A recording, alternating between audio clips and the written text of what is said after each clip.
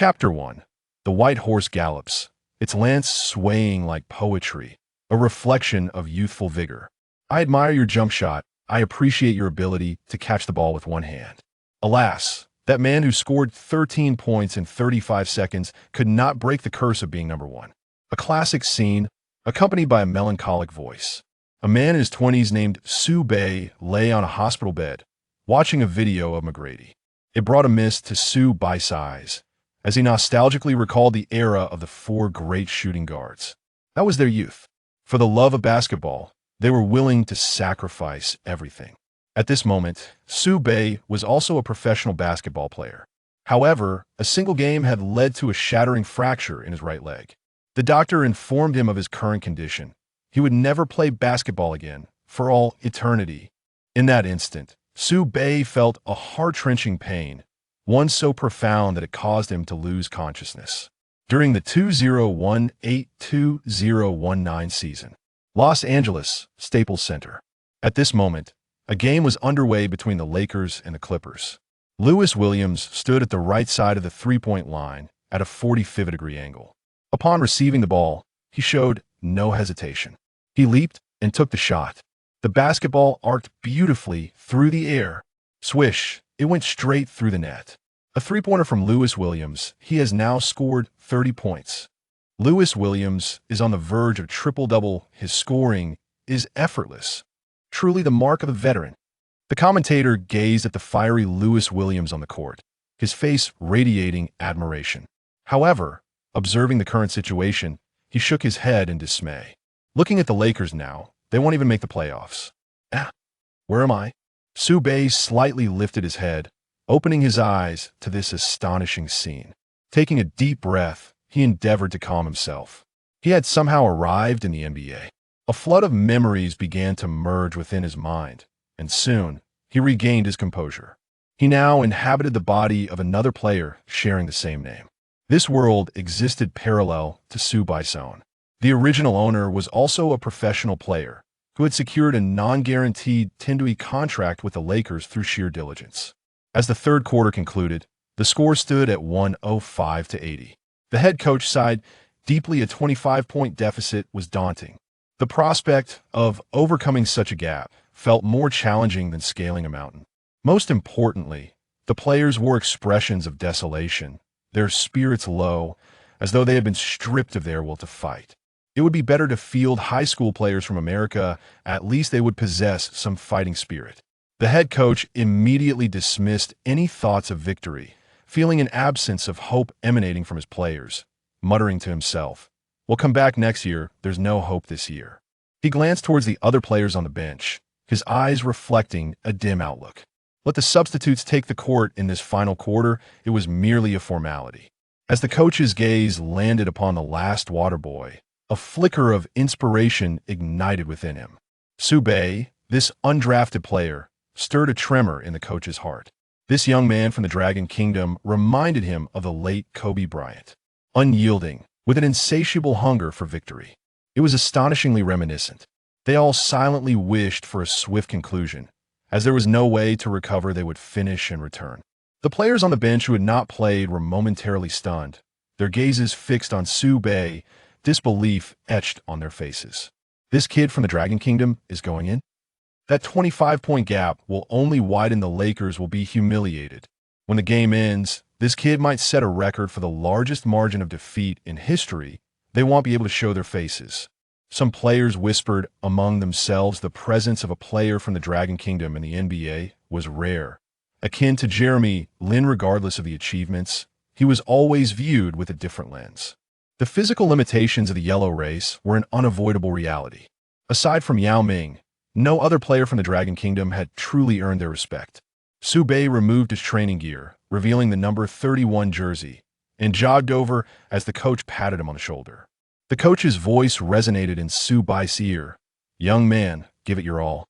There was no hope for the substitutes. The players on the bench had long lost that glimmer of desire for victory. Yet, Su Bei's eyes still shone with determination, bringing a sense of comfort and fondness to the head coach. At that moment, as Su Bei stepped onto the court, a cold, mechanical voice echoed in his mind. "Ding! Host has entered the game." Would you like to activate the basketball system? Activate. Activation in progress. The basketball system is activating. Would you like to claim the beginner's gift package? Claim. Being an avid reader of novels, Su Bei understood that the system had bound itself to him. An undeniable thrill coursed through him. Ding! Beginner's gift package. The host randomly selects one player template, acquiring the player's talents and signature skills. Ding! Would the host like to draw? Su Bei silently to hold with the draw. A screen materialized in his mind, swiftly cycling through various stars. Next to each star, their physical data and skills were displayed. Ding! The host has drawn the McGrady template. McGrady's stats appeared in Su Bei's mind, and excitement flooded his visage. This was McGrady without injuries truly. No one could halt his offensive prowess. Had it not been for McGrady's congenital spinal issues, he might have achieved even greater heights. Ding! The McGrady star template is being bound to the host. Ding! Long-term mission. Secure a championship for the Lakers. Ding! Side mission. Turn the tide of the current game. Ding! Reward. 100 points. Ding! Points can be used to purchase star skills. Understanding all of this, Su Bei's blood surged with fervor. It felt as if he possessed boundless fighting spirit and determination. This was the uninjured McGrady template. In this match, he would give his utmost. He would not concede defeat until the very end, trailing by 25 points. He would fight tooth and nail to reclaim victory. Su Bei's resolve was unwavering. Ding! Fusion successful. The host data is as follows. Instantly, a series of statistics emerged in Su Bei's mind. Nama, Su Bei. Gender, male. Age, 21. Height, 195 centimeters. Wingspan, 215 centimeters. Weight, 90 kilograms. Vertical jump, 91 centimeters standing, 108 centimeters running. Bench press, 120 kilograms. Team, Lakers. Number, 31. Position, shooting guard. Ability data. Speed, 90. Strength, 91. Vertical, 88. Mid-range, 90. 3-point, 88. Ball handling, 88. Defense, 88. Playmaking, 92. Basketball IQ, 93. Skill, pull-up jumper. Su Bei glanced over the data. Each attribute had significantly improved. McGrady's talent was indeed unparalleled. The cold, mechanical voice echoed once more in Su Bei's mind. Ding! This is the host's previous capabilities combined with McGrady's abilities. Ding! The host does not yet fully possess McGrady's abilities, currently holding 88% of his potential. Once the host acquires sufficient points, McGrady's abilities will be fully mastered. At this moment, the Clippers lineup was Boban Marjanovic at center, Lewis Williams at point guard, Tobias Harris at power forward, Patrick Beverley at shooting guard, Danilo Gallinari at small forward. The Lakers lineup was Tyson Chandler at center, Reggie Bullock at small forward, Mark Muscala at power forward, Alex Caruso at point guard, Su Bei at shooting guard. At this moment, the entire arena was awash with shimmering lights. The Lakers fans were astounded to see a player from Long Guo take the court. How can there be a player from Long Guo? Can he even perform? Aside from Yao Ming, are there any other talented players from Long Guo? It seems this game holds no suspense. As some spectators beheld Su Bei standing on the court, they regarded him with skeptical glances. They were well aware that players from Long Guo often lacked both the talent and the determination, and they were baffled by the Lakers coach's decision. Did he intend to throw in the towel? Not only the fans, but even the Clippers bench players cast their gazes upon Su Bei, smirking with amusement. The Lakers have been on a downward spiral in recent years. Even with LeBron James on the roster, they seemed as futile as trying to lift a wall of mud. The Clippers players noted the 25-point deficit, their eyes gleaming with confidence. It would be exceedingly difficult for the Lakers to surpass the Clippers in the final quarter. Amidst the doubts and mockery surrounding him, Su Bei remained unfazed. He resolved to focus on his own performance, letting his skills speak for themselves on the court. The essence of the game has always been thus. Any trash talk or skepticism must ultimately be validated by results. With a clenched fist, Su Bei silently vowed, "You all may doubt, but one day, players from Long Guo will stand at the pinnacle of the global stage." Little did Su Bei know how arduous the path ahead would be. Trailing by 25 points, the prospect of a comeback for the Lakers seemed bleak.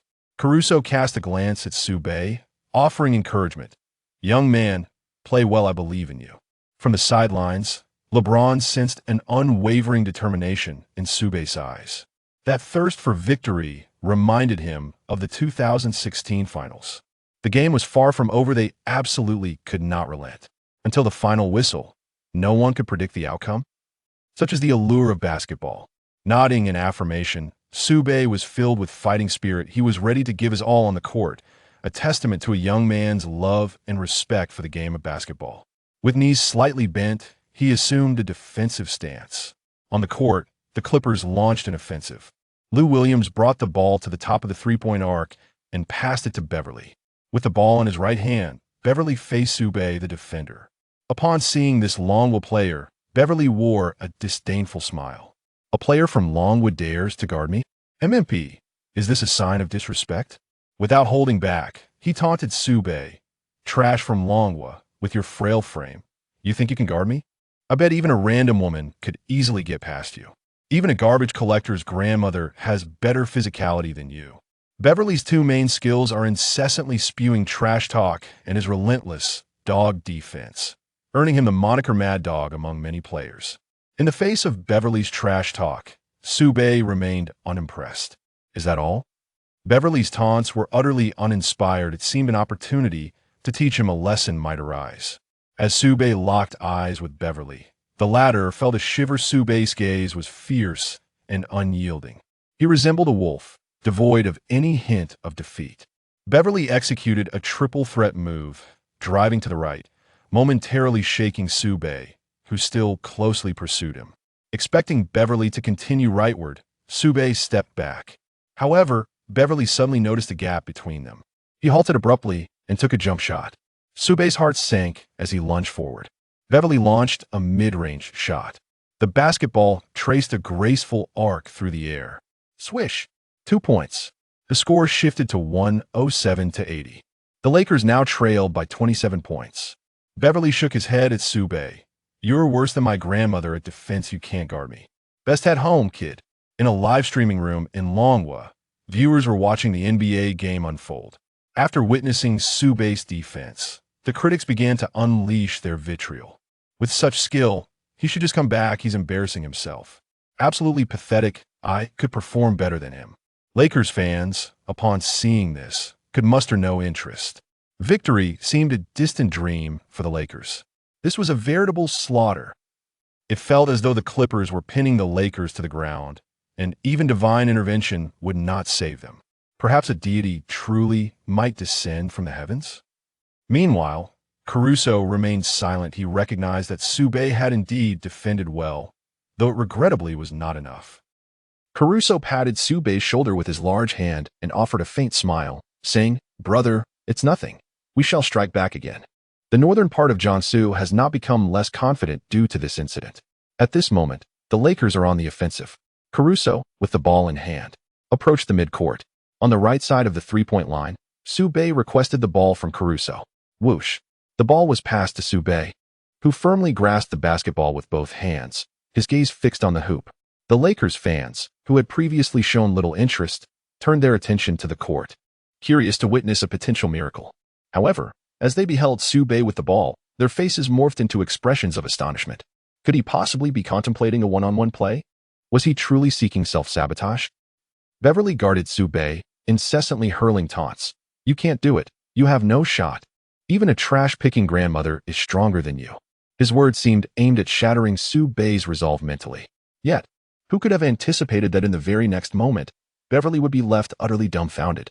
In an instant, the player from northern Jiangsu released the ball. Landing on his right foot while stepping forward with his left leg, shifting his center of gravity to the left, he aimed a breakthrough on the left side. Determined to thwart any scoring attempts, Beverly observed the young man's movements, slightly stepping back with a mischievous grin playing at the corner of his mouth. However, the very next moment, Beverly was left utterly astonished. Goodness! Suddenly, Su Bei leaped into the air, executing a clean jump shot.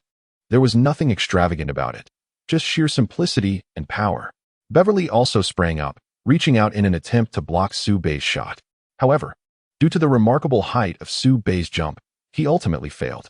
With a deft flick of his wrist, Su Bei sent the basketball soaring through the air, tracing a beautiful arc before swishing through the net.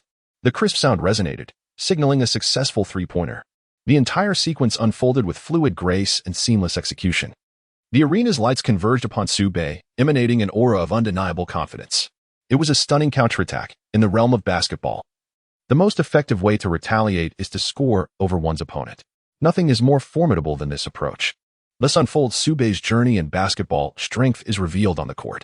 Su Bei gazed at the furious Beverly, a faint smile gracing his lips. Noticing this, Beverly seemed to sense that Su Bei was silently taunting him. This three-pointer marked Su Bei's inaugural three-point shot in his career with the Lakers, heralding the commencement of his journey with the team. In the commentary booth, the analyst remarked, "What a beauty." Su Bei leveraged his height advantage to execute a jump shot with such elevation that Beverly was left utterly helpless. It was simply indefensible. Do you not perceive a resemblance to McGrady in Su Bei's performance? One commentator mused. Indeed, there are echoes of McGrady's style, came the response. Let us see if this match can witness a turnaround. Yang Yi, observing the confidence gleaming in Su Bei's eyes, recalled the image of that white-clad youth. 35 seconds for 13 points, such a feat remained etched in his memory. The miraculous exploits of that white-clad boy were unforgettable. Yet as Yang Yi scrutinized Su Bei on the court, he shook his head. The point deficit was simply too substantial. The fans in the arena, witnessing this scene, exhibited expressions of astonishment. The preceding moment seemed to resonate with the essence of McGrady. Su Bei glanced at the score, 107-83, a subtle smile gracing his lips. Patience, for this is merely the beginning. Beverly was nearly apoplectic. This young lad from the Dragon Kingdom had audaciously scored over him.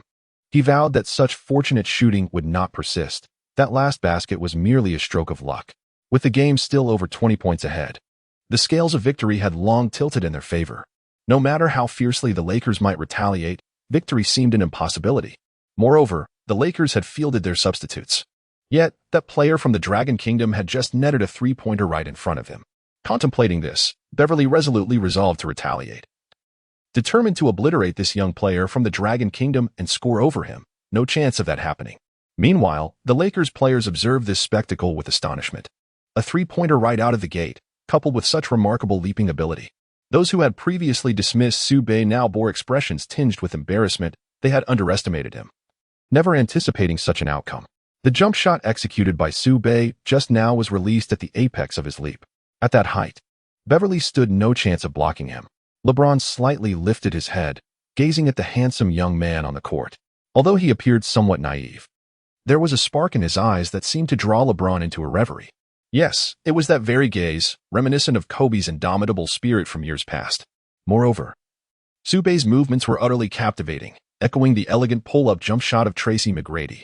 LeBron no longer averted his gaze. Instead, he began to focus intently on the game.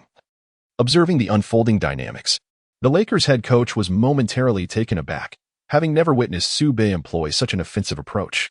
During the training session, Su Bei showcased his strengths in mid-range shooting and driving to the basket, along with an unwavering spirit. However, his other skills were rather mediocre. If Su Bei were to develop a three-point shot, perhaps the Lakers could devise a more effective strategy. The head coach's eyes gleamed with a hint of unusual light, suggesting that it might indeed be possible. Ultimately, everything hinges on Su Bei's performance on the court. The Clippers launched another offensive. Lou Williams, in possession of the ball, was closely guarded by Caruso. Caruso, too, had reached the hallowed grounds of the NBA through sheer determination. Regardless of the score differential, Caruso believed that as long as he was on the court, he must give it his all. Despite the bleak prospects, he refused to yield. "Pass it to me." Williams, urged by Caruso, was reminded to act quickly as Beverly rushed over, anxious that Williams might be intercepted by Caruso. This time, the Clippers could not afford another error. Beverly was eager to confront Su Bei, wanting him to realize that his previous success was merely a stroke of luck. Fortune could not favor Su Bei indefinitely. On the court, the decisive factor remained strength. In the face of true prowess, nothing else mattered. Unbeknownst to Beverly, Su Bei was right behind him, but Beverly was solely focused on Williams.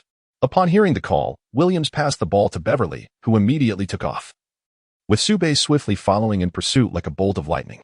Just as Williams noticed Su Bei and intended to call out to Beverly, the words never left his lips. Beverly pivoted to the right, while Su Bei approached from the left. A sharp sound echoed through the air. Suddenly, Su Bei broke free from Beverly's grasp. With a swift motion, a flash of yellow streaked by. Beverly was taken aback, bewildered by the sudden appearance of this young man. How could this be possible? Beverly quickly pursued, intent on blocking him. However, upon witnessing Su Bei's figure, he couldn't help but exclaim in disbelief. What kind of speed is this? He's simply inhuman. Bang. Su Bei skillfully dribbled past the half-court, gripping the ball with one hand. He took his first step from the free throw line, followed by a second step into the 3-second area. With a powerful leap, Su Bei unleashed a ferocious axe-like motion in midair, his force resonating with intensity. A rush of wind accompanied his ascent. The rim creaked and swayed, seemingly lamenting, as if unable to withstand Su Bei's overwhelming strength. In a display of triumph, Su Bei exuded an aura of formidable charisma, embodying the very essence of violent aesthetics. The atmosphere became eerily still, as if the air had solidified. In the next moment, a cacophony of cheers erupted, akin to a cataclysmic wave, redirecting everyone's attention back to Su Bei. Brilliant, Su Bei. You executed that beautifully, Caruso remarked, exchanging a high five with him. The Lakers players, having previously sunk into despondency, were invigorated by the sight of Su Bei and Caruso. Their spirits ignited. They embraced the notion that substitutes too must play with fervor. After all, basketball is a pursuit that deserves unwavering commitment. The commentator, Yang Yi, narrated the preceding scene, noting Su Bei's remarkable efficiency in his debut. Apart from Yao Ming, he had never witnessed a player from Long Guo exhibit such prowess. Su Bei's thunderous dunk invigorated the Lakers' momentum. His steal was executed with astonishing speed, rivaling that of the Flash. It was astonishingly swift. I dare say he seemed even faster than the Flash. At that moment, the Lakers players stood in disbelief, their expressions frozen in shock. Unable to comprehend what they had just witnessed. Was this reality? The speed was unparalleled, in the blink of an eye. Su Bei had intercepted the ball and executed a breathtaking dunk. In less than 2 minutes on the court, Su Bei scored 5 points, an astonishing feat. Some Lakers fans were left in a state of disbelief, utterly mesmerized. One fan, witnessing Su Bei's remarkable moment, let the popcorn slip from their grasp, eyes wide with astonishment. In that instant, they seemed to behold the Soul King of Los Angeles, Kobe. Su Bei possesses an enchanting visage, complemented by an exceptional demeanor and a well-proportioned physique, making it difficult for young women to resist his charm. His handsomeness is undeniable. It appears that the players of the Dragon Nation exhibit a certain allure as well. Some female fans, overcome with emotion, clasped their hands over their mouths, their eyes wide with admiration, glimmering with a hint of desire. Women, women, seem to be perpetually captivated by the allure of handsome features and an appealing physique, while other attributes fade into insignificance. As the Clippers launch another offensive but fail to score, the Lakers take their turn. Caruso flicks his wrist and passes the basketball to Su Bei. At this moment, Su Bei's shooting touch is on fire. When a player exhibits such prowess on the court, it is only natural for the team to encourage continuous offensive plays. Thus, the Lakers players are inclined to entrust Su Bei with the responsibility of scoring. In the northern region of Su, Reggie Barlock, the formidable center, set a screen for him on the right side. Reggie nodded in agreement, providing the necessary block as Su maneuvered around it. Positioned at a 45-degree angle on the right, Su found himself at the three-point line, rising for yet another jump shot. At the moment of release, an unwavering certainty filled his heart that this shot would find its mark. The ball smoothly swished through the net, marking yet another three-pointer. The score ascended to 107-88, narrowing the gap to a mere 19 points. The Clippers coach, visibly agitated, shouted from the sidelines, urging his team to muster their spirits and play with vigor, questioning whether they had neglected their meals. Play with more grit, more tenacity. At that moment, Beverly's expression darkened. The young man was extraordinarily agile. Observing Su's tall, slender frame, Beverly realized that engaging in a physical confrontation with Su might prove futile. Hence, he resolved to score through a breakthrough. Although the young man possessed remarkable speed, Beverly was confident that he excelled in physical strength. A mischievous smile crept across Beverly's lips as he prepared to show Su what true power felt like. Positioned directly in front of Su, Beverly seized the ball with determination, ensuring that Su would have no opportunity to intercept it.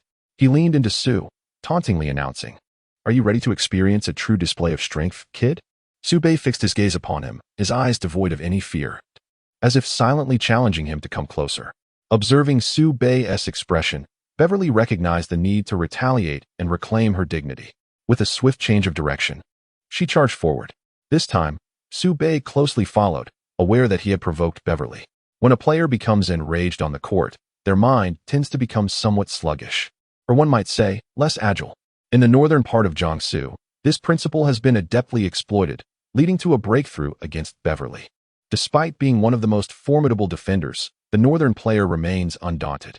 If there is a challenge to face, let it be with the elite. The same applies to defense. As Beverly charged forward, he caught sight of the northern player standing resolutely before him, a faint smile creeping onto his face, thinking to himself, "You are finished, brace yourself for my onslaught." Beverly braced himself against the northern player, intent on penetrating the defense. However, at the moment of their physical collision, Beverly's expression shifted dramatically. Bam! He felt as though he had collided with an unyielding fortress, a jolt of pain reverberating through him. Su Bei merely stood there, a faint smile gracing his lips. In the parlance of Long Guo, one tends to pick the soft persimmons to squeeze. But did Beverly truly perceive Su Bei as a soft persimmon? He was merely digging his own grave. Gritting his teeth, Beverly turned once more, leaning back slightly, and forcefully made his move. The ball hung in the air. At that moment, Su Bei leapt straight up, striking the ball with force, akin to a volleyball spike. Crack! An emphatic block ensued. Beverly was once again taken aback. Was this leap not astonishingly high? This seemingly frail young man transformed entirely when on the court. His focus reached its zenith. This young lad from Long Guo was relentlessly dominating both offensive and defensive ends against Su Bei. The basketball landed near the free throw line, where it was seized by Caruso. With a burst of incredible speed, Caruso executed a thunderous dunk. The Lakers fans erupted in cheers. That block was nothing short of brutal. Since Kobe, the Lakers had seldom seen such a player. This young man reminded me of Kobe. His influence throughout Los Angeles was unimaginable. Caruso smiled and exchanged a high five with Su Bei, such as the simplicity of victory between men. Sometimes, a single gesture reveals what the other intends to do. Caruso, keep seeking opportunities. I will drive through. If there is an open shot, I shall deliver it to you. As Su Bei addressed Caruso, the latter nodded in acknowledgement. In Caruso's mind, Su Bei's status had significantly risen. After all, his recent performance instilled a sense of hope. Perhaps they could indeed secure victory. The Lakers coach, momentarily taken aback, reflected that his initial judgment of the young man had not been mistaken. It appeared his discernment was still intact. Once the game concluded, perhaps it would be prudent to engage in a meaningful discussion with Su Bei. Meanwhile, the Clippers launched an offensive, scoring 2 points through their center, Boban Marjanovic, whose prowess should not be underestimated. His towering height ranks him among the elite in the NBA. And coupled with his enormous hands, remarkably large and yet possessing a surprisingly gentle touch, his talent is truly awe-inspiring. Su Bei, too, harbors feelings of envy. Despite the formidable presence of Boban across the court, he remains resolutely confident in his ability to surpass them. As the Lakers initiate their offense, Su Bei commands the ball. The towering Boban, standing over 2 meters tall, gazes at the diminutive figure before him with a sense of assurance, ready to deliver a thunderous block should this little fellow dare to drive toward the basket. The consecutive points scored have gradually elevated the Lakers' momentum, to the point where the coach on the sidelines is on the verge of hurling his tactical board in frustration. Once again, Beverly taunts Su Bei, declaring, "You won't get past me, kid." Su Bei cast a fleeting glance at the hoop, and in an instant executed a triple threat stance, swiftly bypassing Beverly with his first step. Beverly, incensed, felt his nerves had been taut to the utmost, only to be deftly outmaneuvered by Su Bei's feint. "Fear not, I am here," Boban called out. For within the paint, he was an undeniable behemoth. Su Bei paid no heed to the identity of his adversary, clutching the basketball with unwavering determination, akin to a soldier bearing a bundle of explosives charging fearlessly into battle. At that moment, the Lakers fans were left pondering whether this young man had lost his senses. A guard standing at 6 feet 6 inches dared to confront a behemoth towering at 7 feet 3 inches. Was this not a venture into self-inflicted torment? The Lakers bench echoed with dismay, lamenting that this audacious youth was courting disaster with such reckless abandon. In their eyes, Su Bei appeared nothing short of a reckless brute. Even the head coach shook his head, deeming Su Bei's approach ill-advised. A mid-range jumper would have been far more prudent than such a daring drive. In the coach's mind, Su Bei had been branded as an impulsive and irrational player. Yet, as the coach lifted his gaze, he witnessed the collision between Su Bei and Boban. In that instant, the arena fell silent, every gaze fixated on Su Bei. Boban's enormous hands seemed to eclipse all avenues for a shot, But in that fleeting moment of confrontation, Su Bei harnessed the strength of his core and leaned back. As Boban descended, a spark of inspiration ignited within Su Bei, and he released the ball. Exploiting the brief window of opportunity, the ball sailed through the air. With a swish, it found the net, securing 2 points. As Su Bei returned to the court, he raised one hand to the heavens and emphatically struck his chest with his right fist, reminiscent of a celestial being descending to earth. It was truly astonishing. After Su Bei's breakthrough, he collided with Boban, leaning back to score. The Lakers exhibited a glimmer of hope in the fourth quarter, albeit the score had narrowed to a 17-point deficit. Commentator Yang Yi, observing the score of 109-92, remarked, with 7 minutes remaining, the gap remains substantial. The chances of a Lakers comeback are quite slim. Before long, in the subsequent 5 minutes, Su Bei, through agile movement, successful three-point shots, and decisive breakthroughs, once again amassed 10 points. He struck like a razor, piercing the heart of the Clippers and leaving them with no semblance of hope. During this period, aside from Beverly's 2 points, the Clippers failed to score, resulting in a reduced deficit of just 7 points. The performance of the Su Bei team left all the spectators in awe. It was utterly astonishing. With just 3 minutes remaining in the game, a glimmer of hope for a Lakers comeback seemed to emerge. In the realm of the NBA, anything is possible. Until the final whistle blows, the outcome remains uncertain. On Su Bei's forehead, beads of sweat glisten like tiny pearls, a testament to the intense physicality of the NBA. The recent series of offensive plays has drained his stamina. Yet, in Su Bei's eyes, there is no hint of fatigue. Rather, he is filled with exhilaration. Having grown up idolizing the legendary Kobe Bryant, the Mamba mentality has profoundly influenced him. This time, Su Bei is determined to showcase his skills to the fullest. On the court, Su Bei rallies his teammates, brothers. Only a few minutes remain. Regardless of the outcome, we must embody the spirit of the Lakers, no matter what the final score may be. Su Bei approaches each game with utmost seriousness. Offense reflects personal ability, while defense reveals one's attitude towards the game, and that attitude is of paramount importance. Caruso and the others nod in agreement, their inner passion ignited by Su Bei's fervor. They appear fearless, ready to unleash the spirit of the Lakers. Lakers! Lakers! The crowd erupts, their fervent cheers filled with a flicker of hope, albeit a fragile one. In an instant, the atmosphere invigorates the players on the bench.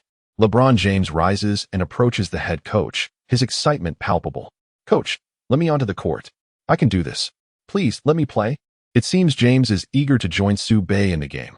The Lakers coach assesses the situation, glancing at the scoreboard. Noting they are merely 7 points behind with 3 minutes remaining, there is still a chance for victory. Consequently, the head coach calls for a timeout. The players from Northern Jiangsu stood beside the head coach, a subtle smile gracing their faces. In the fourth quarter, they finally unleashed their momentum. The Lakers had been under pressure from the Clippers throughout the first 3 quarters, casting a pall over the atmosphere for the Lakers.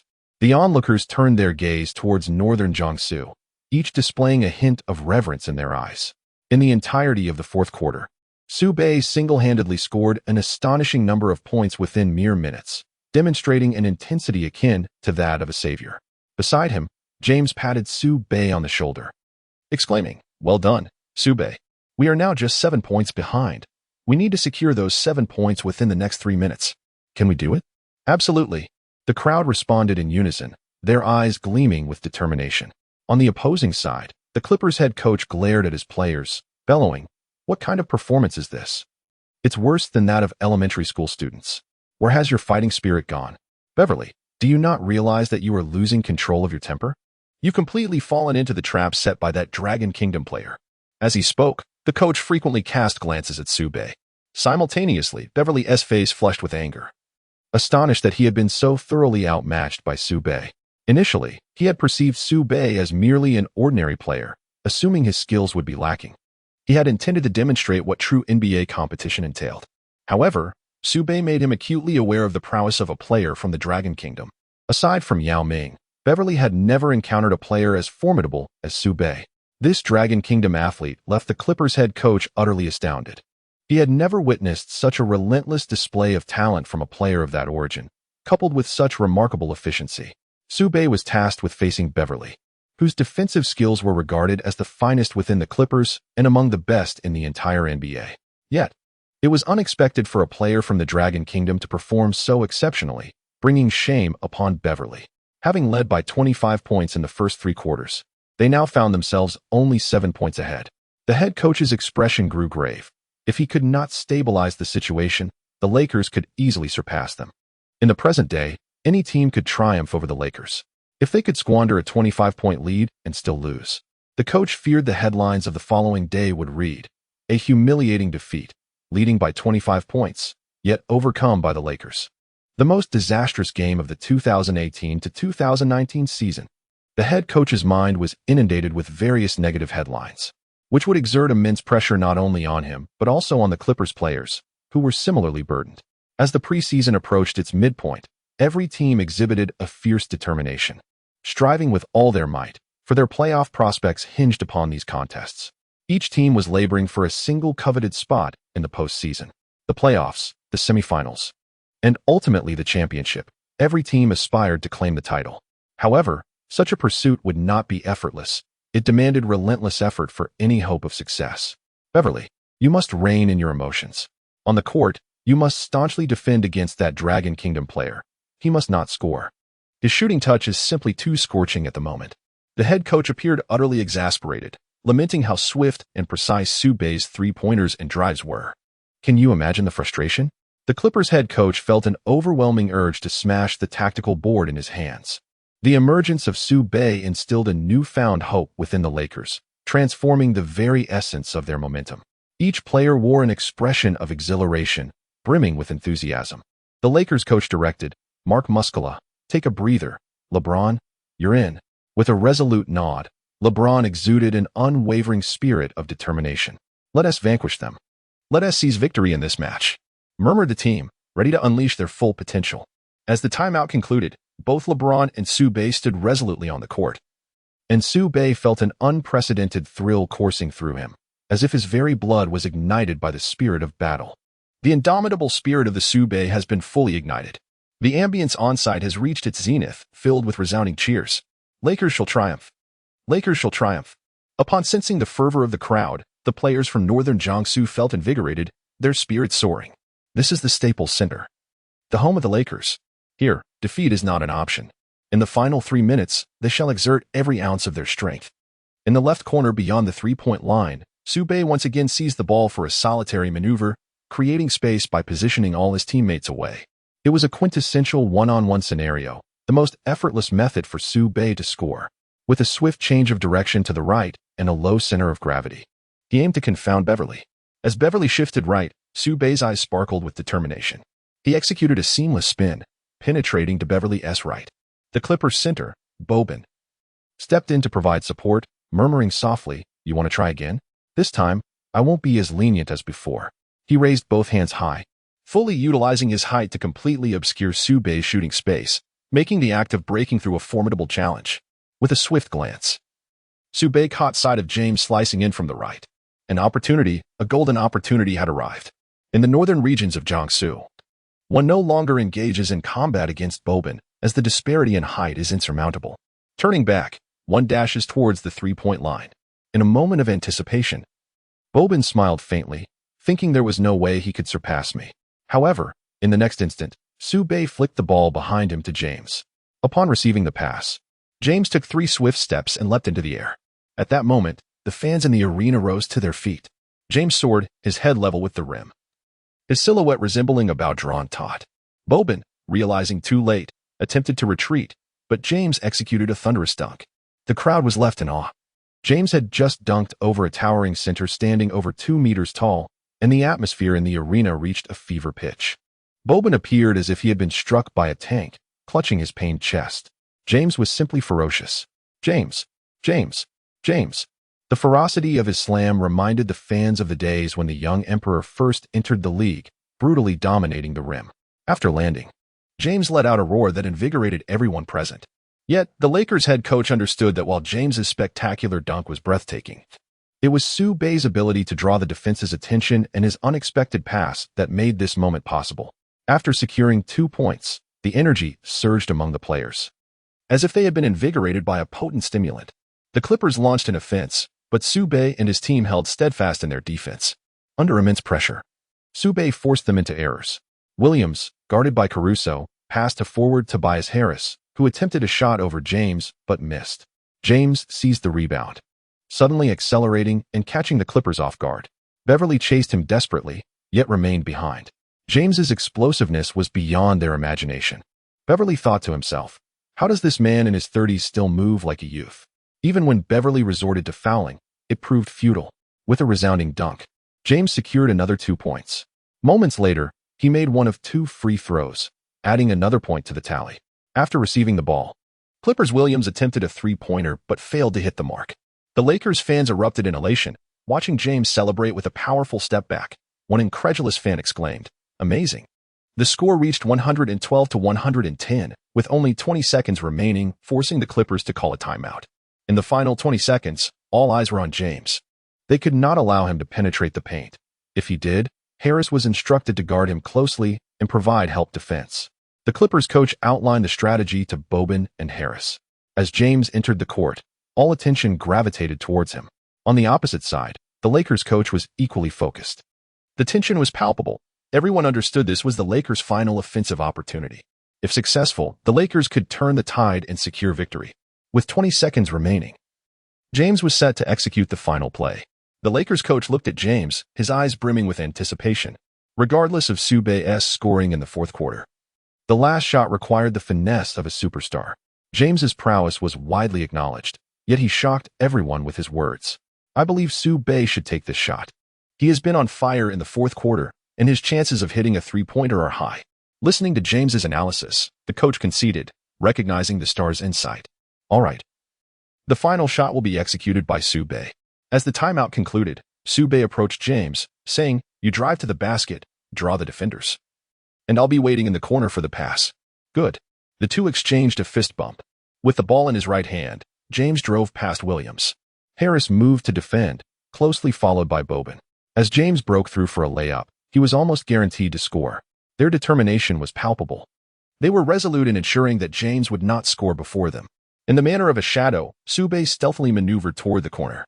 At that moment, James also caught sight of Su Bei, and their eyes met in a fleeting exchange. "Here we go, brother."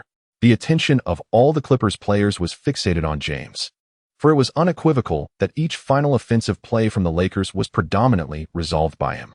Even the Clippers head coach had instructed his players to concentrate their efforts on James. Last season, James had seemingly taken on the entire opposing team single-handedly. As James surged towards the basket, Boban leaped in an attempt to block him, determined to thwart the inevitable. However, just as James was poised to shoot, he abruptly retracted the ball and passed it to the left corner. The spectators widened their eyes in disbelief as they witnessed the ball being delivered to Su Bei. What on earth? How did the ball end up with this young lad? Their gazes converged on the young player from the Dragon Nation, who had long been prepared for a shot in the corner. As the ball arrived, Su Bei sprang lightly into the air, releasing it without hesitation. The basketball traced a graceful arc through the air, soaring high and prompting the Lakers fans to rise in unison, their eyes fixed on the ascending ball. Simultaneously, a sense of astonishment enveloped them. In the northern Jiangsu region, Su Bei had already turned away, his heart resonating with a profound conviction at the moment he released the ball. This three-pointer was destined to find its mark, particularly in critical moments. Self-doubt is the greatest adversary. Contrarily, the more intense the situation, the more confidence surged within Su Bei. This is the hallmark of a player with a formidable heart. How audacious this young man is. Who dares to throw the ball and turn away immediately? Some fans expressed their dissatisfaction, noting that such a confident turnaround is a feat only accomplished by the likes of Curry, who, of course, succeeds in his endeavors. Yet Su Bei is different. He is merely a newcomer, audaciously bold. Swish. The three-pointer rippled through the net. Oh my goodness, it went in. The three-pointer actually succeeded. It was utterly astonishing. As the ball sailed through the hoop, the Lakers players erupted in excitement. The bench players rushed over to Su Bei, celebrating fervently with him. "Su Bei! Su Bei!" The players shouted, overwhelmed with exhilaration. The Lakers had surged ahead by 25 points in the final quarter. Given the current prowess of the Lakers, overcoming other teams this season seemed an unattainable fantasy. The disparity in strength was disheartening. Meanwhile, as Beverly of the Clippers walked back, his gaze remained fixated on the young player. In this match, Su Bei had imparted a lesson to him. Throughout the game, Beverly had looked down upon this player from the Dragon Kingdom, but now he found it hard to believe that the Lakers had turned the game around thanks to him. The Clippers coach had previously advised him not to let emotions cloud his judgment on the court, as it would impede rational thinking and alter the course of the game. The Clippers players walked with heads bowed, enveloped in silence, listening to the jubilant Lakers, a flicker of unwillingness shone in their eyes. A game that should have been an assured victory had transformed into this outcome, which they could scarcely accept. For a basketball player, the greatest regret is to lose a game that was within reach. Perhaps, when the Lakers' momentum surged, the outcome was already foretold. Today's match was undeniably a highlight of the new season. It marked Su Bei's inaugural appearance in the Lakers arena, where he single-handedly turned the tide. His three-point shooting was exceptional, and his performance in both offense and defense was exemplary. I find myself eagerly anticipating Su Bei's next performance, pondering whether this game will secure him a spot in the starting lineup. In the commentary booth, Yang Yi meticulously analyzed the recent developments, clearly expressing his satisfaction with Su Bei's performance. The decisive three-pointer by Su Bei, coupled with his confident turn after the shot, has left an indelible impression on the hearts of Lakers fans. Su Bei attempted 4 three-pointers, all of which found their mark. This stellar performance was largely influenced by his scorching touch, but most importantly, it was a testament to his exceptional system. Had it not been for this day, who would dare to believe that a player from Long Guo could turn the tide of the game? It bore a striking resemblance to Jeremy Lin's stormy performance. As the team returned to the locker room, LeBron James fixed his gaze upon Su Bei, his eyes intent. "Su Bei, you played remarkably well this time," he remarked. "Indeed. That final three-pointer was simply spectacular." Caruso chimed in with a smile. "Your confidence is commendable. That three-pointer is certainly bound to be nominated for the best play." The others nodded in agreement, acknowledging that had any of them handled that final shot, it might not have been executed with the same finesse as Su Bei. In those crucial moments, it takes a player with both a fiery touch and unwavering confidence to deliver, much like the retired Kobe Bryant, who never faltered in pivotal situations. At that moment, the Lakers head coach approached, giving Su Bei's shoulder a reassuring pat.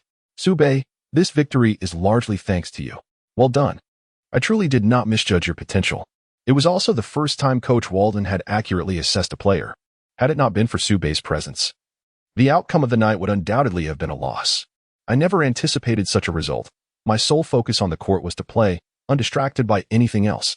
Su Bei's eyes sparkled with an unmistakable yearning for basketball. On the court, the moment he grasped the ball, an exhilarating surge coursed through his veins, revitalizing him entirely and igniting a fervor within. He possessed a remarkable habit of unwavering concentration during games, impervious to any distractions that could impede his scoring efforts. Coach Walton nodded, his gaze reflecting admiration for Su Bei. The intensity in his eyes mirrored the unwavering passion and dedication of every fervent player. They cherished basketball, embraced it wholeheartedly, and it had seamlessly woven itself into the fabric of their lives. For the love of the game, they would forsake everything. Kobe's ardor for basketball had inspired many, and this was the very spirit Walton yearned to witness. Deep within, he felt that perhaps Su Bei could be entrusted with a starting position or a chance to shine in the third quarter during their upcoming match against the Mavericks, whose defense was notoriously fierce. If Su Bei could unleash a three-pointer or execute a breakthrough to shift the momentum, the Lakers might stand a chance against them. However, there lingered a concern. What if Su Bei's shooting touch deserted him? Would he possess alternative methods of scoring? Walton harbored doubts, as it was well known that in the NBA, the only prominent player from Long Guo was Yao Ming, with few others making a significant impact. Nevertheless, Walton wished to give Su Bei an opportunity, as he represented a glimmer of hope for the Lakers, who, apart from LeBron, lacked reliable scoring options. "All right, everyone, let's settle down," Walton addressed the team. "Our next match is against the Mavericks.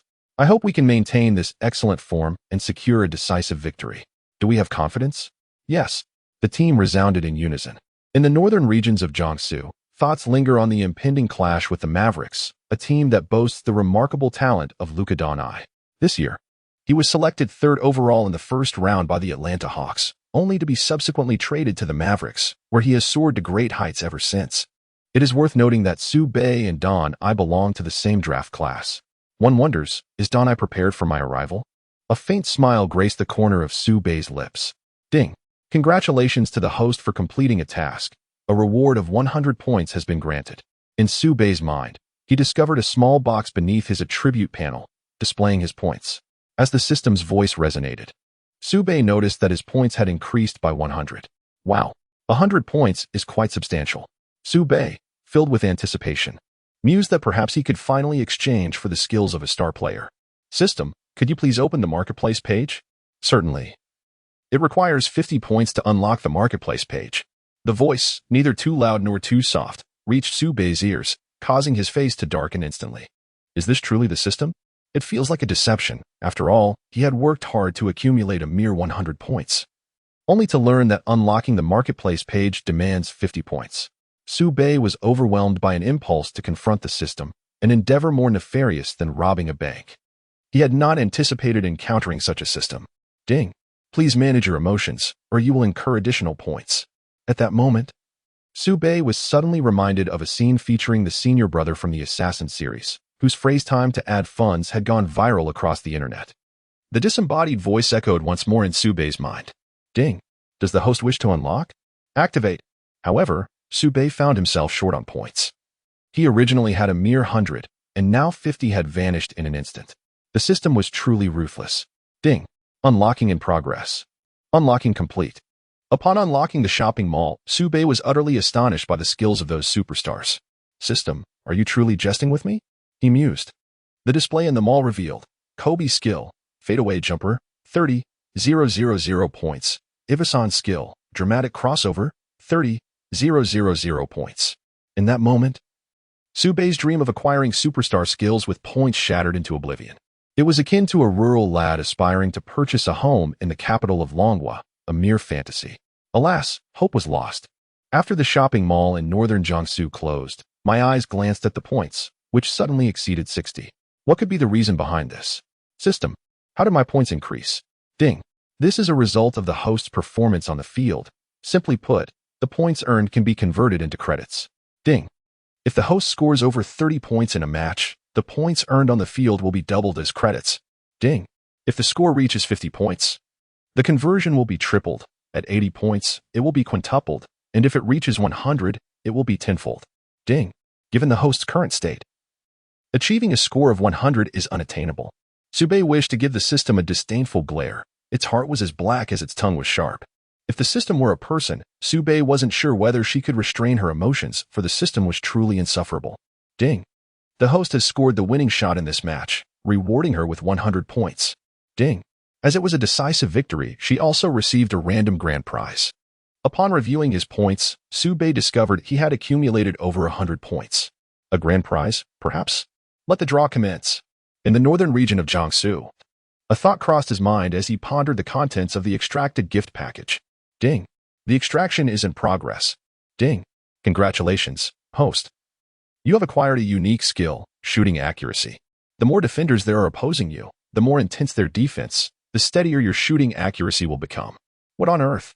Su Bei was taken aback. The more fiercely he was defended, the steadier his shots became. This skill was truly remarkable if all 5 defenders focused on him. His shooting percentage might exceed 80%. This ability was nothing short of extraordinary. What a thrill to contemplate. If this were the case, Su Bei would unleash his full potential. The more opponents that guarded him, the more consistent his accuracy would be. Let us vanquish them. I wonder if the Mavericks players are prepared to withstand my onslaught. In reality, within the confines of his rented living room, devoid of any electronic devices, the walls were adorned in a minimalist white. A 2-meter-wide black sofa stood awkwardly to one side, contrasting sharply with the room's overall black and white aesthetic. It appeared simple, yet dignified. The remaining space was occupied by fitness equipment, meticulously arranged, suggesting the presence of someone who valued cleanliness. Su Bei recalled that her roommate was a girl. The only information she had was that the girl's name was Lin Shui, but she was unaware of her appearance. Once Lin Shui returned, all would be revealed. For now, there was time to engage in diligent training. As Su Bei shed his garments, his well-proportioned physique, complemented by his handsome visage, epitomized perfection. Gazing into the mirror, he gently caressed his face and smiled softly, acknowledging, I never expected to be quite so handsome. Su Bei was resolute in his ambition to conquer the entire NBA, demonstrating that the people of Long Guo could also ascend the pinnacle of basketball. As he uttered these words, a glimmer of unwavering determination radiated from his eyes. He firmly believed in his inevitable success. Su Bei is acutely aware that his greatest virtue lies in his unwavering self-confidence, particularly during the final moments. When James entrusted him with the responsibility of handling the last shot, Su Bei remained remarkably composed, a testament to his profound belief in himself. Subsequently, he retrieved a yoga mat and commenced performing push-ups. The northern regions of Jiangsu must continuously train over time to enhance their prowess. After all, facing off against Donich is no small feat. His playing style is exceptionally comprehensive, and he possesses the ability to shoot from extraordinary distances. Coupled with a broad vision on the court, Donich has competed in European leagues and has been awarded both the most valuable player and the best rookie accolades. The more Su Bei thought about that fellow, the greater his determination grew, eagerly anticipating the chance to engage in a match with him, while also wishing to forge a friendship with Donai. Within the realm of basketball, there exists a saying: sometimes, amidst the rhythm of the game, two individuals become friends. This encapsulates the allure of basketball. Little did he know that in the future, Donai, who would become Su Bei's friend, would suffer greatly at his hands. In the northern part of Jiangsu, Su Bei incessantly performed push-ups, effortlessly executing various advanced techniques, a skill honed thanks to McGrady's template. It was only after utilizing it that he truly comprehended the essence of talent. How delightful it is! McGrady's innate ability ranks among the elite. Yet he borrowed 35 seconds from the divine, repaying it throughout his entire career, a poignant regret in life. Given that McGrady never attained a championship, Su Bei vowed to rectify his unfulfilled aspirations. This commitment extended beyond just him. It encompassed Yao Ming, Kobe Bryant, and even the national team's endeavors during that year's World Cup and Olympic Games. The regrets of his previous life, Su Bei resolved to amend one by one. Creak. As the door swung open, a resounding shout reverberated throughout the room. Su Bei glanced down at himself and suddenly felt a flush of embarrassment. A strikingly beautiful young woman stood at the door, her cheeks tinged with a hint of crimson. She appeared to be in her 20s.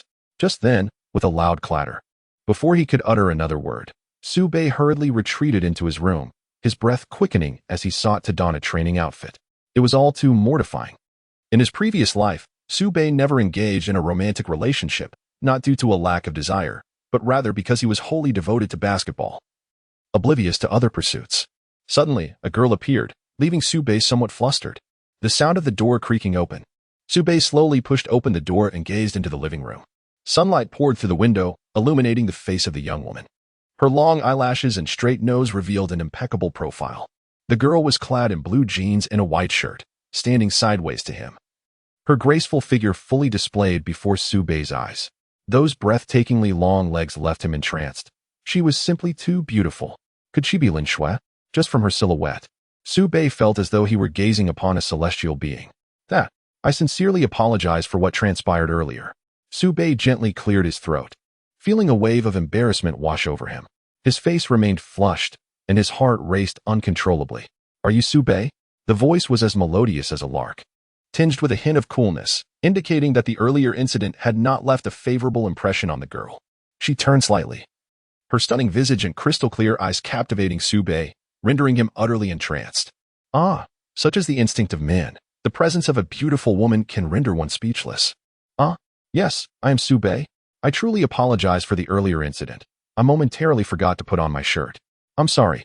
Su Bei, feeling somewhat bashful, summoned the courage to articulate his thoughts in one breath. Next time, make sure I don't catch you like that again.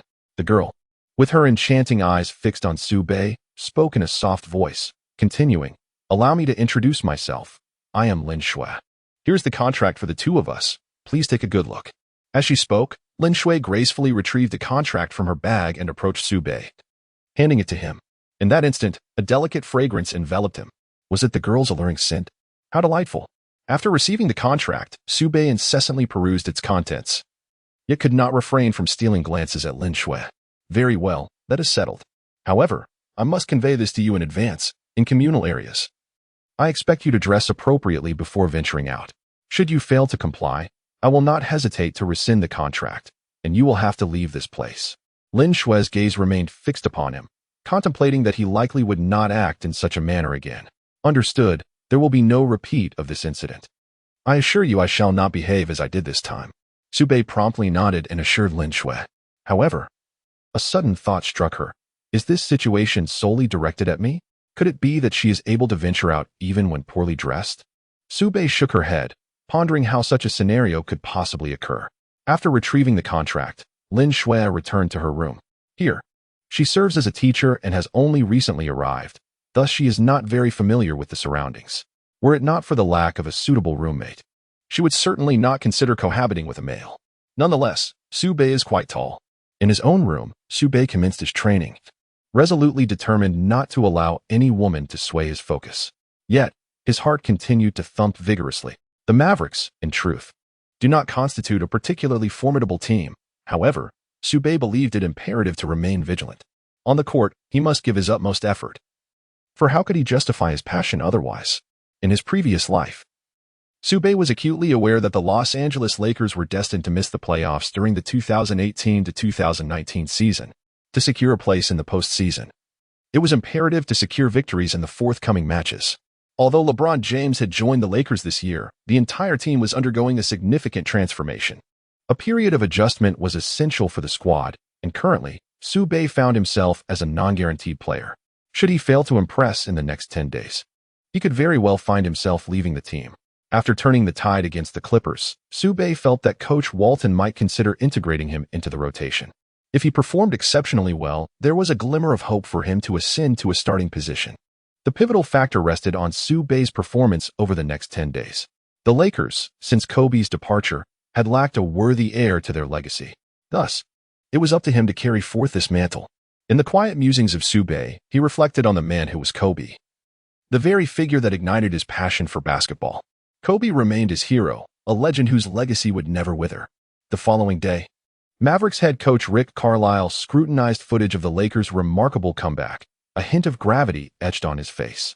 The Lakers' resurgence was not merely a stroke of luck. A particular player had made a significant impact. Once a key architect for the Pistons and Pacers, especially during the early 21st century, Carlisle had crafted the tenacious Pistons team. Observing that Chinese player, he shook his head slightly. "Coach, what's wrong?"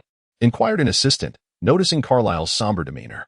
"This Chinese player is quite astonishing." The Lakers were overwhelmed by the Clippers for 3 quarters. Their entire atmosphere was one of gloom. Yet, once this player stepped onto the court, everything transformed. He revitalized the Lakers' spirit, which is truly remarkable, Carlisle mused. Both he and his assistant fixated on the screen, showcasing the player's prowess, with his 3-point shots and penetrations leaving a lasting impression. His offensive skills are impressive. It seems he was on fire, the assistant analyzed, having gathered information on Su Bei. Studying intently, the Clippers' defeat was not unjust. "In our upcoming match, we must not underestimate this player," Carlisle remarked. His heart filled with astonishment at the revelation that this player hailed from the enigmatic eastern nation of the Dragon Kingdom. "Coach, here is his profile. Take a look." The assistant handed over the dossier, having compiled details about Su Bei overnight. Number 31, Su Bei. Carlisle examined the file, noting the handsome image of Su Bei. After perusing his journey from discovering basketball at 11 to his current age of 21, a span of 10 years, Carlisle reflected on how Su Bei had dedicated nearly all his time to basketball, leaving little room for anything else. It was safe to say basketball constituted half of his life. After absorbing the information, Carlisle exhaled deeply, recognizing the immense effort this player had invested. The dossier indicated his talent as merely average. But is Su Bei's talent truly average? Not in Carlisle's eyes. For him, Su Bei's talent was a testament to relentless effort and perseverance. Within the Mavericks training facility, numerous players sat on the floor, their gazes fixed on Carlisle. This meeting was predominantly focused on their clash with the Lakers. "You've all seen this Chinese player, right? If he takes the court alongside LeBron, our defense may struggle." "The dual scoring threats are indeed formidable," Carlisle stated, showcasing footage from the Lakers' last game, especially the final quarter, where Su Bei orchestrated the flow of the match, even forming a potent duo with LeBron. "If Su Bei plays in the next game, we must watch his performance closely. If he finds his rhythm, we need to assign a player to shadow him, denying him any shooting opportunities. And Luka, you must seize the pace from the outset, ensuring they follow our tempo to avoid being reactive. Can you do it?"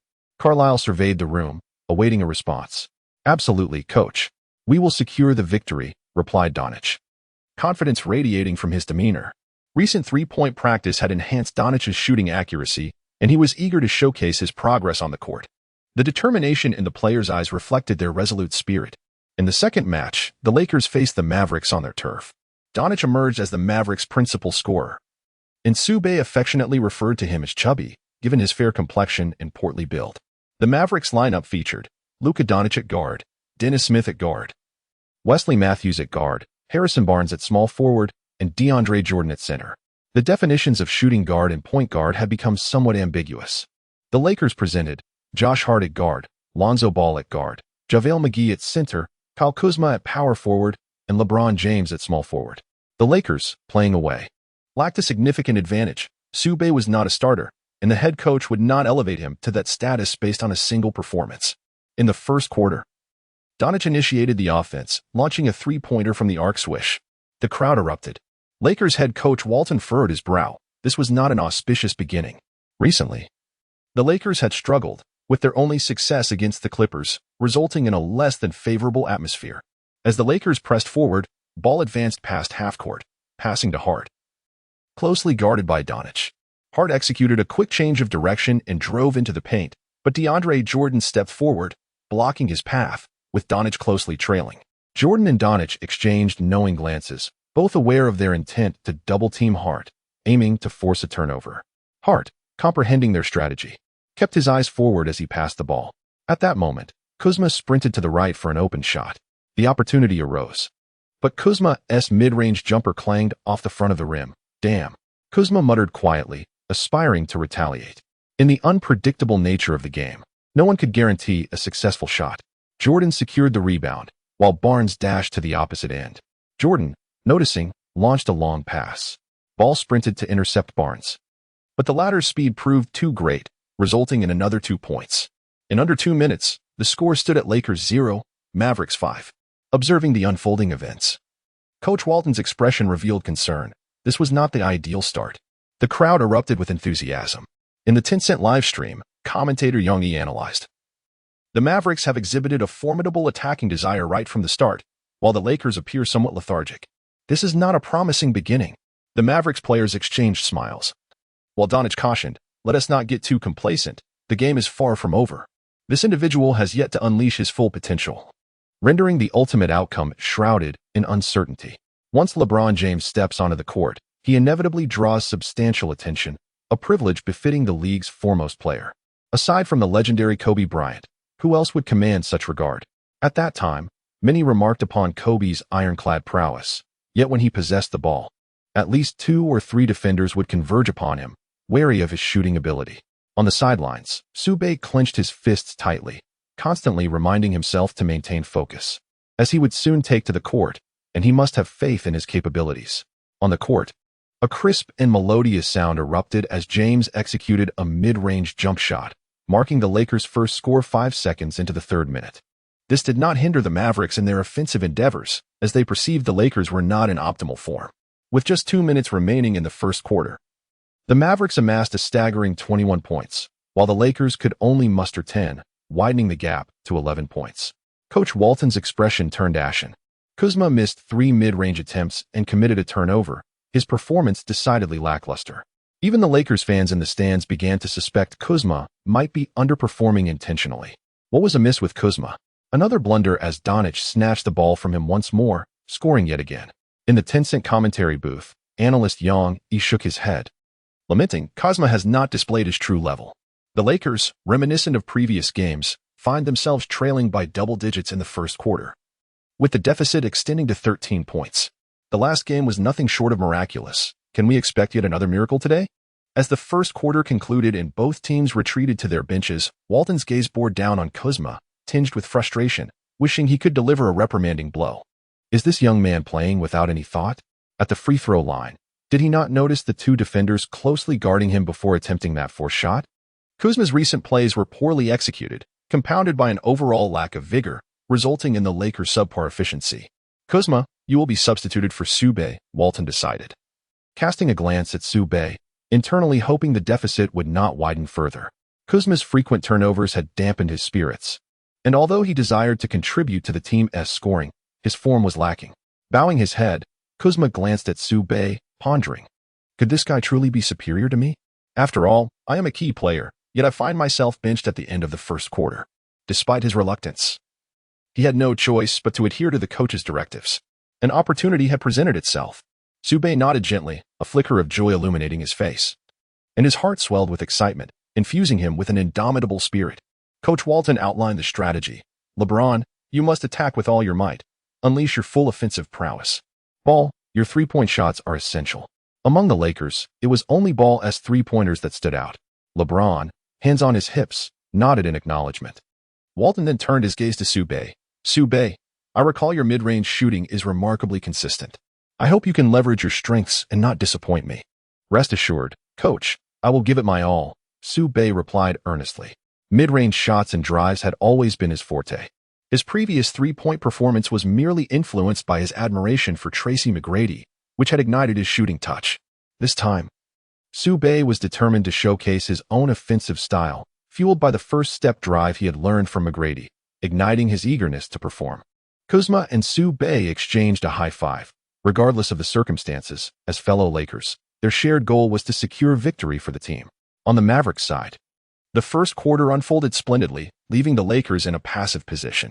Luka, your three-point shooting is commendable. When you take the court again, make a few more shots to widen the gap, Carlisle encouraged, gazing at the portly Doncic as if he saw hope in him. The Mavericks had suffered a loss in their previous game, and Carlisle was determined not to let the Lakers claim victory this time. Doncic glanced at the Lakers, then turned back to Carlisle, assuring him, Coach, don't worry, I will dominate them. Even with LeBron on the court, I fear no one. A fierce determination ignited within Doncic, akin to flames of ambition. Also, keep an eye on that number 30 player. If he enters the game, Dennis Smith. I need you to guard him closely, stay glued to him. Dennis Smith smirked, a hint of disdain flickering in his eyes. Having witnessed Su Bei's previous match, he attributed part of his success to luck, believing that Su Bei was merely enjoying a hot streak. Basketball players understand that when a player is in the zone, it is nearly impossible to withstand their offensive onslaught. Yet, in Smith's eyes, Su Bei could not possibly maintain such fiery form consistently.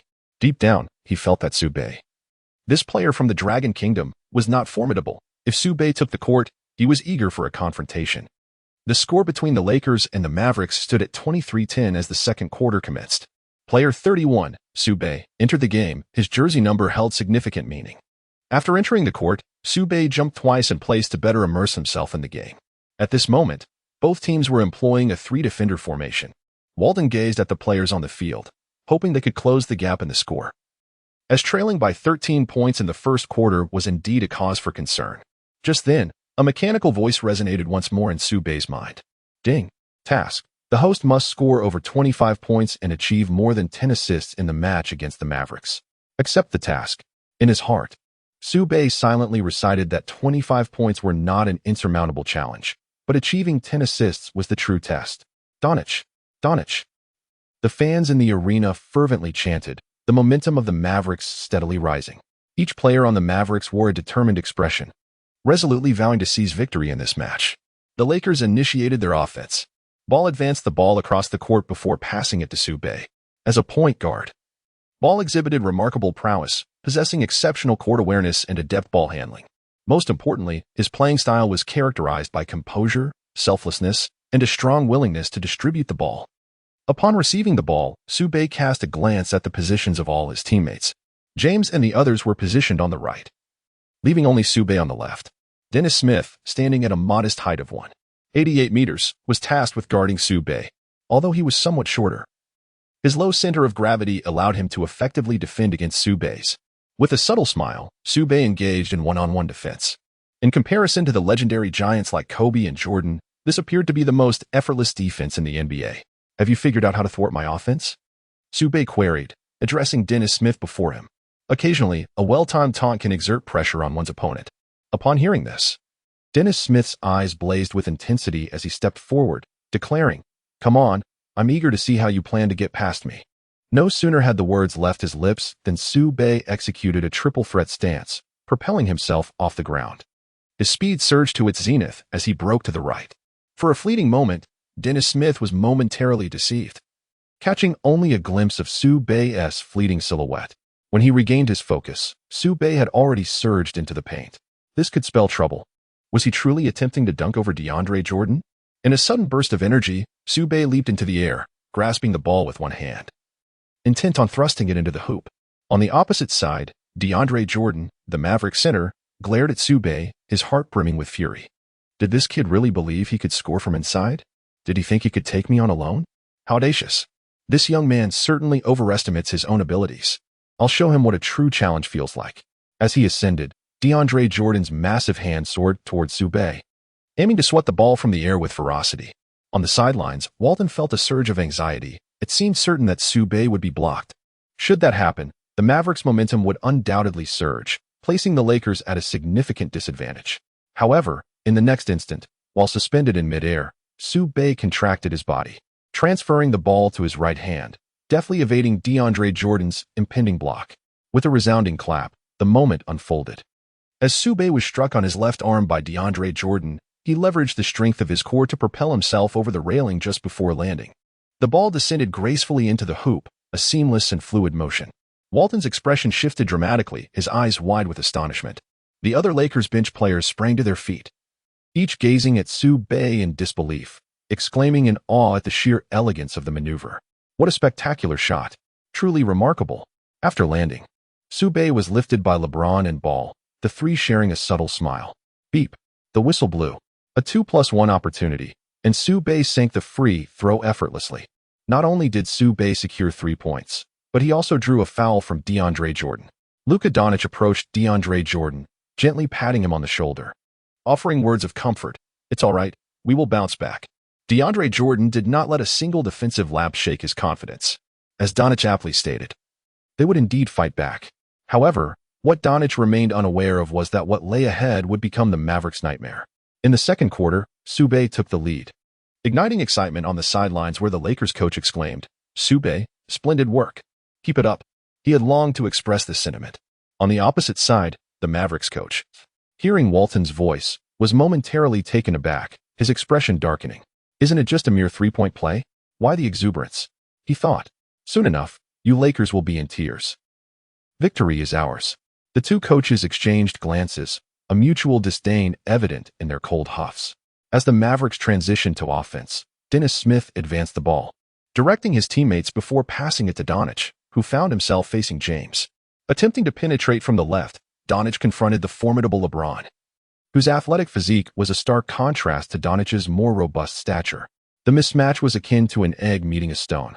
Su Bei, instead of assisting James, fixated on Dennis Smith, anticipating that if Doncic's attempt faltered, he would likely pass to Smith. However, the court dynamics revealed only Smith positioned at the arc's apex, ready to orchestrate another play if Doncic passed to him. Doncic began to back down against James. A series of intense collisions echoed between them. He was unable to gain ground. James's facial expressions conveyed an unyielding pressure, indicating that penetrating his defense was an impossibility.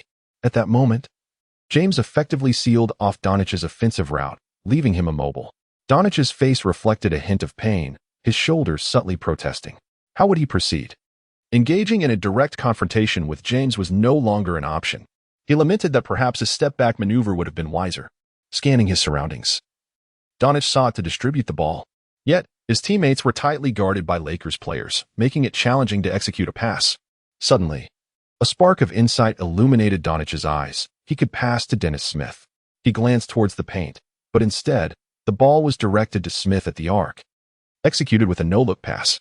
The delivery was impeccable. In a live broadcast, commentator Yang Yi praised, "The Doncic appears youthful. His ball handling exudes remarkable composure." What? Did Su Bei predict this? The ball was intercepted. Yang Yi gasped in astonishment, his expression shifting dramatically. In the midst of the intense match, Su Bei found himself positioned between Doncic and Dennis Smith. However, his attention remained fixed on Doncic. As soon as the ball was passed, Su Bei swiftly maneuvered, successfully intercepting it. Following the steal, he propelled the ball forward with remarkable speed. Upon witnessing this, Dennis Smith's expression darkened with frustration, prompting him to sprint after Su Bei at full throttle. Regardless of the circumstances, he was determined to prevent Su Bei from scoring. Meanwhile, LeBron James was also racing back to the defensive end. Su Bei slightly turned his head, a subtle smile gracing his lips. Dennis Smith thought he could catch up with me? In that case, I shall seize these 2 points. Su Bei, wary of the possibility of this opponent committing a foul and jeopardizing his shot, swiftly made his way into the paint and leaped into the air. In that moment, everyone presumed that Su Bei intended to execute a slam dunk, but his subsequent movement left them all in a state of astonishment. Su Bei abruptly tossed the ball behind him, seemingly aware of the presence lurking behind. The ball soared high into the air, and James leapt from the ground, catching it with one hand. He emphatically slammed it through the hoop. The rim rattled incessantly. 2 points secured, courtesy of Su Bei's assist and James's powerful dunk. This stunning display of synergy between the two left the entire arena in awe. The Lakers fans in the stadium widened their eyes, their expressions reflecting disbelief. It was magnificent. The unstoppable James has returned. In the northern regions of Jiangsu, one must also pay heed to their own taskbar, scoring 3 points and providing 1 assist. It appears that the pace must be quickened. Assisting James is indeed a commendable choice.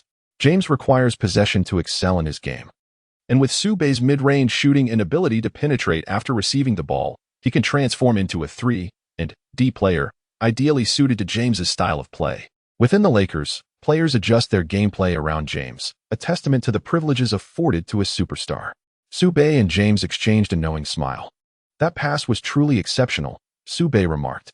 James, already savoring the sweetness of the moment, replied, "We should see more of such passes." Indeed, Su Bei responded affirmatively. Luka Doncic once again faced off against James, pulling DeAndre Jordan out to the three-point line. Jordan set a screen for Doncic, allowing him to maneuver around it. Ball shouted, "James, there's a screen on your left." By the time James heard the call, it was too late. The screen from DeAndre Jordan provided Doncic with ample shooting space. Ball rushed to close the gap, yet Doncic showed no hesitation. He launched a three-pointer. Swish. It found nothing but net, a perfect three-point shot. Doncic clenched his fist tightly, celebrating with the Mavericks fans. The three-pointer was a powerful response. Doncic. As the Lakers regained possession, Su Bei once more took control of the ball, driving past Dennis Smith with ease. Breaking through him was as effortless as crossing a quiet street in the early morning. McGrady's first step was simply extraordinary.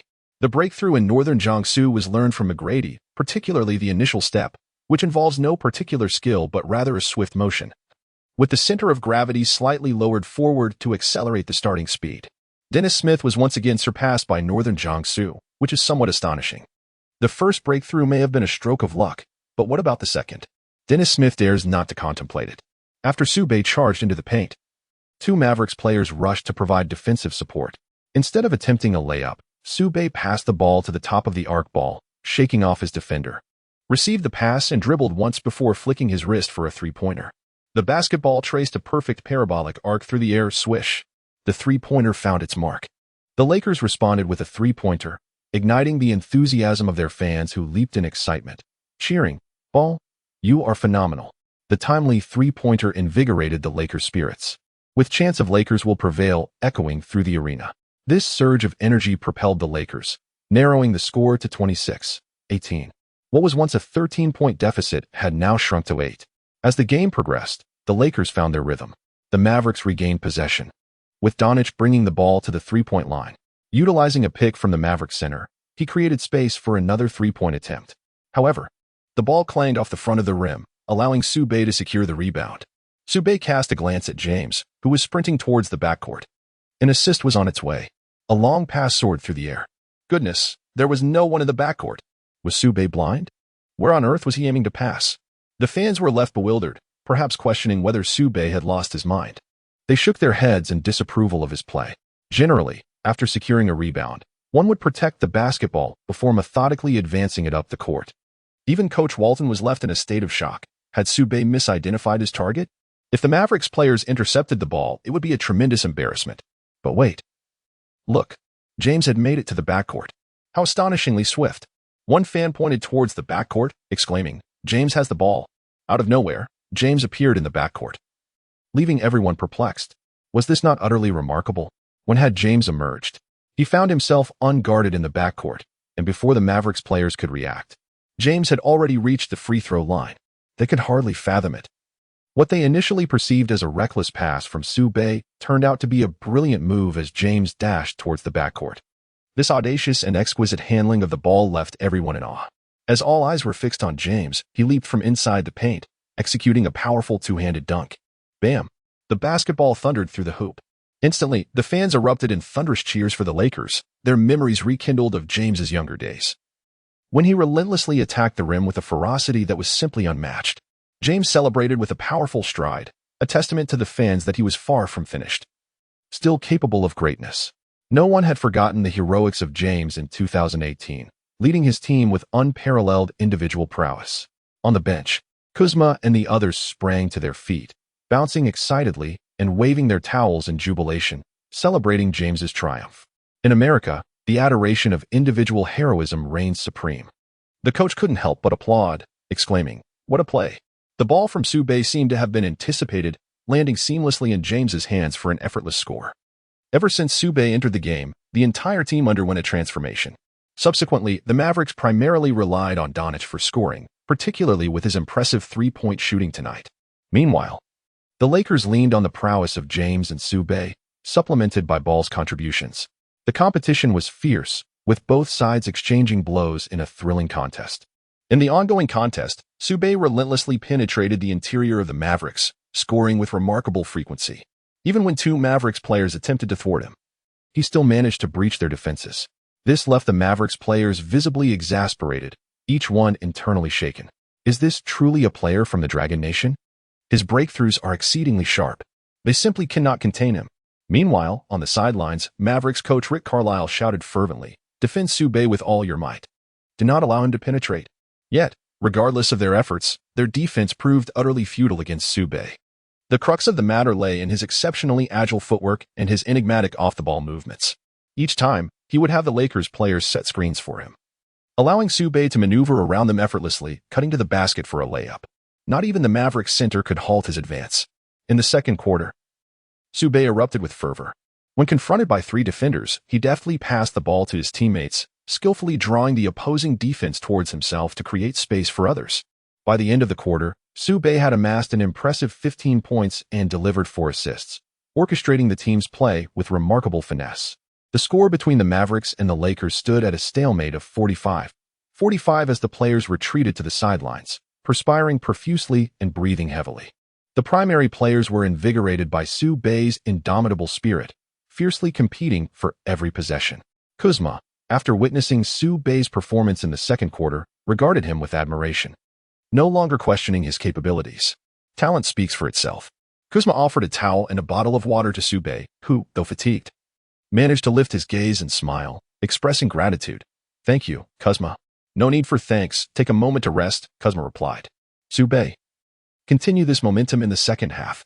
I believe we will achieve victory," James added, his eyes gleaming with enthusiasm. The passes delivered by Su Bei were nothing short of extraordinary, enigmatic, precise, and utterly unexpected.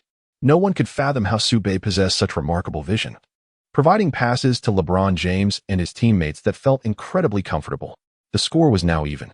Coach Walton gazed intently at Su Bei, realizing that this young talent was indeed a hidden gem. He exhibited mastery in both breaking through defenses and distributing the ball. Walton had never encountered a rookie in the NBA with such exceptional court vision and ball handling skills.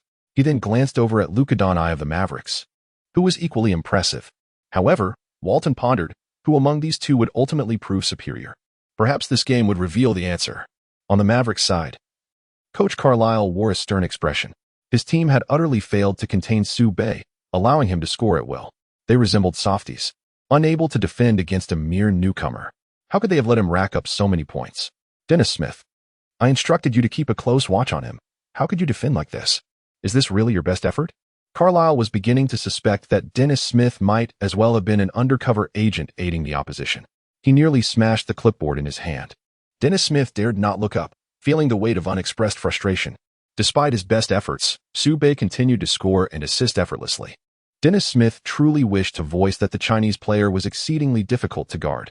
Carlisle made a silent resolution. Dennis Smith could no longer defend Su Bei. It would have to be Doncic stepping up to contain him. He wondered if Doncic could limit Su Bei's impact. In the Tencent livestream, commentator Yang Yi analyzed Su Bei's astonishing performance, noting his pivotal role in the second quarter, dominating both offensively and in orchestrating team plays. Especially impressive were his explosive drives and mid-range shots. It was astonishing to witness such sharpness and consistency from a player from China. Next to him, Kufan scoffed slightly, speculating that Su Bei's defensive skills remained unproven. Perhaps his height and weight did not confer an advantage at the shooting guard position, and if Doncic faced him, his performance might not be so dazzling. Yang Yi, deep in thought, turned to Mena and inquired, "What are your thoughts on Su Bei as a player?" Taken aback, Mena hesitated, but the impression Su Bei had left on her during the game was profound. He was not only handsome but also skilled on the court. A faint blush crept onto her cheeks. Yang Yi and Ku Fan exchanged puzzled glances. They were merely asking a question. So what was going on? Mena? Yang Yi called softly, realizing she had drifted off. In the Tencent live stream, viewers erupted in comments, astonished to see Mena blush. Wow, Mena actually got shy. How beautiful. Why is she shy? Is it because of a man? What kind of man could make our Mena blush? Fans continued to speculate. Their hopes ignited by the sight of a Chinese player excelling in the NBA, something that had seldom occurred since Yao Ming. Su Bei had rekindled their hopes. With flushed cheeks, Mena responded, I feel Su Bei played even better than in the last game, showcasing all his advantages in the second quarter. Most importantly, his indomitable spirit and confident shooting reminded me of Kobe. I believe the Lakers will win this game.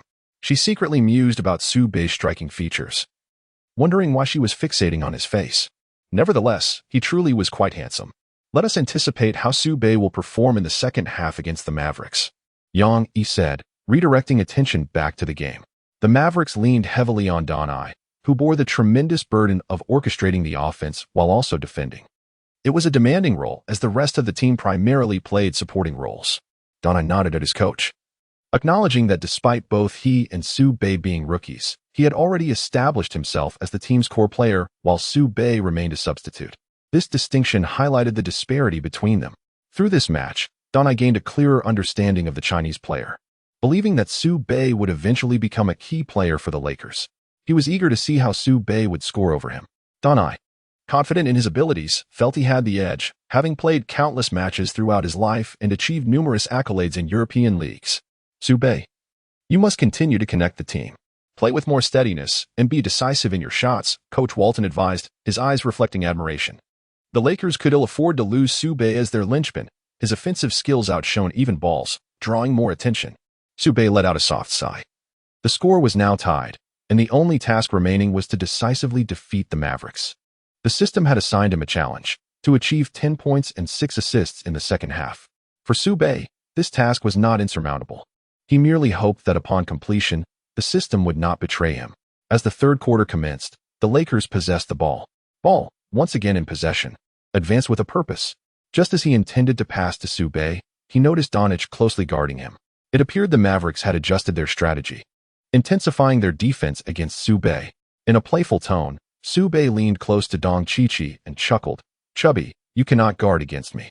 Chubby, what is that supposed to mean? Dong Chi retorted, clearly displeased with being labeled as overweight.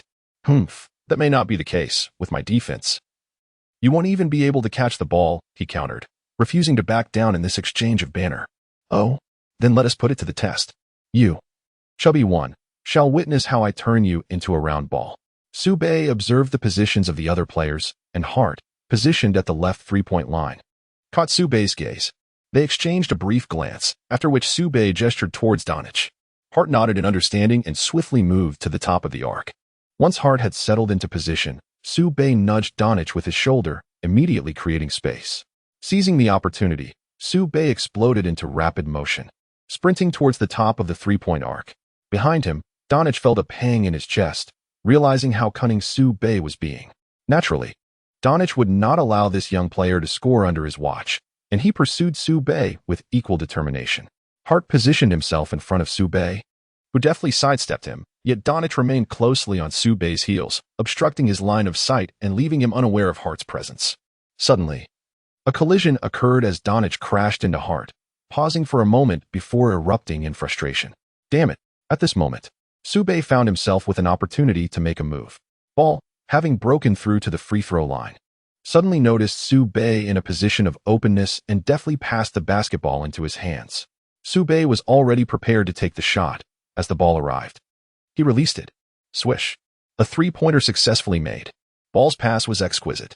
As Su Bei called out to Ball, he couldn't help but marvel at Ball's expansive vision. Ball, with a beaming smile, exchanged a high five with Su Bei, exclaiming that they were executing beautifully, just as they should against their opponents. The synergy between the two was nothing short of seamless. Since Su Bei's entry onto the court, the Mavericks players had descended into a frenzy. Fixated not only on James, but also on Su Bei, the dual offensive threats left them utterly bewildered in their defensive efforts. In Su Bei's recollection, the Mavericks' ranking in 2018 was even lower than that of the Lakers, and playoff aspirations seemed a distant dream. The reason for their first quarter deficit was primarily due to Doncic's frightening three-point shooting. However, with Su Bei's arrival, it was evident that the Mavericks were lacking firepower on the offensive front. As the third quarter unfolded, the disparity in stamina became increasingly apparent. The Mavericks' offensive might rested heavily on Doncic, who was visibly exhausted. Conversely, the Lakers began to find their rhythm, growing more fluid in their gameplay. If James refrained from attacking, Su Bei would readily step up to bear the brunt of the offensive responsibilities, or Ball would take a shot, rendering their defense nearly helpless. On the court, James found himself in a more relaxed position. Su Bei, Ball, and he felt a profound sense of unity, their minds in sync. Especially after Su Bei executed a breakthrough. The Mavericks were left in uncertainty, unsure whether he would attempt a layup or make a pass. If he chose to pass, it would lead to James charging towards the basket, guaranteeing a 100% offensive efficiency. Once James made his move, stopping him was an impossible task. The Lakers' offense left their opponents in a state of utter confusion. In a captivating display of skill, Su Bei once again executed a driving breakthrough against Doncic. He abruptly halted at the free throw line, rising slightly on his toes, and lifted the ball with both hands. Suddenly, the Maverick center, along with two other players, converged to defend against Su Bei, a total of 3 players leaping simultaneously in an attempt to block his shot, entirely constricting Su Bei's shooting space, leaving him unable to even make a pass. Such an intense triple team was a privilege not even afforded to LeBron James, yet it was directed at Su Bei. The spectators present were left astounded, their faces reflecting sheer astonishment at the unfolding scene. In this instance, Su Bei finds himself in a precarious situation. Yet a faint smile graces his lips. These 3 players have fallen for the ruse so swiftly. The more aggressive the defense, the steadier Su Bei's shooting becomes. In the realm of Su Bei's skill, when 3 or more individuals are involved, the probability of success reaches an astonishing 80%, a testament to its formidable nature. As they were about to descend, Su Bei suddenly leaped, colliding with the center of the Lone Ranger, DeAndre Jordan. Su Bei harnessed the strength of his core and leaned backward, while DeAndre Jordan, landing awkwardly, sensed the impending disaster. He lunged forward in an attempt to disrupt Su Bei. But it was too late. With a bent elbow, he launched a shot. Swish. The ball sailed through the net, securing 2 points. Beep. The referee's whistle pierced the air. DeAndre Jordan had made contact with Su Bei's hand, committing a foul. On the sidelines, Carlisle's expression darkened, his frustration mounting as if he wished to deliver a swift kick to DeAndre Jordan. Su Bei had scored 2 points, and to add insult to injury, DeAndre Jordan had unwittingly granted him a free throw. Was this not a blatant gift of points? One could only wonder what was going through DeAndre Jordan's mind. Su Bei stepped up to the free throw line, securing yet another point. The Lakers fans erupted in jubilation, the atmosphere reaching a fever pitch as many supporters vociferously cheered for their team. Their voices resonated throughout the arena, a thunderous chorus that invigorated the players on the court. The Lakers, upon hearing the rallying cries, displayed renewed determination on their faces, convinced that victory over the Mavericks was within their grasp. They deemed the previous game against the Clippers a miraculous triumph. Despite LeBron James's arrival, the team's overall prowess had not seen a significant enhancement, and they had failed to reach the playoffs that season. I am immensely fond of Su Bei. His decisiveness on the court is remarkable. Su Bei. Su Bei. With his presence, there is a genuine possibility that the Lakers could enter the postseason. A plump fan beamed with delight, his eyes shimmering with a hint of fantasy as he spoke. The fan beside him shook his head, remarking that only these last 2 games had been promising. Prior matches had been increasingly frustrating to watch, with the team underperforming. This year, the prospect of the Lakers making the playoffs seemed rather bleak. They had played over half of their games with a negative record, winning only a handful. If they were to qualify for the playoffs, it would be as improbable as the sun rising from the west. We should temper our hopes. Since Kobe's retirement, the Lakers have not been the same. And once again, Su Bei scored. His shooting touch today was nothing short of explosive, resembling a scoring machine seemingly impervious to defensive efforts. However, Su Bei's three-point shooting efficiency was lacking, while Ball's long-range shots had finally found their mark. With an exquisite fadeaway and remarkable core strength, it was simply indefensible. Yang Yi passionately analyzed Su Bei's performance in the second half, declaring it nothing short of perfection. Even Maina, witnessing the spectacle, found her gaze captivated by Su Bei. How utterly charming! How could an exceptional man not stir one's heart? When a woman pursues a man, her fervor can be more formidable than that of a man. As the third quarter came to a close, The score stood at 75-81 in favor of the Mavericks. In the second quarter, Su Bei scored 15 points, leveling the score with the Mavericks.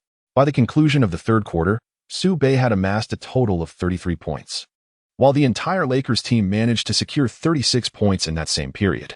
Remarkably, Su Bei alone contributed 18 points, demonstrating an extraordinary level of efficiency. These 18 points were predominantly accrued through penetrating drives and mid-range shots. The Mavericks players were left in a state of despair, having never encountered such a formidable player from the Dragon Kingdom. As the third quarter came to an end, an exasperated Carlisle confronted his players, demanding to know what was happening. What is this performance? Do you even want to continue playing? The Mavericks, just off the court, faced his wrath. Their offensive flow was disjointed, and their defense was even worse, particularly as Su Bei effortlessly penetrated their ranks, often unchallenged by 1, 2, or even 3 defenders. Adding to their woes was the ever-present threat of LeBron James, whose cuts they had to remain vigilant against.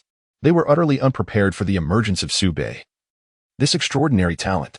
Meanwhile, on the bench, Su Bei and his teammates appeared drenched in sweat, a testament to their exertion. Even with Su Bei benefiting from a system, the physical toll was considerable. Scoring in the double digits each quarter was no trivial matter. The beads of sweat, akin to small pearls, dripped steadily from Su Bei's forehead onto the ground as he gasped for breath. A sip of water. Head coach Walton personally brought over 2 bottles of mineral water, handing one to James and the other to Su Bei, leaving the players on the bench in astonishment. They had never experienced such treatment, especially considering Su Bei had only played 2 games and already garnered this privilege. In truth, Coach Walton had entirely reassessed Su Bei in his heart. A player from the Dragon Kingdom achieving such remarkable results was indeed commendable.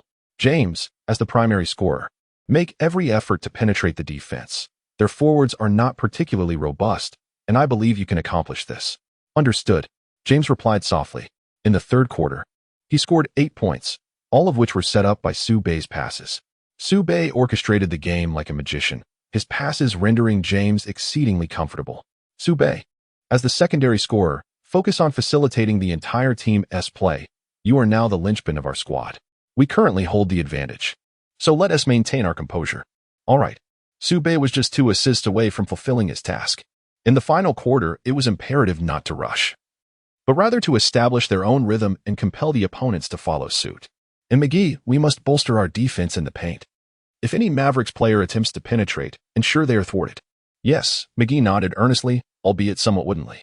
However, he had not performed particularly well in the first half and felt a pang of guilt. The 5 notorious blunders nearly tarnished McGee's career, yet in Su Bei's eyes, he was a dedicated and earnest player, possessing commendable character and deserving of deep friendship. McGee once remarked, "I never drive under the influence, nor do I indulge in drugs. How could I be a fool? I may be a bit naive." And Su Bei felt he was akin to the Forrest Gump of the NBA. Su Bei patted Ma Ji on the shoulder, gazing into his eyes. "Ma Ji, you will become a champion center in the future. You must believe in yourself. Defeat them. And remember, our goal is the championship. It is the championship." Su Bei spoke in a tone that brooked no dissent. As professional athletes, their ultimate aspiration was to secure the championship. A championship center? McGee's eyes reflected a flicker of confusion and uncertainty. Yet, upon meeting Su Bei's resolute gaze, he recalled the sincerity in his voice. Su Bei was genuinely encouraging him. No one had ever offered him such motivation before. Due to the infamous 5 great disasters, many fans and players had often ridiculed him, and despite McGee's robust physique, his spirit was still tender and in need of encouragement. In that moment, Su Bei appeared to McGee as an angel, seemingly pulling him from the depths of despair and illuminating his path from the endless darkness. "Thank you, Su Bei. From now on, you will be my dearest friend, forever." They exchanged a high five and shared a smile, unaware that Su Bei's encouragement had transformed McGee profoundly. The bond between a guard and a center is indeed wondrous. Each member of the Lakers stood united, and LeBron rubbed his hands together, shouting, "Let's go." This roar ignited the crowd, sending waves of excitement through the arena. They envisioned a Lakers team in peak form. "Lakers! Lakers!" Some elegantly poised female fans cheered passionately, exuding fervor. As the final quarter approached, the Lakers players readied themselves for battle. Conversely, the Mavericks were equally stirred by the Lakers' energy, their eyes narrowing with fierce intensity, burning with rage. The fourth quarter represented their last stand. Once the final period commenced, Both teams fought with relentless determination, unwilling to yield. The Mavericks scored a basket, promptly followed by the Lakers, maintaining a lead of approximately 6 points. No matter how hard the Mavericks tried, they could not narrow the gap. The Lakers initiated their offense. This time, Su Bei was at the helm, orchestrating the team's attack as Coach Walton had entrusted him with the responsibility. Having played the point guard position, Su Bei's strengths extended beyond his scoring abilities, notably his exceptional passing skills. Su Bei cast a glance at the positions of his teammates, silently noting them in his mind. "Meiji, come here," Su Bei called out and exchanged a knowing glance with McGee. At that moment, a flicker of excitement appeared on McGee's face. As he understood that Su Bei intended for him to set a screen, the center screens were nearly impossible for the guards to evade. McGee swiftly positioned himself, while Su Bei shared a brief look with James before dribbling forward. Donich followed closely, taking a moment to glance ahead to avert any potential mistakes. Meanwhile, Su Bei advanced towards James, who had also prepared himself in position. After Su Bei passed, despite Luka Doncic's cautious demeanor, he collided with LeBron James' physique. Thud. Donich quickly maneuvered around, yet Su Bei did not advance. Instead, he lowered his center of gravity, using his body to block Donich behind him. At that moment, James made a decisive move, and Su Bei seized the opportunity, delivering a pass to James. The Mavericks forward, Harrison Barnes, rushed to defend, with JaVale McGee right behind him. James glanced over, a smirk gracing his lips, and accelerated, breaking through from the left side, leaving Barnes momentarily bewildered. Barnes turned to follow. Suddenly, thud. McGee collided with Barnes, while DeAndre Jordan prepared to guard against James' imminent drive. However, as James approached the paint, Jordan advanced to defend. James abruptly halted, flicking his wrist. The ball sailed past Jordan, who widened his eyes in disbelief. How could anyone be behind him? Turning around, he saw McGee slip down after setting a screen for James. The ball landed in McGee's hands, and with both hands cradling it, he sprang into the air. Jordan leapt, attempting to intercept McGee, but was astonished to see McGee soar even higher. His body trembled as incredulity filled his gaze. Surely he wasn't being positioned as a mere backdrop? McGee was attempting to dunk over DeAndre Jordan. No way. Yang watched McGee suspended in the air, unable to believe his eyes. The ferocity McGee displayed was unprecedented. McGee, asserting dominance over Jordan, completed the dunk, hanging from the rim. McGee roared, pounding his chest with his right hand, taunting the Mavericks center, DeAndre Jordan. Oh my gosh. I witnessed the most improbable scene, McGee dunking over DeAndre Jordan. The Lakers bench players leaped to their feet, wide-eyed, fixated on McGee. Fans in the stands erupted in excitement, each one jumping with enthusiasm. That dunk ignited a fervor within them. Even Coach Walton couldn't help but express his admiration. McGee's dunk had deflated the opposition's morale, and winning this game was merely a matter of time. McGee had never played with such intensity. In that moment, he resembled a warrior awakened, undeniably fierce. McGee, that play was simply magnificent, leaving the opposition speechless. Su Bei wore a smile, taken aback by McGee's unexpected demeanor. The words spoken by Su Bei had irrevocably altered McGee's life. With a simple, endearing grin, McGee returned to defense. Presently, the Mavericks found themselves with only Donich contributing 6 points in the fourth quarter, while Su Bei added 2 points and 2 assists, complemented by James' 6 points, alongside McGee's 2 points. The score between the Mavericks and the Lakers now stood at 81-91, with a double-digit margin between the two teams. However, Donich's three-point shooting today was somewhat astonishing, with one shot taken from 2 steps beyond the arc finding its mark. It is conceivable that Donich may evolve into a superstar in the future, yet, in stark contrast, Su Bei's performance today was even more formidable, having already amassed 35 points. While James lingered in the 20s, Yang Yi observed the statistics of both teams, noting that Su Bei's figures were the highest among all players. Mena gazed at Su Bei on the court, his figure gradually settling in her heart, a sweet smile gracing her lips. I truly hope the Lakers can secure victory in this match. The Lakers shall prevail. The Lakers shall prevail. The Mavericks initiated their offense. Dennis Smith advanced with the ball, reaching the top of the three-point arc. Mavericks center DeAndre Jordan set a screen for Donich, allowing Smith to execute a two-handed pass to Donich. Upon receiving the ball, he leapt slightly and took the shot. Swish. A perfect swish. Donich refrained from any celebratory display, opting instead to return to defense. On the Lakers' side, Su Bei took control of the ball, with Donich defending him closely. The other players observed the two, granting them ample space, indicating a forthcoming one-on-one duel. In the heart of northern Su, there existed no trace of anxiety. Instead, his countenance radiated calmness. As he deftly maneuvered the ball, Donich, wary of Su's potential breakthrough, deliberately created a gap between them. Yet, a smile danced upon Su's lips, heralding the arrival of opportunity. In an instant, he launched a jump shot, executing it with remarkable swiftness. Even as Donich lunged toward him, the ball soared through the air in a graceful arc, finding its mark in the hoop. A three-pointer. The crowd erupted. Lakers. Lakers. The fans once again erupted in fervor, their enthusiasm seemingly unfazed by Donich's plight against such a formidable adversary. Regardless of the Mavericks' efforts, the gap remained unbridged. With just 2 minutes left in the game, the score stood at 88-106 in favor of the Lakers, an insurmountable 18-point deficit for the Mavericks. Lakers coach Walton called a timeout, ushering in the bench players.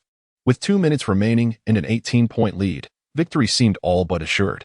On the other side, Mavericks coach Carlisle also opted for substitutions, acknowledging the inevitability of the Lakers' triumph. Ultimately, the game concluded with the score at 94-114, a decisive victory for the Lakers by 20 points. One by one, the Lakers players leaped in celebration, their faces alight with joy. The Mavericks players, too, approached the Lakers, with Donich and James exchanging a fist bump followed by an embrace. "The future belongs to you." James smiled, recognizing the remarkable journey Donich had led his team on. If only the Mavericks had players to share the burden with Donich, the path might have been less arduous.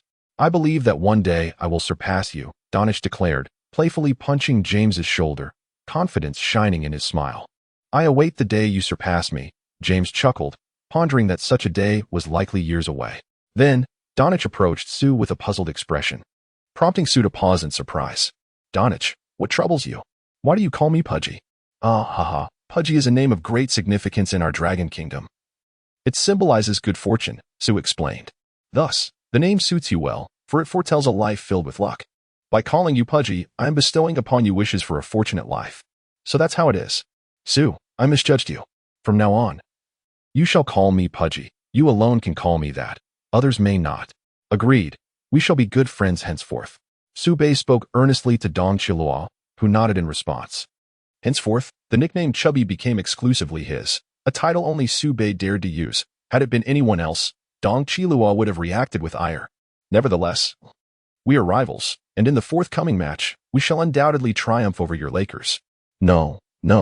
As long as I am here, victory shall elude you," Su Bei firmly responded, expressing his desire to win every remaining game since joining the Lakers, although he acknowledged the impracticality of this ambition.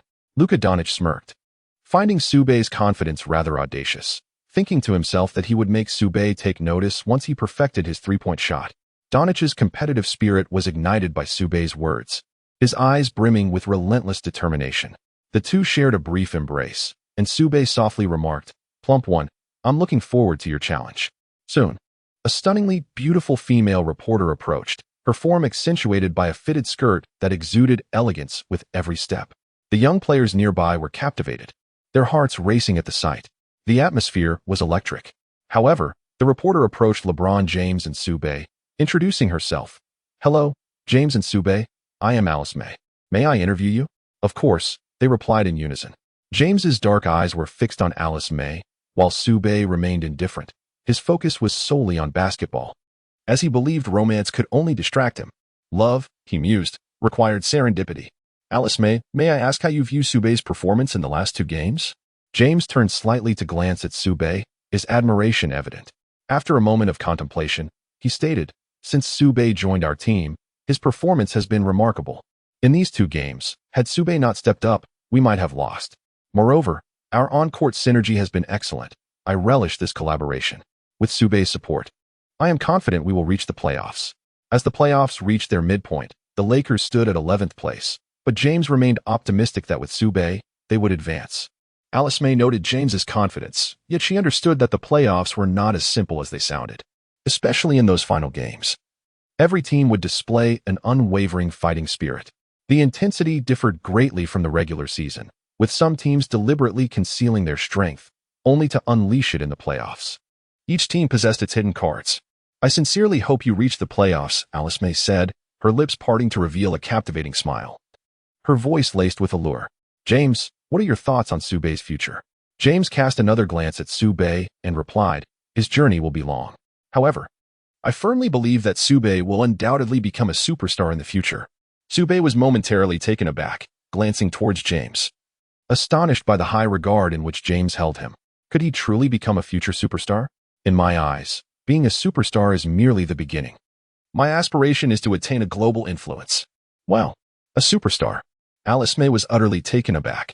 James's assertion that Su Bei would evolve into a superstar was a daunting prospect indeed. In the NBA, few active players achieve the status of a superstar. Alice May turned her gaze towards the Dragon Kingdom player, Su Bei, and suddenly found herself captivated by the boyish charm. His fair complexion gave him a seemingly delicate appearance, yet on the court, Su Bei resembled a lethal assassin, scoring with reckless abandon, leaving no one able to contain him. Su Bei, what does it feel like to score over 30 points in your first NBA game? It's quite exhilarating. Su Bei replied, his cheeks slightly flushed, as he was not accustomed to being in such close proximity to women. The last time had been when he encountered Lin Shui. Lin Shui exuded an aura of icy elegance, while Alice May radiated maturity and allure. First experiences are always significant. Su Bei, you have performed admirably. Regarding your number 31 jersey, may I inquire about its significance? Well, this. A faint smile appeared on Su Bei's face. The 31st day signifies a composition of the third and first players. The curse of the first player and the regrets of the third player linger in my mind. I yearn to rectify these regrets and shatter the enchantment surrounding the first player. The miraculous 35 seconds and 13 points, along with the extraordinary 9 seconds and 8 points, continually inspire me through the tales of McGrady and Miller. I shall never concede defeat until the final moment. Su Bei contemplated that the most significant aspect was the connection with Kobe's number. The sum of 1234 amounted to 10 championship titles. This represented Su Bei's aspiration to usher in a new dynasty for the Lakers, a period of unparalleled dominance. Although uncertain of the outcome, Su Bei was resolutely committed to giving his all. The regret of the number 3, the curse of the number 1. Alice May mused, recalling the fabled curse of number 1 worn by Tracy McGrady and number 1 worn by Derrick Rose, along with the memories evoked by number 3 worn by Allen Iverson. Shortly thereafter, as Alice May concluded her interview, Su Bei remained unaware that she had indelibly etched the image of this young man in her memory. When the Lakers players returned to the locker room, they celebrated with a bucket of cold water over Su Bei, each player wholeheartedly accepting him, no longer harboring any prejudice against him for being a player from the Dragon Kingdom. With his prowess, Su Bei has firmly established himself within the Lakers. And the next ambition is the playoffs. Su Bei was simply remarkable today, transforming the away game into our home turf, Caruso exclaimed, unable to contain his admiration. Observing the forlorn and despondent expressions on the faces of the Mavericks players brought him immense satisfaction. In the past, players from other teams often regarded the Lakers with disdain. Yet today, the Lakers delivered a resounding slap to the face of those skeptics, surprising everyone by clinching victory on their opponent's court. It was primarily about winning this game. It was not solely my achievement, but a collective one, Su Bei humbly remarked, surveying his teammates. This is not the time to showcase individual abilities. We must unite every player in the Lakers, allowing them to feel their contributions are valued and affirming their presence within the team. Upon hearing Su Bei's words, pride illuminated the faces of his teammates. It was not the triumph of one, but of all. In that moment, they felt like a cohesive unit, unbreakable by any external force. Head coach Walton observed Su Bei, a glimmer of recognition in his eyes, realizing that Su Bei's statement had sparked a newfound sense of cohesion among the players. This Su Bei possesses a certain leadership quality. Perhaps one day, he could ascend to become the next king of Los Angeles. Su Bei is right. We are a collective. We must face any challenges together. Let us not forget our goal is the championship. James echoed, grasping Su Bei's intent, promptly sharing his perspective as the team's veteran leader. This year, we must reach the playoffs, and regardless of the opponent, we shall vanquish them, Caruso declared, raising his fist, his eyes ablaze with fervor. As Su Bei observed Caruso, he envisioned the future of the basketball empire. Champions, champions, champions. All the players fervently expressed their innermost aspirations, united by a singular goal, victory. Their resolute gazes and fervent spirits ignited a tremor within the hearts of the coaches nearby. Such passion is the essence of basketball. In triumph, they revel together. In defeat, they shoulder the burden together. This is true brotherhood. Today, the savior of the Lakers is none other than Su Bei. What does it signify for a player from the Dragon Nation to score 35 points in the NBA? Major media outlets clamored to report on Su Bei's exploits, and coupled with his striking appearance, his fame reached unprecedented heights once more. Su Bei has also garnered a wave of admirers. Not only are the teams within the NBA fixated on this talented player from the Dragon Kingdom, but other basketball aficionados are equally captivated. At this moment, Su Bei finds himself in his room, gazing at his taskbar. He remains largely indifferent to his burgeoning fame. As a professional athlete, his sole aspiration is to excel at basketball. In his previous life, it was only when the doctor informed him that he could no longer play that he truly comprehended the profound significance of basketball in his life.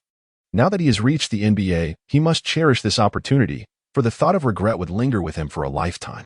The taskbar displays: host, Su Bei, points, 35 completed, assists, 10 completed. System: what rewards do I have now? Perhaps you could grant me some points? A smile graces Su Bei's face, and within him lies a sense of anticipation, akin to unboxing a mystery gift. The more uncertain the outcome, the greater his intrigue. Might the system bestow upon him a star player's skill? Suddenly, a mechanical voice resonates. Ding. Congratulations, host, for completing the task. Ding. Reward, 300 points. Ding. Host's template has achieved a 90 fusion rate with McGrady. However, the points displayed read 365 points. Is this amount not rather meager? Is this some form of child's play? Su Bei pondered. Is this all there is to completing the task? I have only garnered a little over 300 points. Ding. Host.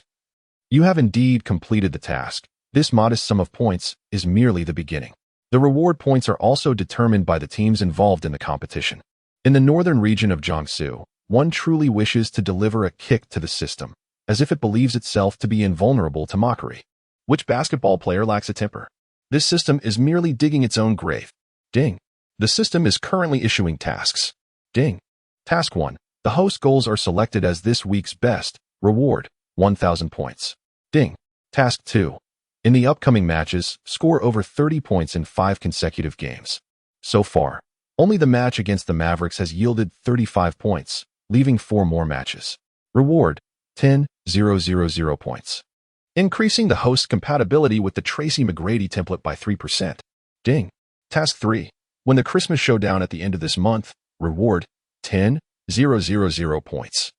Increasing the host's compatibility with the McGrady template by 2%. As for Task 3, before the Christmas showdown, the Lakers have 5 more matches. If they achieve consecutive victories, an additional reward of 10,000 points will be granted, enhancing the host's compatibility with McGrady by 5%. Goodness, such an abundance. Su Bei was also taken aback by the tasks assigned by the system. Each one seemed more arduous than the last. With one match remaining this week, who knows if he can achieve the week's best goal? Moreover, there is the daunting challenge of maintaining a streak of 5 consecutive games with over 30 points. Even the mighty LeBron James would hesitate to guarantee such a feat against a formidable opponent. It is evident how terrifying such a streak can be. This time, Su Bei merely relied on a stroke of luck. The overall strength of the Mavericks primarily hinges on Durant, who is yet to fully mature into his potential. Furthermore, with LeBron and Ball on the Lakers attracting the Mavericks' defense, Su Bei faced significantly less pressure, allowing him to fortuitously score 35 points. However, the forthcoming matches involve facing strong teams like the Rockets, Thunder, and Bucks.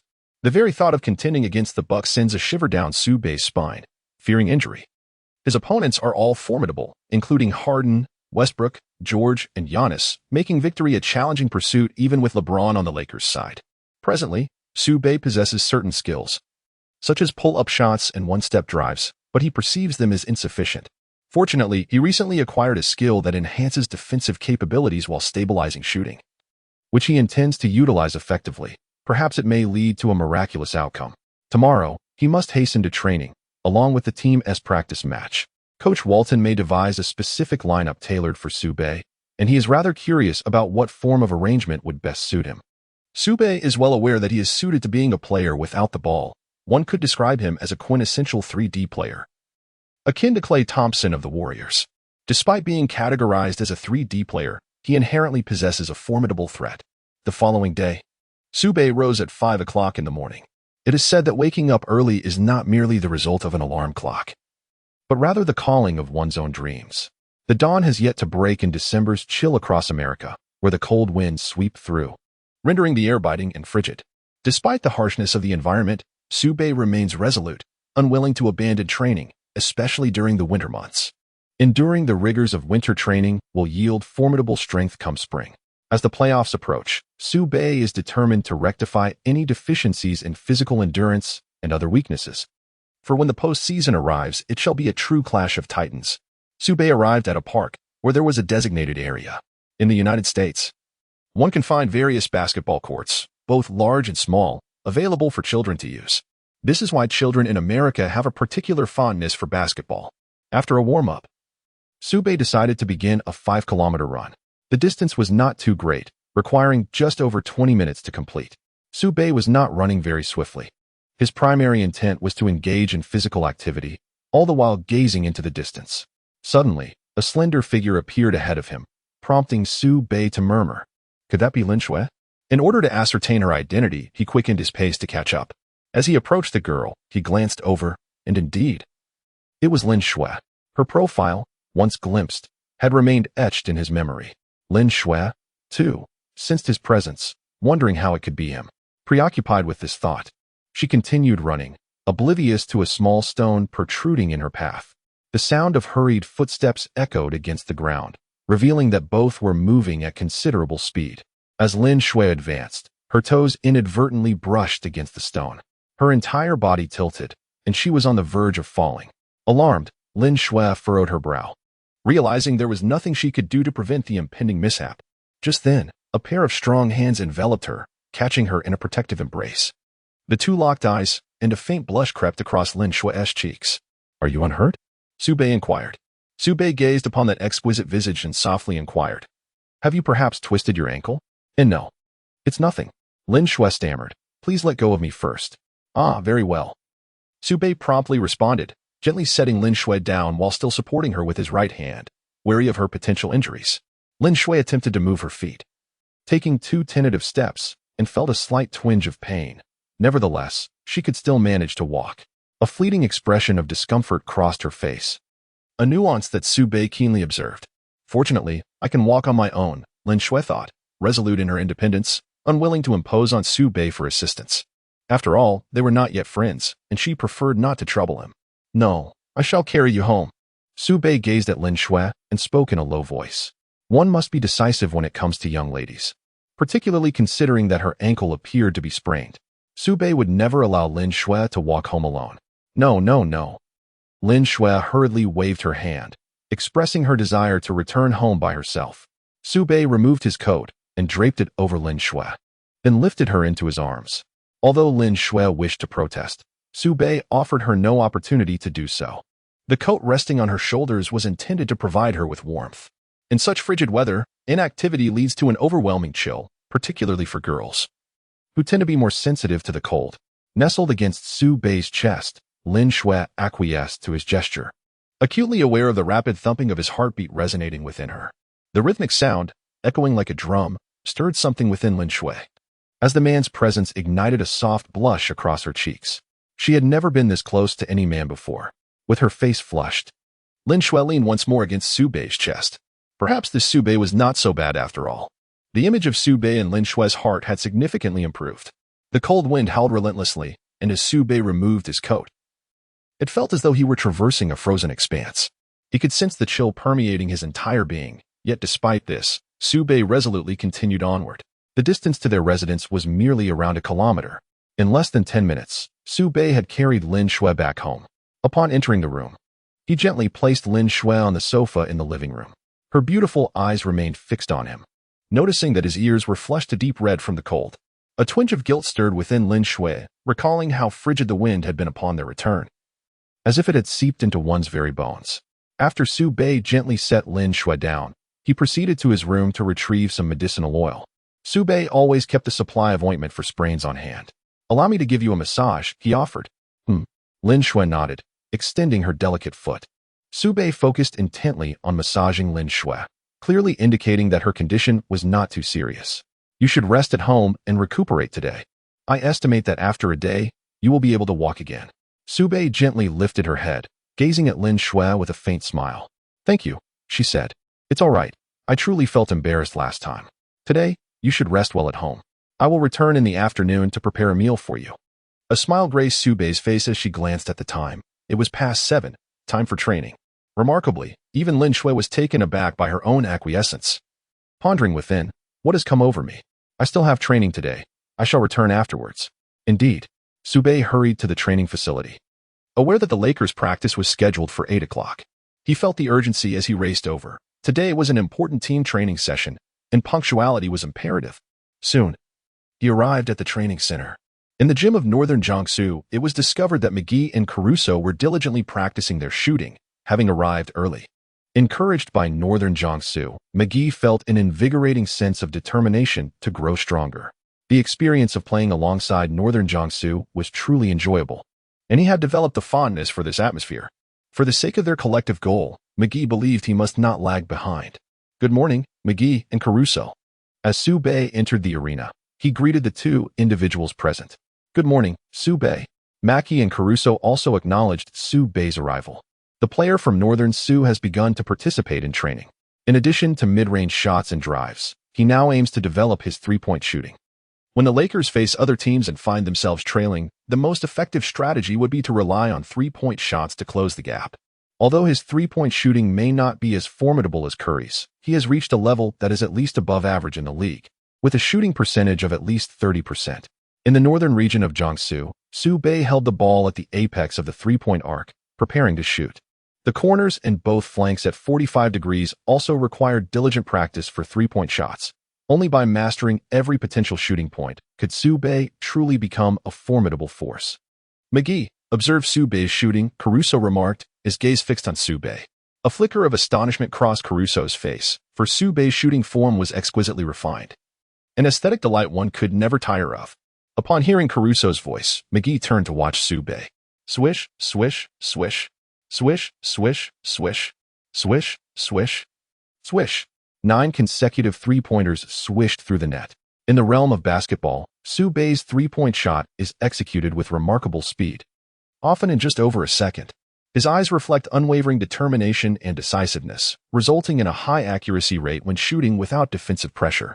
Indeed, every guard in the league possesses such potential. However, their performance on the court often belies this capability, as their three-point shooting percentages tend to be less impressive. Even the legendary Stephen Curry only manages to maintain a shooting percentage in the low 40s. The intensity of defense and the physical toll of the game significantly impact the player's shooting abilities, and psychological factors also play a role. Su Bei's precision has been invaluable in these past 2 matches. Without his contributions, we would have faced a 5-game losing streak, McGee remarked. Moreover, getting to know Su Bei as a person has been truly delightful. Off the court, Su Bei continuously motivates his teammates, while on the court, he gives his all. The arrival of Su Bei has brought about certain changes in both McGee and Caruso. In truth, Su Bei is well aware of McGee's exceptional talent. It has been said within the league that from the neck down, McGee is a superstar. This underscores the explosive nature of McGee's physique. Encouraged by Su Bei, McGee has shed much of his previous self-doubt and now frequently wears a smile upon his face. Under Su Bei's influence, everything seems to have transformed quite naturally. In the northern region of Jiangsu, the players engaged in training, their backs damp with perspiration. One by one, the other athletes arrived. Momentarily taken aback upon seeing the trio, how intensely they were exerting themselves. In this contemporary era, even training has become so competitive. Kuzma and the others quickly donned their training attire and joined in. The sound of basketballs swishing through the net was remarkably melodious. Observing this scene, head coach Walton noted that every player was intensifying their efforts, seemingly oblivious to his presence.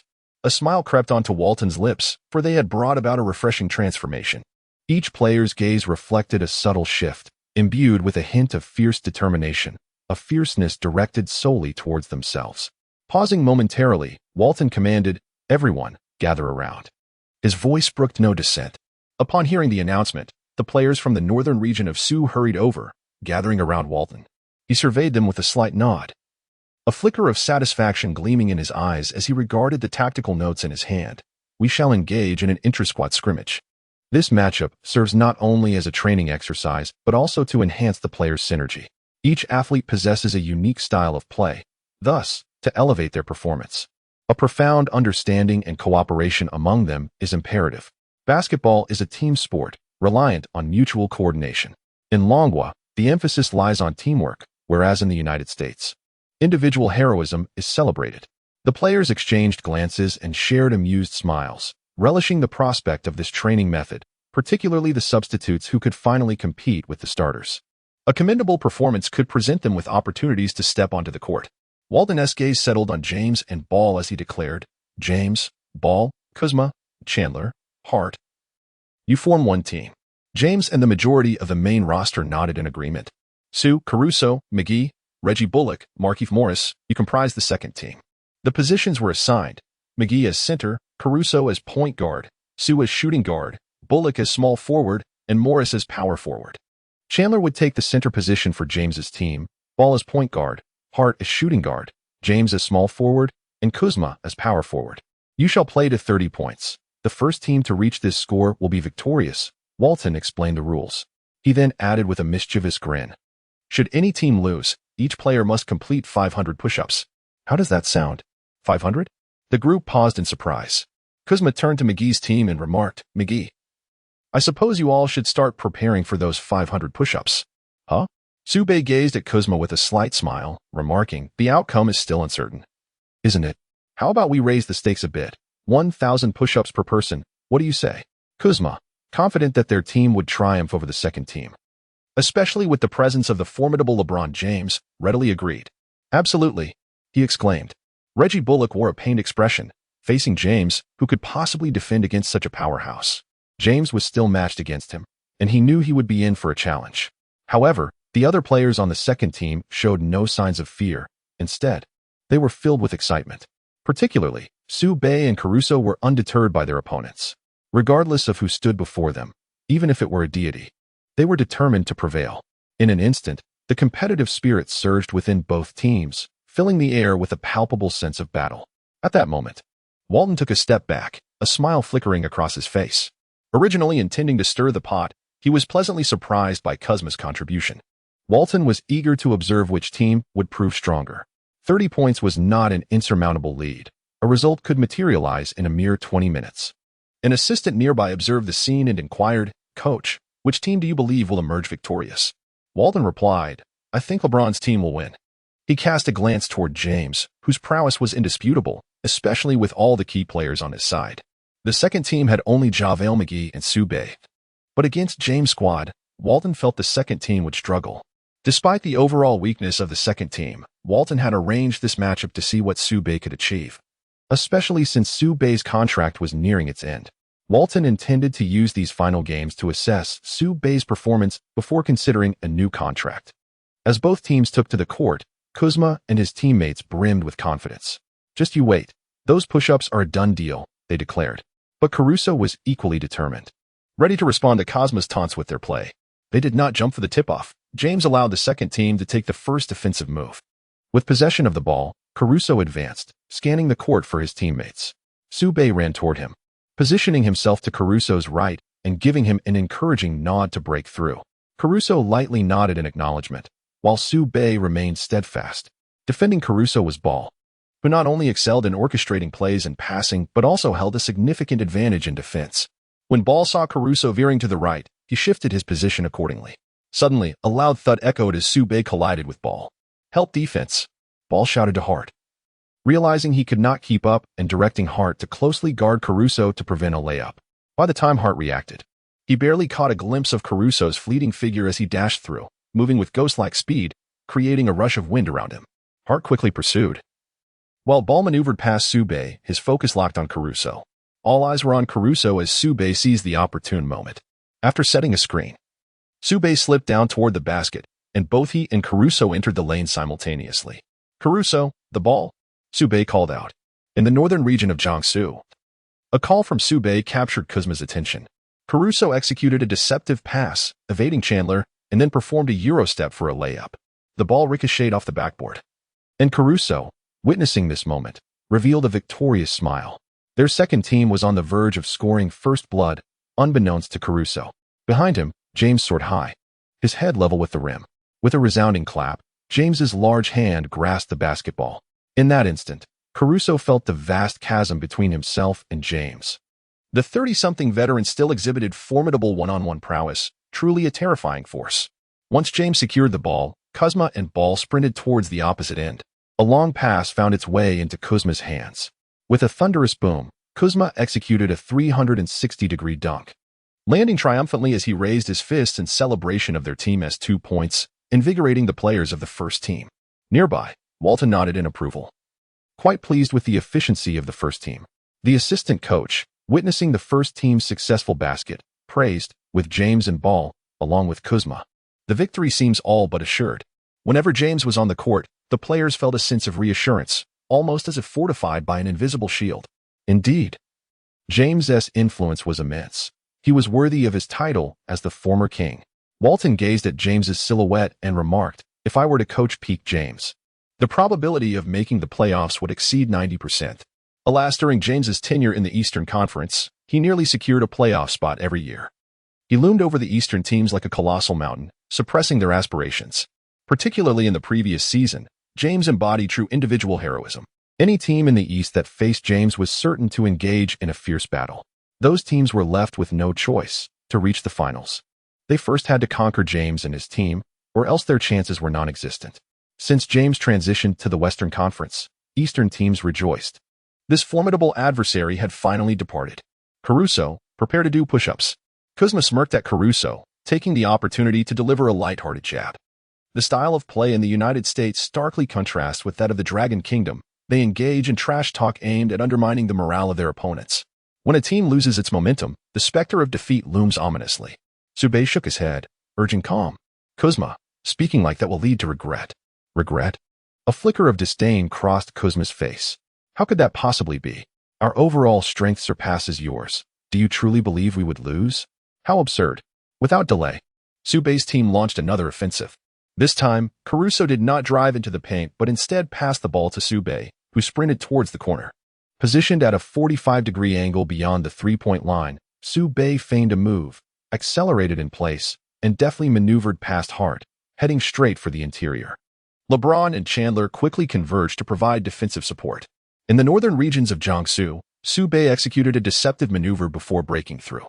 He propelled himself off the ground, elevating the basketball high above. Both Chandler and James leapt into action, extending their long arms to completely obstruct Su Bei's shooting space. The coach and assistant coach observed, convinced that there was a 90% chance of the shot being blocked. Meanwhile, Ball and Hart were poised to sprint down the court, eager for another fast break. However, in the blink of an eye, Chandler and James wore expressions of astonishment as Su Bei, suspended in midair, executed a behind-the-back pass to the left side, where McGee awaited. With no defender in sight, McGee seized the basketball and unleashed a thunderous dunk. The rim groaned in response. While James and his team had just delivered a powerful slam, Su Bei's squad retaliated in kind. The competitive spirit flared anew, with both teams unwilling to concede the slightest ground, especially Su Bei's team, eager to earn the respect of their starters. The head coach's eyes sparkled with admiration as he scribbled notes, clearly impressed by Su Bei's deft pass, a testament to the budding synergy between him and McGee. The assistant coach nodded in agreement. James turned to Su Bei, a slight smile gracing his lips. Intriguing. Unbeknownst to James, McGee had sidled up beside them, but Su Bei noticed such a pass, executed on the court, would undoubtedly be a highlight reel moment. Kuzma, observing McGee's successful score, wore a disgruntled expression, muttering to himself, "That was sheer luck. I refuse to believe he could deliver such a pass." Kuzma would have conceded if Su Bei had made a three-pointer. In the previous two games, Su Bei's three-point shooting percentage had been impressive, yet Kuzma was skeptical of Su Bei's passing vision. As the game transitioned from defense to offense, Ball advanced with the ball and passed it to James. With both hands gripping the ball, James lowered his center of gravity, powering through Reggie Bullock for a layup. When Bullock collided with James, he wore a look of disbelief. James barreled through like a formidable tank. "I can't hold him back." Bullock nearly wept, realizing the stark contrast in their physical attributes. The sheer force of James was beyond imagination. With poise, James deftly placed the ball into the basket, securing 2 points. The score now stood at 4-2. Walton was eager to observe how Su Bei would respond. The second team was on the attack. In the northern regions of Jiangsu, the players skillfully maneuvered with the ball, penetrating the interior and distributing it effectively. Caruso, positioned at the three-point line, received the pass and launched a shot. Swish. The three-pointer found its mark. Caruso let out a triumphant roar, striking the air with a fierce punch. Coach Walton nodded in approval, promptly inscribing the words Su Bei's assist on his notepad. Su Bei's strengths lie in his ability to drive and shoot mid-range, occasionally unleashing a three-pointer as well. Walton, witnessing Su Bei's distribution, felt a flicker of surprise on his face. This young man possesses commendable passing skills. It seems they have indeed stumbled upon a gem. Su Bei's penetrating drive captivates the attention of defenders, subsequently distributing the ball to open teammates. The players of Team 1 are acutely aware of Su Bei's formidable incursions.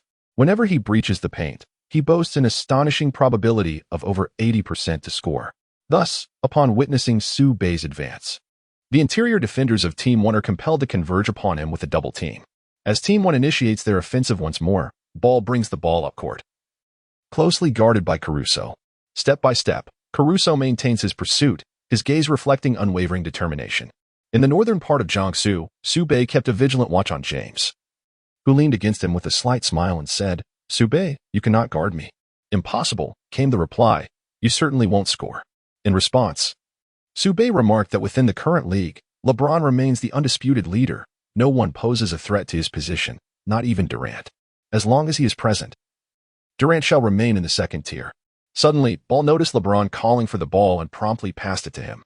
Once the ball found its way into LeBron's grasp, he turned his back to Su Bei, swaying left and right, momentarily deceiving Su Bei. With a deft dribble, LeBron surged into the lane and executed a thunderous dunk. The sound echoed as he dominated the rim, his dark complexion contrasting sharply with his brilliant white smile. As he retreated to defense, he playfully patted Su Bei on the rear, leaving behind a teasing remark, "Watch how I guard you," before sprinting away. Su Bei was momentarily taken aback, then chuckled. "Just wait." Initially anticipating a fadeaway shot from James, he was instead met with a layup to conclude the play. James's technique appeared somewhat rigid, yet it proved highly effective. He played the game in the most intelligent and least strenuous manner possible, his physical prowess astonishing for someone in his 30s. This remarkable condition stemmed from James's unwavering self-discipline. A few minutes later, the score escalated to 19-13. Sweat dripped from the players like rain. Within this brief span, James once again amassed 8 points, supplemented by Ball's three-pointer and Kuzma's 2, showcasing exceptional efficiency. The second team did not perform particularly well. During these minutes, Su Bei assisted McGee and personally scored 6 points. Yet no one else contributed to the scoreboard. The first team's offense was evidently superior to that of the second, their defense also more formidable, with a significant score gap. If the first team secured an additional 11 points, victory would be theirs. The assistant coach, observing from the sidelines, could not help but smile. Sensing that the outcome of the match was virtually sealed, the second team faced a daunting challenge. James proved to be an invaluable asset on the second team. Only Su Bei and McGee could somewhat contain him, while the others had no means to counter his prowess. Walton glanced at the second team players, shaking his head slightly. There remained a discernible disparity between the skill levels of the starters and the substitutes, a reality that even Su Bei could not alter. It seemed inevitable that the second team would have to endure that 1,000 push-ups. As Su Bei gazed at the score, the gap was merely 6 points. If they could not bridge this deficit in a short span, defeat was inevitable. The players of the opposing team were exuberant, seemingly already envisioning their celebration of victory. They found it remarkably easy to contend against Su Bei. After all, he had not yet exerted himself. Su Bei was destined for 1,000 push-ups, it seemed. Kuzma wore a smirk of derision, eagerly anticipating Su Bei's impending exertion. He pondered how Su Bei had managed to accumulate such a substantial score in those previous 2 matches. Meanwhile, Su Bei gently patted Caruso's shoulder and whispered, "Pass me the ball later." "All right." Caruso responded with an enthusiastic okay gesture. Over the past few days, a profound trust had blossomed between them. Soon after, the second team commenced their offensive. As Caruso advanced the ball down the court, he passed it to Su Bei. Noticing Su Bei seize the ball, James immediately surged forward to defend. Su Bei was the primary scoring threat for the second team, should they successfully neutralize him. There would be no opportunity for a counterattack. The two collided with a resounding thud. Su Bei could sense the terrifying strength of James. It was impossible to confront him head-on without skill. "You cannot defend against me, James," he remarked. "Let us see," James said, pressing his chest against Su Bei. Su Bei retreated a step, slightly lifting his head as if aiming for the hoop, preparing to shoot. "This is not good." He has taken a step back, James thought, rushing forward. Su Bei might be at risk of being blocked, and should that happen, the morale of the second team would plummet significantly. Beside him, the assistant, arms crossed, was analyzing the situation on the court. It seems likely he will be blocked. Walton concurred. Yet, upon witnessing James's maneuvers, Su Bei's lips curled into a faint smile. His hands did not clasp the ball. Instead, he dribbled past effortlessly. He was ensnared. Alas, this was indeed a masterful display. After breaking through the defenses of Northern Jiangsu, he charged in against Chandler and scored a two-pointer. Did it catch you off guard? Su Bei cast a fleeting glance at James and declared, "You cannot defend against me." A tremor of apprehension coursed through James. That prayer-like gesture had been so lifelike. He had been convinced that Su Bei was preparing to shoot, and had it not been for that fleeting moment, Su Bei might have executed a perfect pass. Had Su Bei perceived that James would not intercept him, he would have likely opted for a pass or a shot. Regardless of James's choices, Su Bei would invariably seize the opportunity. On the sidelines, Walton and the others stood in stunned silence. Their expressions a mix of disbelief and astonishment as they turned to Su Bei. How on earth did he manage that? One exclaimed. That gesture was astonishingly realistic. I genuinely thought he was going to shoot. It turned out to be merely a feint. The assistant coach, equally incredulous, pondered how Su Bei's feint could be executed with such remarkable precision. Walton rubbed his eyes in disbelief, struggling to accept that such a move had been performed by Su Bei. The first team launched another offensive, yet failed to score. Quickly, we must intercept Su Bei. We cannot allow him to initiate a fast break. In the northern region of Jiangsu, the players swiftly advanced the ball into the half-court. Even when confronted by Ball's defense, he deftly evaded with a shoulder feint. Ball exclaimed loudly. The center, Chandler, had yet to join the fray, leaving only Kuzma to contend with him.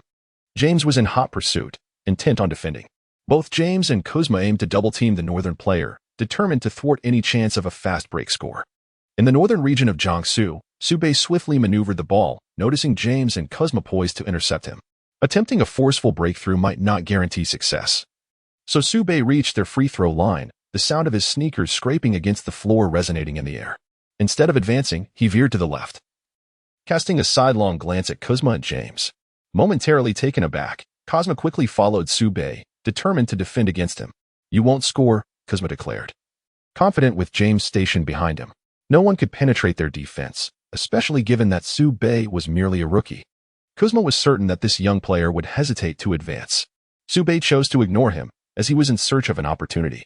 The players of Team 1 were solely focused on the ball's location, paying little heed to the other players of Team 2, which revealed their underlying disdain for their opponents. Meanwhile, his teammates swiftly approached, and McGee positioned himself in the paint. Su Bei cast a glance, flicked his wrist, and the ball soared through the air with a whisper, landing perfectly in McGee's hands. Kuzma, trailing behind, was flustered. Su Bei had no intention of taking the shot himself. Instead, he awaited his teammates, creating an opportunity for them. Upon receiving the pass, McGee executed a layup. Even with LeBron James defending him, McGee's height gave him the advantage, allowing him to power through and score. With a swish, 2 points were added to the scoreboard. Kuzma's expression shifted. This player not only scored, but also consistently created advantageous situations for others with numerous assists.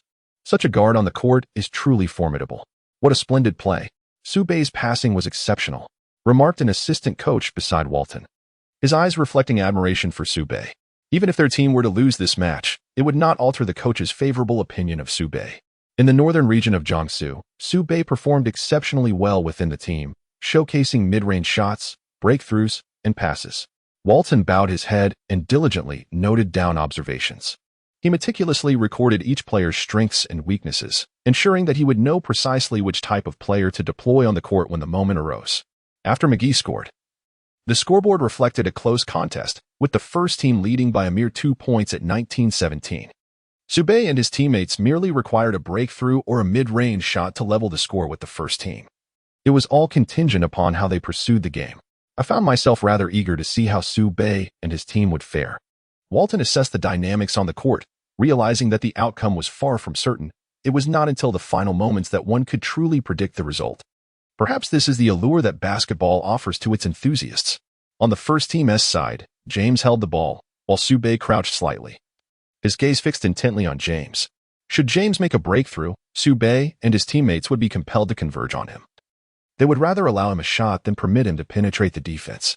James was akin to a formidable tank brimming with raw power if he gained momentum.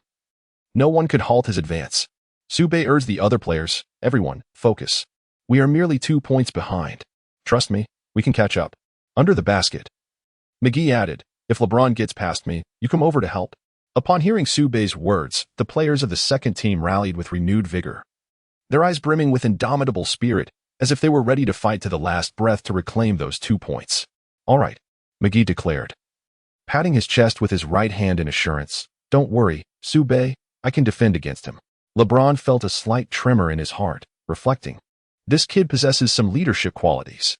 Regardless of how you motivate your teammates, with me on the court, I will not allow you to seize victory. And you cannot defend against me." LeBron directed his words at Su Bei, then made a gesture for a one-on-one play, signaling the first team players to spread out, leaving only Su Bei and LeBron on the right side. Su Bei's expression turned somewhat grave. It was indeed a formidable challenge for one individual to withstand James's advance. Nevertheless, Su Bei remained resolute, undeterred by adversity, and faced the challenge head-on. With a swift change of direction, James maneuvered past Su Bei, gaining a half-step advantage. His speed remained unabated as he surged towards the paint. JaVale McGee raised both hands, poised to confront the oncoming force of James. In northern Jiangsu, James firmly grasped the ball with both hands, positioning it at his waist.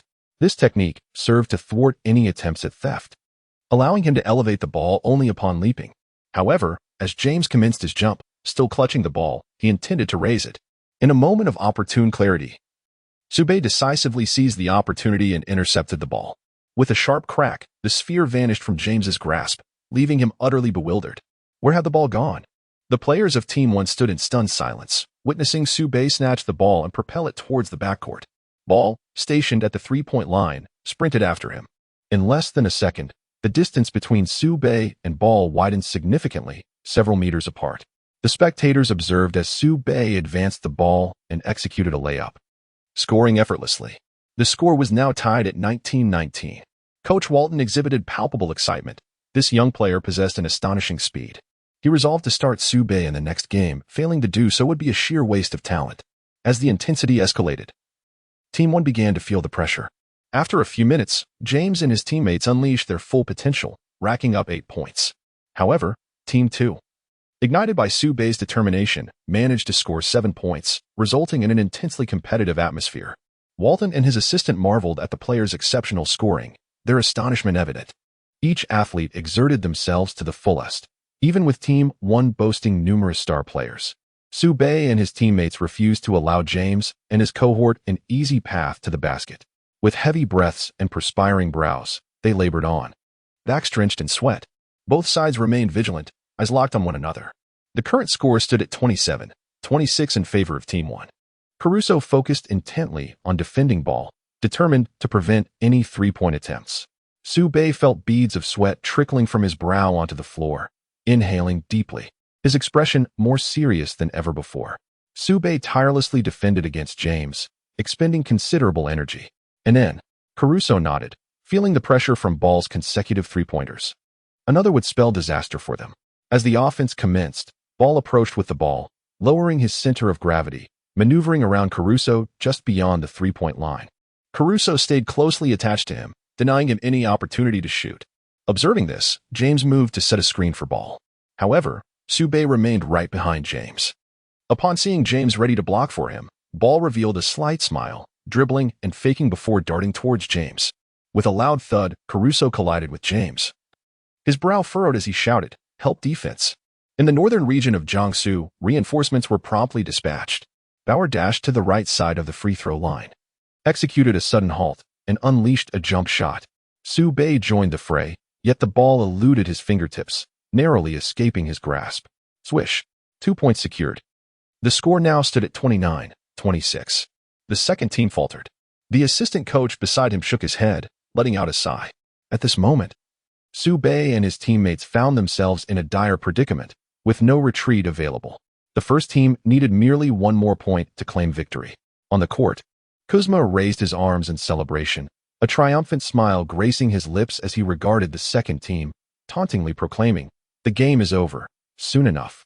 You will indeed be doing 1,000 push-ups. And if you lose, Don't shed any tears. The other members of the first team erupted in laughter, exuding an overwhelming confidence in their imminent triumph. They were convinced that victory was inevitable, believing that even if the second team managed to score, it would only amount to 3 points, leaving them no chance of winning. The players of the second team remained silent, while Caruso clenched his fists tightly, the veins in his arms bulging, murmuring to himself, "We cannot lose. We must not lose." Upon receiving the ball, Su Bei advanced across the entire court, while Ma Ji and the others positioned themselves impeccably, ready to launch an offensive. Despite the first team's desire to triumph, Su Bei was resolute in preventing them from scoring effortlessly.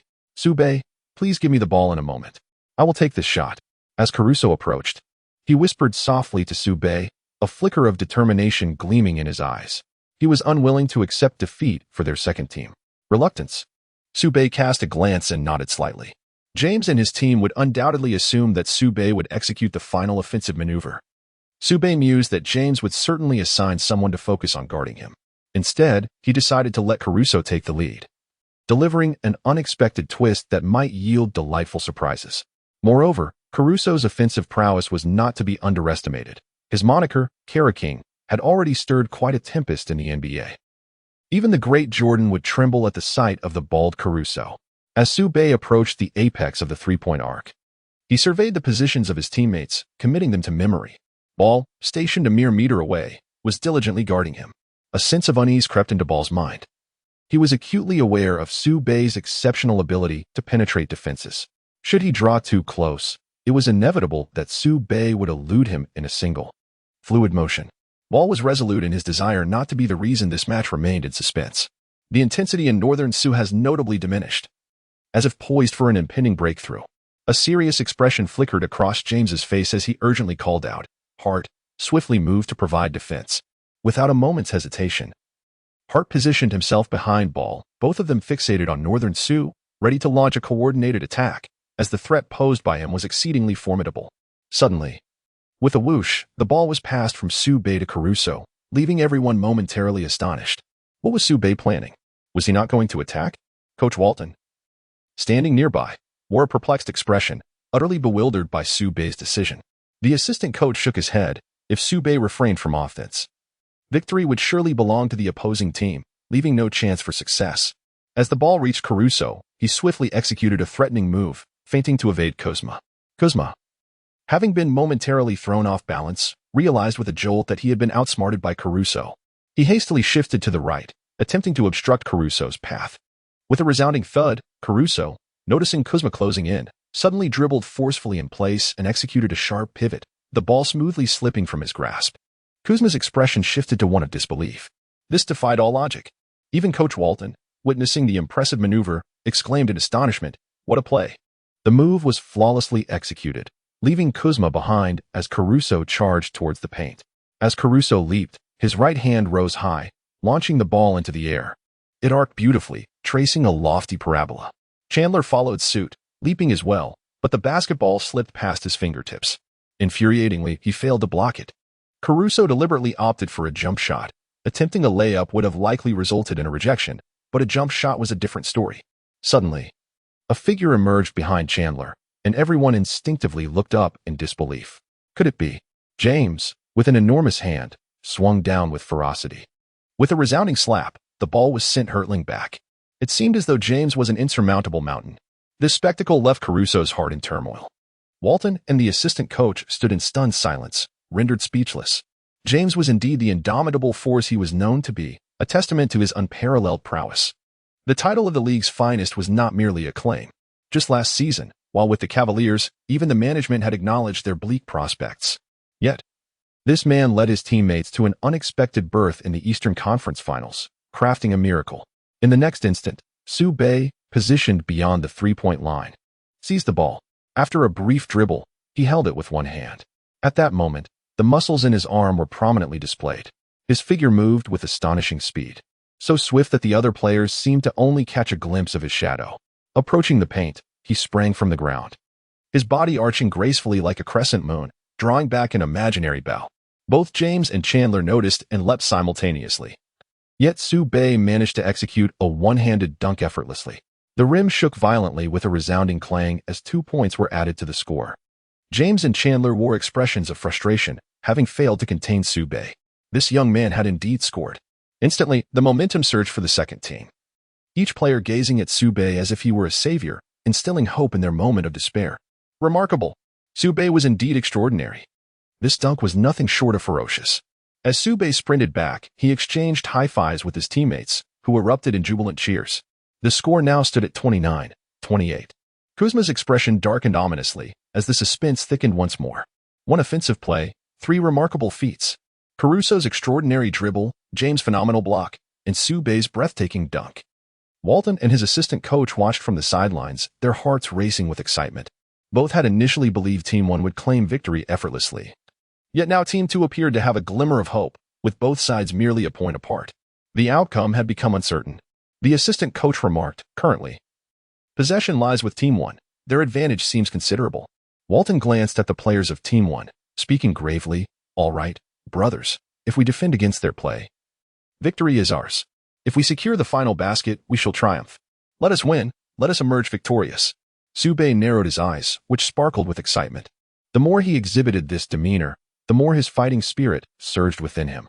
The desire to triumph engulfed his entire being. Defend steadfastly.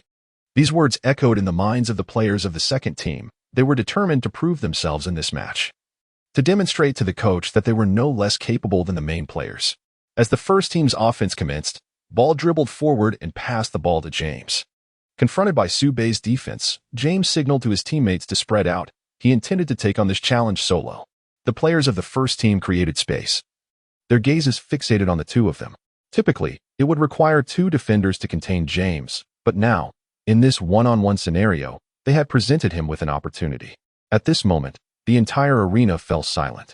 The air seemed to crystallize in that instant as James lowered his right shoulder, fixating his gaze on Su Bei. In the present moment, Su Bei perceives that James is indeed in his most formidable state, his gaze unwaveringly fixed upon him, determined to thwart his advances. This match still holds the potential for a turnaround for Su Bei and his team. Should they fail to contain James, defeat is inevitable. Such is the merciless nature of competition. There must be victors and vanquished. Why then should victory not belong to me?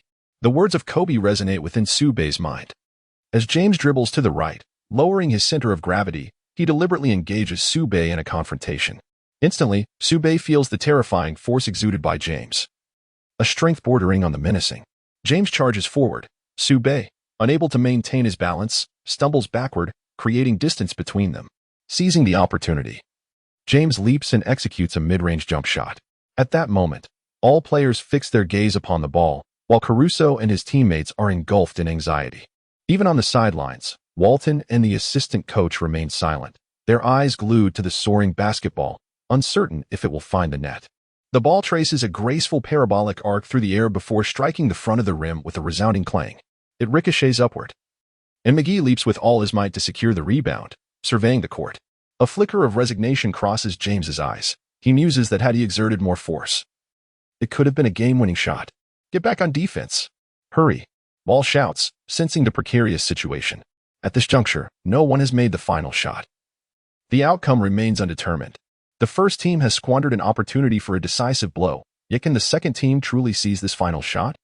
Kuzma and the others harbor doubts about the second team's ability to clinch victory. All players are visibly fatigued, and their shooting percentages are plummeting. James's gaze remains intensely focused on the second team's players. He casts a glance at his teammates, clapping his hands to rally their spirits, proclaiming, "We merely need to defend this shot." A nod of agreement ripples through the group. They are resolute in their commitment to hold their ground. Should the second team prevail, it would be a resounding slap in their faces. At this moment, Walton and the assistant coach are equally uncertain about which team will triumph. The second team possesses the ball, and if they succeed in this shot, victory will be theirs. "Coach, they have certainly put on a remarkable display for us," Walton reflects. Indeed, it is astonishing that Su Bei has managed to hold his ground against James's team for so long. Perhaps he has been underestimated. Initially, Walton perceived Su Bei as merely a scoring-focused player, akin to an assassin on the court, but now he recognizes that Su Bei's capabilities extend far beyond that. In Walton's view, Su Bei harbors immense potential. On the court, the players of the second team exhibit a glimmer of hope, their spirits buoyed as if invigorated by an elixir, each one resolutely determined to seize this shot. "Su Bei, this shot is entrusted to you. All right. Su Bei nodded in acknowledgement as Caruso gradually advanced across the court, subsequently passing the ball to Su Bei. Caruso positioned himself to set a screen for Su Bei, effectively obstructing ball's path. With the screen in place, the defense swiftly converged. Ball furrowed his brow and shouted out in urgency. Su Bei maneuvered past, while Kuzma approached to defend against him. Kuzma took a deep breath, lowered his center of gravity, and spread his arms wide, effectively constricting two-thirds of Su Bei's driving space. Internally, he felt a palpable apprehension regarding Su Bei's ability to penetrate defenses. However, Kuzma observed no hint of urgency in Su Bei. Instead, he appeared utterly composed, reminiscent of a cold-blooded assassin. No one could fathom the thoughts swirling in Su Bei's mind at that moment. Su Bei, you shall not surpass me. You will not have a chance to turn the tide, Kuzma declared, his eyes ablaze like flames, as he unleashed a stream of trash talk aimed at undermining Su Bei's confidence. Su Bei remained silent, a glint of cold light flickering in the corner of his eye. He stepped forward, executing a wide pivot as if intending to break through from the left. Kuzma shifted to intercept him, but Su Bei feigned right, causing Kuzma's body to follow suit. Seizing the moment, Su Bei suddenly thrust his right foot to the left, gaining half a body's advantage, and accelerated past Kuzma with ease. Kuzma was momentarily taken aback, his expression one of confusion. Although the speed was not overwhelming, Su Bei's rhythm fluctuated unpredictably, leaving Kuzma flustered. The onlookers were left astonished by the unexpected turn of events. The rhythm of the northern Jiangsu region is truly remarkable. Caruso, utilizing the screen set by Reggie Bullock, maneuvered to the left corner, poised to take a shot. Pay attention to the corner. Caruso has made his move. LeBron, catching a glimpse of Caruso, felt a sense of foreboding, alerting his teammates, fearful of leaving Caruso unguarded. Walton and the assistant coach applauded as they observed the northern Jiangsu player deftly bypass Kuzma, commending the simplicity and effectiveness of the maneuver, devoid of any unnecessary embellishments. It was both straightforward and efficient. The feints and rhythm were executed flawlessly. The feint executed by Su Bei just now was exceedingly lifelike, successfully deceiving Kuzma. From the perspective of NBA coaches, flashy dribbling holds little value. What truly matters is physical prowess and fundamental skills. Mastery of simple maneuvers, honed to perfection, is the hallmark of a true expert. Even the superstars place great emphasis on the training of fundamental techniques. Upon entering the court, Su Bei did not decelerate. Instead, he accelerated once more. He executed a leftward pass before James, directed precisely towards Caruso. Without a moment's hesitation, James lunged toward the anticipated trajectory of the ball. However, the pass never materialized. James realized, with a sinking feeling, that he had been outmaneuvered by Su Bei. This cunning individual possessed an extraordinary wit. In that fleeting second, Su Bei seized the opportunity to create space for a score. He executed a layup, hitting the backboard. The ball swished through the hoop, netting 2 points. The score stood at 29-30. Ultimately, victory belonged to the second team. Su Bei. That last play was simply phenomenal. The players of the second team surrounded Su Bei, exuberantly bouncing and shouting, eager to release the pent-up excitement within them. The decisive victory of the second team left the first team devoid of any hope. At this moment, Caruso and the others glanced at Kuzma, teasingly inquiring, "So, Kuzma, what do you think? We may not have many starters, yet we still emerge victorious. Now it's your turn to fulfill your promises." Walton regarded them without intervening. Such competition among players was essential. A modicum of rivalry could indeed enhance their fighting spirit. No one remains victorious forever, nor does anyone perpetually lose. LeBron addressed his teammates. "I apologize, brothers. It was my last shot that failed to find the mark. This is my responsibility." No. LeBron, we are brothers. We face challenges together. A loss is merely a loss. It's no great matter. We shall reclaim victory in the next game. The first team players rallied around their teammate, engaging in push-ups as a form of penance. Losing necessitated such actions, a basic commitment of manhood. They knew they could reclaim their glory in the future. Despite their defeat to the second team, their hearts brimmed with discontent. The first team's overall strength surpassed that of the second, and while it was merely an intra-squad match, one would expect the first team to win effortlessly. Yet, unpredictability reigns in basketball, with myriad factors influencing player performance. The second team members, buoyed by their success, promptly commenced training. Aware of the considerable gap that remained between them and the first team, this victory was but a stroke of luck should another match occur. It could very well see LeBron's side triumph. Only through relentless training could they hope to bridge this divide. They need not fear the exceptional, rather. They should be wary of those who are both exceptional and industrious. As the Lakers players began their training, Coach Walton felt a slight tremor. These players had transformed. The once distracted gazes had been replaced with unwavering focus. With Su Bei's arrival, the Lakers players were gradually evolving. Walton pondered silently. Their stated goal was to win the championship this year, yet he harbored little confidence, given the team's dismal performance. Qualifying for the playoffs was one thing, but contending for the championship was another matter entirely. However, witnessing the players' metamorphosis left him momentarily speechless, murmuring to himself, what if this dream of a championship were to materialize? During their training, Coach Walton and his assistant analyzed the players' strengths and weaknesses. LeBron required a player adept at off-ball movement. The assistant scrutinized LeBron's performance alongside Ball, who possessed excellent ball-handling skills and broad court vision, yet lacked in defense and penetration, with his physicality somewhat lacking. Moreover, Ball's temperament was not one inclined towards aggression. Walton nodded, glancing at Su Bei's profile with a faint smile. Look, the player we need is right here. I am inclined to position Su Bei in the starting lineup. What do you think? Are you suggesting we replace Hart? The assistant was taken aback. Hart currently occupied the shooting guard position, exhibiting a formidable three-point capability alongside other relatively mature skills. Indeed, but his shortcomings include a lack of explosive power and subpar stamina, leading to inconsistent performance, particularly in the latter half of games where his shooting percentage dwindles. Walton assessed Hart's potential ceiling critically.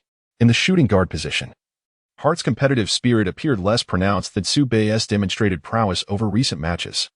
Let us place Su Bei in the starting role for now and observe his performance in the upcoming match against the Spurs.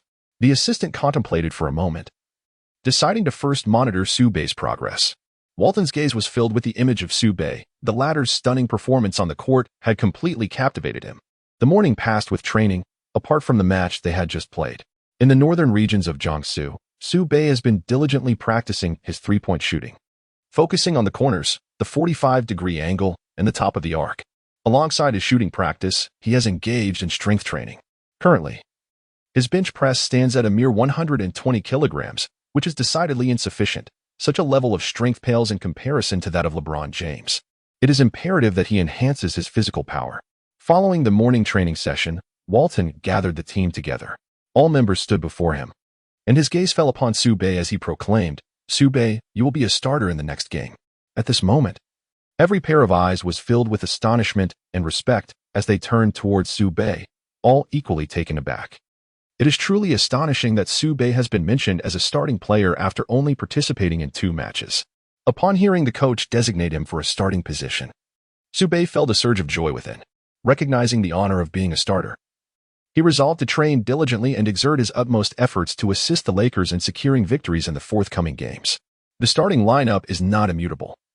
I require your dedication and on-court performance to make my assessments.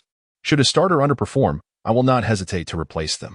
Su Bei, as a shooting guard, your primary responsibility on the court is to score. Strive for off-ball movement, and this afternoon, focus on refining your three-point shooting. Walton is a coach who values talent. Every player has the opportunity to vie for a starting role. If someone outperforms the starters and exhibits exceptional form, Walton will undoubtedly grant them a place in the lineup. Understood, coach. A faint smile graced Su Bei's face, yet he maintained his composure. The starting position was not solely occupied by a single player, as numerous variables were at play. At this moment, Hart beside him wore a complex expression. He understood that he had now become part of the rotation. His demeanor somewhat grave, tinged with a hint of reluctance. The other players also sensed a palpable pressure. The waves of the Yangtze River pushed the previous waves aside, each one rising higher than the last. The morning training concluded. "Creek, who is it?" A chilling voice echoed through the air. Lin Shui, reclining on the sofa, suddenly furrowed her brows, fixating on the doorway. "It's me, Su Bei." A gentle voice reached Lin Shui's ears, and upon hearing it, her brows relaxed. It was Su Bei's voice. Although Lin Shui seldom interacted with him, she could still distinguish his soothing tone, primarily because it was truly melodious, like that of a warm-hearted man, with a touch of endearing clumsiness. Upon entering, Su Bei's gaze was fixed upon Lin Shui, her slender and elongated legs on display, resembling that of a celestial being, immaculate and breathtakingly beautiful. He swallowed hard. The temptation was indeed overwhelming. Her legs, both lengthy and straight, were undeniably captivating. Lin Shui, noticing Su Bei's unwavering stare at her delicate legs, exuded a glimmer of icy disdain in her eyes. "Keep looking, and I shall pluck your eyes from their sockets." Su Bei felt a tremor within, murmuring softly to himself, "Not looking, not looking." Though he uttered those words, his body betrayed him as his eyes furtively darted glances, unsure of what to say. Given his complete lack of experience in romance, he scratched his head and said, "I will go wash my hands first, then I shall prepare a meal." Lin Shui, observing Su Bei's hesitant demeanor, found this big boy to be somewhat endearing. "Cooking? This fellow can cook?" Lin Shui pondered, hoping he wouldn't conjure up a culinary disaster. After washing his hands, Su Bei gently inquired, "Do you enjoy spicy food?" "Not really," Lin Shui replied indifferently. As she observed Su Bei entering the kitchen, her beautiful eyes discreetly glanced at him, her mind seemingly lost in contemplation. Su Bei rushed into the kitchen, engaging in a flurry of activity. Half an hour later, a tantalizing aroma wafted through the air. Lin Shui, nestled lazily on the sofa, suddenly perked up at the delightful scent. Her eyes sparkled with intrigue. The fragrance was utterly captivating.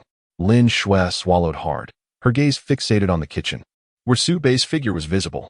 She had not anticipated that this fellow could indeed cook. The delicious scent pervaded the entire room, and Lin Shui's stomach let out a low grumble. All was well. Su Bei gently held a clay pot, a warm smile gracing his face. "Come, taste how my cooking turned out," he beckoned. It smells delightful." Lin Shui leaned forward slightly, her eyes fixated on the rice noodles within the pot, which emitted a continuous stream of steam. Unable to resist, she found herself swallowing in anticipation. The rice noodles in the clay pot were a feast for the senses, enticing with their colors, aroma, and flavor. Just a taste. In the northern regions of Jiangsu, Lin Shui had never been seen to smile. However, a captivating smile graced her icy countenance, enchanting all like an angel, bringing solace to the world. Delightful. Lin Shui propped herself up, tilting her exquisite face, and gently grasped the chopsticks to take a taste. It was so tender, utterly delectable. The flavors evoked those from the southern lands of the Dragon Kingdom. She simply adored it.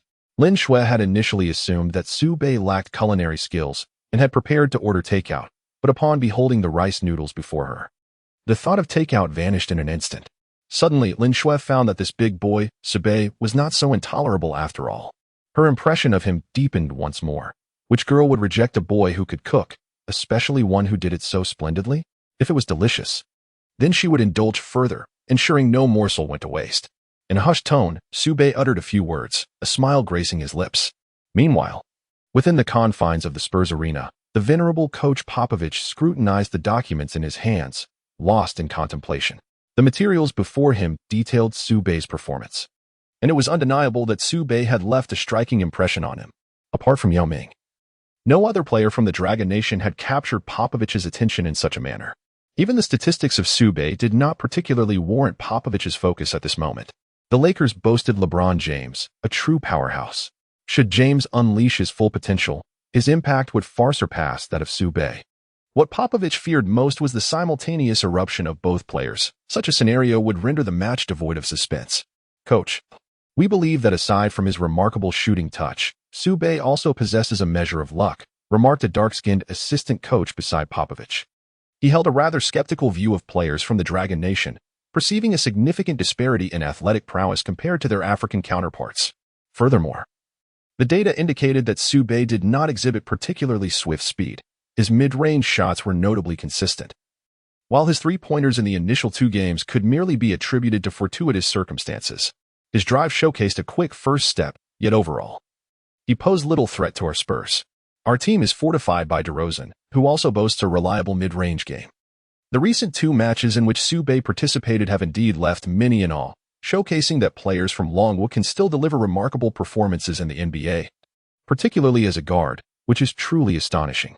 Upon hearing his assistant coach's remarks, Popovich seemed to feel that Su Bei might not warrant excessive attention. However, he recognized the need for caution, as the dynamics of the game can change in an instant. Regardless, we must remain vigilant regarding Su Bei. Nonetheless, Popovich's nature is inherently cautious, leading him to respect every team without underestimating any. His expression grew serious. In tomorrow's match, we cannot afford to lose. We must triumph over the Lakers. Although the Lakers, even with LeBron James, are not particularly formidable, The emergence of Su Bei complicates matters. Nevertheless, the Spurs still possess a considerable chance of victory.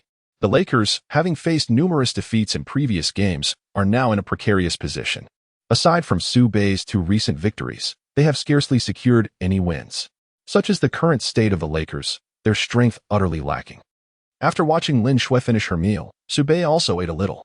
The afternoon was filled with training, an incessant regimen. Inside the gymnasium, Su Bei continued to practice his 3-point shots. Swish, swish. In the northern region of Jiangsu, Su Bei stood at the 3-point line, consecutively sinking a remarkable number of 3-pointers. The sound of the ball clanging against the rim marked the end of his streak of 24 successful shots. Su Bei shook his head, acknowledging that it was still insufficient. Hitting over 40 consecutive 3-pointers would be a more commendable feat. He recognized a lingering gap in his performance. The proficiency displayed by players like Curry in executing 3-point shots is undeniably formidable. In this era dominated by the 3-point shot, a player lacking this skill struggles to find their footing in the NBA. This reality drives Su Bei to relentlessly hone his 3-point shooting. Although he experienced a favorable shooting touch in the previous 2 matches, his consistency remains elusive. What if, in the next game, his rhythm falters? That would spell disaster for him. Su Bei has always possessed a keen sense of urgency, continually imposing pressure upon himself in the hope of incessantly improving and surpassing his own limits. With his arms crossed over his chest, Wharton observed Su Bei's training attitude and nodded slightly in approval. The gaze of Su Bei during training bears a striking resemblance to that of Kobe Bryant, resolute and unwavering. Indeed, remarkably similar. Su Bei, come here for a moment, Walton called out. Su Bei hurried over, asking, Coach, what is it? Upon observing the solemn expression on Walton's face, Su Bei felt a twinge of anxiety and inquired, I have placed you in the starting lineup. I hope you can perform even better in the next match as we strive for a 3rd consecutive victory. Walton gazed intently at Su Bei and replied with significant undertones. Currently, we have achieved 2 consecutive wins, and the Lakers' momentum is soaring. Yes, Coach, he affirmed, I will certainly give my utmost to secure the victory. Su Bei clenched his fist and patted his chest, imploring, Please believe in me, Coach. Indeed, I look forward to your performance, Walton replied. The Spurs possess formidable defense. Should you find it difficult to penetrate, make an effort to shoot from the perimeter. Once you find your rhythm, their defensive line will surely falter. Walton reminded Su Bei. Aware of his commendable shooting accuracy, facing the Spurs, renowned for their illustrious coach Popovich, Walton felt the weight of significant pressure should Su Bei falter. He would be compelled to substitute him. On this day of training, Su Bei attempted over 2,000 3-point shots, yet successfully made only slightly more than 1,500. And that too without significant defensive pressure. The scenario would have been markedly different had the players been on the court. The intensity of defense would be on an entirely different level. The opposing players would exert every effort to defend, refusing to allow any 3-point shots to go unchallenged. Nonetheless, Su Bei felt that the day's objectives had been satisfactorily met. Why then, does my wrist feel somewhat sore? Su Bei glanced down at his right hand and moved his wrist slightly. It appeared to be devoid of any abnormalities. It was likely that the excessive shooting had depleted the strength in his wrist. Especially when it came to 3-point shots, considerable wrist power was required. A brief rest for his wrist would suffice. Su Bei paid little heed to the peculiarities of his right wrist, as thoughts of the impending match loomed large in his mind. Tomorrow, the Lakers would face off against the Spurs, with DeRozan posing the most significant threat from the opposing team. DeRozan, a quintessential shooting guard, boasts exceptional physical prowess, remarkable explosiveness, and a consistent shooting ability. However, his 3-point shooting leaves much to be desired, and his defense is somewhat lacking. At this moment, Su Bei had devised a strategy to counter DeRozan. Aside from penetrating with his first step, he would rely on his 3-point shooting. Uncertain of how it would fare on the day, much would depend on his rhythm. Should he sink his initial 3-pointer, it would greatly ease the challenge of contending with the Spurs thereafter. Upon examining his attribute value, Su Bei observed the taskbar displaying a mission: defeat the Spurs. Additional, selected as the best ball of the week. Su Bei silently uttered the word accept, acknowledging an additional condition. Aside from this stipulation, he vividly recalled the prior mission, estimating that a score exceeding 30 points was essential. The Spurs, renowned for their defensive prowess, posed a challenge unlike the previous encounters with the Clippers and Mavericks, as their defensive intensity was formidable. After a day of rigorous training, upon returning home, Su Bei devoted some time to massage Lin Shui, enabling her to walk again the following day. Unbeknownst to him, his image in Lin Shui's mind deepened once more. Coach Popovich had also prepared his players, emphasizing the necessity of closely guarding Su Bei should he take to the court. Besides LeBron James, Su Bei was now the Lakers' most formidable threat. Following Kobe Bryant's retirement, the Lakers had seen a decline in players with a strong offensive drive, compounded by numerous issues within the management that rendered the situation rather chaotic. In Popovich's view, there was no player more intimidating than Kobe, and he remained confident in overcoming the Lakers. The following day, the Lakers faced off against the Spurs at the Staples Center in Los Angeles. The arena was teeming with fans, who erupted in cheers. Lakers, LeBron, Ball, Su Bei. They welcomed the players onto the court, where LeBron and Su Bei, along with their teammates, joined hands in a display of unity, chanting, "Lakers will prevail. Lakers will prevail." The resounding voices echoed through the tunnel. "Let us go." LeBron bellowed towards the entrance. The players sprinted out, their faces alight with determination. Having secured victories in their last 2 games, they aimed to achieve a 3rd consecutive win. Upon witnessing LeBron and the others emerge, Lakers fans leapt to their feet, excitement radiating from them, particularly among the female supporters who gazed at Su Bei's handsome visage, their eyes sparkling. "Incredibly charming. Su Bei is simply too handsome," they exclaimed. "Finally, I get to see this dashing young man. I wonder if he has taken. I've been single for ages. I seriously want to date him." The male fans nearby exchanged glances, clearly displeased by this fervent admiration. The appearance of Su Bei has utterly captivated the female fans within the entire arena. In the live broadcast room, Yang Yi and Zhu Fengyu engaged in discussion. Yang Yi turned to Zhu Fengyu and remarked, "In the Lakers' first 2 matches, Su Bei played a significant role.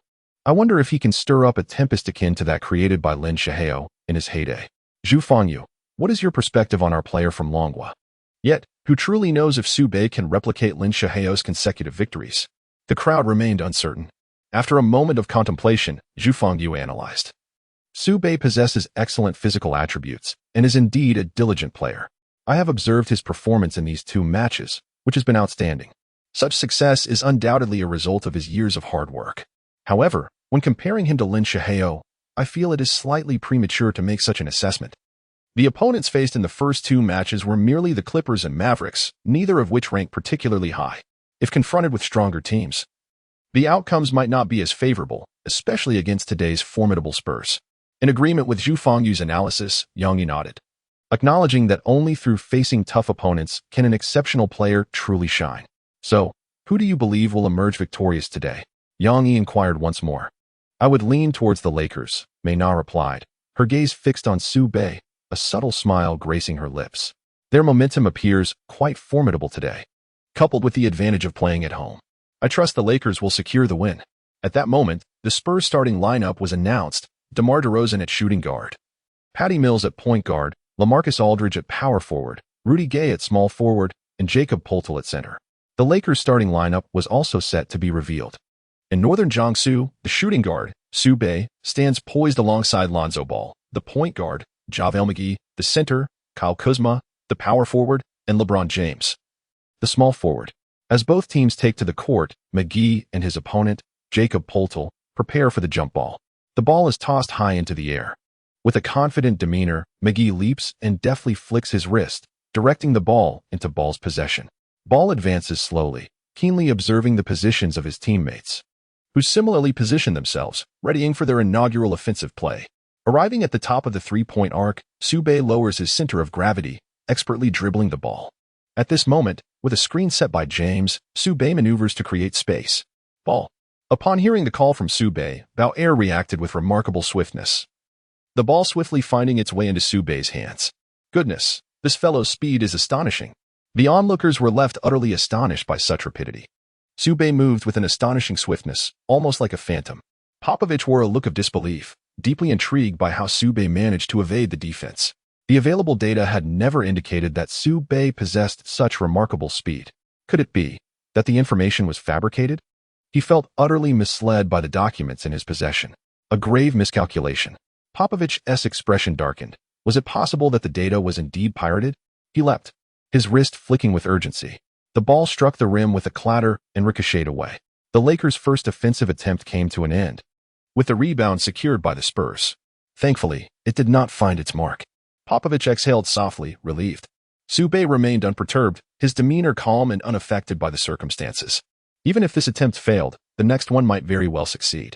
As the Spurs launched their offense, DeRozan received the ball, deftly maneuvered past ball, and executed a sudden stop jump shot at the free throw line.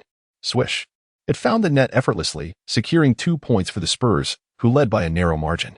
Nearby, Walton wore a look of resignation, lamenting the unfortunate start. Conversely, Spurs coach Popovich exhaled in relief. The shot had indeed gone in. He had been tempted to discard the data altogether. Su Bei's astonishing speed had truly astonished Popovich, leaving even his assistant, whose skin was dark, in a state of bewilderment. This was entirely contrary to what the reports had suggested. Su Bei's off-ball movement was akin to a 100-meter dash, distinctly different from a player like Thompson, who, despite being a complete 3D player, lacked in ball handling. Su Bei's off-ball sprinting was so rapid that even his sudden stops produced a squeaking sound from the floor and his shoes. After making his shot, DeRozan celebrated briefly before transitioning back to defense. His mid-range shooting was remarkably reliable, earning him the title of the King of the North. On the court, the Lakers initiated their offense. "Do not rush. We shall retaliate," James stated with composure. Players seasoned in high-pressure situations maintain their poise, undeterred by a mere 2-point deficit, especially in the first quarter. The others nodded in agreement. "Ball, once I find space, pass it to me." Su Bei approached Ball and whispered, "If the opportunity does not arise, simply pass the ball to James." Ball relished the art of passing, often executing unexpected and unconventional plays that left opponents bewildered. After crossing half court, he signaled Kuzma for a screen. As Mills defended against Ball, he collided with Kuzma and shouted, "DeRozan, quickly rotate over. We cannot allow him a shot." He understood the threat Ball posed from beyond the arc, and if the Lakers were to establish their three-point game early, it would spell trouble for the Spurs, especially in the Lakers' home arena. As Ball maneuvered around, his legs slightly bent, he leapt high into the air. DeRozan reacted swiftly, closing in to deny Ball any shooting space. Yet, in the next moment, Ball did not attempt a shot. Instead, he passed the ball towards the free throw line. Everyone present was taken aback. What kind of pass was that? A figure emerged near the free throw line, and Yang Yi exclaimed in astonishment, "That's Su Bei. He has appeared at the free throw line." It turns out Ball was passing to Su Bei. This unexpected pass was truly astonishing. As Su Bei received the ball, Guy swiftly closed in, pressing against him with his chest, relentlessly applying pressure while a sinister smile crept across his lips. "Even if you manage to catch the ball, what difference does it make? You won't be able to score now. If you wish to triumph over us, perhaps you should return to the Dragon Country and train for a few more years." All eyes were fixated on the two of them, revealing an expression of tension on their faces. Su Bei glanced at his teammates, but found no viable passing options. Resolute, he decided to take matters into his own hands. With a robust shoulder, he collided with Gay's chest, creating the necessary space. He leaped into the air, executing a deft turn and a backward lean. With a sharp elbow and a firm wrist, he released the ball. The motion flowed seamlessly, devoid of hesitation. The basketball glided through his fingertips, swishing through the net, securing 2 points. The arena erupted in cheers, with Lakers fans applauding fervently and chanting Su Bei's name. The atmosphere reached a fever pitch. On the sidelines, Walton had been about to call for Su Bei to pass, but witnessing this moment, he swallowed his words and remarked, "Well done. Keep playing like that against them." Yang Yi, observing the play, was equally impressed. That was a remarkable shot by Su Bei. Without a solid core strength, such a maneuver would be impossible. His execution was fierce. Had Gay lunged forward just a tad more, Su Bei might have drawn a foul and earned an additional free throw. In that instant, Popovich appeared momentarily stunned, as if he glimpsed the shadow of a former great. Kobe had retired. Was it possible that fate had sent another savior for the Lakers? On the court, Gay felt as though he had been struck by a wild beast, his body jolting from the unexpected force. Despite being a guard, Su Bei had played like a forward. Gay's demeanor shifted to one of seriousness. No player could be overlooked. "DeRozan, keep an eye on that player from Long Guo. He possesses both strength and speed. Do not let him deceive you." DeRozan, taken aback by Gay's directive, replied, "Understood. I'll stay vigilant." Regardless of Su Bei's prowess, DeRozan remained focused on his game. The Spurs initiated their offense. Mills passed to DeRozan, but he was closely guarded by Su Bei, who maintained a low center of gravity to thwart any attempts at a breakthrough. DeRozan, undeterred, pressed against Su Bei to force his way inside. McGee shouted, "I've got your back." All attention turned to DeRozan, who feigned a move before passing to Mills beyond the arc. Mills received the ball and, without hesitation, released a shot. Swish. The three-pointer found its mark. Mills flashed 3 fingers at Su Bei and smiled faintly. His shooting was indeed precise. The Spurs, with 1 minute and 45 seconds remaining, had recorded their first three-pointer, significantly boosting their momentum. Mills, emboldened, began to taunt Su Bei. Yang Yi analyzed the unfolding game. Mills is an offensive-minded player. His first instinct upon receiving the ball is to score, not pass. Crucially, his shooting accuracy is exceptional, particularly from beyond the arc. If only his height were not a disadvantage, his potential would soar even higher. Beautiful shot, Mills. Keep that momentum going. The Lakers are nothing extraordinary, Gay declared confidently. Mills, keep searching for space while I draw defenders. I'll dish the ball to you. DeRozan patted Mills on the shoulder, encouraging him. Don't hesitate, shoot with conviction. Mills responded with an okay gesture. In the ensuing minutes, both teams battled fiercely, particularly Mills, who, following his initial three-pointer, sank 3 more in succession. Meanwhile, Su Bei struggled with his shooting, hitting only 2 of 5 attempts from beyond the arc. James and Kuzma relentlessly drove to the basket, attempting to score. But the presence of Jakob Poeltl loomed large, applying significant pressure. The score stood at 15-21, with the Lakers at 15 points and the Spurs at 21. With 2 minutes remaining in the first quarter, it appeared the Spurs would gain a substantial advantage, bolstered by Mills's stellar performance of 4 consecutive three-pointers, all at 100 accuracy.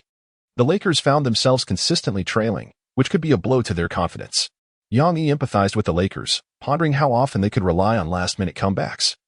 The odds were not in their favor. At that moment, Su Bei received the ball at the top of the three-point arc, facing Mills's defense. Leveraging his height advantage, he executed a quick jump shot. Swish. Mills heard the gratifying sound of the ball going through the net, and his expression soured in disappointment. Another three-pointer secured. Su Bei also offered a subtle smile to Mills. Upon witnessing this, Mills, like an enraged lion, silently resolved, Su Bei, is it? Today, I have marked you. Meanwhile, on the Spurs side, DeRozan attempted an offensive move but failed to score. McGee secured the rebound and passed the ball to Su Bei. As the clock dwindled to mere seconds, Su Bei surged forward with remarkable speed, akin to a bolt of lightning. On the sidelines, Popovich's expression shifted dramatically. He pointed at Su Bei and shouted, "Get back on defense. Make sure to guard him. We cannot allow him to score." DeRozan and his teammates swiftly retreated on defense, fixating intently on Su Bei. Should he succeed in scoring again, the point difference would narrow to a mere 1, rendering their prior efforts futile. In this tense moment, the crowd fell into a hushed silence, holding their breath and fixating their wide eyes on Su Bei.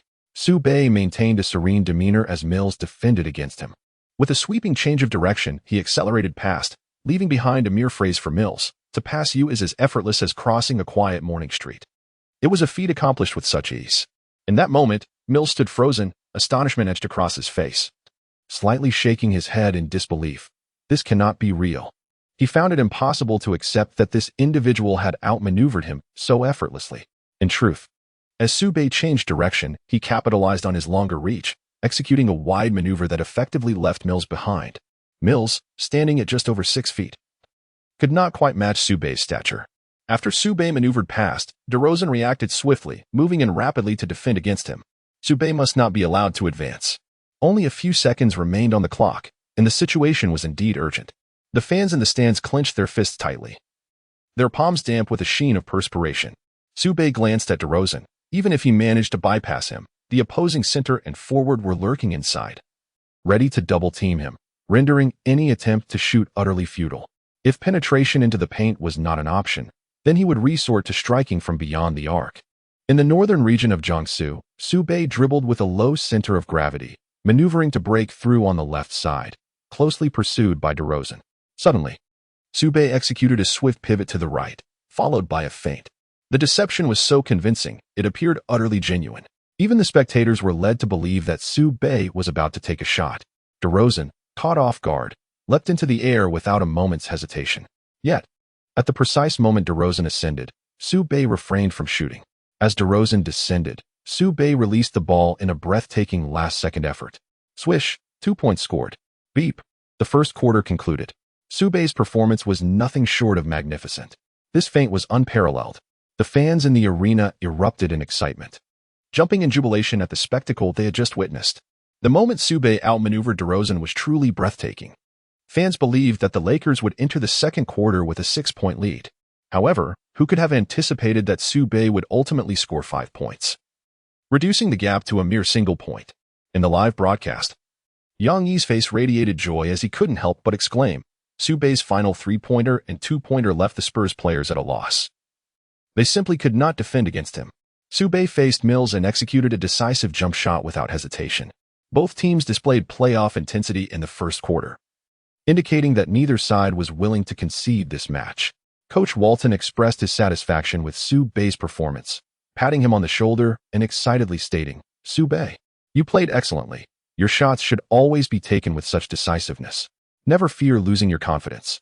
In the next quarter, strive for more breakthroughs and create fouls in their interior defense, dismantling their inside game." Ball added, "Mills is indeed on fire, regardless of the circumstances. You must ensure he is tightly guarded and prevent him from shooting again." Walton was understandably anxious after witnessing Mills sink 4 consecutive 3-pointers.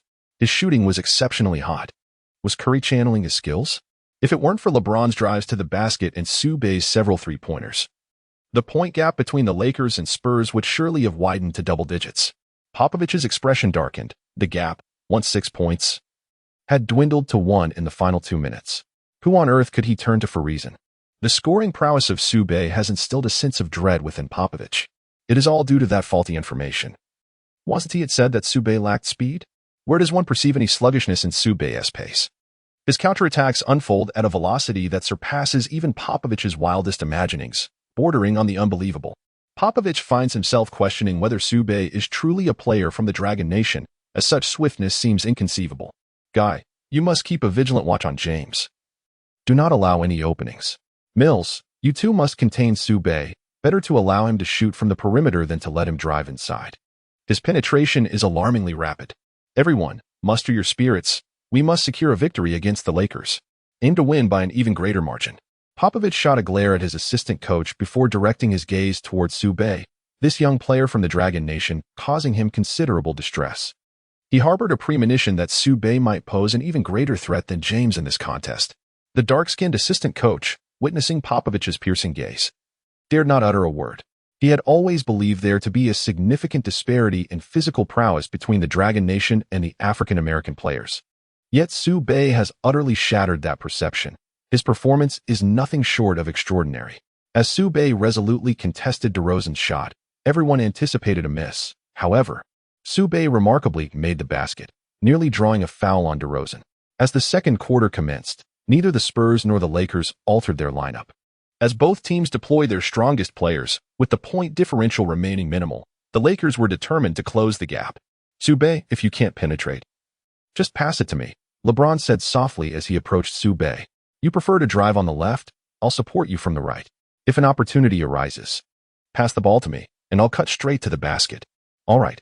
In response, the Northern Jiangsu team asserted their authority as the leader of the squad had spoken. Who would dare to defy him? James's drive towards the basket could likely be countered only by Gay from the Spurs. No others possessed the strength to defend against him. As the Spurs initiated their offense, Mills dribbled into the front court, glanced at his teammates' positions, and approached the 3-point line, preparing to leap for a shot while drawing ball forward to defend. A smile crept across Mills's lips as he opted not to shoot. Instead, he bounced the ball on the floor, setting up DeRozan at the free throw line, who slightly bent his knees, evidently ready to shoot.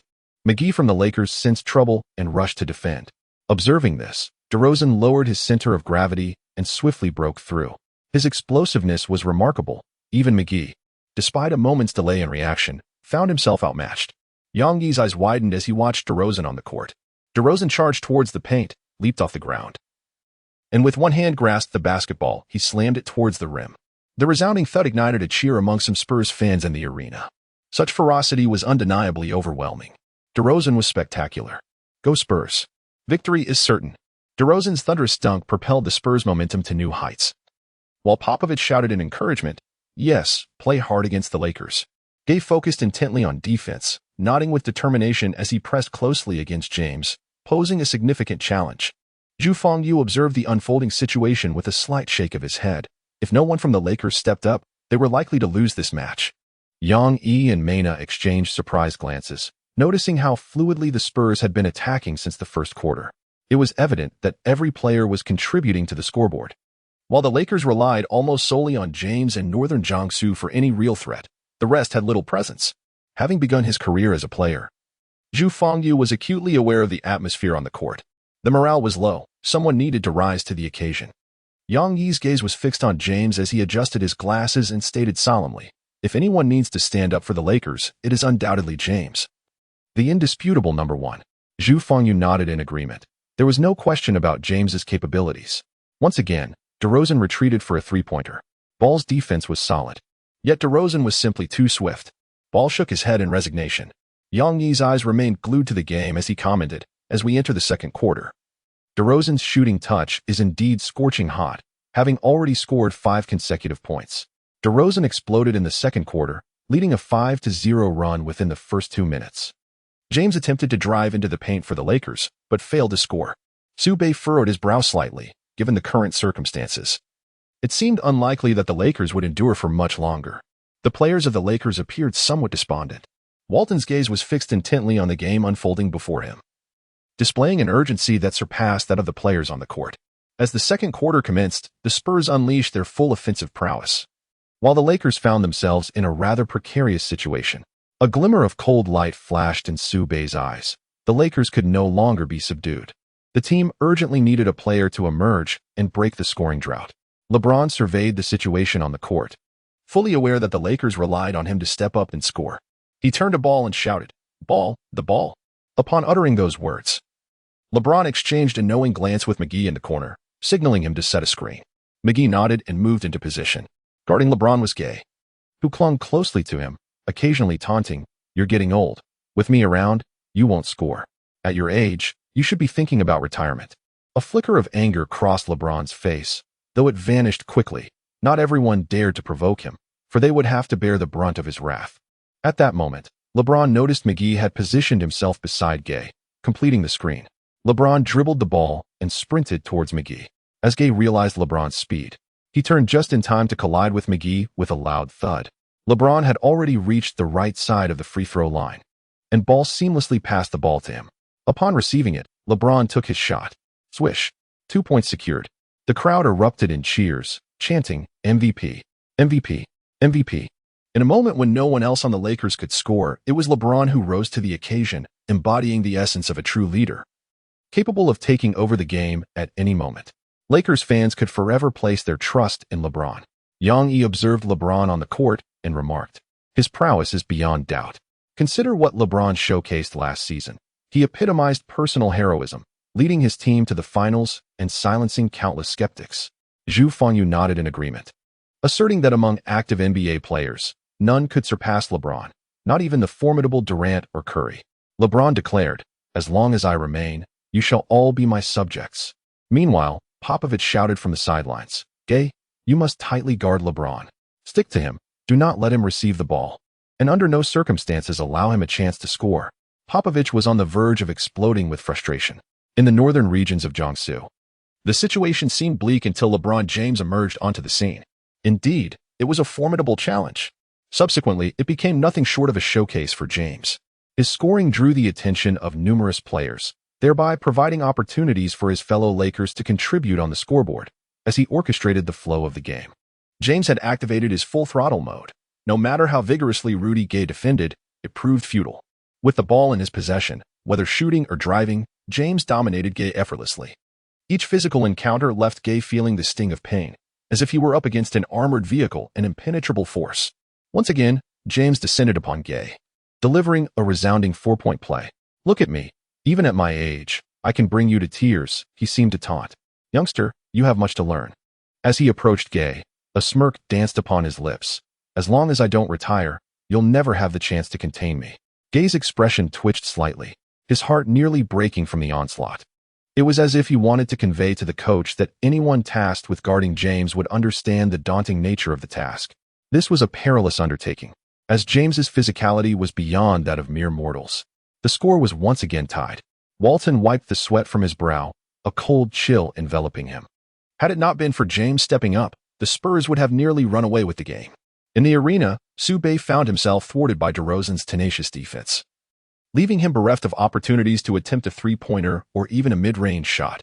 This predicament left Su Bei somewhat discontented, underscoring the formidable intensity of defense in the NBA. Even with the advantage of his system, victory was not assured. Nevertheless, Su Bei remained resolute, refusing to yield. In the northern region of Jiangsu, one inhales deeply, resting hands gently upon the knees, eyes fixed intently on the hoop, the back of the jersey thoroughly drenched. Sweat trickles down the forehead, drop by drop. A swift transition ensues. The Spurs launch their offensive. DeRozan advances the ball into the half-court, with ball closely guarding him. DeRozan signals Jakob Poeltl to set a screen at the arc of the three-point line. After successfully blocking ball, Su Bei promptly moves to provide assistance. Both players focus solely on DeRozan. Following the screen, Jakob Poeltl rolls toward the paint. In this era, a center may either dive to the basket or, ideally, possess the ability to shoot from beyond the arc, provided they have developed a reliable three-point shot. In this small ball era, centers must adapt to the current pace of the NBA. For Jakob Poeltl, the paint remains his true scoring territory. Casting a glance at DeRozan, he raises his hands high. As DeRozan releases the ball, Jakob Poeltl seizes it, charging toward the basket. McGee arrives to defend, arms raised high. Facing McGee, Poeltl anticipates, stepping out with his right foot, followed by his left, and then the right again, extending his arms to scoop the ball. Yet, on his left stands James, who leaps just as high. With a resounding clap, the ball strikes the backboard, and James's colossal hand snatches it from the air. Poeltl's expression stiffens, momentarily engulfed by trepidation. This is simply too high. The shot, which had the potential to find its way into the basket, is thwarted by James's remarkable block.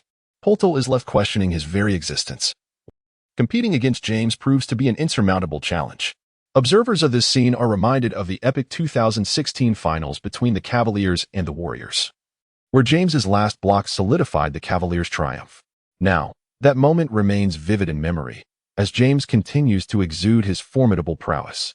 Even in his 30s, he still soars to such heights.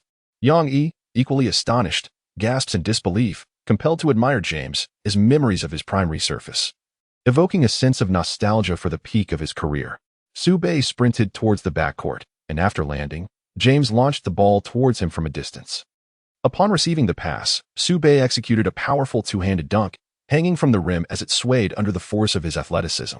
The arena erupted with excitement as fans leapt to their feet, fervently chanting, "Lakers! Lakers!" The sound reverberated throughout the entire venue. At that moment, the Lakers players could feel the fervor of their supporters. After all, this was their home ground. A loss here would be a disgrace, a betrayal of the fans' loyalty. As they transitioned back on defense, James exchanged a high-five with Su Bei. The Spurs initiated their offensive play, with Mills dribbling past half-court while Su Bei relentlessly pressured him. In the northern region of Jiangsu, pressure continued to mount upon him. As attempts were made to intercept the ball, Mills lacked the length of Su Bei's arms, and Su Bei's gaze remained fixed on Mills' right hand. Thud, thud, the ball incessantly struck the floor.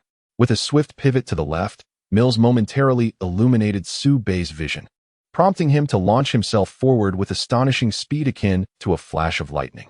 With a sharp crack, Su Bei's hand made contact with the basketball. An error occurred on Mills' part, and Su Bei successfully executed a steal. How swift he was! Yang Yi observed Su Bei on the court, his eyes reflecting a glimmer of astonishment. Just moments ago, he had barely registered how Su Bei accomplished such a feat impossible. How could a steal have occurred? This is inconceivable. Mills' expression shifted dramatically as he turned, only to find Su Bei barreling toward the basket. But Su Bei's speed was simply too formidable. Swish, he scored with a layup. The fans in the Su Bei section of the arena celebrated, seemingly proclaiming this as the home ground of the Lakers. Su Bei, that steal was executed with such swiftness that I scarcely comprehended how you accomplished it. Ball, astonished, turned to Su Bei. He had initially believed that the coach's decision to substitute Hart was a grave error, only to realize that he was mistaken. Su Bei's defensive prowess far surpassed that of Hart, presenting a greater threat. At that moment, the whistle blew. Popovich called for a timeout. What is happening? What is wrong with you? Can you still play? Look at your current predicament. Popovich scolded them, incredulous that the Lakers had surged ahead within mere minutes. How can we possibly continue like this? Sitting on the sidelines, Gay turned to glance at James, a faint grimace crossing his lips as he muttered, "It's not that I don't want to defend against James. It's that it's impossible to contain him. This man is simply too challenging to guard, his physicality akin to that of a tank. Defense had always been Gay's Achilles heel, yet his athleticism allowed him to contend with James to some extent. However, upon witnessing the outcome, Popovich could only shake his head. In the first quarter, Gay had felt quite confident, as James had not scored much. Yet in the second quarter, with James relentlessly racking up points on the court, even Gay's desperate defense proved futile. James was, without a doubt, a force of nature. At his age, his athleticism was astonishingly superior. If they failed to contain him, the Spurs would likely have no hope of victory. Gay came to a profound realization that James remained the king of the NBA, dominating all in his path. The Spurs fans watched James score, their faces paling in dismay. After all these years, they knew all too well the consequences of a James eruption. It was akin to a volcanic explosion, unstoppable and overwhelming. Popovich now wore a look of resignation, as none of his players could rival James. Alas, they had been leading, yet now the Spurs found themselves in this predicament, truly a futile endeavor. This year, the Spurs roster was not particularly strong, primarily excelling in perimeter play. Gay, regardless of your approach, you must contain him. Do not allow James to penetrate the paint. Once he receives the ball, stay glued to him. Jakob Poeltl, you now bear a heavier burden. If James breaks into the paint, you must assist Gay in defending him, even if it means committing a foul. We cannot allow him to score. The Lakers' momentum must not be allowed to escalate. Popovich spoke gravely. The others nodded in agreement. They would certainly do their utmost to contain him. But could James be so easily guarded? The timeout concluded. Gay and his teammates returned to the court. Their gazes fixated on James, akin to a pack of wolves stalking a lion. No matter the circumstances, James must be stopped today. James widened his dark eyes, sensing the hostile stares directed toward him. What had Popovich communicated to his players? Why had their expressions shifted so dramatically? The Spurs players seemed to harbor a mutual resolve, instilling a chill within James. That old man Popovich had truly gone far enough. Even Su Bei wore a puzzled expression, uncertain of their strategy. Could it be that they had discovered a method to defend against James? How could that possibly be? For years, coaches throughout the league had attempted to contain James. Yet to what avail? It had proven utterly futile. Gay, I am right behind you. When he approaches, I will assist you in defense. All right. Gay nodded slightly, determination flickering in his eyes. The Lakers initiated another offensive play. Ball dribbled to the top of the three-point arc. While Su Bei utilized Kuzma's screen to position himself before ball, the two exchanging passes seamlessly. Upon receiving the ball, Su Bei unleashed a powerful drive, surging toward the paint. DeRozan, tasked with guarding ball, attempted to intercept Su Bei, but in an instant, Su Bei had already gained a step on DeRozan, his speed akin to lightning. Such rapidity, surmounting DeRozan with ease, was truly astonishing. In the broadcast studio, Yangi expressed his amazement. Su Bei's drive resembles McGrady's first step, remarkably sharp. The opponent hardly has time to react before he's gone. Even Zhu Fangyu, witnessing Su Bei's speed, appeared momentarily dazed, his body trembling. Such velocity was a rarity, even among the finest guards from Long Guo. Zhu Fangyu pondered that Su Bei seemed to possess additional skills. James, too, circled around from the right, charging toward the paint. At that moment, Poeltl felt a surge of panic. Before him stood Su Bei, while James lurked on his side. He suddenly found himself uncertain of whom to defend. Su Bei's gaze was sharp, recognizing the opportunity for a 2-on-1 situation, yet it required astute utilization. James, Su Bei called out. With a Euro step, he advanced to the left side of Jakob Poeltl, who promptly followed suit, his large hands poised to deliver a hefty blow to Su Bei. Come on, with me here. You won't score. Oh, is that so? In the face of Jakob Poeltl, Su Bei revealed a peculiar smile at the corner of his mouth. Without hesitation, he launched the ball high into the air. Jakob Poeltl leaped with all his might, but as he soared, a tremor surged within him. Goodness, how high is that? Is this basketball? Surely, it cannot be volleyball. The basketball soared far above Jakob Poeltl's reach. He consoled himself, thinking that even if he couldn't block it, there was no way that ball could find its way into the hoop. In the next moment, another figure emerged in the air, tall and formidable, resembling a god of war, gazing down upon Jakob Poeltl. Upon landing, Jacob turned to look back, his eyes widening in astonishment. It was none other than LeBron James. This leap is beyond comprehension. Jakob Poeltl's head barely reached LeBron's waist, an athleticism unmatched. As LeBron caught the ball in midair, he unleashed a powerful dunk with one hand. Driven by the force of gravity, The rim echoed with a resounding thud as LeBron hung from it, causing the hoop to sway vigorously. Instantly, Lakers fans leapt to their feet in exhilaration. This is the true essence of aesthetic violence. LeBron! LeBron! The name echoed fervently among the fans, their eyes ablaze with fervor. This dunk ignited the atmosphere within the arena. Applause erupted. What a magnificent play. Coach Walton turned his attention to LeBron, applauding fervently. This dunk stirred the Lakers players into a fervor as well. LeBron raced back, exchanging high fives with Su Bei. Su Bei, your pass was extraordinary. Absolutely remarkable. LeBron exclaimed, brimming with excitement. Since joining the Lakers, he had never encountered a player with such exceptional synergy. This partnership was truly splendid. The player from northern Jiangsu must be retained. It is imperative to keep him. James silently resolved to do so. Su Bei smiled faintly, declaring that the Spurs were of little consequence, for their ultimate objective was the championship.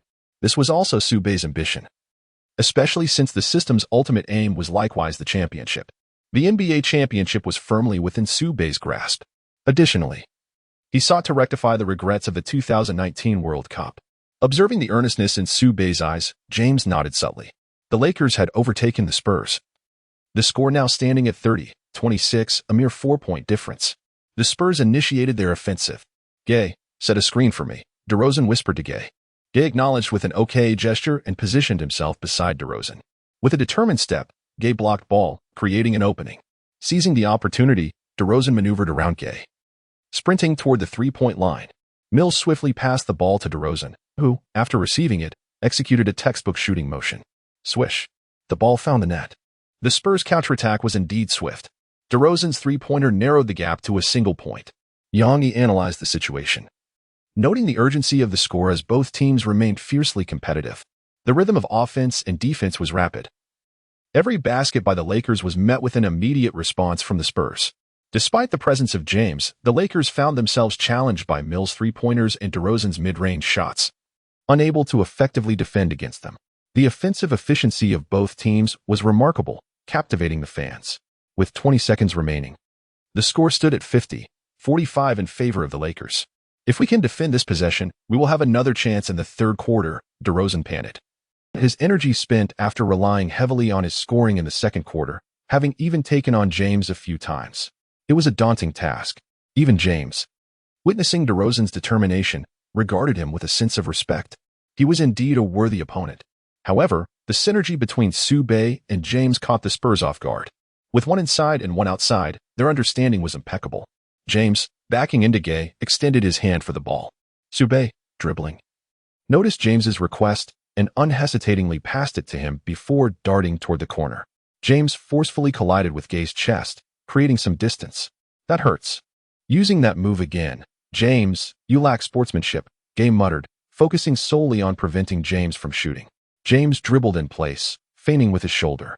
Gay, sensing James's intention to pivot, was perplexed about which direction he would turn. Time was running out. The scoreboard displayed 10-9-8. No matter, I'll defend his left side. Gay shifted to James's left, but James, sensing Gay's movement, smirked. You're trying to outsmart me? Let's see how many more years you can keep up. In an instant, James pivoted to the right, using his elbow. Oh no, I've been deceived. Gay reacted swiftly, leaping to contest the shot, but it was futile. The ball soared through the air like a missile, landing perfectly in the hoop. Damn it, Gay muttered, concerned about receiving a technical foul from the referee. Upon witnessing James's successful shot, Popovich was left in a state of shock, curious about how he accomplished such a feat. James's abilities surpassed all their expectations. As time came to a halt, in the second quarter, James made the final shot, scoring 2 points. The Lakers led the Spurs 52-45. Lakers fans erupted, chanting MVP, referring to James. The atmosphere was electric. Meanwhile, the Spurs players lowered their heads, their eyes reflecting a hint of frustration. Gay was utterly dumbfounded, feeling unfortunate. It seemed James was always aware of his movements, no matter which direction Gay defended. James found a way to create space for his shot. It was astonishing that he could score in the final seconds. James's skills were comprehensive. His fadeaway had left Gay feeling helpless, unable to restrict him. Despite Gay's commendable defense, encountering James, a man capable of miracles, was a formidable challenge. With the Lakers in the lead, one wondered how Popovich would respond. Yang shook his head slightly, gazing at James with reverence. He emerged at the pinnacle, No player has managed to shake James's standing over the years. Zhu Fengyu was equally astonished. He knew that had he attempted the same shot, he could not have guaranteed success. James had truly dazzled him. The Lakers had turned the tide in the second quarter, leaving Zhu Fengyu in disbelief. Back in the 2008 Olympics, he had faced James and his team, and although they lost, the raw talent of James and his teammates had left a lasting impression. Especially in the second half, their stamina had far surpassed that of Zhu Fengyu's team, ultimately leading to Dragon Country's defeat. What was initially thought to be the beginning for the Dragon Country men's basketball team ultimately marked its peak. Zhu Fengyu recognized that he would never be able to amend that regret. Yet he hoped for the resurgence of the Dragon Country men's basketball team in the upcoming World Cup. Little did he know that the next World Cup would take place right at the doorstep of Dragon Country. James was drenched in sweat, having expended considerable energy in the second quarter. Walton glanced at James, expressing concern. "James, you should sit out the third quarter and rest." "No, coach, I can still play," James replied, seemingly unfazed by his fatigue, as if it were merely a habit. After all, James had once played the full 48 minutes. Walton paused, recalling Tyronn Lue's strategy of allowing James to play the entire duration. Perhaps he grasped Lue's tactical approach. Since James insisted on remaining on the court, Walton nodded in agreement. Meanwhile, Su Bei looked at James, recognizing him as the chosen one. Watching James from a distance had not conveyed his true prowess, but now, playing alongside him, Su Bei truly felt the depth of James's formidable nature, superior athleticism, and unparalleled intellect. However, I too must be on the court, Su Bei thought. Suddenly, James turned to Su Bei, his gaze intense and fiery. Everyone was taken aback, wondering about the dynamic between the two. Even Su Bei was taken aback by James's gaze. Could it be that James is? No. Su Bei shook his head firmly, unable to believe the reality before him. "James, what is the matter?" "Oh, it's nothing. I simply wish for you to join me on the court, for I truly admire your passing. Such passes are simply delightful." "Ah, so that is it." The tumultuous thoughts within Su Bei's mind were swiftly eradicated. Such notions were simply intolerable. James held a profound admiration for Su Bei's passes, which were always unexpected yet remarkably comfortable to receive. In that moment, James acknowledged Su Bei's prowess, appreciating the presence of such a teammate. Walton had initially harbored concerns about Su Bei's integration into their team, but witnessing the current dynamic, he felt perhaps his worries were unwarranted. Walton's gaze fell upon Su Bei once more, a subtle smile gracing his lips, as if to convey, "Young man, you have indeed conquered James so swiftly." In the northern regions of Jiangsu, Su Bei scratched his head and gazed towards the Spurs, declaring, "Defeat the Spurs and secure this match. Yes, we must triumph in this game." The crowd echoed his sentiment in unison. "Ball, you're off. Hart, you're in," Walton commanded, with the Lakers currently holding the advantage. He believed that if Hart could find his rhythm from beyond the arc, their lead would surely expand. "Su Bei, you will play as the point guard, and Hart, seek out opportunities to shoot those three-pointers." On the Spurs side, Popovich roared like a lion, addressing his players with fervor, "Play with more grit. If you perform like a bunch of wimps, you can take a seat on the bench. I do not need softness here. I demand victory, do you understand?" His words reverberated within the hearts of Gay and the others. "Regardless of who the Lakers field, you must give them everything you've got. Understand that your mission extends far beyond merely defeating the Lakers. Our objective is the championship. I expect you to step onto that court with the mentality of a finals contender." The players nodded in agreement as the third quarter commenced. Su Bei and James distinctly sensed a change in the Spurs, an unsettling feeling creeping into Su Bei's heart. "Brothers, be cautious," Su Bei murmured to the group. "I have an ominous feeling about these guys. Their gaze seems somewhat off. Let us remain fully alert. We must utterly vanquish them. We cannot afford to grant them even the slightest opportunity for a counterattack." In the realm of the NBA, once the opponent capitalizes on a mistake, they will undoubtedly strive to reclaim the points with fervor. That is the most terrifying scenario, and such occurrences have manifested numerous times in the NBA. A tremor coursed through Su Bei's heart, his expression momentarily stiffening. He was unwilling to witness a counterattack from the Spurs, resolved to secure their defeat. Indeed, they must be decisively vanquished. "Brothers, rally your spirits. Victory is within our grasp." James clapped his hands, encouraging the team. A shared smile passed between James and Su Bei as they lightly bumped their fists together. The Spurs then launched their offense. DeRozan, facing Hart's defense, wore a scornful grin. With a burst of speed, he effortlessly bypassed Hart, showing no hesitation. As he stormed towards the paint, an urgent voice pierced the air. DeRozan the ball. Mills, stationed in the corner, was evidently poised for action. No sooner had the words left his lips than DeRozan delivered a behind-the-back pass. Mills received the ball and flicked his wrist. Swish. A three-pointer found its mark. Joy illuminated Mills' face. Isn't it just a 7-point deficit? We've already clawed back 3 points. This isn't so daunting after all. On the sidelines, Popovich unleashed a fierce punch into the air, his enthusiasm palpable as he shouted, "Excellent. Keep it up. Mills, if you get the chance, shoot with all your might. Fear not the misses. If we win, the credit is yours. If we lose, the blame lies with me." Mills responded with an approving gesture. Today, his shooting touch was extraordinarily hot, boasting an impressive accuracy. The Spurs fans in the stands raised their arms in unison, exclaiming, "That three-pointer came just in time. Let us continue to challenge the Lakers. They're no match for us. Another couple of threes, and we'll take the lead." The exhilaration of defeating the Lakers on their home turf would be indescribable, they laughed. Meanwhile, on the Lakers' side, Hart failed to connect on his three-point attempt. "No worries, it's not easy to surpass us," Su Bei stated with unwavering determination. "Hart, now that you're on the court, you must bring your A game. Shots may miss, but do not lose your confidence." Hart glanced at Su Bei, recognizing the truth in his words, yet feeling a twinge of discomfort at being schooled by this younger player. "We will continuously create opportunities for you. Just shoot those threes without fear of missing. If you find yourself open, taking that three-pointer is our final recourse," Su Bei reiterated, emphasizing the importance of confidence in their strategy. Currently, Su Bei is positioned as the point guard, orchestrating the offense. "I understand," Hart replied nonchalantly. Upon receiving the ball, DeRozan advanced with determination. Hart diligently defended against DeRozan, while Kuzma positioned himself behind Hart. One individual could not contain DeRozan, necessitating support. "Kuzma, keep an eye on the corner." James, who was guarding nearby, advised Kuzma, emphasizing the need to deny the Spurs further opportunities. They must bolster their defense, otherwise, the outcome remains uncertain. "Understood." Kuzma glanced at the corner with his peripheral vision. DeRozan signaled for Jakob Poeltl to set a screen, and Hart swiftly shifted to adjust.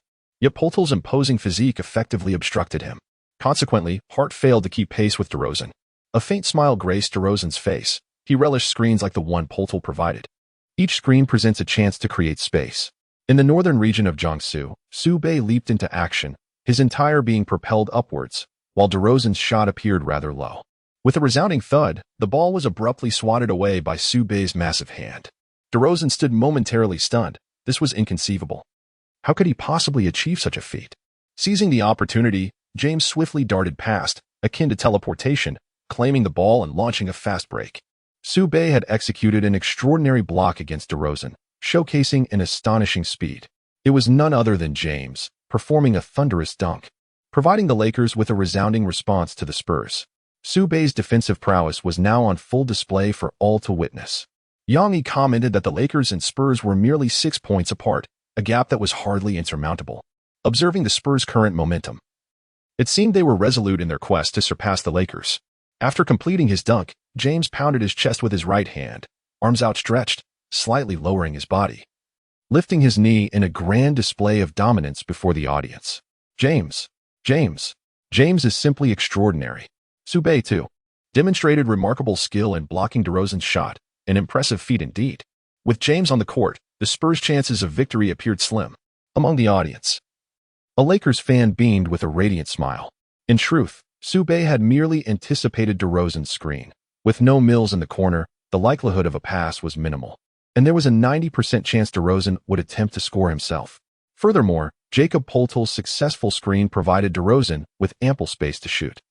DeRozan had not anticipated Su Bei's reaction speed and mobility to be so swift. At that moment, Su Bei was still 2 steps away from DeRozan. Yet, in an instant, he closed the distance, leaving DeRozan in disbelief. How could Su Bei possess such incredible speed? Was he some sort of lightning? Even Popovich wore a bewildered expression. With such speed, Su Bei might well earn a medal in athletics at the Olympics. The Lakers players rallied once more, determined not to concede defeat. The Spurs had once been the Lakers' fiercest rivals, and facing them required a relentless effort. However, this single block did not entirely undermine the Spurs' confidence. As Su Bei switched to guard DeRozan, the latter glanced back at him with a slight smile, softly stating, "Don't rush, Su Bei, your performance has indeed surprised me. But do not think this is the end. This is merely the second half. It has only just begun.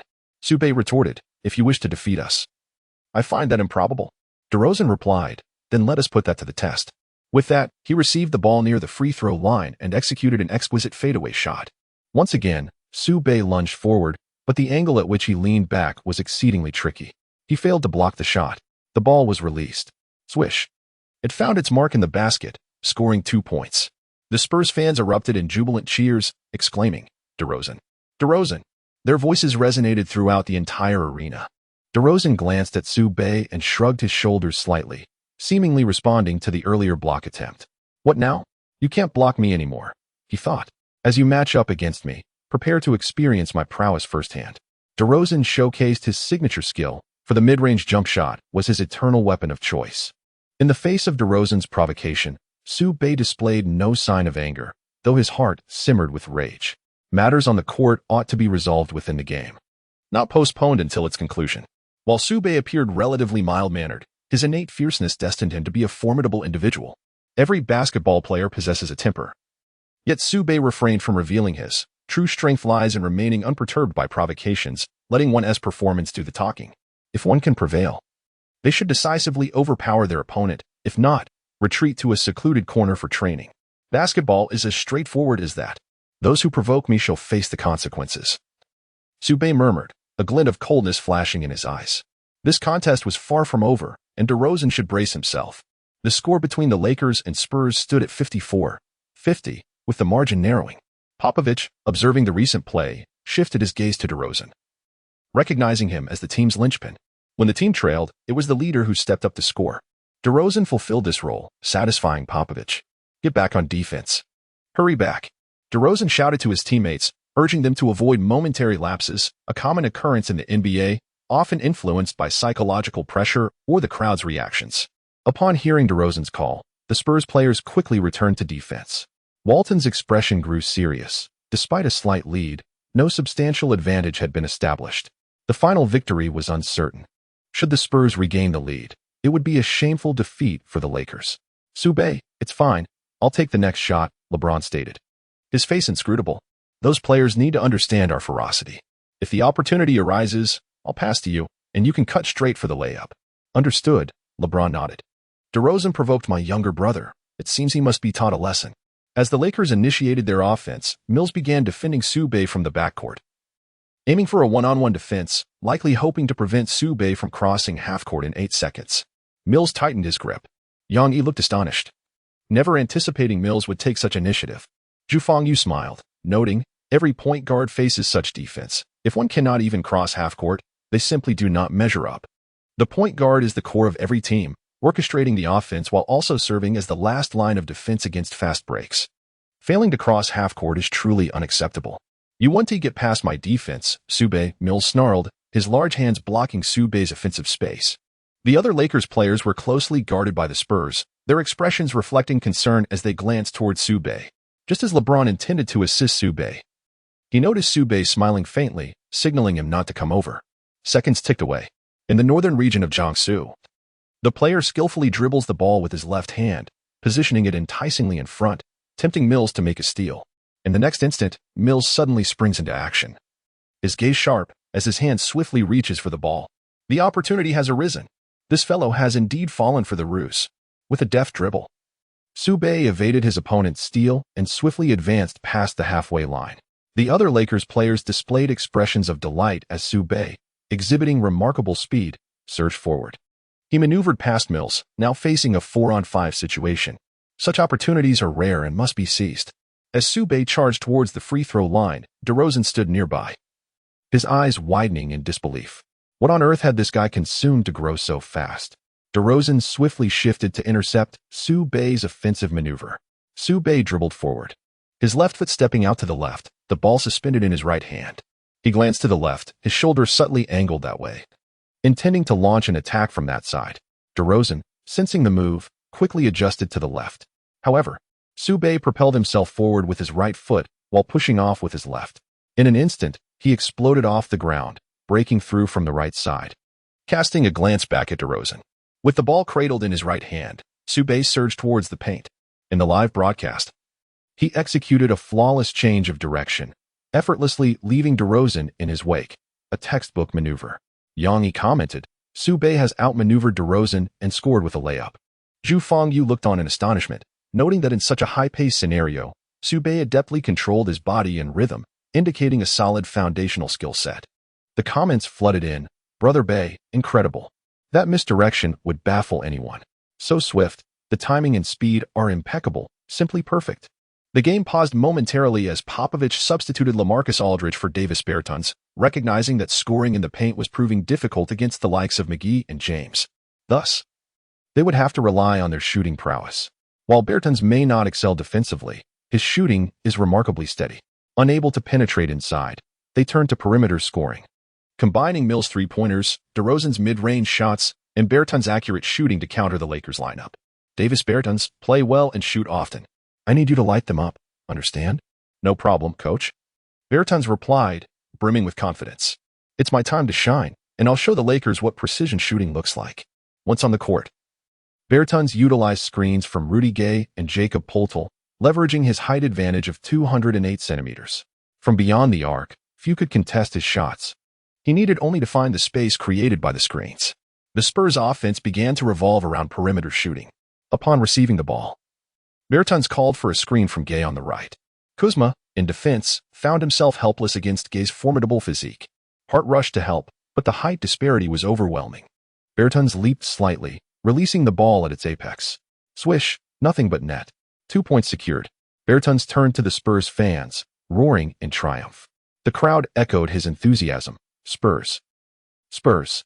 Meanwhile, the Lakers retaliated fiercely, with players scrambling for every loose ball, knowing that without aggression, offensive opportunities would vanish. Yet, the Spurs players were consistently on target, each shot finding its mark, keeping pace with the Lakers. As the third quarter neared its conclusion, Bertans positioned himself beyond the three-point line. Releasing another shot. Swish, 3 points added. Spurs fans erupted. Incredible. Bertans' three-pointers had completely turned the tide against the Lakers. The score stood at 80-82, with the Spurs having overtaken the Lakers as the third quarter ended. Walton felt the sweat accumulate in his palms. The Spurs players were on fire.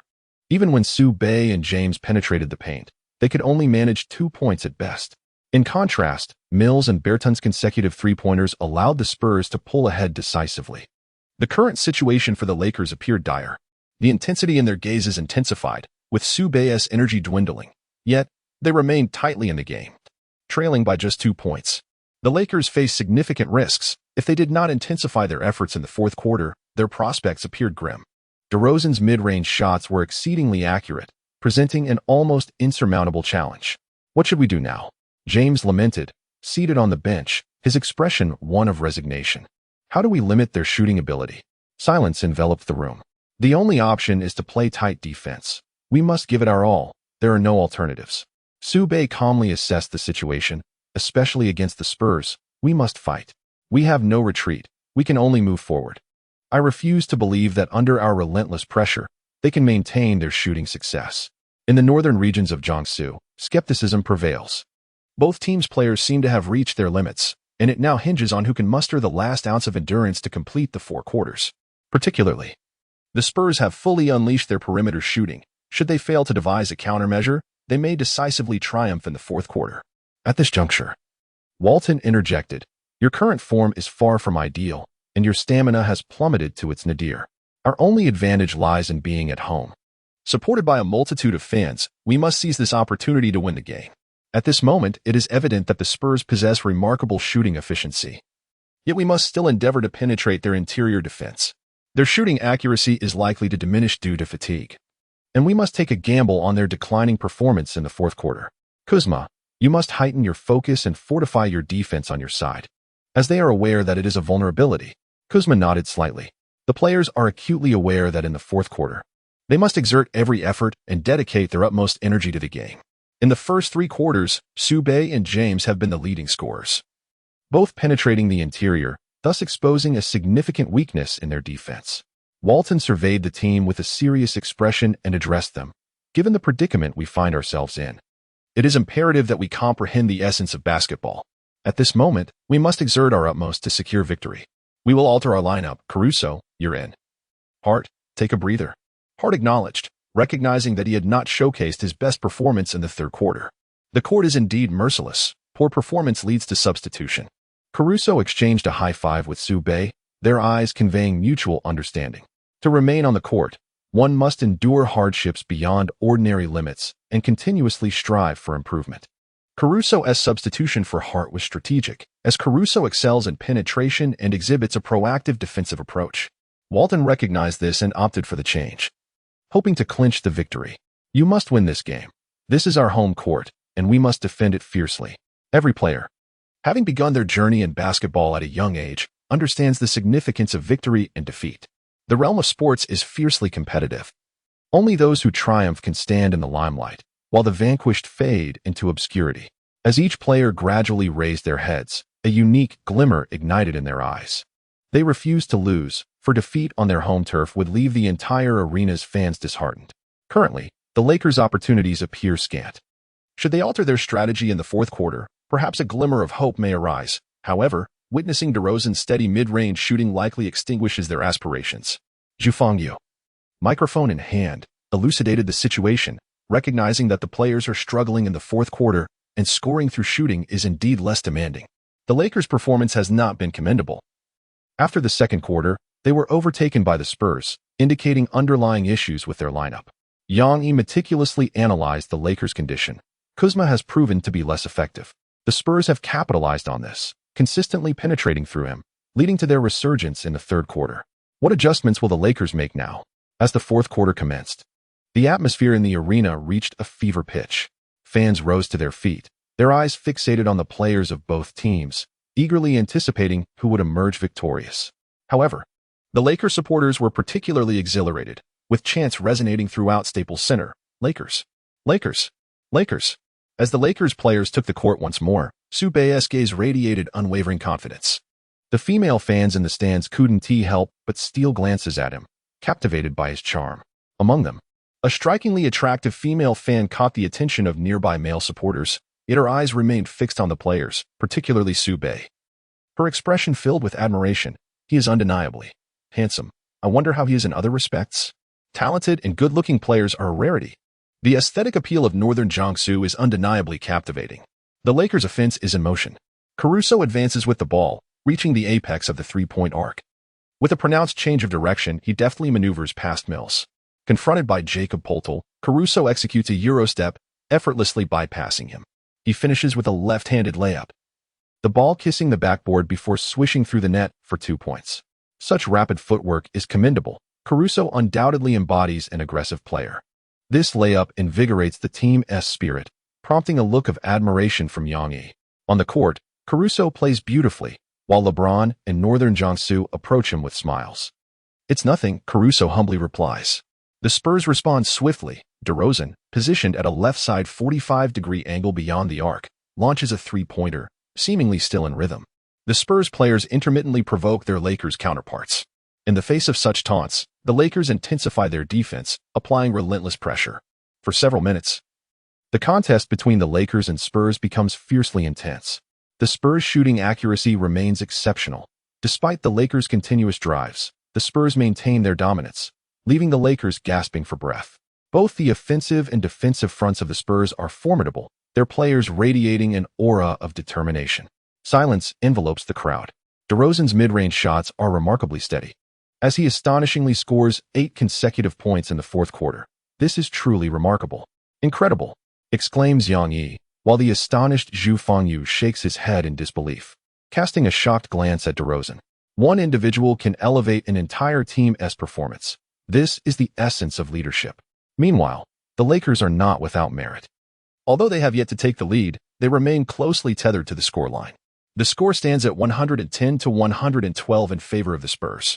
Time is running short for the Lakers, with just 1 minute remaining in the fourth quarter, trailing by 2 points. All eyes are fixed on LeBron and Northern Jiangsu. The Lakers are in dire need of a counterattack. The dryness of Su Bei's lips was palpable, beads of sweat cascading down incessantly. Su Bei. The final ball is entrusted to me, James declared, addressing Su Bei. Su Bei nodded vigorously. Time passed swiftly, and it was the Lakers' final offensive play. As Su Bei held the ball and advanced, his pace was somewhat languid. His gaze swept across his teammates, gesturing for them to spread out. The other Lakers players complied, creating ample space in the paint, conducive for a one-on-one confrontation. "Quick, contain Su Bei. Under no circumstances should you commit a foul," shouted Popovich anxiously from the sidelines.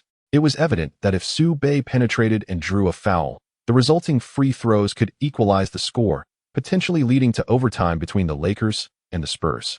The Spurs players were exceedingly cautious, apprehensive about committing fouls. DeRozan defended Su Bei, who executed 2 consecutive between-the-leg dribbles and suddenly accelerated past him. "Oh no, stop him," DeRozan exclaimed, realizing the gravity of the situation as he called out to the help defender. Yet, in the next instant, Su Bei unexpectedly passed the ball to the other side to LeBron James, causing a collective gasp among the onlookers. It became clear that Su Bei was not the primary scorer. Rather, he was drawing the defense to facilitate a pass to James. Upon receiving the ball, James feigned a move, causing Gay to leap in response, before driving directly into the paint. The Spurs center also jumped in an attempt to contest. James, with the ball securely cradled in both hands, engaged in mid-air combat. With a resounding thud, bodies collided fiercely. At that moment, the crowd collectively rose, hands clasped over mouths, eyes wide in astonishment. Although the shot was audacious, when the opportunity arises, why not let the superstar shine? Just before landing, leveraging his core strength, James launched the ball towards the hoop. The basketball arched high, striking the rim 2 or 3 times before gracefully descending through the net. Instantly, the arena erupted in jubilant cheers. After landing, the Spurs center let out a grunt, colliding once again with James. However, in the next moment, James crumpled to the ground, clutching the inner part of his thigh in agony. Other players rushed over, an ominous feeling settling in their hearts.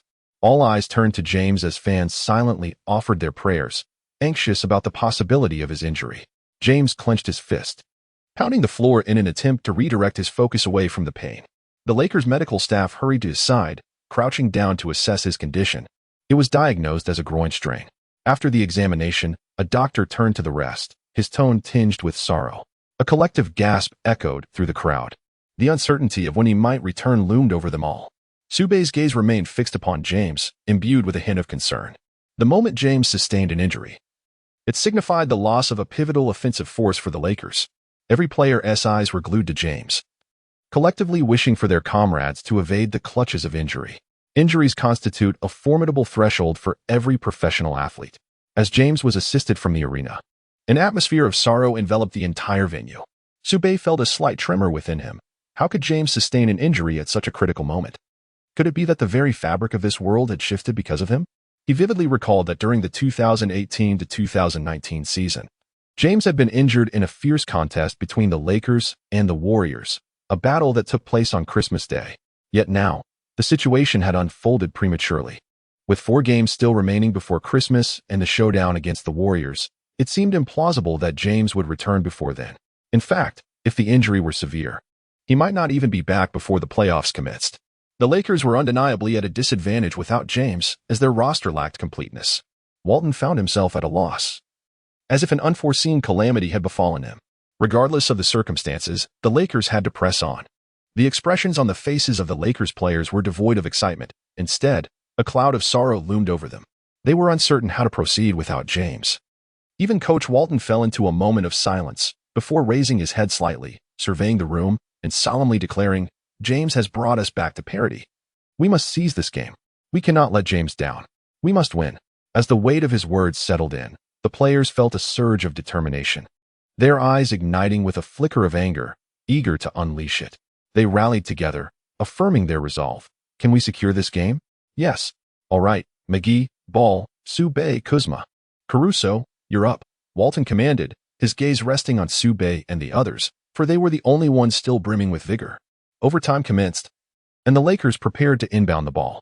Ball maneuvered with the ball, confronting Mills, pushing through with determination. Spurs center Jakob Poeltl stepped forward, ready to defend, anticipating their advance into the paint.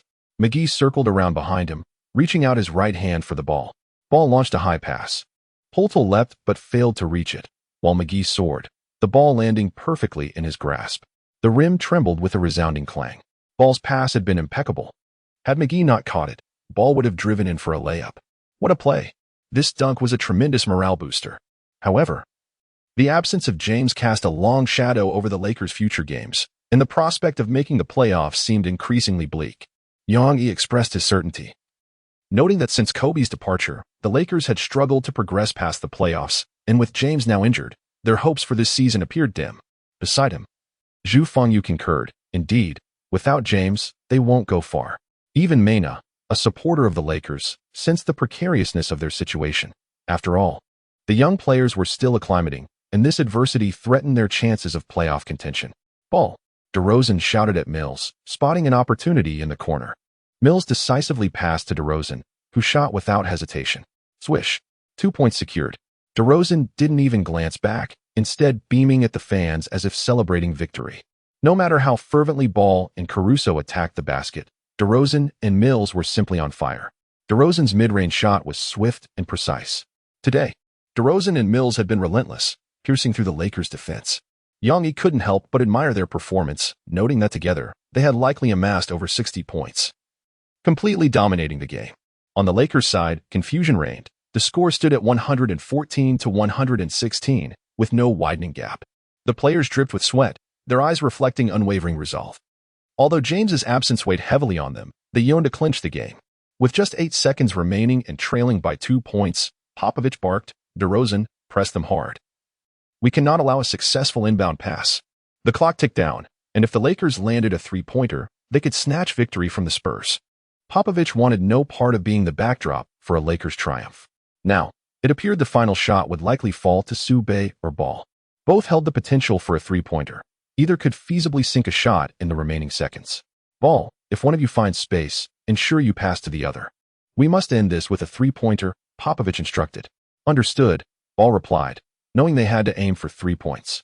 If they settled for a two-pointer, they would have to create another opportunity, which bore a low success rate. Thus, a three-pointer was imperative. As the Lakers launched their offense, Ball held the ball, flanked by Caruso and Su Bei near the three-point line. Su Bei was the first to dash forward, setting a screen for Ball. As Ball maneuvered around it, his defenders, Mills and DeRozan, shifted their focus toward him. With his knees slightly bent and eyes fixed on the hoop, Ball readied himself to shoot. Mills swiftly lunged forward, apprehensive of Ball's shooting prowess. In an instant, Ball released the ball, which soared through the air in a graceful arc. Popovich clenched his fists, his gaze unwaveringly fixed on the basketball. Walton mirrored his intensity, while the players rose to their feet, collectively scrutinizing the ball's trajectory. It must go in, they whispered in anticipation. Clang! The ball ricocheted off the rim. With 3 seconds remaining, Su Bei seized the rebound and dribbled toward the three-point line, closely pursued by DeRozan, their bodies brushing against one another. As Su Bei reached the three-point line, he leaped without hesitation, executing a mid-air turn before releasing a backward jump shot. The entire arena erupted, with fans standing in astonishment, their eyes fixed on Su Bei. A tremor of disbelief coursed through them. Could this truly be the prowess of a player from the Dragon Kingdom? Walton stood stupefied, gazing at Su Bei. The basketball struck the rim with precision. Beep. The game concluded. The score between the Lakers and Spurs was locked at 117-116, marking a triumphant victory for the Lakers. Ah, they won. The Lakers have truly triumphed. My goodness, is this a divine intervention sent to save us? It is utterly remarkable. Fans shook their heads in disbelief, their faces alight with excitement. They never imagined that it would be a rookie, especially one from the Dragon Kingdom, to rescue the Lakers. Thus far, this has been the most exhilarating game of the season, with neither team pulling away by a significant margin. Throughout the second half, the Lakers trailed the Spurs until they executed a stunning last-minute play in overtime. Yang Yi, equally astonished, epitomized the spirit of perseverance until the final moment. With LeBron absent, everyone assumed defeat was inevitable. Yet, who could have anticipated such an outcome? Su Bei performed admirably in the shooting guard position. Zhu Fengyu remarked that his mid-range shooting skills were among the best among the many guards in the Dragon Kingdom, although his three-point shooting left much to be desired. Aside from a few early three-pointers and that last crucial shot, he struggled to find the mark, resulting in a rather disappointing three-point shooting percentage. Against teams like the Warriors, it would be challenging for the Lakers to secure a victory. Yang Yi echoed Zhu Fengyu's sentiments, acknowledging the difficulties ahead for the Lakers without LeBron. No one foresaw the Lakers winning today. Not even Walton anticipated such an outcome. If Su Bei's shot had missed, he would have faced harsh criticism. Walton turned away, glancing at Popovich, a smile creeping onto his lips. My apologies, but I emerged victorious. Popovich, witnessing Walton's smug expression, felt an overwhelming urge to punch him. DeRozan approached, embracing each Lakers player in turn. Hi, brother, you overshadowed me today, DeRozan said, patting Su Bei on the shoulder with a serious tone. Next time, you may not be so fortunate. I doubt you will have such a hot hand when we meet again. Su Bei maintained a serene expression and replied. DeRozan was taken aback. This young man was quite ruthless, striking at the heart. He chuckled. I look forward to our next encounter. Guy approached and embraced Su Bei. The player from northern Jiangsu has left a profound impression on Gay. Typically, Gay appears rather listless. Yet today, he was struck by the formidable prowess of this newcomer, particularly during the overtime when northern Jiangsu single-handedly turned the tide. Apart from LeBron James, northern Jiangsu has become the second individual to capture Gay's attention. Su Bei and Guy exchanged a fist bump, signaling their camaraderie. As everyone returned to the locker room, Su Bei's face radiated with joy. Walton entered, gazing at Su Bei with sincerity and remarked, Su Bei, if it weren't for you today, we would have lost to the Lakers. You are truly our greatest contributor. Su Bei's prowess on the court had been exceptional, and playing alongside him was an absolute delight. Caruso placed a hand on Su Bei's shoulder, beaming with happiness. Indeed, the ball you passed to me was perfect. At that moment, all eyes were elsewhere. And I managed to score with a thunderous dunk. McGee, with a foolish grin, felt a genuine desire to play alongside Su Bei. Caruso thought to himself, Su Bei, I'm sticking with you. Wherever you go, I shall follow. Unbeknownst to them, Caruso and McGee would become Su Bei's two loyal guardians. Other players nodded in acknowledgement. Even if Su Bei had scored significantly in the previous two games, attributed to mere luck, this time he had genuinely triumphed over the Spurs through sheer skill. Their gazes were filled with respect, as Su Bei had completely won them over with his talent. Meanwhile, the atmosphere in the Spurs locker room was heavy with tension. The players sat in silence, even DeRozan at a loss for words. To have a lead only to be vanquished at the last moment would frustrate anyone. It was akin to finally mustering the courage to confess feelings to a crush, only to be outdone by someone else. Popovich surveyed his players and asked, How do you think you performed today? Not well. It was terrible, came the despondent replies. We should have won, but we lost to the Lakers. Popovich candidly shared his thoughts, acknowledging his oversight and not paying sufficient attention to Su Bei. The players looked at him in disbelief. Popovich continued, I underestimated him, thinking he was just a new player. Our focus was on defending against LeBron, but who could have anticipated that Su Bei would emerge from the shadows? Popovich watched as Su Bei delivered the final blow, seething internally. The scouting reports had been misleading. We cannot allow this loss to diminish our spirits. A defeat is merely a defeat. We must reclaim victory when we meet again. I expect you all to shed this despondency immediately. For true champions do not let a single loss dictate their mood. They dive back into training, determined to exact revenge. He paused before asserting, let us not dwell further. We must win. Remember, our goal is the championship. Championship, championship. Popovich shouted, as DeRozan and the others nodded in agreement. Needing a match to prove themselves and adjust their mindset. They had their sights set on the championship this year and could not afford to be demoralized by the Lakers. DeRozan and his teammates acknowledged their aspirations, recognizing that today's Lakers were merely fortunate. Without LeBron, their chances of making the playoffs were slim. Popovich concluded, their performance was already lacking, and now with LeBron absent, it's even worse. The current Lakers roster was predominantly composed of new players. If they made it to the playoffs, it would be sheer luck. Walton, having heard from the medical staff about LeBron's condition, learned he might miss the entire preseason. This news nearly sent him to the hospital. For the Lakers, this was far from encouraging. They were facing yet another challenge. Lin Shui, watching the game highlights on her phone, was captivated when she saw Su Bei's game-winning shot. Her expression froze, her beautiful eyes shimmering with a hint of intrigue. Is that the goofy giant? How is he playing in the NBA? She couldn't help but admire his graceful shooting style, which stirred her emotions. Lin Shui's eyes sparkled, and a blush crept onto her fair face, captivating anyone who happened to glance her way. He looked stunning, like a celestial being descended upon earth. Yet, Lin Shui had never displayed such warmth in front of others. She always maintained a cold demeanor, keeping others at bay. However, she mused to herself, that goofy giant is surprisingly clever. I should cook him a nice meal when he returns. Lin Shui herself had a deep affection for basketball. Living in Los Angeles and being a devoted Lakers fan, the Lakers were beloved in the city, competing with the Clippers for attention. She never expected that Su Bei would be a player for the Lakers, and now they were even roommates. Was he on a short-term contract? She understood how challenging it was for players from Long Guo to compete in the U.S., and her admiration for the goofy giant deepened. As the arena emptied and only a few staff members remained to clean up, a janitor excitedly said to a colleague, "Su Bei played extraordinarily well today. I have never seen a player from Long Guo perform like that. It was truly unexpected." The other person reminisced about the match, nodding in agreement. "I also didn't foresee Su Bei making that last-second shot. He's remarkable. His eyes remind me of Kobe's in his prime. I have a feeling the King of Los Angeles is returning. There's only one King of Los Angeles, and that's Kobe. No one can replace him." The janitor asserted firmly. Having worked at the Lakers arena for many years, he came to witness Kobe's games, profoundly influenced by him. When he spoke Kobe's name, a sense of reverence filled his gaze. Kobe, he truly was the King of Los Angeles, dedicating 20 years to the Lakers. His contributions were unparalleled. While the janitor appreciated Su Bei, he believed no one could compare to Kobe, not even the current LeBron. If it were Kobe, he would still be practicing here after the game, but now, not a single player remains to continue training. Looking around the empty arena, the other person noted the absence of any players lingering to practice. After the match, Su Bei took a moment to rest in the locker room.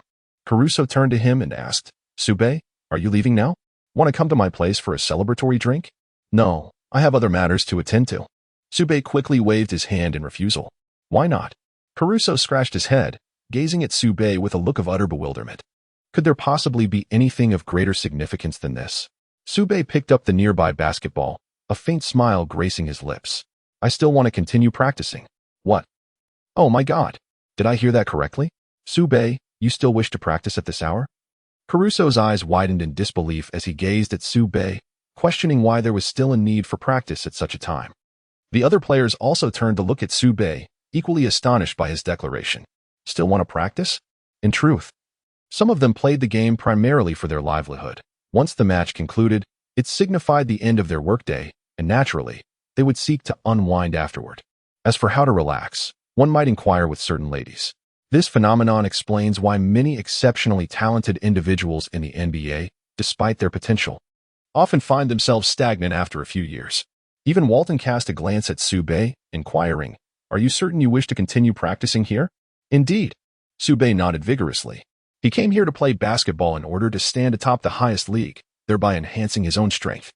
Now that he has reached the pinnacle of the World League, he must train even harder to become even more formidable.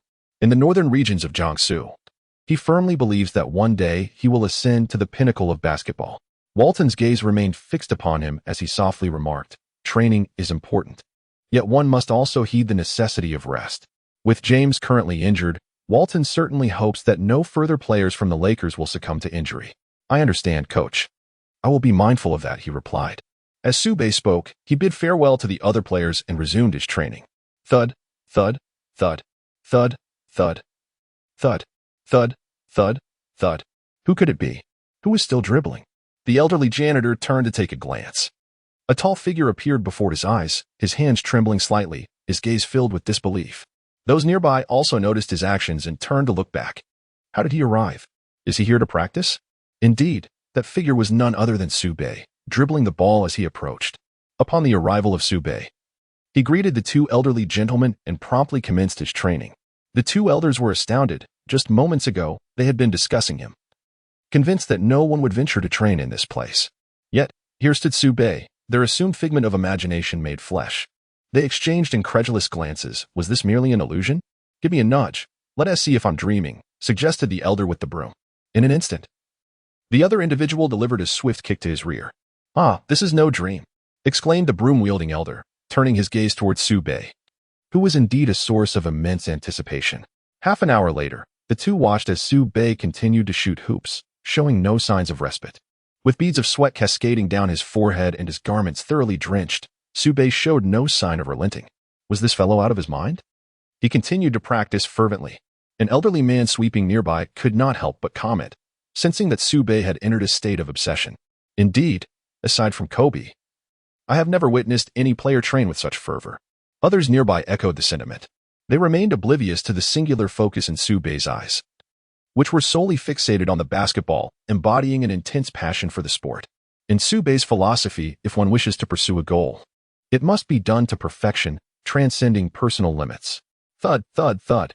In the quiet solitude of the empty gym, Su Bei tirelessly practiced his basketball skills, his heart wholly devoted to the sport. Unperturbed by the absence of an audience, his focus intensified. Stepping back beyond the three-point line, he executed a flawless elbow shot. The basketball soared through the air, tracing a graceful arc swish. The crisp sound of the ball finding the net resonated through the silence. Thus, after the departure of the two elderly spectators, Su Bei continued his training for another 2 hours before finally leaving. As night enveloped America, the city sparkled with lights. Yet the evening breeze was frigid. Nevertheless, Su Bei felt a warmth within, a profound sense of satisfaction. He relished this feeling. The joy that basketball bestowed upon him was unparalleled. Today's match proved to be exceedingly challenging. Although Su Bei managed to score over 30 points, it was far more arduous than he had anticipated, as his shooting accuracy was disappointingly low. Were it not for LeBron carrying the team, the score would have been significantly widened by the Spurs. Unfortunately, LeBron was now injured, and no one could ascertain when he would return. The road ahead seemed daunting, yet I must cherish this opportunity even more. Su Bei mused to himself, contemplating that while he currently held a starting position, it was not a guarantee for the future. Thus, he must cherish this opportunity even more. Despite other journalists predicting that the Lakers would not make it to the playoffs, Su Bei remained unconvinced. He was determined to lead the Lakers into the postseason and secure the championship. No matter the obstacles, he would not waver. Basketball was the lifelong dream he relentlessly pursued. It was time to return, to rest well, and prepare for another day of training. In Su Bei's eyes, his focus was solely on training, sleeping, and playing basketball. Creak. Subtle as a whisper, Su Bei gently pushed the door ajar and cautiously peered into the room, surveying her surroundings. The hall remained illuminated, casting its glow. Could it be that Lin Shui had yet to succumb to slumber? Su Bei approached gently, his gaze falling upon Lin Shui, who sat gracefully in a chair, her delicate hands cradling her lovely visage. Her enchanting, watery peach blossom eyes were fixed intently on Su Bei, while a hint of chill lingered on her countenance. "Why have you returned so late?" The icy tone sent a shiver through Su Bei's heart. What could be troubling Lin Shui? I just finished playing basketball," he replied. "Please, have a seat." "All right," Su Bei nodded, uncertain of Lin Shui's intentions. Her eyes remained locked onto him as she rose and turned towards the kitchen. Upon catching sight of her perfectly proportioned, elongated legs, fair and slender, Su Bei felt an overwhelming surge of blood rush to his face. Was this an invitation? Unbeknownst to Su Bei, Lin Shui harbored a growing fondness for him deep within her heart. In his previous life, Su Bei had never experienced the nuances of romantic love, as he deemed training to be of utmost importance. He had never tasted the bittersweet essence of love and held the belief that if one were to engage in a romantic relationship, it should culminate in marriage. A heart can only harbor one person. After all, Su Bei is a person of higher education, yet he now finds Lin Shui increasingly enchanting. Even the foremost international superstars pale in comparison to Lin Shui's beauty. She is truly a treasure of this world. Su Bei couldn't help but marvel at his own fortune for encountering such a beautiful girl. "What are you thinking about?" Lin Shui's voice interrupted his reverie as she approached him. "This is the pork rib soup I've made.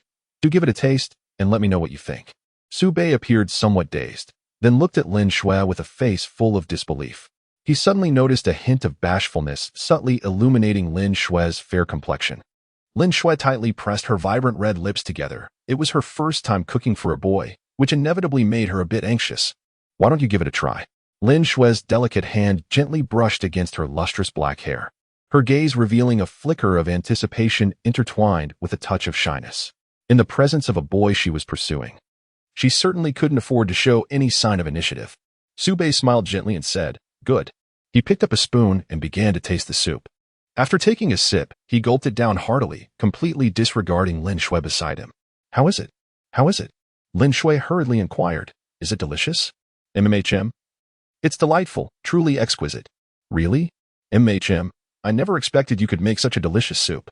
"What do you mean, never expected?" "I always knew how to make it." "Regardless, you must finish it."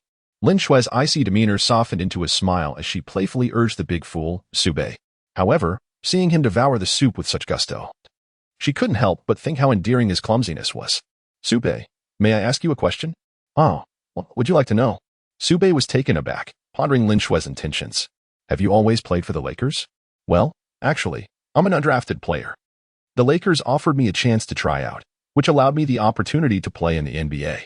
I see. Lin Shui nodded, acknowledging that an undrafted player achieving this level was indeed impressive. Yet, from Su Bei's eyes, she could sense his resilience, the unwavering spirit within them. Su Bei, regardless of the circumstances.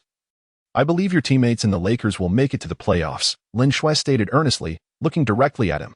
Even if LeBron gets injured, I have faith that you all can still prevail. Su Bei was taken aback, for no one had ever believed that the Lakers could make it to the playoffs this season. Even some of the legends of the game doubted the Lakers' potential for postseason success. It could be said that, within the entire NBA, the Lakers posed no threat whatsoever at present. However, what astonished Su Bei was Li Shui's unwavering belief that they could indeed advance, which instilled an added sense of strength within him. Really? How can you be so certain? Su Bei asked Lin Shui, his expression one of disbelief. Because of you.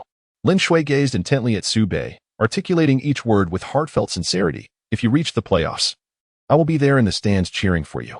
In that moment, Lin Shui was the most enchanting woman in the world, surpassing all others in her beauty. Upon hearing Li Shui's words, Su Bei trembled, profoundly moved by Lin Shui's unwavering belief in him. Never before had anyone acknowledged his abilities during those times. He felt particularly isolated. Yet now, Lin Shui placed her faith in him, promising to believe in him eternally. Thank you, Lin Shui. I will make it to the playoffs and seize the championship. Su Bei vowed, this moment etching a lasting impression of Lin Shui in his heart, unforgettable and profound. Very well, I shall await that time, Lin Shui replied. This is a promise between the two of us. Indeed. After Su Bei finished his meal, Lin Shui retreated to her room to rest, content in the knowledge that Su Bei was a player for the Lakers. As Su Bei played his third game with the Lakers, his remarkable abilities were fully unveiled. Walton, upon reviewing Su Bei's performance over these 3 matches, regarded him with an expression of admiration. It was truly astonishing. Was this still Su Bei? The sheer terror of his prowess was undeniable. He had reached the pinnacle of his career right from the outset. Who could have anticipated that a rookie would surpass 20 points in each of his first 3 games, with some assists even in double digits? Such statistics are rarely seen, even among seasoned veterans, and Su Bei's formidable capabilities extended far beyond this, particularly in the final quarter. His dominance compelled Walton to reassess his evaluation of the player. During the Lakers match against the Spurs, there was a moment when Walton feared defeat, but unexpectedly, Su Bei emerged as a game-changer, turning the tide in their favor. Currently, the Lakers find themselves reliant on Su Bei and Ball, constructing a lineup centered around these two. If Ball and Su Bei can effectively exploit the perimeter, the presence of McGee in the paint could indeed make this arrangement quite formidable. The crux of the matter lies in whether Ball and Su Bei can establish a commanding presence from the outside, Walton pondered deeply. Although they lack LeBron, there remained a determination to reach the playoffs this year. With Su Bei on the team, Walton felt a glimmer of hope, albeit faint. Regardless, it was essential to pursue this endeavor. Especially as the season progressed, all teams would fiercely contend for playoff positions, and the intensity during that period would far exceed the current climate. After Su Bei concludes his match against the Bucks, a contract must be extended to him. Walton mused. Recognizing that Su Bei's worth transcended a mere 10-day contract, he deserved a more substantial agreement. Retaining a player necessitates offering an irresistible incentive. The following day, on the path to the gym, some individuals occasionally glanced at Su Bei, and a few even inquired if he was a player for the Lakers. After Su Bei nodded in acknowledgement, there were still individuals eager to take photographs with him. Following the photo session, Su Bei experienced the delightful sensation of being recognized. Moreover, a few alluring young ladies from the United States occasionally cast flirtatious glances his way. Handsome, would you care to join us? They teased. Why are you running away so quickly? Are you afraid I might take a bite out of you? As Su Bei raced forward, he pondered. Are American girls truly this exuberant? Yet, this was rather excessive. Upon arriving at the arena, a portly middle-aged man, who served as the security guard, observed the panting and flushed Su Bei. With a twinkle in his eye, he chuckled and remarked, Su Bei, what's the matter? Have you been up too late last night? Young man, you're still in your youth. You mustn't engage in such antics every day. Su Bei quickly waved his hand. Give up. What kind of thought process is that? Do I appear to be that kind of person to you? Day after day, what is going through the mind of that security guard? For Su Bei, the most important goal is to make it to the playoffs and seize the championship once again. Upon entering the gymnasium, Su Bei began his training. Unwilling to squander a single moment, for basketball has become his very essence. He commenced with a warm-up, followed by the grueling suicide sprints. The suicide sprints are the most exhausting and arduous aspect of basketball training, and little did Su Bei anticipate that he would dive into them immediately after warming up. Step by step, he relentlessly engaged in the sprints until his clothes were drenched in sweat. After approximately half an hour, he was panting heavily. Su Bei inhaled deeply, yet even so, he did not feel fatigued. He relished this sensation and longed to bask in it. From a young age, Su Bei harbored a passion for basketball. It was the love of his life. If one were to live a lifetime without pursuing their true passions, they would inevitably face regrets. After all, in his previous life, he had never stepped onto the NBA court nor claimed a championship title. With this reincarnation, the system granted him such an opportunity, igniting a fervent desire within him to lead the Lakers to an NBA championship. After a series of sprints, Su Bei rested for merely 5 minutes before embarking upon three-point shooting practice. The ball consistently swished through the hoop, producing a melodious sound that delighted Su Bei. He deemed it the most beautiful sound in the world and cherished this feeling. Soon, McGee and Caruso arrived at the gym, gazing at Su Bei in astonishment. This guy was simply terrifying, starting his training so early. He was nothing short of a monster. McGee nudged Caruso, saying, "It seems we need to step up our training, or we'll surely be surpassed by him." Caruso, with a twitch at the corner of his mouth, replied, "Don't you think he has already surpassed us?" Realizing the truth in Caruso's words, McGee quickly added, "Then we must train diligently to narrow the gap between us." With that, he hastened to practice. Caruso, watching McGee sprint away, could not help but exclaim, "This is too intense." The three of them commenced their training. After a while, other players trickled in. When Hart arrived, he bore a heavy expression, casting an envious glance at Su Bei. Why was this kid a starter while he was not? Hart believed that he was capable enough to claim a starting position as well. Despite Su Bei's abilities, Hart was unwilling to concede and desired a one-on-one challenge with him. Approaching Su Bei, he provocatively proposed, "Su Bei, how about a one-on-one match?" Suddenly, Su Bei was taken aback, then turned to Hart, somewhat perplexed. Could it be because I have usurped his starting position? It is quite evident that the people of northern Jiangsu are aware of the combative nature of Americans. If one were to conquer them through strength, they would inevitably yield. How splendid. Su Bei readily agreed. At that moment, all the players observed the two individuals, their faces illuminated with excitement. One-on-one matches truly reveal individual skills. And the other players began to cheer. "Brothers, I'm betting on Hart to win." No, he can't do it. I believe Su Bei will triumph." "No. I feel Hart has the upper hand. His one-on-one prowess within our team is formidable." A considerable number of players were convinced that Hart would emerge victorious, while support for Su Bei came solely from Caruso, McGee, and Ball. Everyone acknowledged Su Bei's overall capability on the court, yet when it came to one-on-one duels, it was uncertain whether he could best Hart. The atmosphere was electric, with all eyes fixed on Su Bei and Hart. Who will go first? Su Bei. You take the lead. All right. How many shots shall we take? Su Bei inquired, holding the ball and addressing Hart. How about 5? Hart suggested. Sounds good. Let us go with 5. All the players gathered around, eagerly watching the match unfold. A duel between two guards promised to be fascinating. In the northern part of Jiangsu, Su Bei holds the ball against his waist, his shoulders slightly lowered. This posture is the most comfortable at this moment, and it is also less susceptible to interception. In the northern region of Jiangsu, Su Bei's gaze was fixed intently on Hart. Hart positioned himself, legs apart, ready to defend against Su Bei. He was acutely aware that Su Bei frequently favored breakthroughs to the right, thus he deliberately left the left side open. This strategic insight was gleaned from Hart's recent observations of Su Bei's gameplay. The latter rarely ventured to the left, predominantly attacking from the right. As a defender, it is typically expected that one would balance their coverage on both sides, thereby rendering it difficult for the opposing player to discern where to focus their defense. With a resounding thud, Hart clapped his hands against the ground and taunted Su Bei, "Bring it on." This was a bold provocation. Hart was audaciously challenging Su Bei. One could only wonder who would emerge victorious in this encounter. Let us await the unfolding drama. A player, hands on hips and eyes narrowed in amusement, remarked with a smile. Su Bei paid little heed to his provocation, instead offering a faint smile in response to Hart. Did this fellow truly believe that by solely defending my right side, I would be unable to break through? Su Bei thought to himself.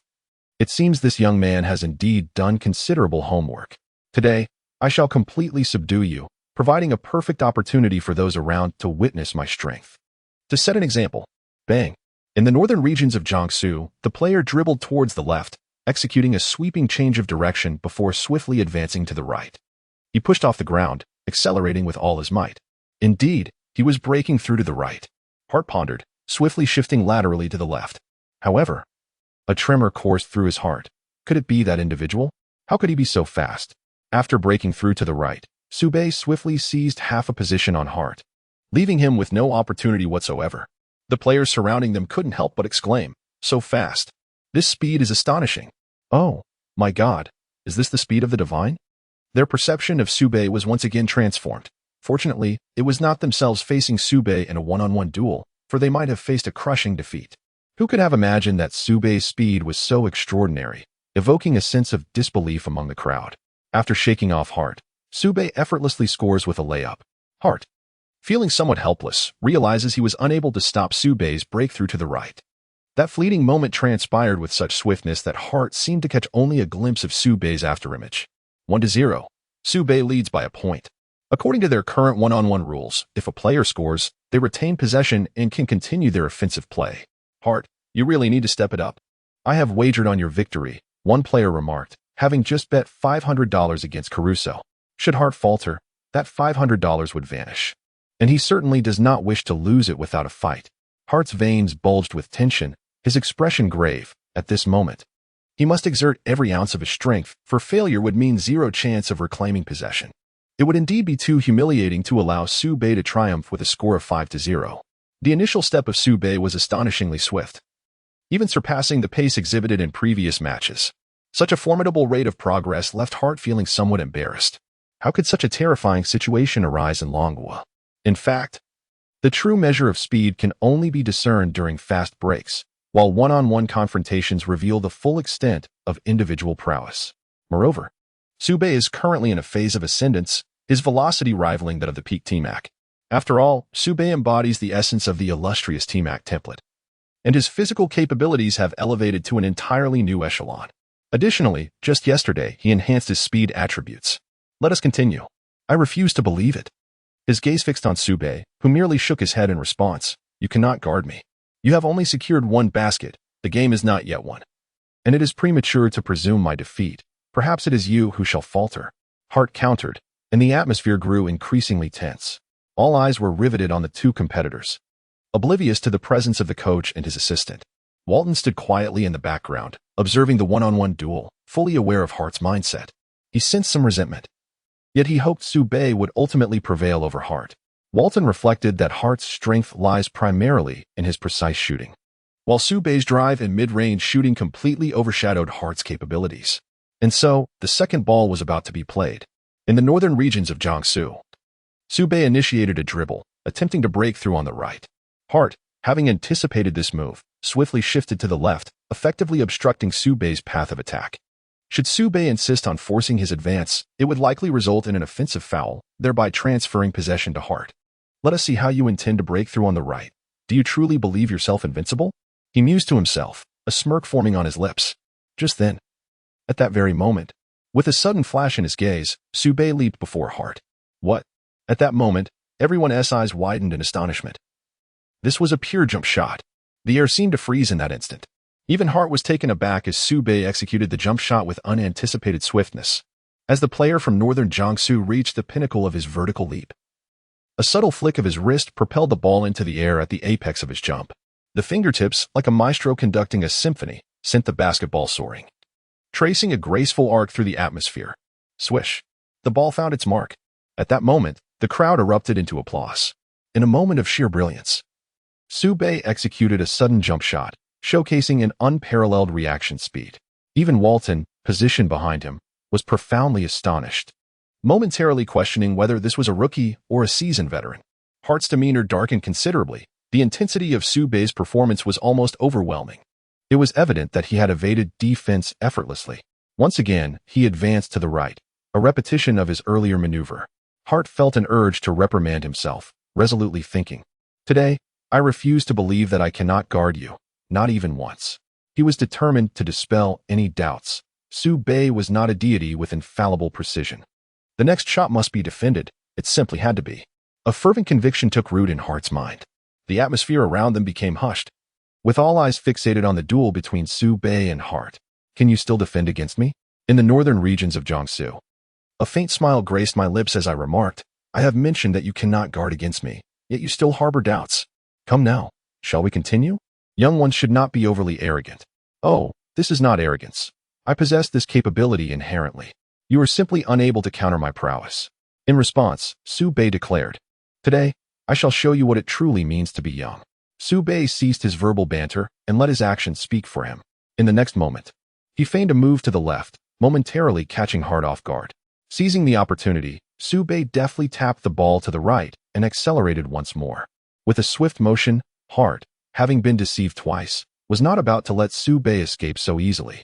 He instantaneously shifted laterally, yet Su Bei remained impassive. His expression betraying no emotion, his gaze unwaveringly calm.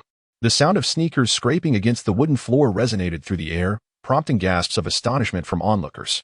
The sheer force exhibited was remarkable, and in the midst of such rapid movement, Su Bei exhibited exceptional control over his body, a fact that had clearly been underestimated.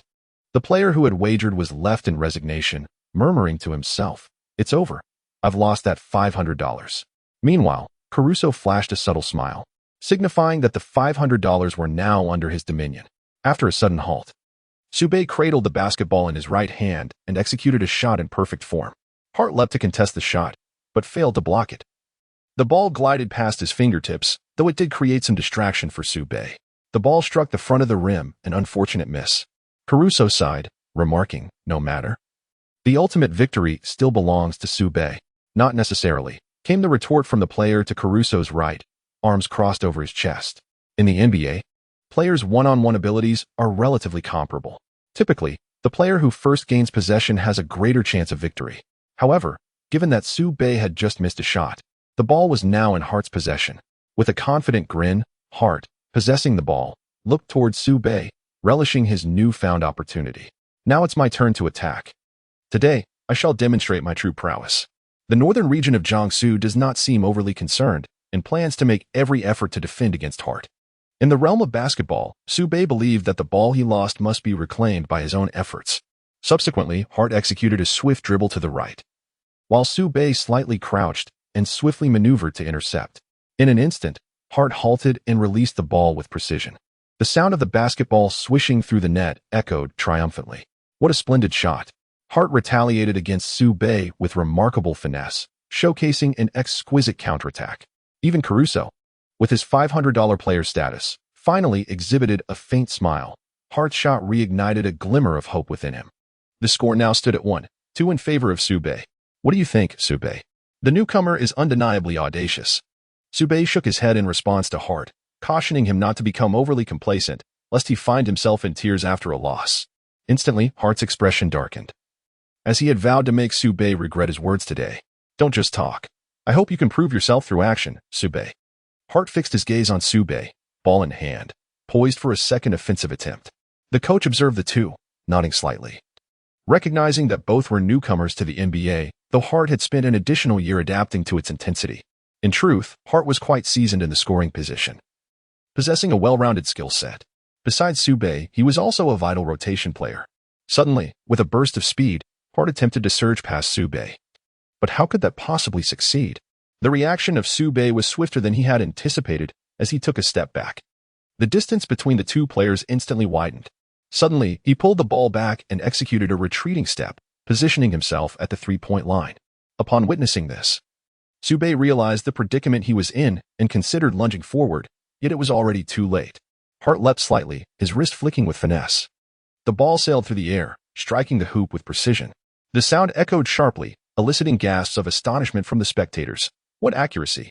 The score was now tied. However, the ball possession still belonged to Hart, diminishing Su Bei's chances of victory. One player remarked that he harbored little hope for Su Bei at this moment. Hart, sensing his rhythm was on fire, faced Su Bei's defense with a series of feints, before suddenly leaping vertically. My goodness! Hart executed a direct jump shot. This maneuver left everyone astounded. It was simply inconceivable. As Su Bei glanced back, his brow slightly furrowed, the ball landed precisely in the hoop. No opponent should ever underestimate their adversary.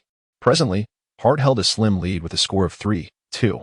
The player beside him boasted to Caruso, I'm afraid that $500 will have to come from your pocket, little Caruso. Don't get too cocky just yet. Caruso, feeling disgruntled by the current score, remained confident in Su Bei's ability to triumph in this one-on-one challenge. Su Bei's expression inevitably grew somewhat solemn. Should he continue to lose the ball to Hart, he might very well forfeit the opportunity to clinch the match. Although this is a one-on-one contest, it serves as a testament to Su Bei's capability to secure a starting position. Both players share a penchant for dribbling with their right hand, and thus, Hart too attempted to break through towards the right. In a deliberate maneuver, Su Bei exposed a flaw on the right side, intending to lure Hart into making a breakthrough from that direction. The moment Hart began to dribble, Su Bei swiftly bent down and charged forward to intercept. Su Bei's gaze was sharp, fixated intently on the ball in Hart's right hand. With each dribble Hart made, Su Bei sensed an opportunity beckoning. Currently in the lead, Hart's confidence swelled, and as he glanced at Su Bei's stance, a spark of intrigue lit up his eyes. Su Bei's right foot gently advanced while his left foot retreated. Hart contemplated. I'll surprise you. I'll break through from the right. Suddenly, as Hart dribbled the ball, just as it bounced upward, a figure darted past him. With a sharp crack, the ball was snatched away. Hart stared in disbelief, unable to accept that this was accomplished by Su Bei. The spectators widened their eyes in astonishment, one unable to contain their exclamation. Is this even human? It's too fast. I couldn't even see how he did that. The reaction speed. Now, Su Bei had seized the offensive opportunity. Hart's expression darkened. Now it's my turn to attack. Su Bei positioned the ball at his waist, a confident smile gracing his face. The lights illuminated him, and in that moment, he seemed like a king, looking down upon Hart, an unstoppable force. Hart, undeterred, refused to yield. He could not believe that Su Bei could score twice under his defense. With a clap of his hands, Hart provocatively challenged, Come on, I'm ready for your attack. Currently, Hart held a slight lead of 1 point. Even if Su Bei scored, it would merely tie the game at 3-3. Hart still believed he had a chance to win the match. In the northern region of Jiangsu, Su Bei held the ball in silence. This time, you have no opportunity left. Su Bei continuously approached Hart with tentative steps, attempting to discover his vulnerability. However, Hart was entirely unfazed by these tactics. His gaze remained fixed on Su Bei, pressing his chest against him in an effort to exert pressure, compelling Su Bei to falter and thus transferring possession to himself. The surrounding players watched with bated breath as the one-on-one unfolded. It was quite the spectacle. Most players believed Hart had a significant advantage in winning the match, while Su Bei appeared to be in a precarious position. As Su Bei dribbled and retreated, his eyes keenly observed Hart's footwork. With each step, Hart closed in, and Su Bei deftly changed directions. In an instant, a spark of inspiration illuminated Su Bei's mind as he noticed Hart's right foot advance. Seizing the opportunity, Su Bei executed a maneuver beneath his left leg, tilting his head and shoulder to the left, leading Hart to mistakenly assume Su Bei was attempting a between-the-legs move. In that moment, Su Bei surged past Hart's left side. Hart shifted to the right, and the two faced each other, with Su Bei attacking left. It necessitated Hart's movement to the right.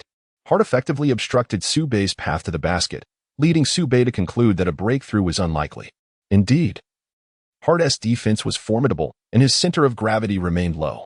Yet, in the next second, a turn of events left everyone astounded. In the northern region of Jiangsu, the player pushed off with his left foot, dribbling to the right and effortlessly bypassing Hart. Hart, momentarily deceived, turned to pursue, but it was to no avail.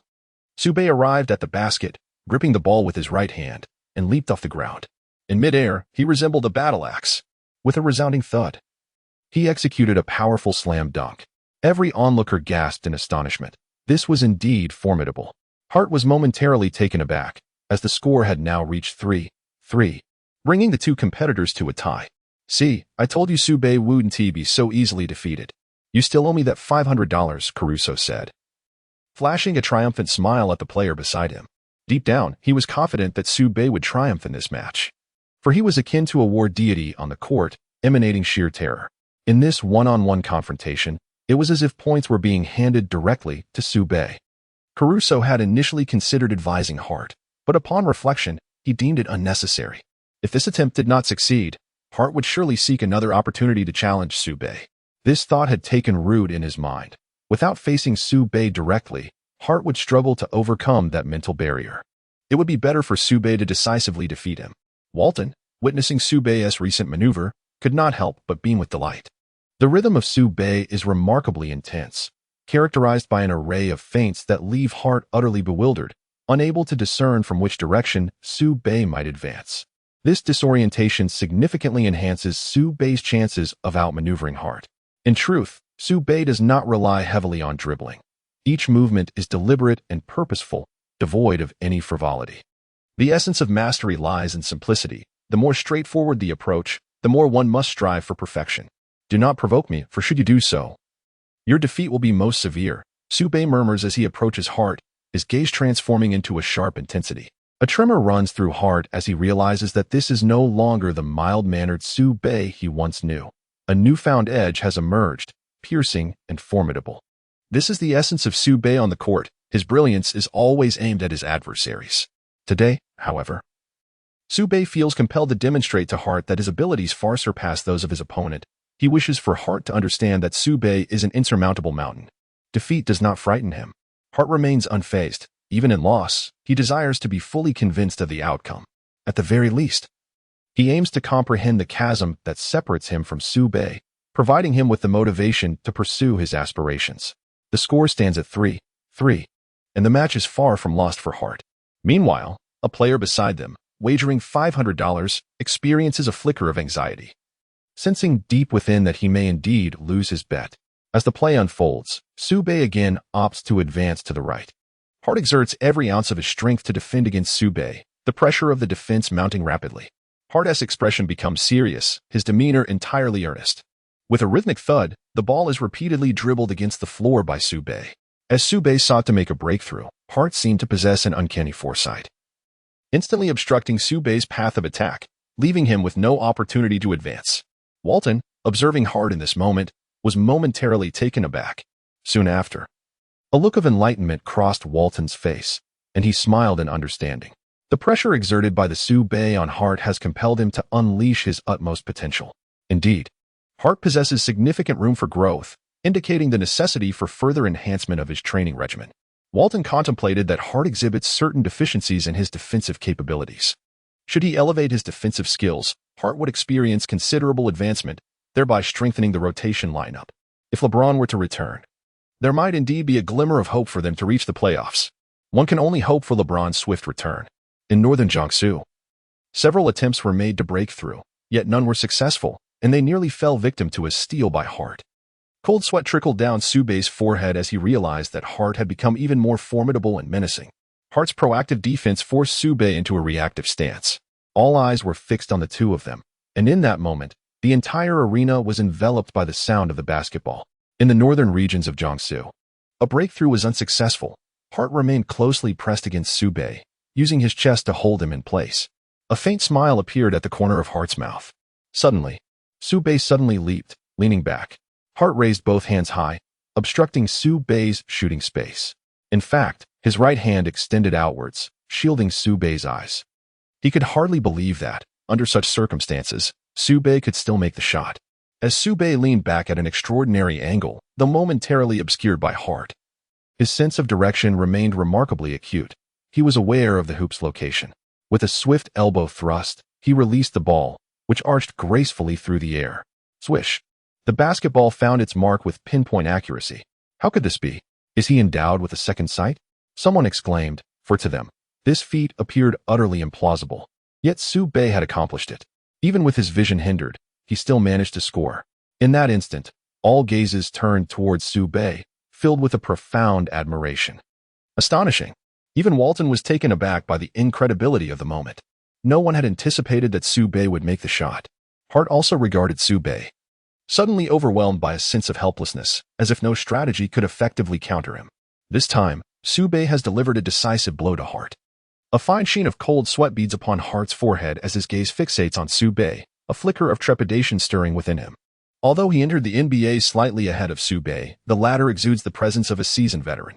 Su Bei gazed at Hart with a slight smile, remarking, "Only one ball remains. Hart, can you defend against it?" This question struck directly at Hart's inner thoughts. Even Hart himself was uncertain whether he could thwart Su Bei. His offensive skills were quite comprehensive, yet he faced the anomaly that was Su Bei. Hart was nearly at his wit's end. Noticing Hart's silence, Su Bei softly added, "For the final shot, I hope you can stop me." Hart's eyes sharpened, fixating intently on Su Bei's form. The surrounding players were equally absorbed in the spectacle. The atmosphere so hushed that even the slightest sound could be discerned.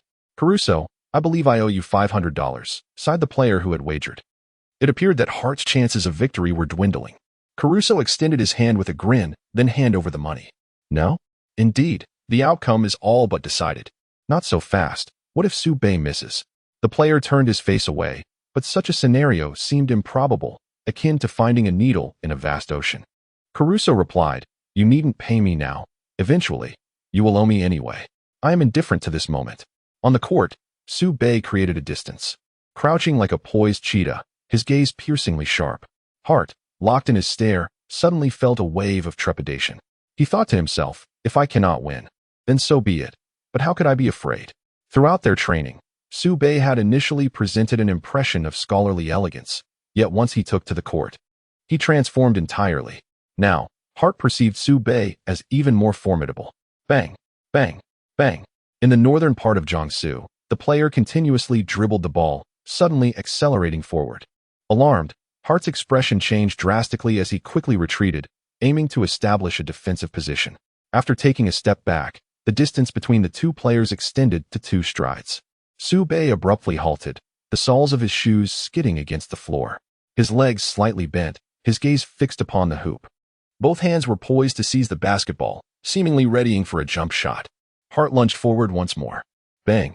Su Bei deftly directed the basketball to the left, seamlessly maneuvering past his opponent. As he made his breakthrough, Hart could only perceive a gust of wind rushing by him, helplessly watching as Su Bei executed a flawless layup with his left hand. Swish! The layup from the northern region of Jiangsu is successful. The one-on-one encounter comes to a close, with the score standing at 5-3. Su Bei triumphed, while Hart faced defeat. The crowd was momentarily taken aback, but soon erupted into applause for Su Bei. Caruso stepped forward and patted Su Bei on the shoulder, exclaiming, "Su Bei, you are truly remarkable, absolutely exceptional." Caruso held a deep admiration for Su Bei, as he recognized that Su Bei currently held the top scoring position among the Lakers, unmatched by anyone else. Su Bei merely smiled faintly, remarking, "It's rather ordinary. There are many who surpass me. One day, perhaps I shall become the leading scorer." "Indeed, you will.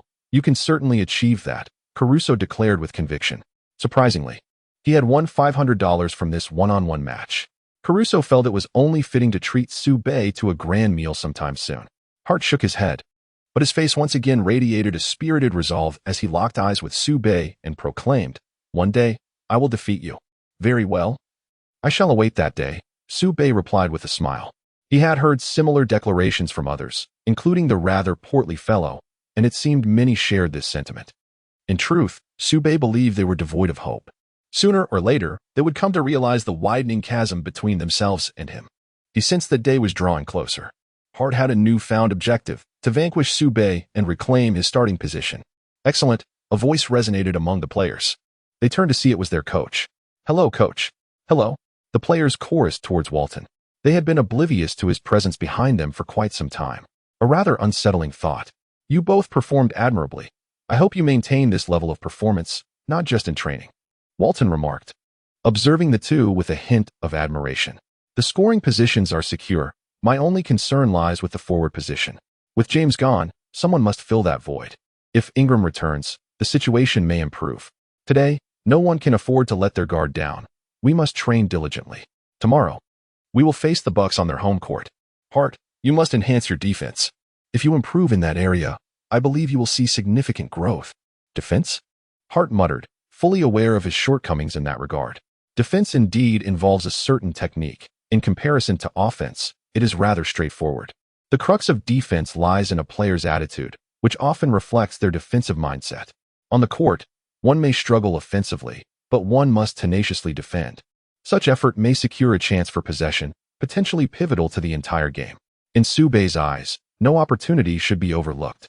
After a moment of contemplation, Hart lifted his head, his gaze resolute as he replied, "Understood, coach. I will bridge this gap." Walton nodded, hoping Hart would not disappoint him. "Su Bei, your offensive efficiency leaves much to be desired. While your technique appears solid, it lacks finesse, particularly in your footwork. Your recent one-on-one with Hart was predominantly reliant on speed and feints. This approach is quite taxing. You must strive to enhance your shooting accuracy. Otherwise, if you continually penetrate the defense, your stamina will deplete rapidly and you may be prone to injuries. The high-intensity collisions in the paint can easily lead to harm. Indeed. Su Bei nodded earnestly, understanding the importance of avoiding injury. Competing in the paint poses significant risks. In this era of small ball, defenses have expanded, yet the paint remains the most perilous area, fraught with elbows and collisions. Su Bei believes it is essential to alter the strategy. Furthermore, after discussions with the manager, we, the Lakers, are proposing to renew your contract for another year at $5 million. What do you think, Su Bei? Walton glanced at Su Bei. Aware that the season was nearing its midpoint, and they were in urgent need of a reliable shooting guard. Having witnessed Su Bei's triumph over Hart, he felt that Su Bei was undoubtedly a promising talent worthy of investment. Su Bei was momentarily taken aback by the sum of $5 million. However, upon further reflection, he realized that a substantial portion of this amount would be subject to taxes in the United States, leaving him with considerably less after the deductions. The tax rates in the U.S. are indeed exorbitantly high. Su Bei, if you deem it acceptable, we can proceed to the office to finalize the new agreement. Very well. In response, Su Bei remarked that a new contract has emerged. Regardless of the circumstances, he finally has a modicum of security in the NBA. Unbeknownst to Walton, this season will yield unforeseen outcomes for Su Bei. In the future, when Walton reflects upon this moment, he will recognize that this $5 million contract was the wisest investment of his life, marking him as the ultimate victor.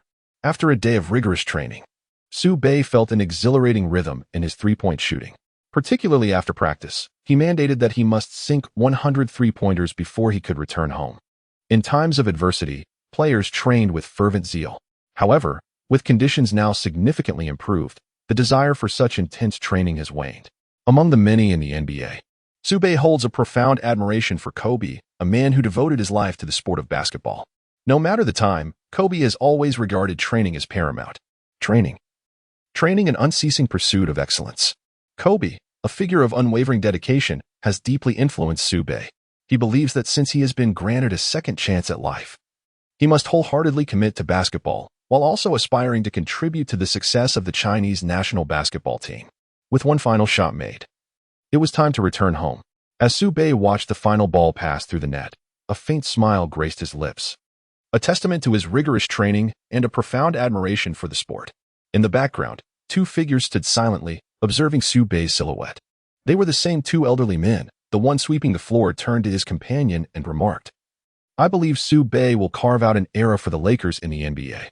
Now, I am convinced." The other elder nodded in agreement. From the moment they began their work until nightfall, their eyes were almost constantly fixed on Su Bei, marveling at the prowess of this Dragon Kingdom player. Having trained from dawn till dusk, Su Bei's shirt was thoroughly soaked by midday. The two men believed that if he were to wring it out, it would yield more than half a bottle of sweat. When Su Bei returned in the afternoon, he donned a fresh training outfit, and the same relentless effort continued. The northern player Su Bei has transformed their perception of the Dragon Country athletes. The following day, in the United States, TNT Network's Charles Barkley and fellow commentator Amy Johnson were analyzing the upcoming match between the Lakers and the Bucks. Amy Johnson turned to Barkley and asked, "Do you believe the Lakers or the Bucks will emerge victorious tonight?" Barkley scoffed dismissively. "Is that even a question worth answering? How could the Lakers possibly win?" With a puzzled expression, Amy pressed on, "You think the Bucks will triumph?" "Of course. The Bucks are currently at the top of the Eastern Conference, while the Lakers languish near the bottom of the West. Besides, LeBron won't be playing today. Do you really think the Lakers stand a chance to win?" Barkley analyzed, harboring no hope for the Lakers. It's impossible for the Lakers to defeat the Bucks. The Lakers are like an egg, while the Bucks are akin to a stone. An egg colliding with a stone is simply overreaching. What if they do win? Amy smiled faintly, but deep down, she shared little optimism. Her comment was merely an attempt to engage the audience. No. If the Lakers win, I will kiss a donkey's rear for a week," Barkley declared confidently. "A week?" Amy gasped in disbelief. Barkley, brimming with self-assurance, replied, "How could I ever do that? Even if the Lakers had the luck of the century, they still couldn't defeat the Bucks." The online community erupted with excitement. Is Barkley really going to kiss a donkey's rear? I would love to see that, especially for an entire week. One user commented. Others chimed in. There's no hope for the Lakers. They're bound to lose. Even if Barkley kissed a donkey's rear, it would be a challenge. Hearing Barkley's remarks, Amy was filled with conviction and inquired, Are you serious, Barkley? Indeed, the Lakers' current roster stands no chance against the Bucks. Not even divine intervention could save them, Barkley asserted. Shaking his head in disdain for the Lakers, Amy nodded in agreement, acknowledging that the outcome of the game seemed predetermined. Just wait and see. Giannis will wreak havoc on the court. I doubt any Lakers player can withstand his assault. Barkley reiterated, I believe this game will be a slaughter. The Lakers are likely to lose by at least 30 points. Amy expressed her surprise. Surely, the margin won't be that great. If the Lakers lose by such a score, the Bucks will show them no mercy. By the way, what about that rising Dragon Country player on the Lakers? He has averaged over 20 points in recent games and even hit 2 game winners. It's quite impressive, Amy pondered, curious about his performance that night. Barkley smirked slightly. But Su Bei is merely a rookie. Besides luck, the opposing team's weakness played a role. Once he faces a formidable opponent, he won't last long. A Dragon Country player won't go far. He added, and what about Zhou Qi? His performance in the NBA has been lackluster, let alone Su Bei's on the Lakers. I can guarantee that if Su Bei steps on the court, he will be utterly dominated by Giannis. Tonight, let's sit back and enjoy the spectacle, Barkley chuckled. Confident in his predictions. Let's see just how far behind the Lakers fall against the Bucks.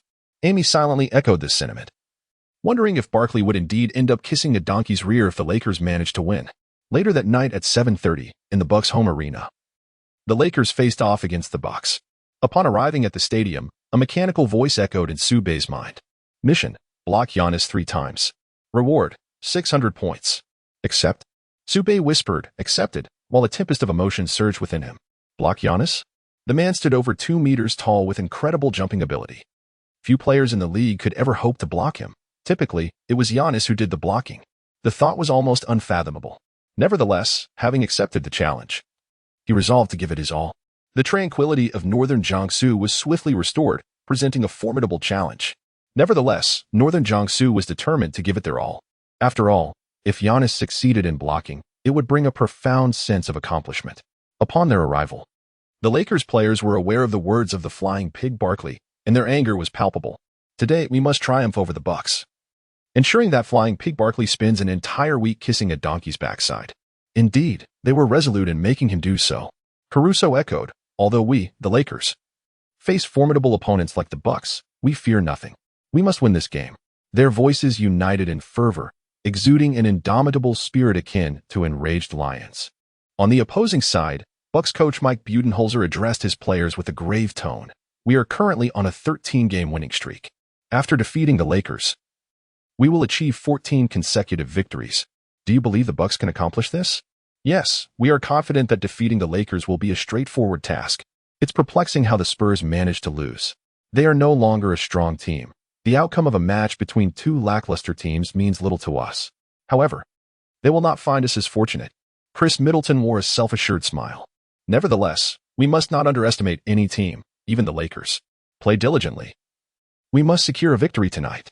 Coach Budenholzer emphasized, unwilling to see the Lakers end their winning streak, though he suspected his concerns might be unwarranted. All players nodded in earnest agreement. The Bucks roster includes Eric Bledsoe as point guard, Malcolm Brogdon as shooting guard, Chris Middleton as small forward, Giannis Antetokounmpo as power forward, and Brook Lopez as center, under the guidance of coach Mike Budenholzer.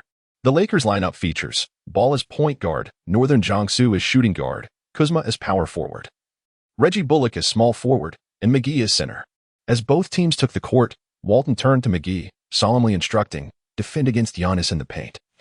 Do not allow him to score at will. McGee thumped his chest confidently. Don't worry, coach, I'll hold him off. Let us go, guys. Win this game and silence the doubters. Coach Walton encouraged them, undeterred by Barkley's disparaging remarks on television about the Lakers' impending defeat. Walton firmly believed the Lakers would strive to win this match, placing his faith in these young men. As the first quarter commenced, the players prepared for the jump ball. McGee and Bucks center Brook Lopez approached for the tip-off. Lopez regarded McGee with disdain, thinking, this foolish giant believes he can compete with me. Let me show him a lesson. Undeterred, McGee focused solely on the basketball, letting the ball speak for itself. The ball was tossed high into the air, and both players leapt. Although Lopez jumped higher, McGee's hand reached above him. With a resounding clap, McGee swatted the ball forward, and Northern Jiangsu seized it, sprinting down the court unchallenged. With remarkable speed, he executed a layup, scoring effortlessly. How was this possible? Bucks coach Mike Budenholzer was astonished that the Lakers had scored. Meanwhile, the Flying Pig Barkley on TNT was equally flabbergasted, quickly retorting, "It's merely beginner's luck. Just wait to see how the Bucks obliterate the Lakers." Ha. The game continued. But the Bucks did not take the Lakers' early score lightly. Giannis rallied his teammates. "Come on, brothers, let us retaliate." The Bucks players nodded in agreement. Eric Bledsoe brought the ball over half-court, surveying his teammates' positions. Giannis, with his back to Reggie Bullock, extended his hand for the ball. Under normal circumstances, once Giannis received the ball in the paint, he posed a significant threat, especially in one-on-one situations. Reggie Bullock remained close, declaring, "I'll back you up." As McGee warned him, his expression grave, fully aware of Giannis' formidable presence. Upon receiving the ball, Giannis began to back down Bullock. The sound of their bodies colliding echoed violently. Bullock grimaced. The Greek freak possessed an overwhelming strength. After pushing Bullock aside, Giannis created space and elevated for a jump shot. The ball soared through the air, striking the front of the rim with a clang. The shot missed, and McGee secured the rebound. "McGee, the ball?" In a sudden outburst, Su Bei shouted, while Meiji swiftly tossed the ball into Su Bei's hands. The players of the Bucks appeared somewhat flustered as they rushed back into their defensive position. In the northern regions of Jiangsu, Su Bei swiftly dribbled the ball across the court, facing Eric Bledsoe. With his left hand, he tapped the ball to the right, transferring it to his right hand, then stepped forward with his left foot, his shoulders and gaze directed to the left. Eric Bledsoe instinctively shifted his body to the right. This maneuver created a mismatch, and Su Bei accelerated once more, leaving the Bucks center trailing behind. As the final line of defense, Malcolm Brogdon closed in, prompting Su Bei to execute a rapid breakthrough to the right. "Stop him. Quickly, contain that player," shouted Bucks coach Mike Budenholzer from the sidelines, his expression darkening with frustration. Malcolm Brogdon pressed closely, but Su Bei made a swift pivot to the left. At that moment, all eyes were fixated on the two of them.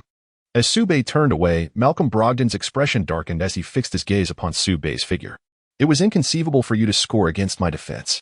Malcolm Brogdon extended his right hand, witnessing Su Bei leap off the ground, the ball spinning gracefully through the air.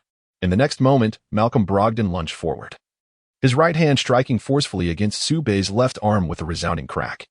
Su Bei glanced down to see that the spot on his left arm where he had been struck had turned a vivid shade of red, indicating that the blow had been rather forceful.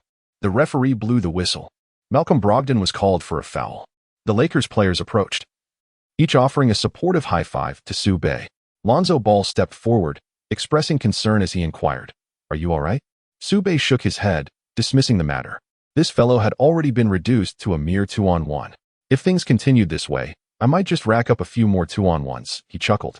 Nearby, Malcolm Brogdon raised an eyebrow, his expression turning grave. Who could have anticipated that this individual would manage to score, only to foul himself as well? A true case of losing both the lady and the soldiers. Following this, Su Bei approached the free throw line. After dribbling the ball a few times, he cradled it in his right hand.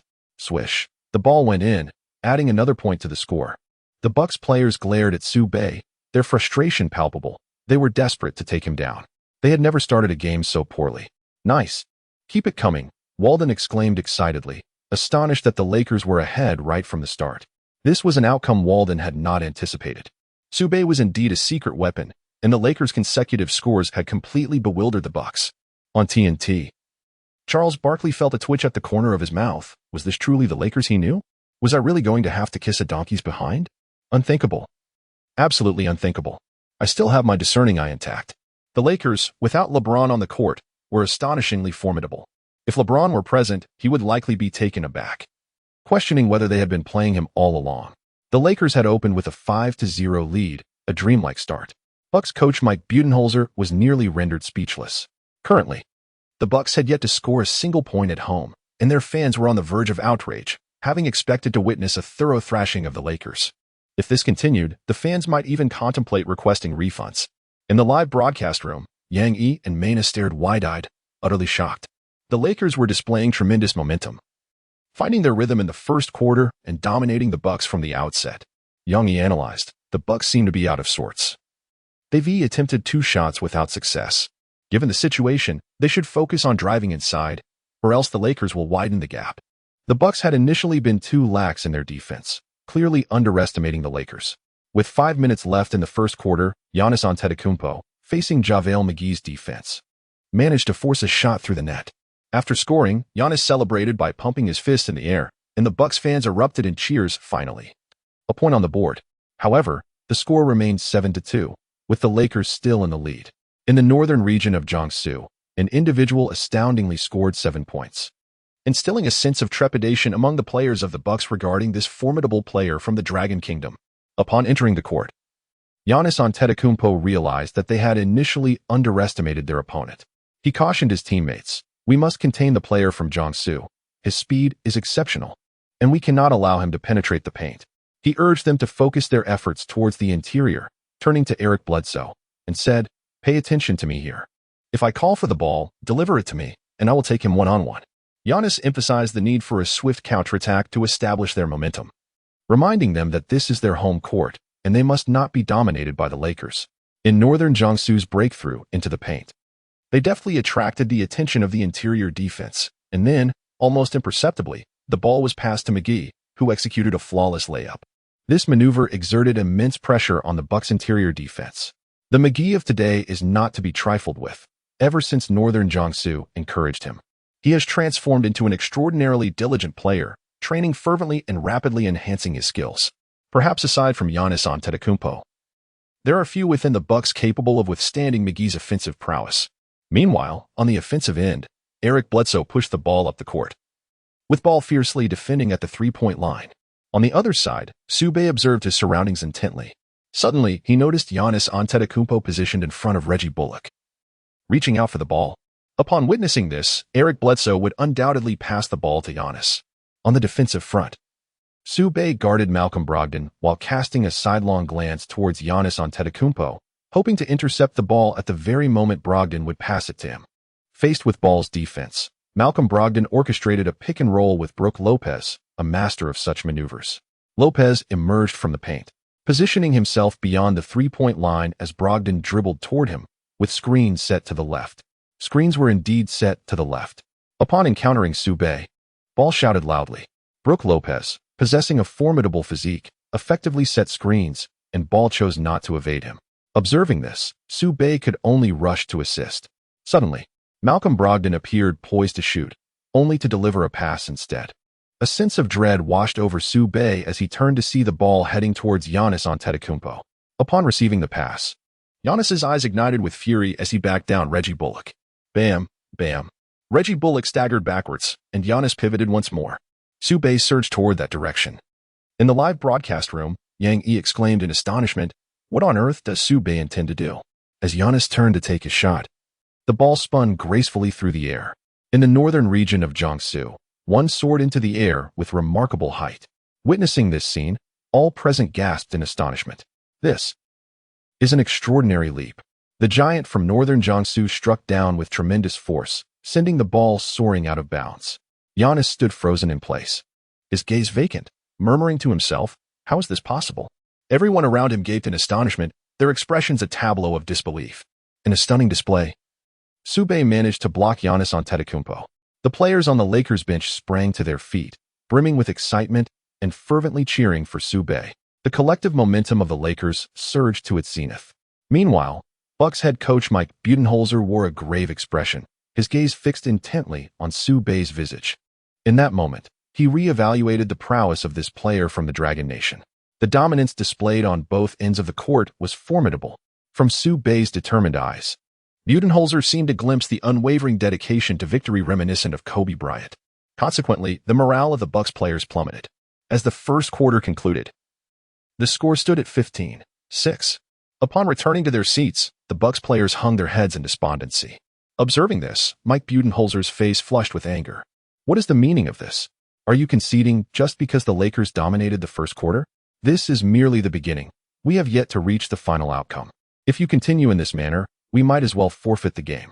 Su Bei's performance was nothing short of extraordinary. The intensity was palpable, especially that moment when he blocked Antetokounmpo. It was truly exhilarating. I have rarely seen guards capable of achieving such a feat against Giannis. Given the chance, I too would relish the opportunity to try. Ball, filled with admiration, praised Su Bei. Northern Jiangsu has accomplished what others could not. And it is likely that no one in the Bucks will underestimate Northern Jiangsu any longer. The more they belittle Northern Jiangsu, the more devastating their defeat will be. This block may very well become a trending topic following the match between the two teams. Upon receiving Ball's praise, Su Bei quickly waved his hand, saying, "It's nothing. Merely a stroke of good fortune." He glanced at his taskbar. "Host, Su Bei, blocks, one time." Su Bei contemplated. Only 2 more blocks remain. Giannis should now be on high alert, making the forthcoming attempt significantly more challenging. Giannis turned his gaze towards Su Bei, a flicker of astonishment crossing his eyes. He had never anticipated that a player from the Dragon Kingdom would manage to block him. Such an occurrence had never transpired before, yet here it was.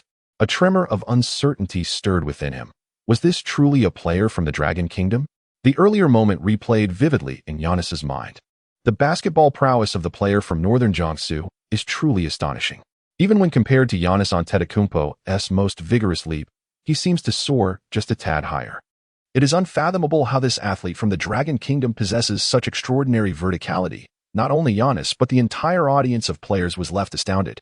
Moreover, the ever-vigilant Charles Barkley, watching from the broadcast booth, felt a tumultuous wave of emotions, recalling the ferocity of a young Kobe Bryant. Is this truly human? Subsequently, Giannis surveyed his teammates with earnest intent, declaring, "No matter what, we must contain that player from the Dragon Kingdom. If he unleashes his full potential, the consequences will be dire." Coach Mike Budenholzer of the Bucks fixed his gaze on Giannis, urging, "You must confront McGee with tenacity. He lacks your physical strength. Since the perimeter is not open, penetrate inside. We must assert our momentum and overtake them in the second quarter. Do not underestimate any player from the Lakers. Their performance has surpassed our expectations, and we must engage them with all our might. Remember, I do not wish to witness a repeat of our experience against the Spurs. Such a situation is unacceptable." In the first quarter, they predominantly scored in the paint, indicating that the Lakers' interior defense is not particularly formidable. With Giannis's athleticism, few can effectively guard him. "Understood," came the collective response from the team. Giannis, resolute, committed to driving inside. Could there be a Lakers player capable of restraining him? On the other hand, Walton harbored concerns about Giannis, fully aware of his scoring prowess. He is indeed the Greek freak. With the absence of LeBron James, relying solely on McGee for interior defense is precarious. Whenever Giannis penetrates, the interior defenders must double-team him, regardless of whether they can contain him. They must first establish a formidable presence. If the Bucks depend solely on Giannis, this team is unlikely to go far. The players from Northern Jiangsu nodded earnestly. Soon, the second quarter commenced. Coach Walton did not substitute the starters. If the score had widened in the first half, he might have allowed the substitutes to take the court. However, at this moment, everything remained uncertain, and keeping the starters on the field seemed the more prudent choice. Moreover, the disparity between the starters and the substitutes was quite significant. Su Bei approached McGee and cautioned, "They are a bit aggressive. Everyone should exercise caution." "Indeed. I will be vigilant," McGee nodded, recalling how he had been elbowed during his recent foray into the paint, an infraction that went unnoticed by the referee, thus escaping any foul call. This left McGee somewhat irked. The Lakers initiated another offensive play. This time, Su Bei, with the ball in hand, advanced to the three-point line. He observed that the Bucks players had tightened their defense at the free-throw line, clearly intent on thwarting Su Bei's drive. After the Su Bei Bucks players executed their defensive maneuvers, they pulled back the ball to create space. They reorganized their strategy. Otherwise, relentless attempts to penetrate the defense would likely prove fruitless. "McGee, come set a pick," came the call. McGee approached the three-point line, while Bucks point guard Eric Bledsoe remained vigilant. Acutely aware of Su Bei's intention to utilize the screen, Bledsoe paid particular attention to McGee.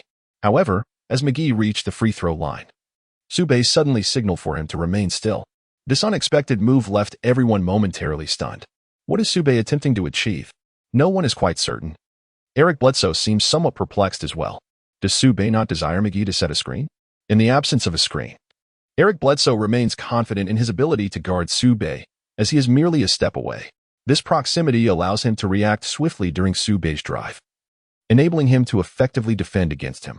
Upon witnessing the expression of Eric Bledsoe, Su Bei couldn't help but smile slightly.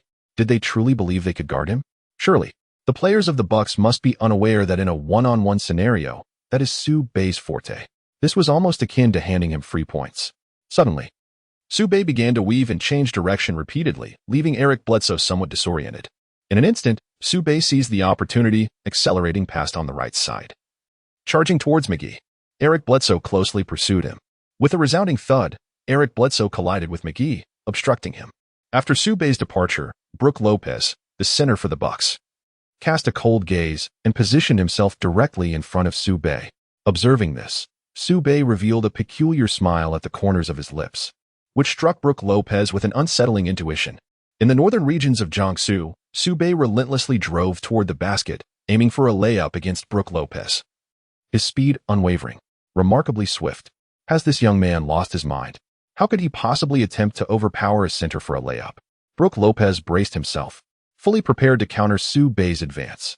Yet, in the next instant, Brook Lopez found himself utterly bewildered. Where had the ball gone? Where's the ball in Su Bei's hands? The others were momentarily taken aback. Suddenly, we see McGee gripping the ball with both hands, taking 3 strides from the free throw line.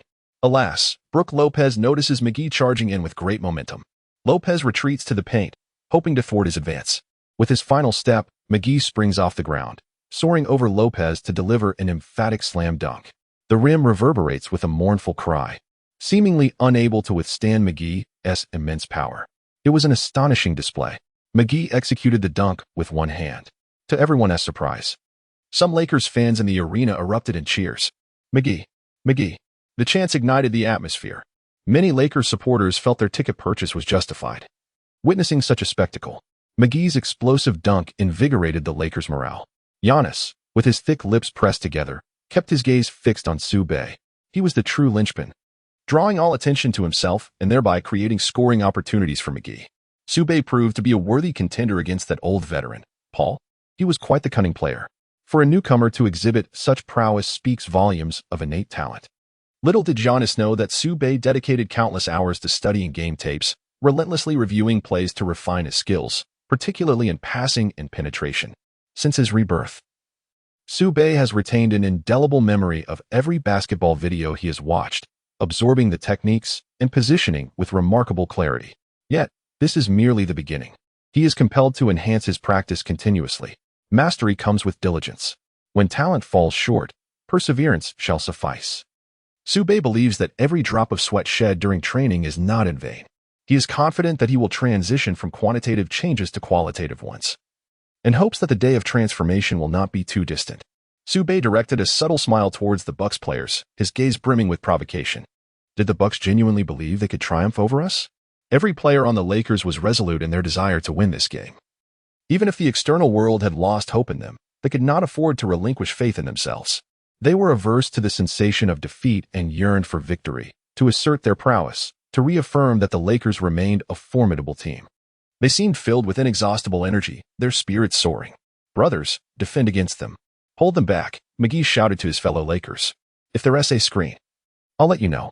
The players nodded, a flicker of unusual determination flashing in their eyes. Coach Walton, witnessing this scene, was utterly astonished. This was the team he had envisioned, united in purpose and resolve. His gaze settled on Su Bei, who exuded an innate leadership charisma, even more intimidating than that of James. When James returned, he would find the Lakers transformed. In the live broadcast, the Lakers were performing admirably in the second quarter, exhibiting high offensive efficiency, particularly with the synergy between Su Bei and McGee, leaving the Bucks momentarily bewildered. Is this still the same Lakers team from before? Yanni could not help but inquire, marveling at Su Bei's seamless offense, a true visual delight. Whether through his drives or jump shots, each movement was a masterpiece. The Bucks mounted an offensive. Eric Bledsoe passed the ball to Giannis Antetokounmpo, who entered the paint only to be met with the simultaneous pressure of Reggie Bullock and McGee, who denied him any respite. The two raised their hands high, using their bodies to encircle Giannis. Although he was a formidable force, even he struggled against the dual defense. Giannis's expression darkened as he realized his offensive options were limited. He returned the pass, facing Ball's defense. A three-point attempt. Swish. A successful shot. What a superb play. The Bucks coach, Mike Budenholzer, was visibly exhilarated. Finally, a shot had landed from beyond the arc. It was a hard-fought achievement. The coach was more anxious than the players. Giannis and Malcolm Brogdon exchanged enthusiastic high fives. I'll draw their fire. If you're open at the three-point line, shoot without fear. Don't worry about missing. I'll secure the rebounds. Malcolm Brogdon nodded, a flicker of confidence igniting in his eyes. Once a three-pointer found its mark, shooters would invariably gain the audacity to attempt again, convinced the next shot would succeed. Soon after, Su Bei received the ball, with Eric Bledsoe closely shadowing him, sticking to him like glue. In northern Jiangsu, a deceptive change of direction allowed him to slip past effortlessly. He advanced across the court with the swiftness of lightning. Eric Bledsoe was momentarily taken aback. Su Bei's feigned maneuver was extraordinarily convincing. Had he chosen to defend the other side, Su Bei would undoubtedly have penetrated through the opposite flank. Regardless, Su Bei was bound to break through, as his capacity for advancement had significantly improved after adopting a style reminiscent of Tracy McGrady. Arriving at the left side of the three-point line, Su Bei suddenly halted. His gaze shifted towards the right side of the arc as he sprinted in that direction. With a powerful flick of his wrist, the ball was sent soaring from behind his head. It found its way into JaVale McGee's hands, with Giannis Antetokounmpo and Brook Lopez closing in. "Surround him," Giannis shouted. The two swiftly converged on McGee.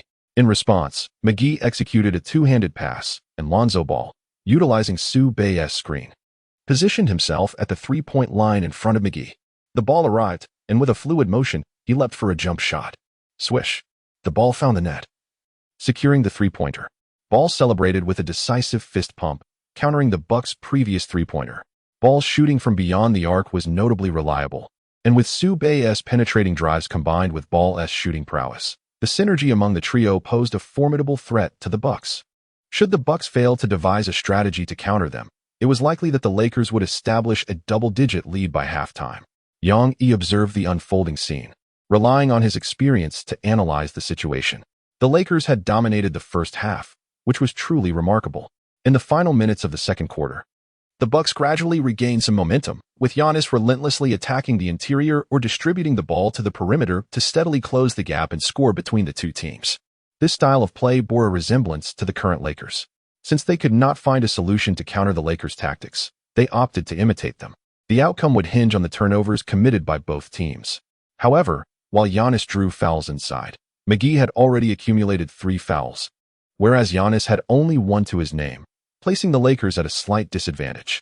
As the second quarter concluded, the score stood at 27-24 in favor of the Lakers, a mere 3-point gap. Meanwhile, at TNT, Charles Barkley glanced at the score, a smile gracing his lips. "I predict the Bucks will soon surpass the Lakers. It's merely a matter of time." He anticipated that the Bucks would overtake the Lakers in the third quarter and extend their lead in the fourth. Next to him, Amy Johnson nodded in agreement, sharing Barkley's perspective. The Bucks' strength was evident. Apart from McGee and Su Bei, the Lakers' other players did not match up well against the Bucks, as evidenced by Kyle Kuzma's 3 turnovers in the second quarter. The Lakers were being closely pursued by the Bucks, with McGee now burdened by 3 fouls. If the Bucks managed to force McGee into 6 fouls, the Lakers would find it exceedingly challenging to secure a victory in the end. McGee was in a precarious position. Another foul would likely sideline him for the fourth quarter. Coach Walton turned to McGee. "In the third quarter, you want to play. I'll have Tyson Chandler substitute for you for half a period. Then you can return." "All right," McGee replied softly, his eyes dimmed. As a player, being benched was understandably disheartening. He had to commit fouls in an attempt to contain Giannis. Otherwise, the latter would undoubtedly score in the paint. However, with McGee off the court, could Tyson Chandler effectively defend Giannis? McGee was uncertain, and so were the others. It remained an unknown variable. Even Coach Walton could only observe the unfolding dynamics on the court. Su Bei gently patted McGee on the shoulder and offered a faint smile, saying, "No worries. You will definitely need to take the court soon. Otherwise, we will truly be at a loss." He continued, "Let us strive to focus on outside shooting. Ideally, we should manage to make a few more three-pointers. Ball, seek out open spaces. When an opportunity arises, be decisive in your shot." Ball responded affirmatively, "All right." Su Bei held a measure of trust in Ball's three-point shooting. Although Su Bei himself was not particularly accurate from beyond the arc, he remained confident in his mid-range shooting abilities. Coach Walton turned his gaze towards Kuzma, stating, "Kuzma, take a moment to step off the court and collect yourself. Those recent errors were indeed avoidable. Had you not faltered, we would not have allowed the Bucks to surpass us. Calm yourself. You were overly impulsive just now. Caruso, prepare to enter the game." Kuzma, feeling dejected, nodded in resignation. He was at a loss, his mind hazy while on the court. The Bucks were surging with momentum. They likely aim to overtake us in the third quarter, but could we allow that to happen? No, absolutely not. The team's resolve was unwavering as they replied in unison. Having fought hard to establish a lead over the Bucks, there was no way they would let it slip away. Let us go. Let us go. Winning this game is essential to our ultimate victory. The Lakers players stood tall, their faces reflecting unwavering determination. Meanwhile, the Bucks coach addressed his players with a grave tone. We cannot allow the Lakers to maintain their lead any longer. We must overtake them. Don't worry, coach, Giannis replied, a confident smile gracing his face. No one in their interior can guard me, and McGee is already burdened with 3 fouls. He likely won TB on the court at the start of the third quarter. This presents us with the perfect opportunity to surpass them. Pass me the ball, and I will handle the rest. Giannis stepped up as the linchpin of the Bucks' offense. Beep. The third quarter commenced. After entering the court, Su Bei exchanged high fives with his teammates, urging them to eliminate the opposition. The players of the Lakers, eyes fixed ahead, exuded an aura of determination. As the game commenced, both teams exchanged points, competing fiercely with no clear advantage. Upon receiving the ball, Giannis Antetokounmpo faced off against Tyson Chandler, swiftly executing a thunderous dunk that ignited the atmosphere. The Lakers promptly countered with a three-pointer, intensifying the rivalry as both sides displayed their fervor in a heated contest, each refusing to yield. However, within the paint, the Lakers found themselves unable to contain Antetokounmpo. They relied heavily on perimeter shooting, facing a far more arduous task than the Bucks. The score stood at 48-51, with the Bucks finally gaining the lead over the Lakers, who now trailed by 3 points. The home court advantage propelled the Bucks to play with increasing ferocity. While no Lakers player exhibited any sign of surrender, clinging tightly to the score, they had unearthed their potential, showcasing their capabilities to the fullest. Walton observed them with admiration, believing that given another year, they would undoubtedly grow significantly, perhaps even making a playoff appearance or reaching the finals. Regrettably, time waits for no one. Meanwhile, on TNT, Barkley, upon witnessing the score, wore a content smile. I told you all, the Lakers' overall strength pales in comparison to that of the Bucks. The Bucks will certainly surpass the Lakers in the third quarter. Look, we are now halfway through the third, and the Bucks have taken a 3-point lead. What awaits the Lakers is an unrelenting onslaught. The Bucks' overall prowess this year is formidable, with their players physically dominating the Lakers. The Lakers appear to have little hope. Giannis gazed down at Su Bei, a disdainful smile gracing his lips as he mocked. Did you really think your Lakers could defeat us? Such naive delusions. This is the true strength of the Bucks. Winning against us? Impossible. In response to Giannis's provocation, Su Bei remained calm, his eyes suddenly turning icy, radiating a sharp intensity. Giannis felt a chill and instinctively took a step back. Although Su Bei was uncertain of the outcome, he was determined to teach Giannis a lesson, as there were still 2 blocks left to execute. Su Bei did not respond, but walked over to Reggie Bullock and said, "You need not guard Giannis. I shall take on that responsibility. Are you certain you can contain him?" Reggie Bullock replied, skepticism evident on his face as he spoke in a low tone. "Your height differs greatly from his. It will be quite challenging for you to defend against him. Reggie Bullock, please have faith in me." Su Bei replied earnestly, "Regardless of his stature, I will exert every effort in my defense. If he seeks to score in front of me, I will ensure he feels the weight of the challenge." Reggie Bullock found himself at a loss for words. Since Su Bei was resolute, he decided to let him try. Perhaps soon he would come running back, requesting to switch positions. The Bucks launched their offensive. Eric Bledsoe advanced the ball across the court, crossing the 3-point line. After executing a pick from Brook Lopez, he charged directly towards the basket from the free throw line. Tyson Chandler also moved forward to defend, raising his hands to block Eric Bledsoe's path to the hoop. If Bledsoe insisted on attacking, he would undoubtedly incur an offensive foul. In the next moment, Eric Bledsoe leaped. His right leg bent, aiming for a thunderous dunk. Crash! The basketball struck the front of the rim. However, Tyson Chandler, clutching his knee, winced in pain, tears welling in his eyes as he fell to the ground. The referee's whistle pierced the air, signaling an offensive foul against Eric Bledsoe. The Lakers players rushed over, their faces etched with concern. Su Bei gazed at Tyson Chandler with concern and inquired, "What is the matter?" My knee. Ah, it hurts. It hurts so much." Su Bei's expression shifted subtly as he observed the pained visage of his teammate, his heart heavy with discomfort. The foul committed by Eric Bledsoe could undoubtedly be deemed malicious. In the live broadcast, Young E watched as Bledsoe leapt, extending his right foot to collide with Tyson Chandler's knee, causing Chandler to lose his balance and crash to the ground. This was clearly a deliberate foul. and the Bucks were exhibiting an excessively aggressive style of play. Yang E's face darkened with indignation. Such tactics had no place on the court, for they posed a grave threat to player safety. It appeared that Tyson Chandler would require medical attention, a turn of events that was truly unexpected. Without a strong presence in the paint, the Lakers found themselves increasingly vulnerable. Even the legendary Barkley expressed his regret, lamenting the impact on Chandler's knee. Athletes dread injuries, as they can swiftly strip a peak performer of their prowess. The Lakers gathered around Chandler, offering silent prayers for his swift recovery. Walton stood with his hands on his hips, his face radiating fury. He called McGee back onto the court, but with another player injured, the Lakers' situation had become dire. Once Chandler was assisted off, the game resumed. "Fight back. We must fight back," he urged. "We cannot allow those Bucks to triumph. This is not the time for sorrow. Even if it takes every ounce of strength, we shall retaliate." All the Lakers players turned to Su Bei. Having never witnessed such fury in him before, he resembled a lion, thoroughly provoked by the Bucks. A tempest awaited the Bucks. Su Bei's gaze grew icy, a stark contrast to his usual gentle demeanor towards his teammates, who had never seen him enraged before. Yet, witnessing his companions in such a state of distress ignited an intense fury within him. The Bucks' earlier actions had indeed crossed a line, yet this was the court. And it was on this very battleground that the Lakers would resolve their grievances through the game of basketball, embodying their ethos of retribution. Upon hearing Su Bei's words, his teammates' expressions sharpened, their eyes reflecting newfound clarity and determination. They would not allow the Bucks to emerge victorious without a fight. The Lakers were poised to retaliate. Even if the Bucks held the title of the Eastern Conference champions, the Lakers were ready to tackle the challenge head-on.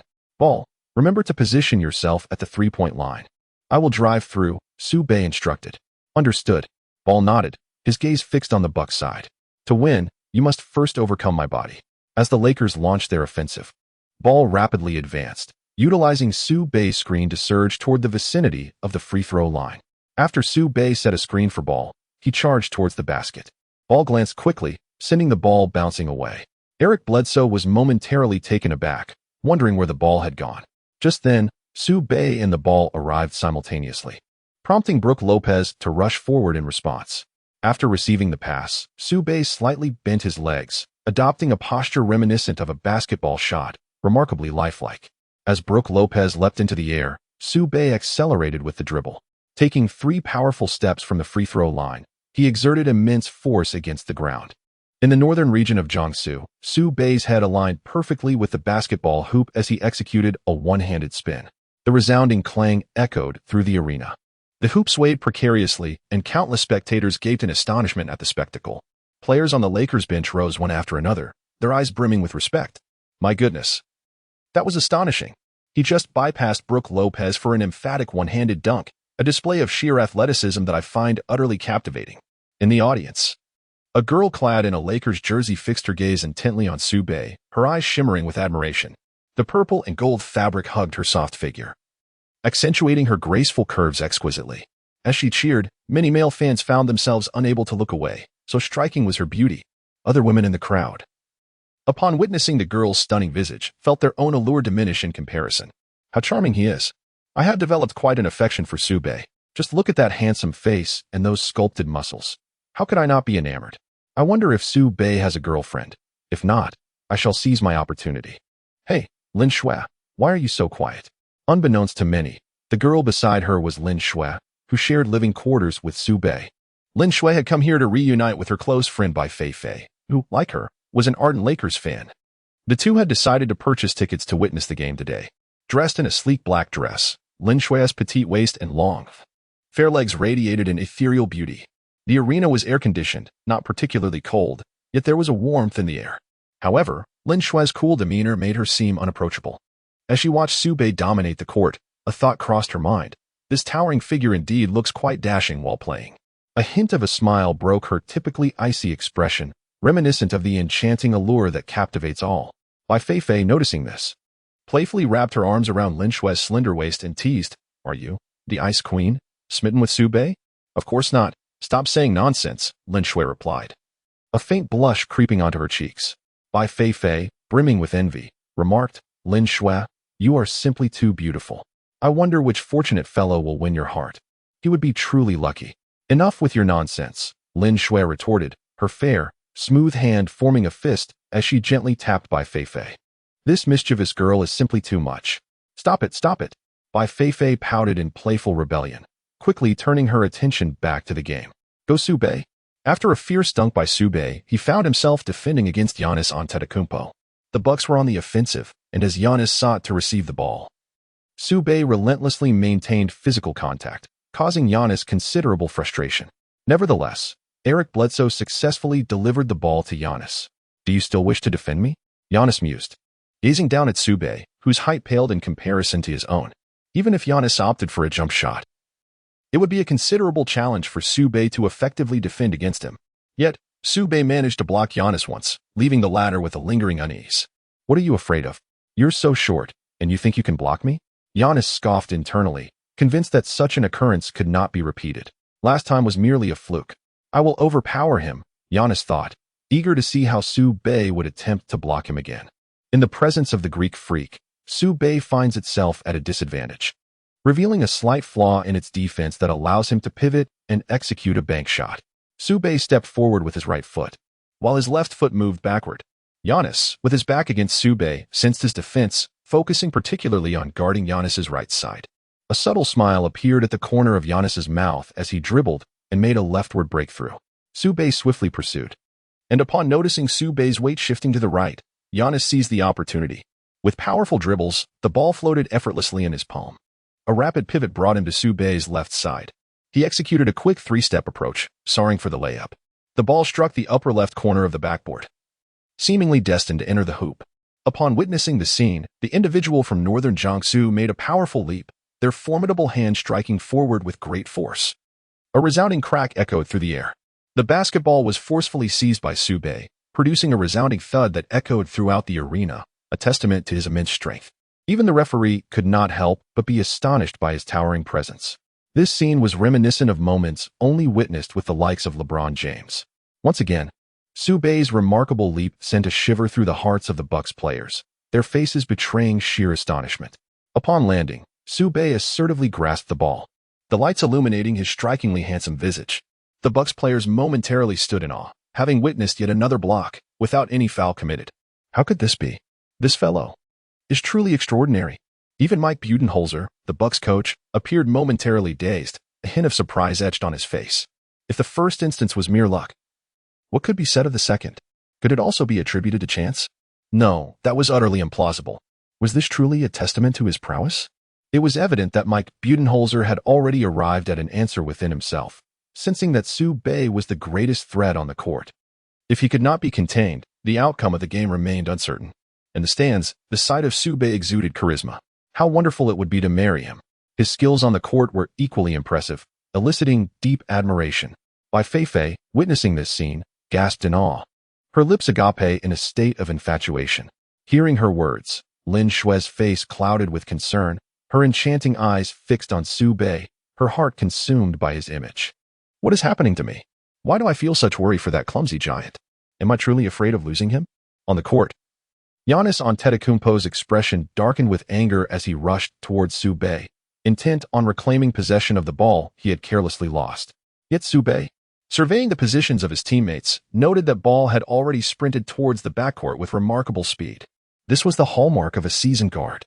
As soon as Su Bei secured the ball darted towards the backcourt, seeking an opportunity for a fast break. As Giannis lunged forward, Su Bei executed a powerful flick of his wrists. The ball soared through the air, landing deftly in Ball's hands. Ball smiled slightly, appreciating the comfort of Su Bei's pass. Before charging towards the paint, launching himself off the ground, he delivered a thunderous one-handed slam. The rim shook with the impact. 2 points secured. Great play, Walton exclaimed, raising a fist towards the sky. That dunk arrived at a crucial moment, simultaneously dampening the Bucks' momentum, as he firmly believed his players would not falter against their opponents. Throughout the first half, the Lakers players outperformed the Bucks, exhibiting commendable play with minimal errors. Save for Kuzma, each player displayed a high offensive efficiency. Walton found it hard to fathom that the Lakers, in the absence of LeBron, had not only maintained their spirit, but had actually become more tenacious, performing exceptionally well. In truth, the team's offensive strategy revolved around a single individual. Walton's gaze settled on Su Bei, the focal point of their play. Ball pounded his chest with determination, letting out a roar towards the heavens, as if he had unleashed all his frustration from the game. Incredible ball. The dunk was utterly spectacular. Caruso and Su Bei approached, high-fiving ball with smiles of camaraderie. The cohesion of the Su Bei team appears remarkably potent at this moment. Ball feels an immense joy and comfort playing alongside Su Bei. Despite being a newcomer, Su Bei has conquered him through actions. Ball has resolved to follow Su Bei in their future games. Today, they must, without fail, overpower the Bucks. With a determined gaze, Ball acknowledges their lack of any home court advantage, compounded by the unfavorable officiating. This not only frustrates Ball but also ignites the tempers of the entire Lakers squad. "We must believe in our abilities," Su Bei encourages the two, instilling confidence. Miracles are wrought by human endeavor, and they too can achieve this. Meanwhile, on the Bucks bench, head coach Mike Budenholzer shouts to his players on the court, "You must contain that number 31 player, Su Bei. It is imperative to limit him." Contain him? Giannis Antetokounmpo is momentarily taken aback. Does the coach truly regard Su Bei with such significance? Giannis, upon catching sight of Su Bei, feels a surge of irritation. This individual has blocked him twice, leaving Giannis utterly humiliated. He believes that after this game, Su Bei and he will become the talk of the town. Astonishingly, a rookie has blocked Giannis twice. Could he truly be a rookie? What Giannis remains unaware of is that far worse circumstances lie ahead. Eric Bledsoe, the Bucks guard, receives the ball and similarly passes it to Giannis. Upon acquiring the ball, Giannis catches a glimpse of Su Bei lurking behind him. This fellow is as slippery as an eel. Does he intend to block me once more? Giannis, now shedding his earlier arrogance, displays a flicker of caution. He cannot afford to be easily blocked by Su Bei again, as he had been earlier due to his momentary lapse in focus. Su Bei closely shadowed Giannis, a glimmer of challenge flickering in his eyes. "Is that so?" he provocatively inquired, aiming to cast a shadow of doubt in Giannis's mind, which would inevitably lead to a delay in his reactions. Let us put it to the test. Subsequently, Su Bei turned his gaze toward Ball ahead, his eyes brightening with understanding. In an instant, Ball comprehended Su Bei's intent. Their mutual understanding was palpable as they exchanged a knowing smile. Their target was Giannis, the most formidable obstacle facing the Lakers. Should the Bucks lose Giannis, their offensive prowess would diminish by half. As Giannis dribbled, he relentlessly sought to use his body to collide with Su Bei. Thud, thud, thud. The impact of their bodies sent a fleeting expression of pain across Su Bei's face. In the stands, Bai Feifei stood with her hands on her hips, exclaiming, "This Giannis is utterly despicable, using his own body to confront Su Bei. It is evident that Su Bei's physical attributes cannot possibly compare to Giannis's." She lamented the wickedness of Giannis. Observing the scene, Walton's expression grew somber. The scenario he feared most had unfolded. Giannis backing down Su Bei was nothing short of a dimensional assault. How could Su Bei possibly withstand the might of Giannis Antetokounmpo? Even the well-intentioned assistance from McGee proves to be futile. With each collision, Su Bei slightly retreats, yet his gaze betrays no sign of surrender. Instead, it radiates an unwavering resolve akin to a warrior facing death head-on, vowing not to relent until he has thwarted Giannis. As Giannis backs down against Su Bei, a peculiar smile creeps across his lips. "You wish to challenge me, but you remain rather inexperienced." Giannis senses he is nearing the basket, and with a swift pivot, he effortlessly evades Su Bei's defense once more. In northern Jiangsu, there was little that could be done. Giannis's physical prowess was simply extraordinary. At that moment, unbeknownst to him, Ball had approached Giannis's side. Just as Giannis was about to embrace the ball with both hands, a sharp crack echoed through the air. "Where's the ball? Where did it go?" It had vanished. Upon turning around, Giannis was astonished to find Ball in possession of the ball. This left him utterly dumbfounded. After seizing the ball, Ball immediately dashed towards the backcourt. Su Bei dashed out like a bolt of lightning, racing towards the backcourt. "Stop them quickly. Eric Bledsoe. You must block him. Do not allow him to score." Mike Budenholzer seethed. It was imperative not to let the Lakers execute two successful fast breaks. Otherwise, it would be utterly humiliating and could dampen their momentum. No other team had ever pushed the Bucks to this extent. Budenholzer, originally confident in a victory, now found himself uncertain. Regardless, winning this game was non-negotiable. He truly did not want the Lakers to end their winning streak. Moreover, they were the top team in the East, while the Lakers languished near the bottom of the West. Such a matchup could lead Bucks fans to suspect foul play. Budenholzer could hardly believe how challenging the Lakers had become. They had truly caught him off guard. Currently, the Lakers were also on a winning streak. Any team that underestimated them would undoubtedly face severe repercussions, as seen with the Grizzlies, Spurs, and now the Bucks. On the court, swoosh, Ball executed another layup, roaring towards the audience. In the next moment, deafening cheers erupted in the arena. The Lakers fans, fervent and exhilarated, seemed to believe they were in their home territory. However, most attendees were actually Bucks supporters, who had fallen silent despite their earlier attempts to disrupt the Lakers. Now, it seemed futile. The Lakers players were unfazed. Some fans sat in stunned silence, unable to fathom the Bucks' performance today. In the broadcast studio, Yang Yi displayed a hint of astonishment. Su Bei's defense against Giannis had led to 2 consecutive turnovers for him. Was this merely luck? Giannis must be feeling some psychological strain now. The Lakers had once again taken the lead. The Bucks were indeed in a dire situation. Yet, Su Bei's orchestration of the Lakers' offense was unexpectedly formidable. In the NBA, very few guards from Long Guo possessed such dual capabilities of playmaking and scoring. Beside him, Mena observed Su Bei's game, noting how reminiscent he was of Kobe's silhouette, particularly in his piercing gaze. Nevertheless, she secretly hoped for a Lakers victory. In Su Bei, Mena perceived another facet, a particularly chilling calmness that was somewhat unnerving. Especially after witnessing a teammate's injury, his face had transformed with rage, only to revert to an icy composure. His eyes emanated a formidable pressure, making him an enigma that was difficult to decipher. The match continued with intense competition. The Bucks altered their strategy, initially denying Giannis the ball. Budenholzer remained apprehensive that Giannis might fall for Su Bei's tactics, realizing that Su Bei was even more formidable than he had anticipated. Giannis's intellect was no match for Su Bei. The Bucks boasted not only Giannis but also Chris Middleton, whose athleticism was equally intimidating. Budenholzer instructed that the ball should first go to Middleton. If Giannis had no opportunity to cut to the basket, then Middleton should take the shot, as Caruso lacked the physical prowess to contend with Middleton. Currently, the Lakers had 3-point guards on the court, displaying formidable strength from the perimeter, while their interior defense was somewhat vulnerable. The Bucks, however, had a fearsome inside game. Even if Giannis was not holding the ball, once he cut to the basket, Su Bei would struggle to limit him due to Giannis's height advantage. As the third quarter concluded, the score stood at 81-80, with the Lakers leading by a mere point, leaving everyone astonished. The Bucks had failed to surpass the Lakers in the third quarter, and as Giannis and his teammates returned to the bench, they were drenched in sweat and seething with frustration. It was evident how exasperating Su Bei had made their entire team feel. They had never imagined encountering a Lakers player of such caliber, especially one from Long Guo. After a fleeting moment of leading, they found themselves under the Lakers' relentless pressure. In the stands, Bucks fans felt deprived of the chance to rally their team. It was utterly disappointing. How could an Eastern Conference leader struggle against a Lakers team? Some fans expressed their dissatisfaction with Giannis and his teammates, feeling they had played in vain. Yet, Giannis himself felt despondent. How could he have encountered Su Bei? Little did he know, future encounters with Su Bei could be even more harrowing. On the Lakers bench, the coach praised, "You're playing exceptionally well. Now, it is crucial to maintain this rhythm. We must widen the gap in the fourth quarter. We cannot allow the Bucks to overtake us easily." He turned his attention to JaVale McGee and Reggie Bullock, emphasizing the need for stronger defense. "We must embody the spirit of the Lakers. If we win this game, it will mark our 4th consecutive victory, significantly impacting our future matches, especially against the Warriors. The last time we faced them, they annihilated us, and we must avenge that loss."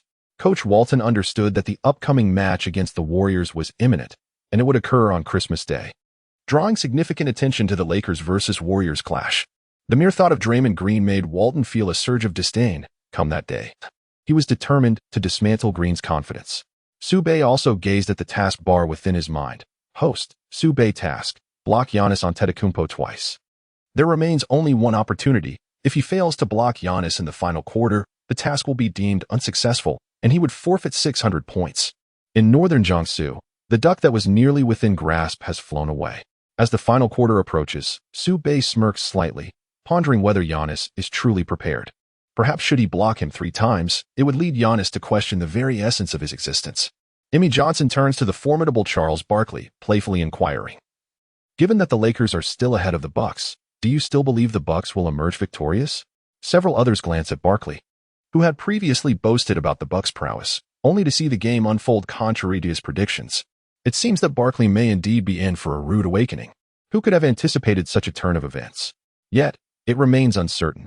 The final quarter has yet to be played, and the outcome is still up for grabs. Indeed, we are merely in the third quarter, and the fourth could hold numerous surprises. Nevertheless, I lean towards the Bucks. I suspect the Lakers will falter in the final quarter. Their interior game is lacking, relying solely on Ball and a player from the Dragon Kingdom. It is a daunting challenge for the Lakers to claim victory. That makes sense. Observing the game's dynamics, Barkley's face betrays no amusement. He is perplexed. How could two teams with such a disparity in strength be so evenly matched? The Bucks seem incapable of overcoming the Lakers, especially with LeBron absent from the court. This is rather absurd. Yet, I firmly believe the Bucks will triumph. The Lakers simply cannot prevail. Barkley declared before the television audience. The Lakers are not on par with the Bucks. Despite the close contest in the first three quarters, they will not outplay the Bucks. The Bucks possess a formidable interior game, unmatched in the East. He urged everyone to remain patient, asserting that by the fourth quarter, they would see whether he was right. The Lakers' fate would soon be evident. Barkley is confident in the Bucks' victory. He believes that no one can restrain Giannis, as the Lakers' interior players are at his mercy. He anticipates a spectacular eruption from Giannis in the final quarter. As for the Lakers, he simply chuckles. Emmy Johnson responds, "Let us await the outcome." On the Bucks side, Coach Mike Budenholzer, with a serious demeanor, instructs his players, "Remember my words. Exhaust that player from the Dragon Kingdom. Prevent him from receiving the ball. In this final quarter, give it your all, and we must secure this victory." The team nods in agreement, fully aware that this match cannot be lost. They had vowed to win effortlessly. Yet the gap between the teams has not widened. It would be utterly humiliating to lose. The consequences would be dire. The fourth quarter commences. Neither team substitutes their bench players, particularly the Lakers, whose reserves are significantly inferior to the starters. Allowing them to play would merely provide the starters a brief respite. However, given the current circumstances, the starters cannot afford to leave the court. The repercussions of such a decision would be unimaginable. In the northern region of Jiangsu, Su Bei, Ball, and Caruso were on the court together, enhancing the perimeter lineup with their trio of guards. Walton's strategy was designed to enable an effective outside play, alleviating some of the pressure from the interior. After all, McGee was burdened with 3 fouls, and particularly during the third quarter, his defense had been somewhat cautious, as he was apprehensive about accruing a 4th foul. However, by the fourth quarter, that pressure had lessened significantly, allowing McGee to play more freely. "McGee, do not worry. I will be right here defending against Giannis," Su Bei said earnestly to McGee. "If Giannis comes at you, it is best that you refrain from committing a foul. I shall take that risk. I still have 6 fouls at my disposal." "All right."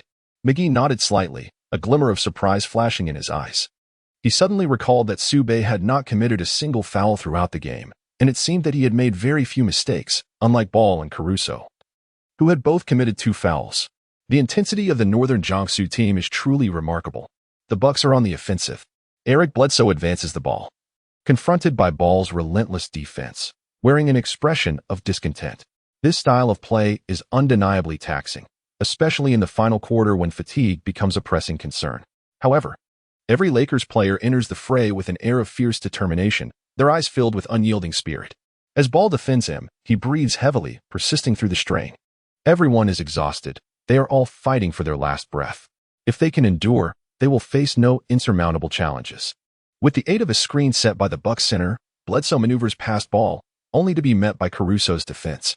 Yet, rather than pushing forward, Bledsoe opts to shoot from beyond the arc swish. The ball finds the net, securing a 3-pointer. Instantly, the atmosphere in the arena ignites with fervor. How exhilarating. The Bucks' 3-point shot has finally arrived, urging them to conquer the Lakers. The Bucks fans, having felt suppressed for too long, are set ablaze by this singular 3-pointer, their spirits soaring. Mike Budenholzer shouts with enthusiasm, "Well done. Keep playing like this. Remember, guard that player from the Dragon Country. Do not allow him to receive the ball."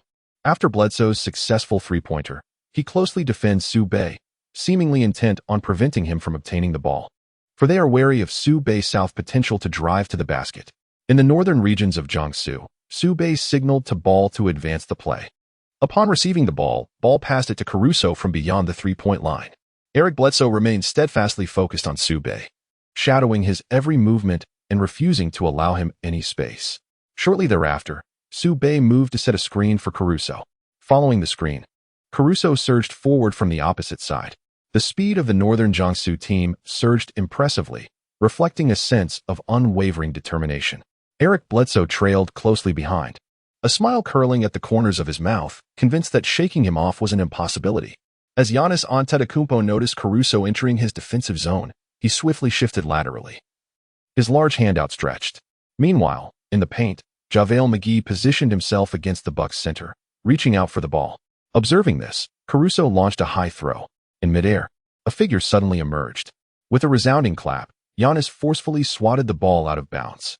Everyone was momentarily stunned. This was sheer athleticism.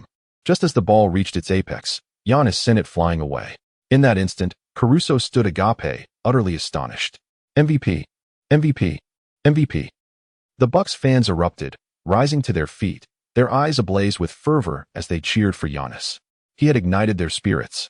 What a block! Giannis had truly showcased his innate prowess, exhaling with fervor.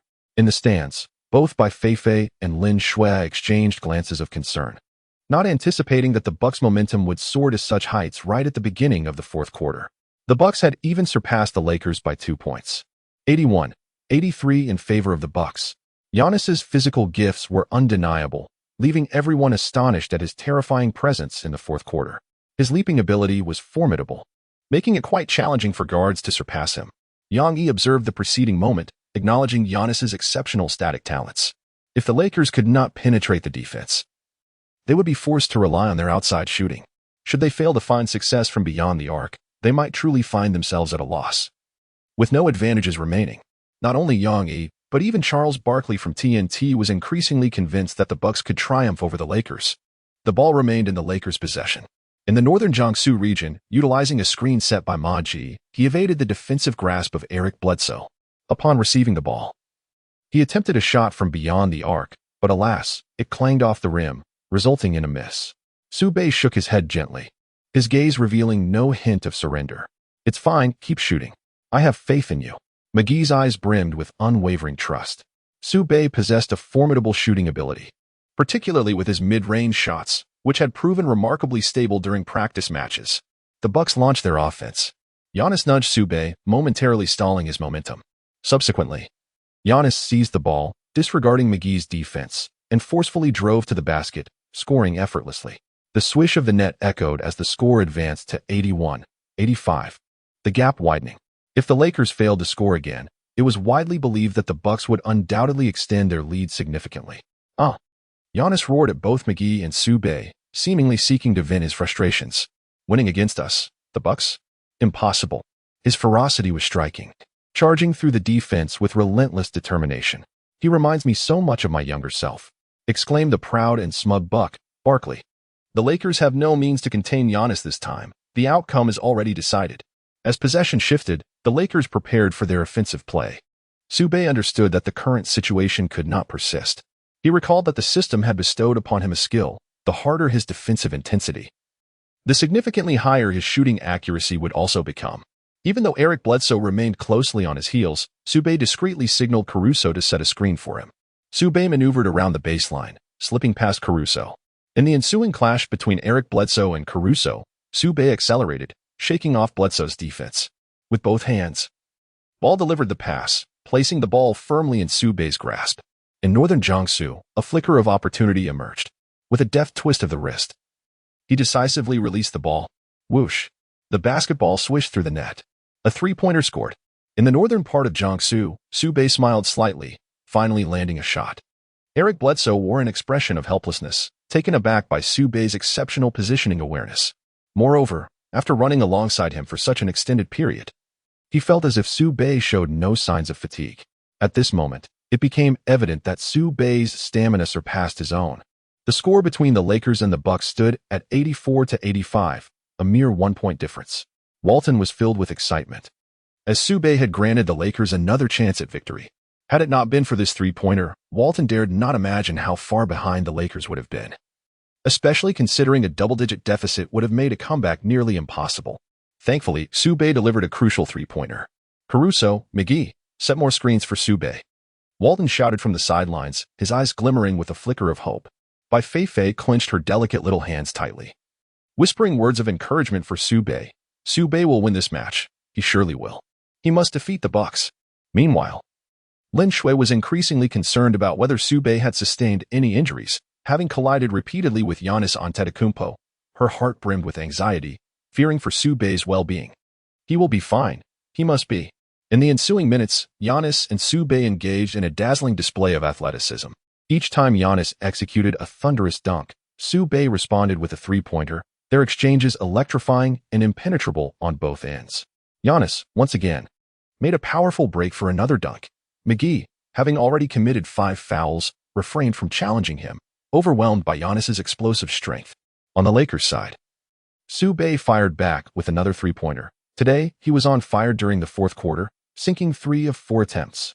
Yang Yi narrated the thrilling match, as every player exerted themselves to score, elevating the atmosphere to a crescendo. The crowd erupted in cheers, their eyes riveted on Giannis and Su Bei, whose scoring was nothing short of sensational, a fierce contest between guard and forward.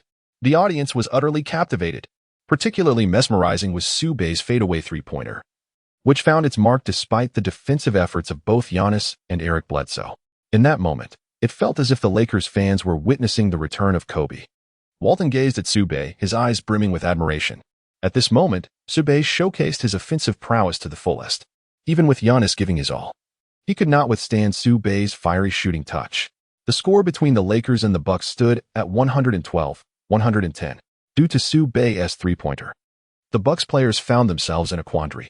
With only 20 seconds remaining, the Bucks initiated their offense. Mike Budenholzer called for a final timeout. Eric Bledsoe, you must contain Su Bei. It is imperative that he does not score. We have but one last offensive play to execute. Aim for a three-pointer.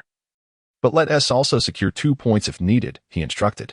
If we score 2, we can push for overtime. Should we hit a 3, we will clinch the victory against the Lakers. Be mindful of the clock, and ensure the Lakers have no chance to counterattack. You will execute the final shot. Everyone, create space. Mike Budenholzer cast a determined gaze toward Giannis. I believe in you. On the other side, Walton addressed his players in a low tone. They will undoubtedly give the ball to Giannis. You must keep a close watch on him. Otherwise, this game may lead to overtime or a last-second defeat. I am certain you do not wish to let the Bucks triumph, so let us secure this win. However, as the Bucks prepared for their final offensive play, the likelihood of a game-winning shot loomed large. Barkley observed the Lakers' side, noting that no one could effectively guard Giannis. Had it not been for the Dragon player's three-point prowess in this quarter, the Bucks would have undoubtedly overwhelmed them. As the Bucks executed their last attack, Barkley had faith that Giannis would make the final shot. As the timeout concluded, the Bucks commenced their last offensive play. After Eric Bledsoe advanced the ball up court, he did not immediately pass to Giannis, but instead utilized the center for a screen. Following the pick, Caruso moved in for the defensive cover. In the same position, Eric Bledsoe leaped, seemingly aiming for a three-pointer. Caruso lunged forward. Yet in the next instant, utilizing his core strength, Eric Bledsoe passed the ball to Giannis midair. Behind Giannis stood Su Bei, closely shadowing him. Upon receiving the pass, Giannis dribbled toward the paint. Facing the basket, he propelled himself upward. Leaning back as he released the ball, a smile crept across Giannis' lips. Just as he was about to land, a figure loomed in front of him. Giannis' expression shifted dramatically. Impossible, absolutely impossible. The time on the clock was dwindling rapidly. 5, 4, 3. It seemed as though Su Bei had taken flight, while the Greek freak stared blankly at Su Bei's figure, muttering to himself, "This is utterly impossible. That leap is simply too high." The head of the Northern Deer aligned perfectly with the basket. With a resounding clap, that sound shattered the hopes of the Bucks to secure victory. With a single hand, Su Bei grasped the ball, and upon landing, time seemed to dissolve. The match had concluded. The Lakers players turned to behold the scoreboard, erupting into jubilant cheers. "We have triumphed. We have defeated the Bucks. Is this truly happening? Haha." Coach Walton also wore an unusual smile, a rare expression of joy that he had seldom exhibited before. Even he had not anticipated a victory against the Bucks in this match, considering they were the current leaders of the Eastern Conference. It was indeed astonishing that the Lakers managed to overcome the Bucks. Truly, incredible. A miracle. This is nothing short of a miracle. Yang Yi gazed at Su Bei, a flicker of astonishment in his eyes. He had not expected the Lakers to prevail. They had all believed the contest would culminate in overtime. Yet, what was the outcome? In the northern region of Jiangsu, a breathtaking block extinguished their hopes. In the live broadcast room, Mena leaped with joy, exclaiming, "We won. We won." The Lakers triumphed over the Bucks, and Su Bei's prowess was unparalleled. Mena's slight jump caused her chest to gently rise and fall, captivating the audience with sheer delight. Her movements were as swift as a hare, an exquisite sight indeed. On the court, Lakers players rushed towards Su Bei, enveloping him in embraces. Su Bei, you are truly remarkable. We all thought we were headed for overtime, but you. And just now, I witnessed the helpless expressions on the Bucks players' faces, which brought me immense satisfaction. Who were they to look down upon us? After a brief celebration, Su Bei surveyed his surroundings, feeling an inexplicable sensation as though someone had been watching him all along. There was also a strange sense of familiarity. Su Bei pondered inwardly. Who could it possibly be that has been observing me? Perhaps Lin Shui is watching me from the television screen, he mused with a smirk. The mere thought of Lin Shui's figure brought a flicker of joy to Su Bei's heart, accompanied by an elusive feeling he could not quite articulate.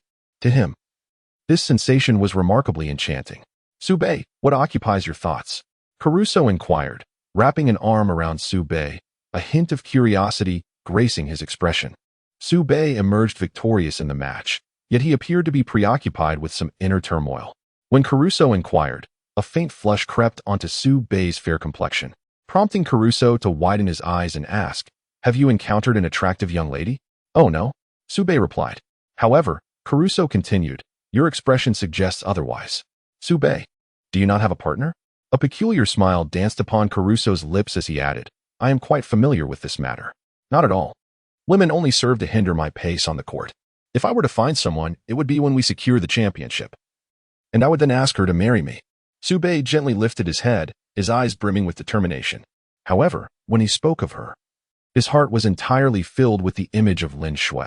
He still remembered the promise they had made.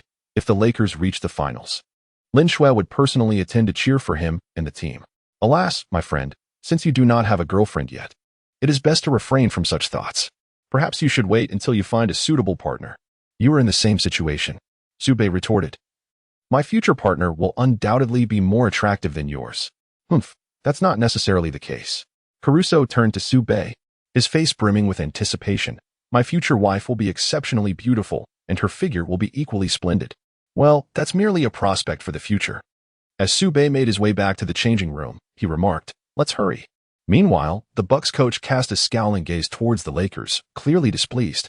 They had been consistently dominated by the Lakers, managing to briefly take the lead in the third quarter, only for the Lakers to ultimately reclaim the advantage by the end of that period. Giannis and his teammates also hung their heads slightly, shaking them in dismay. In this match, Su Bei remarkably altered Giannis's game 3 times, most importantly without committing a single foul, nearly causing Giannis to lose his composure. Giannis indelibly remembered this player from the Dragon Kingdom, Su Bei, and in Su Bei's eyes, he perceived the piercing gaze reminiscent of Kobe, a killer's intensity. Coupled with formidable mental fortitude and decisiveness in his actions, truly a heart of steel. Lin Shui, why are we in such a hurry? Don't you wish to catch a glimpse of Su Bei? Bai Fei, with her sparkling eyes, blinked curiously at Lin Shui, inquiring if perhaps she had developed feelings for him. Don't be ridiculous. I have no affection for that big oaf, Lin Shui retorted, her heart racing as she turned to face Bai Fei, a slight blush gracing her otherwise icy countenance. In that moment, Lin Shui herself was perplexed by her feelings. The image of that clumsy giant lingered in her mind, refusing to fade. You referred to him as a big oaf. If you truly had no feelings, why would you blush? Bai Fei declared proudly. Over the years, she had introduced many boys to Lin Shui, yet this time, Lin Shui's reaction was markedly different. Previously, regardless of Bai Fei's words, Lin Shui maintained her frigid demeanor, but now her cheeks had flushed. Lin Shui insisted, I do not like him. Yet Bai Fei was unconvinced, thinking, only a fool would believe you. Let us go. I can't fathom your thoughts, always lost in fanciful musings. Lin Shui, visibly annoyed, felt compelled to halt Bai Fei's chatter, fearing that her own private thoughts would be laid bare by her friend, who seemed to know her innermost feelings all too well. Let us walk. In a few days, I'll return with you to Los Angeles to see my idol. Absolutely not. Lin Shui immediately objected, recognizing that if Bai Fei visited her, she would undoubtedly discover that Su Bei, the big oaf, was living with her. Lin Shui was certain that once Bai Fei learned this, the entire world would be informed, and she must prevent that at all costs. Why not? Bai Fei asked, puzzled. It's nothing. Just don't go yet. Can I spend a few more days with you here? Lin Shui coaxed, wrapping her arms around Bai Fei's waist. Very well. Though Bai Fei remained unaware of the reasons, she trusted that she would eventually meet her idol. After all, with her busy schedule in the coming days, there would be future opportunities. She resolved to surprise Lin Shui then. Seeing this, Lin Shui felt a wave of relief wash over her. She had finally placated her friend. Alice May, clad in a form-fitting black outfit that accentuated her alluring figure, gracefully approached Su Bei, her movements mesmerizing.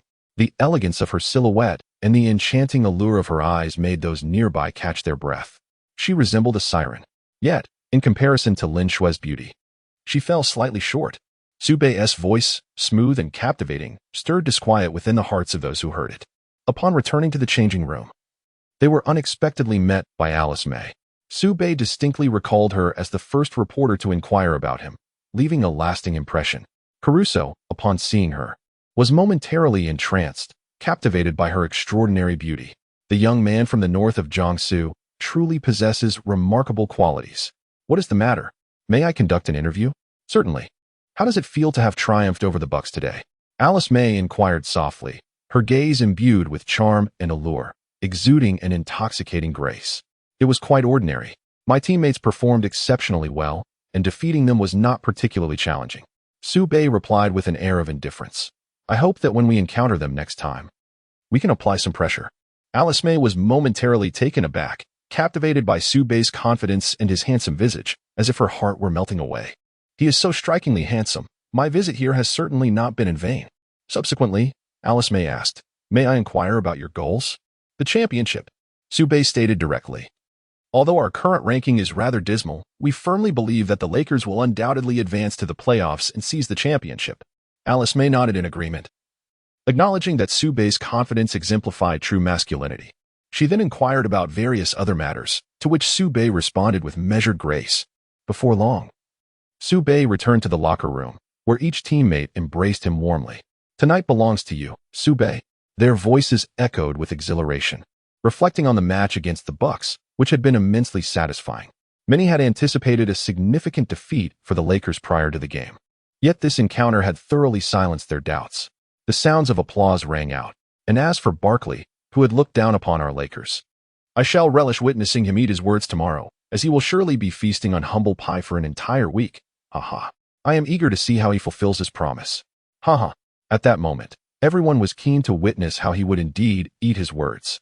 Su Bei found the situation quite amusing. It seemed that Barkley would have to pay a visit to the donkey's rear end tomorrow, truly a case of self-inflicted misfortune. At that moment, a mechanical voice echoed in his mind. Ding. Congratulations, host, on completing the task. Ding. Reward, 600 points. Ding. Special reward, an increase of 1% in the Tracy McGrady template. What on earth? Su Bei's face was filled with astonishment. A 1% enhancement. He pinched his own arm and felt the pain. This was real. The system had not deceived him. A 1% increase in the Tracy McGrady template. Su Bei promptly examined his template. The integration of the Mady template with his own had reached an impressive 91%. If it were to attain a full 100% and his points were to exceed 10,000, he would then be able to exchange for skills. However, upon inspecting his meager points total, which was just 1,000, he pondered how long it would take to reach that 10,000 mark.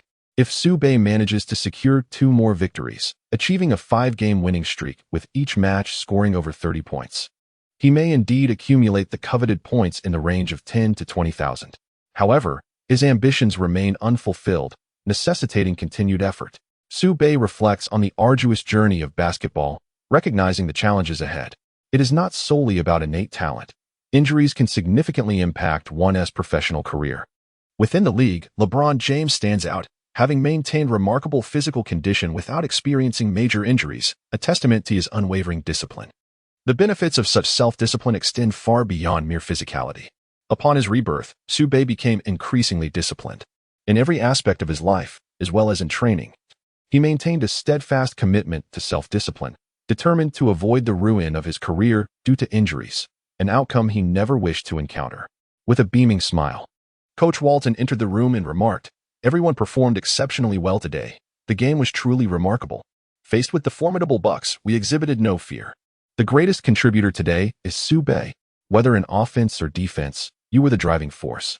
Su Bei, you scored 32 points, the highest in the team. As soon as he finished speaking, all eyes turned to Su Bei. Coach Walton applauded, urging Su Bei to say a few words. Me? Su Bei replied, momentarily taken aback and bewildered. Indeed, it is you. With a resounding applause from everyone, Coach Walton observed the respect in the players' gazes. Realizing they had fully acknowledged Su Bei's prowess, even Walton marveled at Su Bei's remarkable talent and leadership qualities, which evoked a sense of envy. What they did not realize was that Su Bei was wholeheartedly devoted to basketball, with his thoughts consumed by training and self-improvement. Basketball was Su Bei's greatest passion. Everyone's performance was as commendable as mine.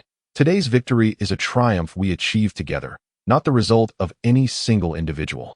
This is a game for 5, not 1. I hope that in the future, everyone will train earnestly and strive to enhance their skills. Our goal is to reach the playoffs and claim the championship. Those who look down upon us will ultimately be silenced. Su Bei stood tall, articulating each word with clarity, his gaze as luminous as the stars.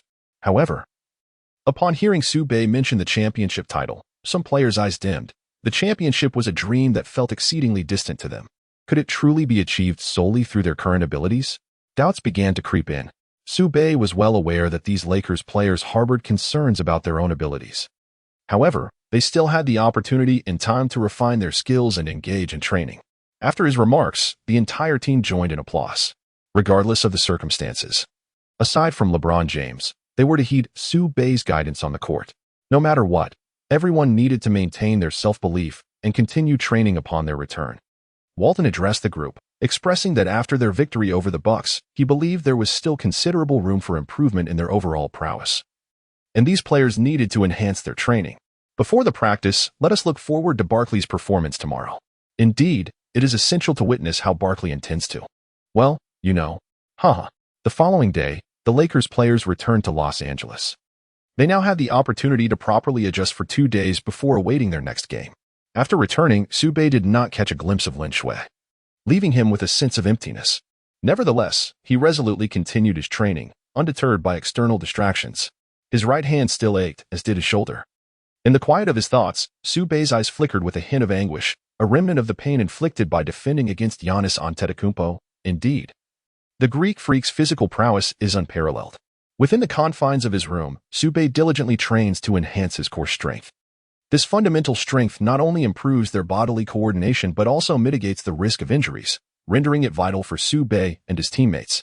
Today is yet another auspicious day, marked by Barkley's humorous antics of kissing a donkey's rear.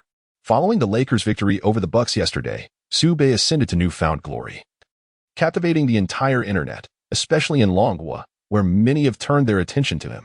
In the dying seconds of the game, after blocking Giannis, Barkley's face turned a shade of green. He could hardly fathom that the Lakers had actually triumphed. Although luck played a part in the Lakers' win, the players exhibited commendable tenacity, demonstrating prowess not only in their offensive plays but also in a defense that left the Bucks struggling. Lakers fans inundated Barkley's Twitter, clamoring for a video of his donkey-kissing exploits. After all, Barkley had been rather dismissive of the Lakers. In the morning, he indeed shared a video, featuring a charming little pig with a mottled coat. As Barkley leaned in for a kiss, the pig kicked out, striking him squarely on the left cheek, eliciting peals of laughter from onlookers. It seemed even the pig was reluctant to oblige him. Barkley's earlier bravado before the game had clearly backfired, leaving him with quite the predicament. Twitter was abuzz with comments regarding Barkley's misadventure.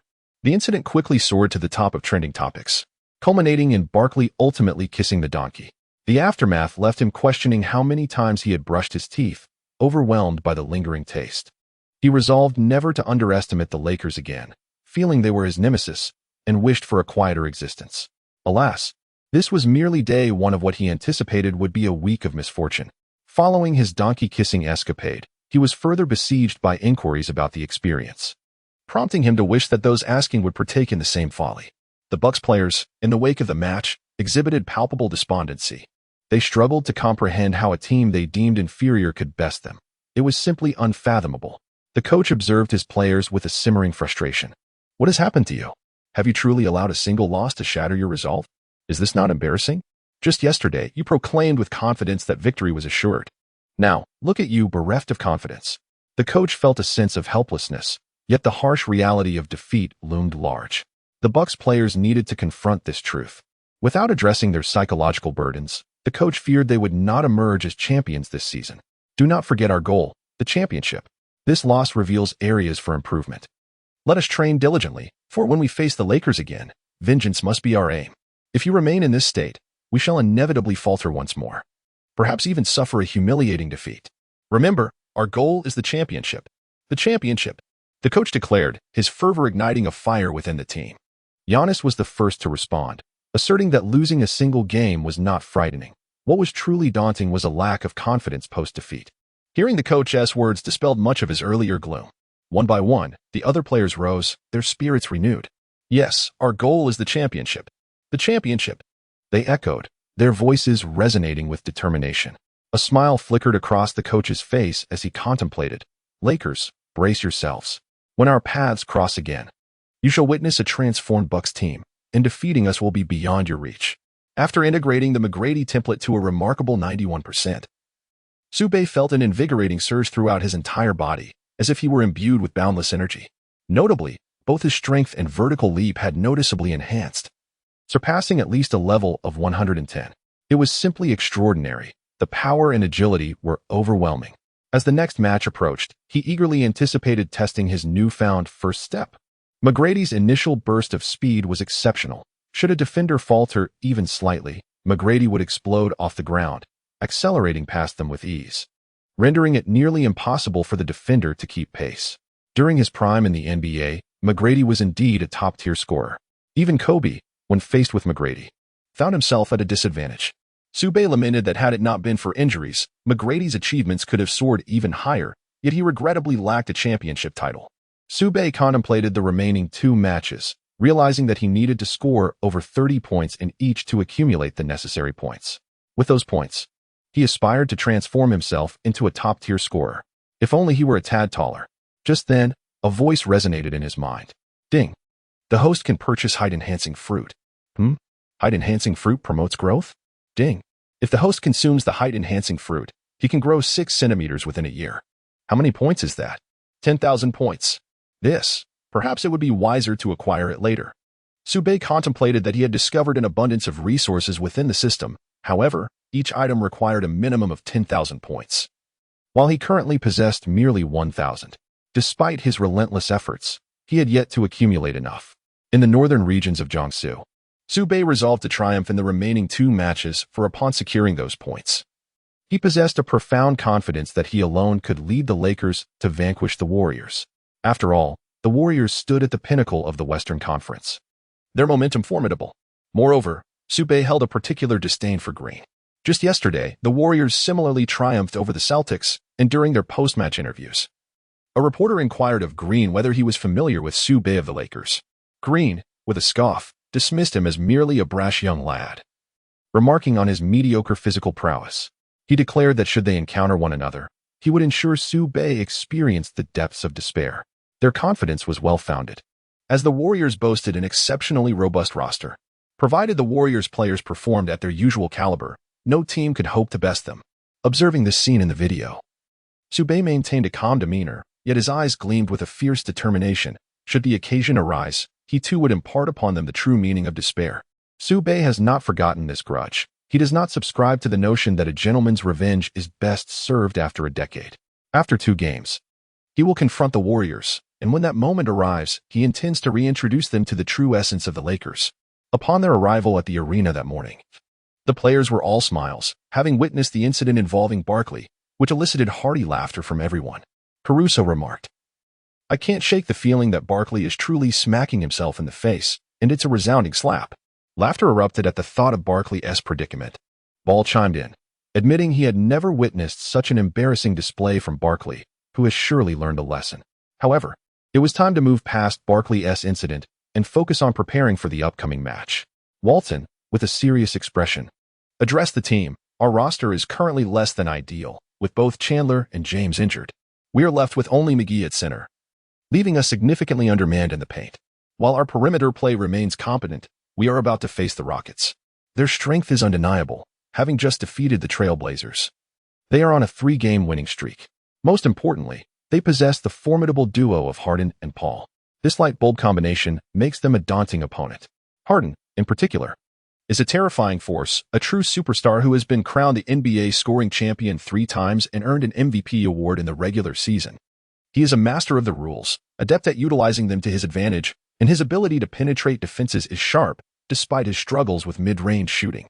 Even in a one-on-one scenario against Harden, Su Bei felt no sense of superiority, especially with the presence of that seasoned veteran, Paul, which cast a shadow of concern across his face. It won't be easy. The Rockets' perimeter game is stronger than ours, Ball admitted, a hint of resignation in his tone. The other players inhaled deeply, acknowledging the challenge ahead. This was indeed a tough matchup. What is wrong with you all? Are you afraid? Walton's gaze bore into the team, his tone laced with seriousness. He, too, had a fiery temperament and did not wish to see his players succumb to such despair before the battle had even begun. Without a coach, we triumphed over the top team in the East, the Bucks. We can handle the Rockets. We are not intimidated. Especially since this game is on our home turf. I firmly believe we will emerge victorious, Caruso declared confidently, looking to Walton for affirmation. For Su Bei, it was simple. 2 horizontal lines and 1 vertical line. Let's get to work. Su Bei is eager to ascertain whether Harden, the master of rules, is superior or if his mid-range shooting prowess prevails. This represents a pivotal moment. Should LeBron return, the circumstances would significantly improve. Though it is anticipated that he will miss numerous games. Walton nodded slightly. This is the player he desires. While skill may be lacking, one must never falter in spirit. Indeed, I relish such tenacity. Maintain it resolutely. Training commences now. Su Bei, you and Ball shall focus on three-point shooting, while the interior players enhance their strength training. Walton's gaze settled on Su Bei and Ball. Against the Rockets, they require three-point proficiency. Harden's step-back three-pointer is formidable, and a singular defender proves utterly ineffective. Should 2 defenders attempt to contain him, the Rockets will inevitably exploit the other, rendering their matchup against the Lakers considerably easier. In Walton's eyes, Harden represents an insurmountable obstacle that they must overcome. Otherwise, Su Bei and his companions will find themselves at a distinct disadvantage. Indeed, Su Bei and Ball nodded lightly, exchanging glances that revealed a hint of a smile. With the ball in hand, they commenced their training. The rhythmic sound of the basketball swishing through the net was enchanting. However, Ball managed to sink more three-pointers than Su Bei, who remained undeterred. After all, he possessed the template of McGrady. And it was only upon the moment of complete integration that Su Bei would truly become formidable. Meanwhile, Lin Shui had spent an entire day with Bai Fei and returned home late at night. For reasons unbeknownst to her, following the Lakers match against the Bucks, she found herself increasingly worried about Su Bei, his image lingering persistently in her thoughts. Moreover, during that game, Su Bei had taken numerous falls. Lin Shui yearned to see him, missing him dearly. With a determination to practice his three-point shooting, Su Bei resolved to shoot at least 1,000 times before taking a break. The sound of the ball swishing through the net was incessant, and he felt an exhilarating surge of capability since the enhancement of the McGrady template. Su Bei, your three-pointers are quite accurate, Ball remarked as he watched Su Bei make over 20 consecutive shots. Su Bei's performance was commendable, yet Ball humbly insisted, on the contrary, your three-point shooting is truly impressive, especially with your long-range abilities. Su Bei smiled faintly in response, acknowledging that Ball was indeed formidable on the offensive end, though he lacked sufficient strength. If he were to enhance this aspect, Ball would undoubtedly evolve into a more well-rounded player. With a subtle smile, Ball resumed his training. The Lakers players understood that their confrontation with the Rockets would be a fierce battle. Walton observed them from the sidelines, noting their earnest expressions, which instilled a sense of diligence among them. Caruso's drive to the basket could also pose a significant threat. Walton murmured to himself that although Caruso was a bench player, he was undoubtedly an exceptional guard, particularly noted for his tenacious defense. Presently, Walton envisioned positioning Caruso as the sixth man, ready to replace any starter who exited the game. As night fell and many players, weary from exertion, yearned to return, McGee scanned the group and inquired, "Where is Su Bei?" The others exchanged glances, realizing his absence. Could it be that he was still training? Perhaps he truly was. What a relentless individual he was. The group couldn't help but draw in a sharp breath, recognizing the intensity with which he pursued his goals. After completing over 1,000 three-point shots, Ball changed his attire, initially expecting Su Bei to do the same. Yet, he genuinely could not find Su Bei anywhere. He sensed that it wouldn't be long before Su Bei surpassed him.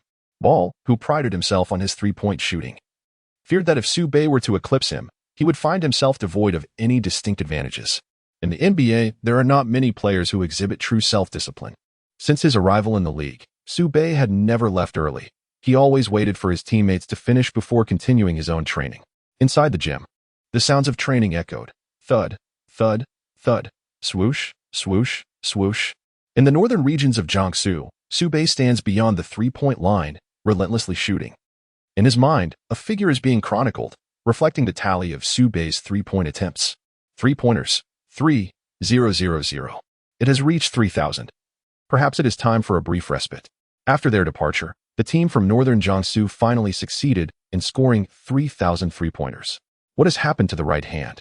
Su Bei lowered his gaze to his right wrist, which throbbed with a slight ache. Could it be an injury sustained while defending against Antetokounmpo? The pain in his right wrist intensified particularly during shooting and dribbling. It might also be a case of chronic strain, though Su Bei was uncertain. If his right hand proved unfit, he would simply train his left. Su Bei maintained a tranquil demeanor. Yet a peculiar glimmer flickered in his eyes. My left hand is not lacking either. At the very least, I have no issues with dribbling or shooting with it. He pondered that shooting with his left hand would require some practice, as his dominant hand was the right, resulting in a different power exertion. System, do you possess a left-handed shooting package? A prompt responded, yes. How many points does it cost? 10,000. Upon hearing this, Su Bei couldn't help but exclaim with frustration. How on earth am I supposed to obtain these 10,000 points? Once again, a mechanical voice echoed in his mind. Basic left-hand shot, 2,000 points. Intermediate left-hand shot, 5,000 points. Perfect left-hand shot, 10,000 points. Su Bei inquired once more, is there any distinction?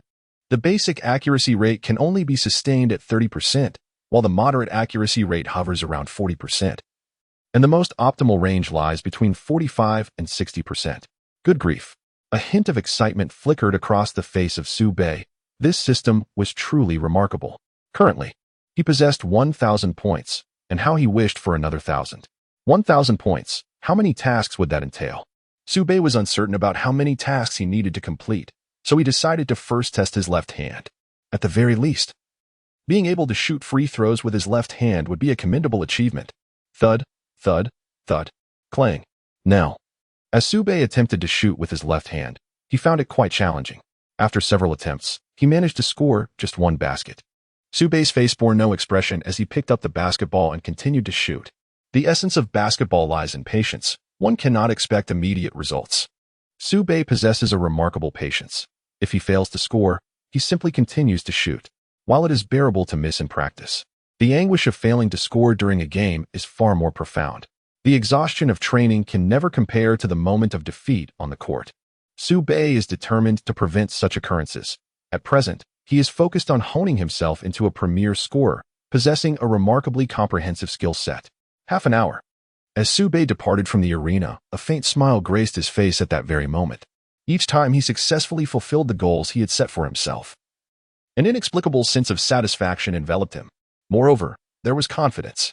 He relished this sensation and wished for it to persist. Upon returning home, he still needed to prepare his own meals. Life must continue. Su Bei gazed upon the myriad lights of the city, letting out a long sigh. Though he possessed little wealth, he preferred to tackle matters himself when possible. The mere thought of dining brought to mind the delectable meals Lin Shui had prepared for him last time, and he could not help but swallow in anticipation. They were simply exquisite, a delightful memory that lingered on his palate. To Su Bei's astonishment, he never expected Lin Shui to possess culinary skills. After all, it is quite rare to encounter a girl who is both beautiful and adept in the kitchen. As he pushed the door open, a soft creak resonated through the air. In that moment, Su Bei beheld Lin Shui leaning over the table, her exquisite visage causing his heart to quiver. She appeared like a celestial being, untouched by the mundanity of the world. Seemingly aware of the door's opening, Lin Shui lifted her sleepy, peach blossom eyes, gazing at Su Bei with a fleeting smile that quickly vanished. "You're back?" she inquired. "Yes," he replied. "Why did you return so late?" Caught off guard, Su Bei faltered, wondering if such details were necessary. Then, a glimmer of coldness flickered in Lin Shui's eyes, and the atmosphere seemed to freeze in that instant. "I trained a bit longer," he responded. Su Bei hastily remarked, "In a couple of days, we must face the Rockets. So we need to expedite our training to enhance our skills. The matchup between the Lakers and the Rockets is sure to be a fierce battle." In the depths of his heart, Su Bei harbored no absolute confidence in triumphing over the Rockets. Their perimeter shooting was simply formidable. Harden, in this season, was in peak form, rendering him nearly indefensible on the offensive front. So that is how it is. Just a moment. Lin Shui made her way to the kitchen and presented her homemade dishes, artfully arranged upon her table. Is this meal prepared for me? Su Bei pointed to the dishes on the table, displaying an expression of incredulity, and inquired of Lin Shui. Yes, this is prepared for you. Lin Shui nodded, gazing at Su Bei, and asked, Do you think I have feelings for you, that I would cook this meal for you? No, I do not. It seemed that Su Bei's thoughts were discerned by Lin Shui, who promptly explained, regardless of the circumstances, I must express my gratitude to you. Never before has a girl prepared a meal for me. I am truly thankful. A solitary individual from northern Jiangsu found himself in the NBA. A profound sense of loneliness nestled deep within his heart. He was perpetually alone, as if solitude had become an intrinsic part of his existence. Suddenly, someone began to prepare meals for him, allowing him to experience the warmth of humanity. Lin Shui was akin to a ray of light, illuminating the darkness that enveloped northern Jiangsu. Su Bei gazed at Lin Shui, his eyes brimming with affection. Lin Shui met Su Bei's gaze, and their eyes locked. A flutter of emotion stirred within her heart. Su Bei was truly captivated. He felt that Lin Shui would be his ethereal fairy, his only fairy. All right. No need for thanks. You should eat quickly. I must also express my gratitude for the ointment you applied last time. Lin Shui, no longer bearing her frigid demeanor, displayed a fleeting blush on her delicate face. You must be hungry. I shall take my leave to rest. With that, Lin Shui hurried back to her room. Leaning against the wall, her chest gently rising and falling, a hint of crimson graced her fair complexion. It was fortunate that she returned. Had that foolish man seen her in such a state, her image would have been tarnished.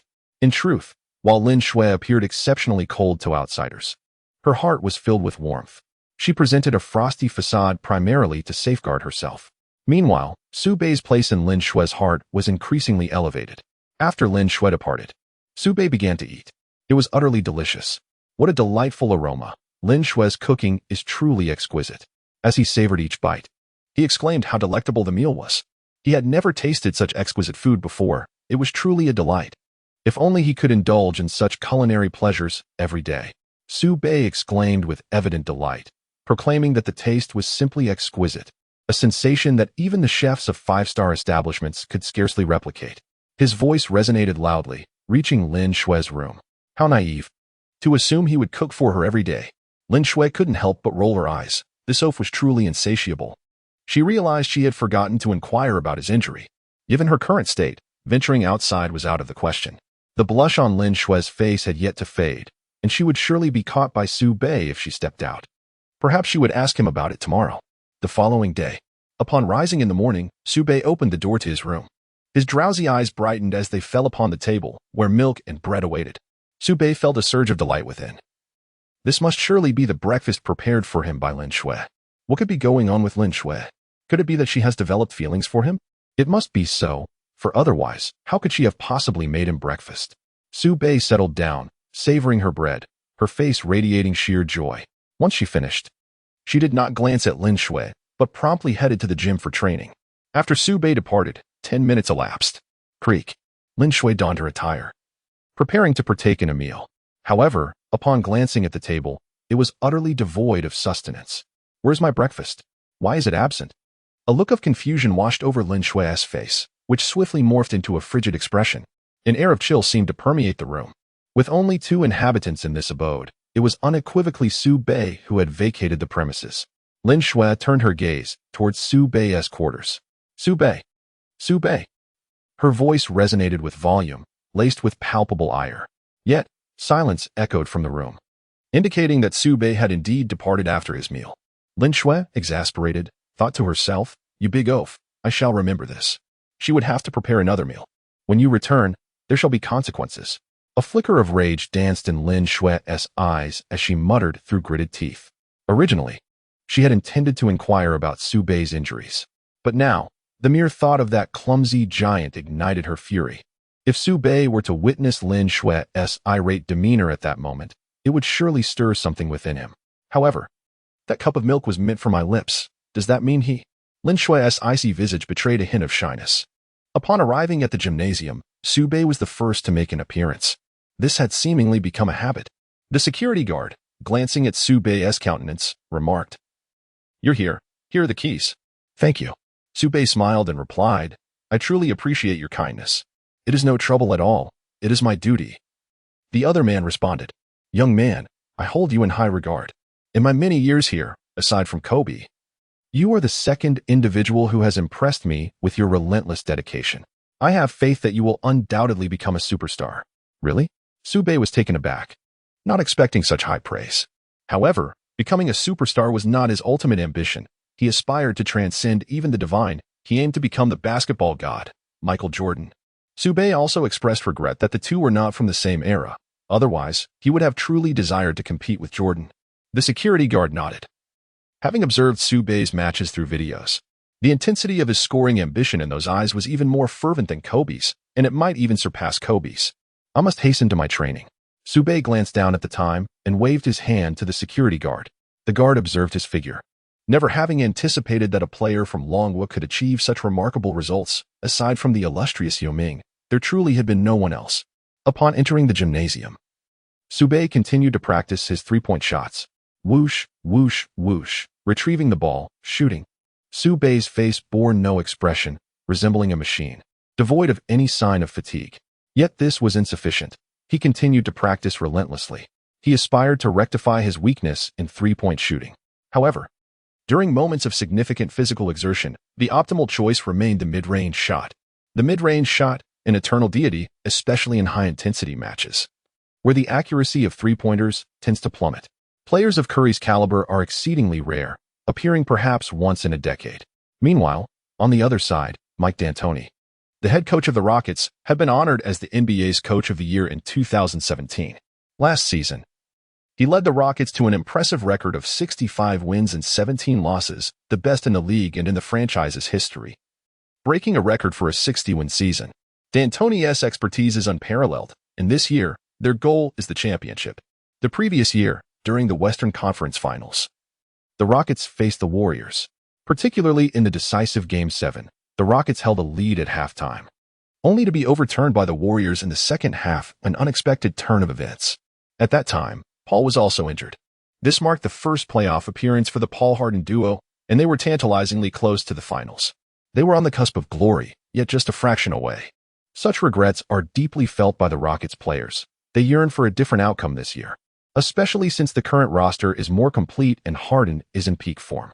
In his office, Mike D'Antoni savored Japanese grilled salmon and seasonal vegetables while analyzing the Lakers' recent matches. His primary focus was the team's offensive efficiency. In his philosophy, offense is the best defense. As he reviewed the video footage of the Lakers' previous games, a grave expression settled upon his face upon noticing the Dragon Country player, Su Bei, who had made a significant impact in these matches. After watching the Lakers game footage, D'Antoni immediately recognized Su Bei's high offensive efficiency. Su Bei, a naturally gifted offensive player. D'Antoni glanced at the data in his hands, then lifted his gaze to the video of Su Bei. He discerned that in the previous games where teams had faltered, one-third of the reason was their underestimation of the Lakers, another third was sheer luck, and the final third was attributable to Su Bei. Had the Lakers not had Su Bei, D'Antoni believed the Rockets could have easily overwhelmed them in the first three quarters, especially with James injured. However, with Su Bei on the roster, D'Antoni found himself in a predicament. With mid-range shots, drives, and passing, Su Bei epitomized a versatile guard. Apart from his somewhat lacking three-point efficiency, there appeared to be no other vulnerabilities to exploit. As D'Antoni analyzed Su Bei's statistics, he pondered that this might be due to an exceptionally hot streak, reminiscent of the brief yet impactful phenomenon that was Jeremy Lin's rise to prominence. The situation in northern Jiangsu bears a striking resemblance to that of Jeremy Lin during his prime. Mike D'Antoni could discern that Su Bei's capabilities far exceeded those of Lin, and by a considerable margin. It was imperative to impose restrictions on him, yet who could effectively defend against such prowess? D'Antoni pondered, swiftly dismissing Harden from consideration. Harden's defensive skills were lacking, and he often appeared distracted on the court. Should Paul take on the defensive role, the height disparity might pose a challenge. However, Paul's experience surpassed that of Su Bei, making it uncertain whether Su Bei could outmaneuver him. Moreover, Paul's speed during steals was remarkable, leaving opposing players bewildered, often unable to comprehend how he executed such feats. Unlike a gamble, Paul's steals were calculated. He only attempted them when he possessed a high degree of certainty. Thus, Paul would be the choice. for he played with tenacity, and perhaps he could indeed contain Su Bei. D'Antoni retained faith in Paul, perceiving him as a player who approached the game with utmost seriousness and an indomitable will to win, driven by a powerful desire for victory. Constraining Su Bei and triumphing over the Lakers seemed a straightforward task. After all, the objective this year was the championship. A tinge of regret flickered in D'Antoni's eyes as he recalled the previous year's potential for victory. After the training session concluded, once again, a mechanical voice echoed in Su Bei's mind. Ding. Task initiated. Ding. Task 1. Defeat the Rockets for 500 points. Ding. Task 2. Cause Harden to commit 5 fouls for 500 points. Damn it. Let's get to work. Su Bei inwardly accepted that if he were to acquire 1,000 points, he could at least exchange them for the fundamental left-handed shooting skills. Presently, Su Bei felt a subtle pain in his right hand, hoping that it would not lead to a more severe injury. Upon returning from the north, Lin Shui cast a furious glance at him. Did you consume my breakfast this morning? Wasn't it meant for me? Who said it was intended for you? If you desired to eat, couldn't you have prepared it yourself? Lin Shui shot a glare at Su Bei, realizing that this oaf truly did not consider himself an outsider. Suddenly, Su Bei found himself at a loss for words. It seemed that from this moment onward, he was completely under Lin Shui's control. Then I shall prepare breakfast for you tomorrow, he proposed. Indeed, not just tomorrow, but for the entire month, Lin Shui responded with a hint of a smile, thinking that this goofy giant was rather endearing. On the third day, the Lakers faced off against the Rockets at the Staples Center in Los Angeles. The stands were filled with eager fans, all eagerly anticipating the showdown between the two teams. The Lakers had been on a winning streak, boasting an impressive momentum. The home DJ's music blared, inciting a wave of excitement among the fans. The Rockets' starting lineup included James Harden as shooting guard, Chris Paul as point guard, Eric Gordon currently in the guard position, Clint Capella at center, and P.J. Tucker as small forward. In their previous game, Gordon had performed admirably, prompting coach Mike D'Antoni to elevate him to his starting position. Beyond his strong performance, D'Antoni instructed Gordon that if Paul struggled to contain the opposing player from Long Guo, he should step in to assist. D'Antoni believed that if one could not defend alone, then two should. The Lakers' starting lineup featured Ball at point guard, Su Bei as shooting guard, Kuzma as power forward, Reggie Bullock as small forward, and McGee at center. Meanwhile, Hart and Caruso occupied the bench. In their last outing, Hart had limited playing time, primarily due to the close score against the Bucks, necessitating the substitution of bench players to allow the starters a brief respite. This is our home court. I expect all of you to be fully energized and to give your utmost effort. Anyone who does not take this seriously will be benched, Walton stated with a serious expression. He was already under immense pressure from external sources, with ESPN predicting a slim chance for the Lakers to make the playoffs. Furthermore, Walton had begun the season with a less-than-perfect roster, but the emergence of Su Bei, a player from Long Guo, had ignited a glimmer of hope, prompting him to take a risk. Su Bei, if you have a one-on-one opportunity, do not squander it. Attack with relentless vigor. And McGee, ensure you defend the opposing center. Walton commanded. Both players nodded in agreement, their gazes fixed on the Rockets' side.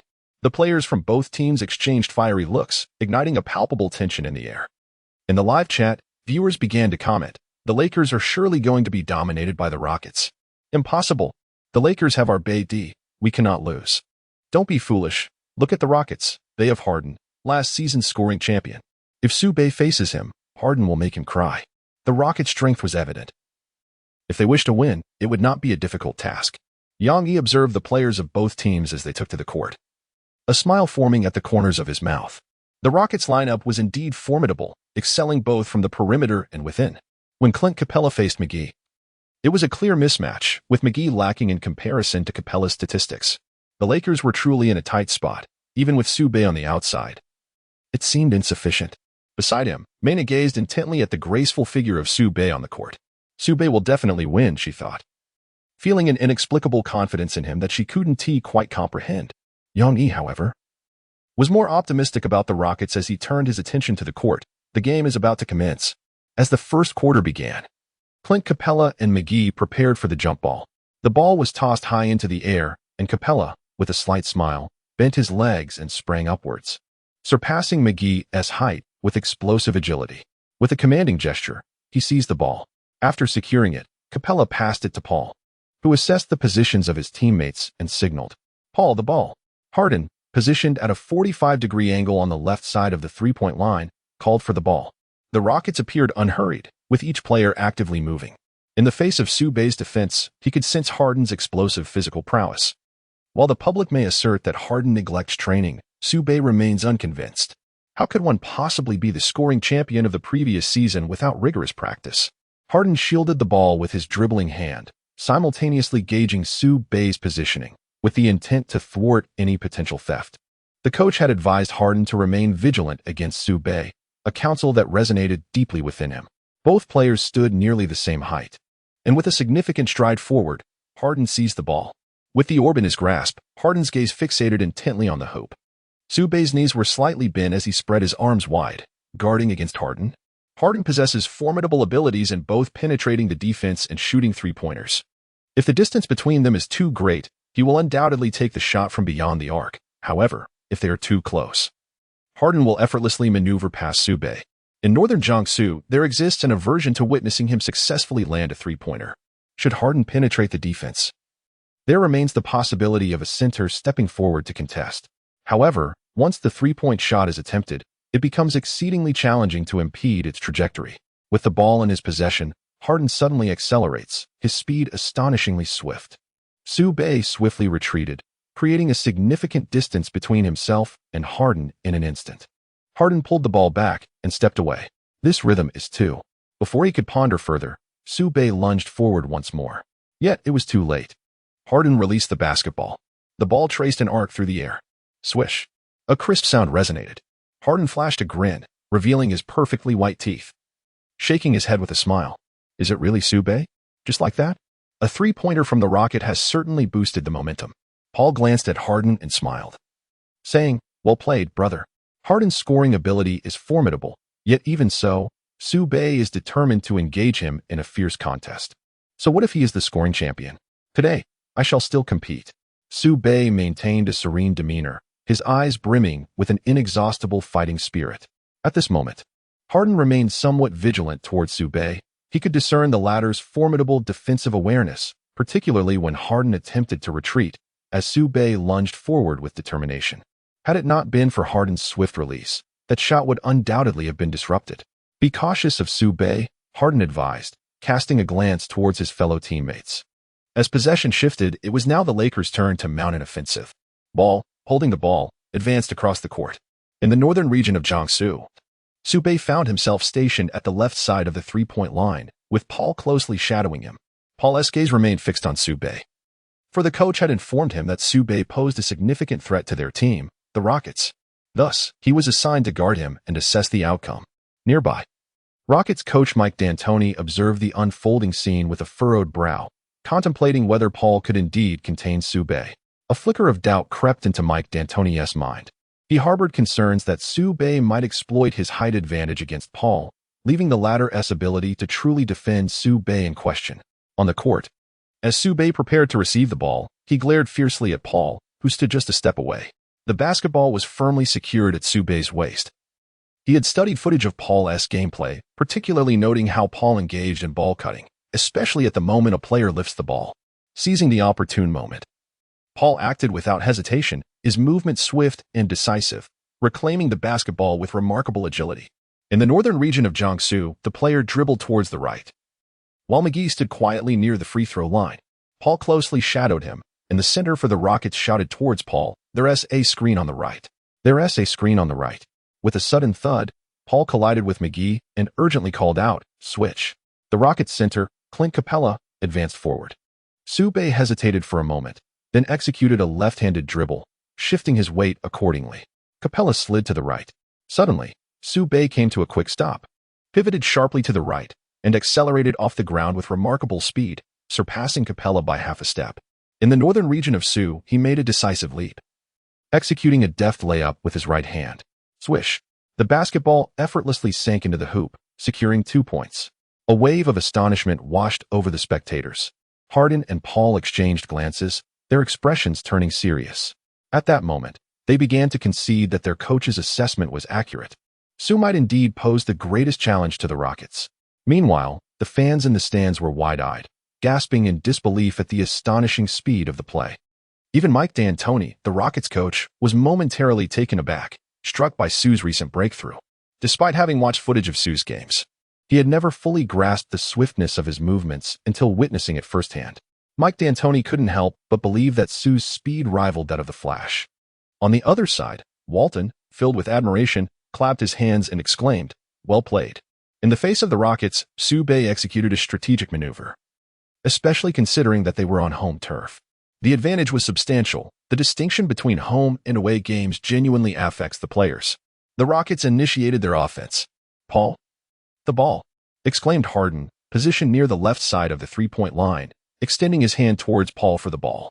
Paul contemplated passing to Harden. Yet Su Bei loomed behind him. A sense of apprehension crept into Paul's mind, as he sensed that Su Bei might intercept the pass. "Why would I feel fear?" Paul pondered. Although reason dictated that taking the shot himself would be more prudent than passing it to Harden, he gestured for Harden to come forward for a pick. Observing that Paul had not delivered the ball, Harden displayed no trace of discontent.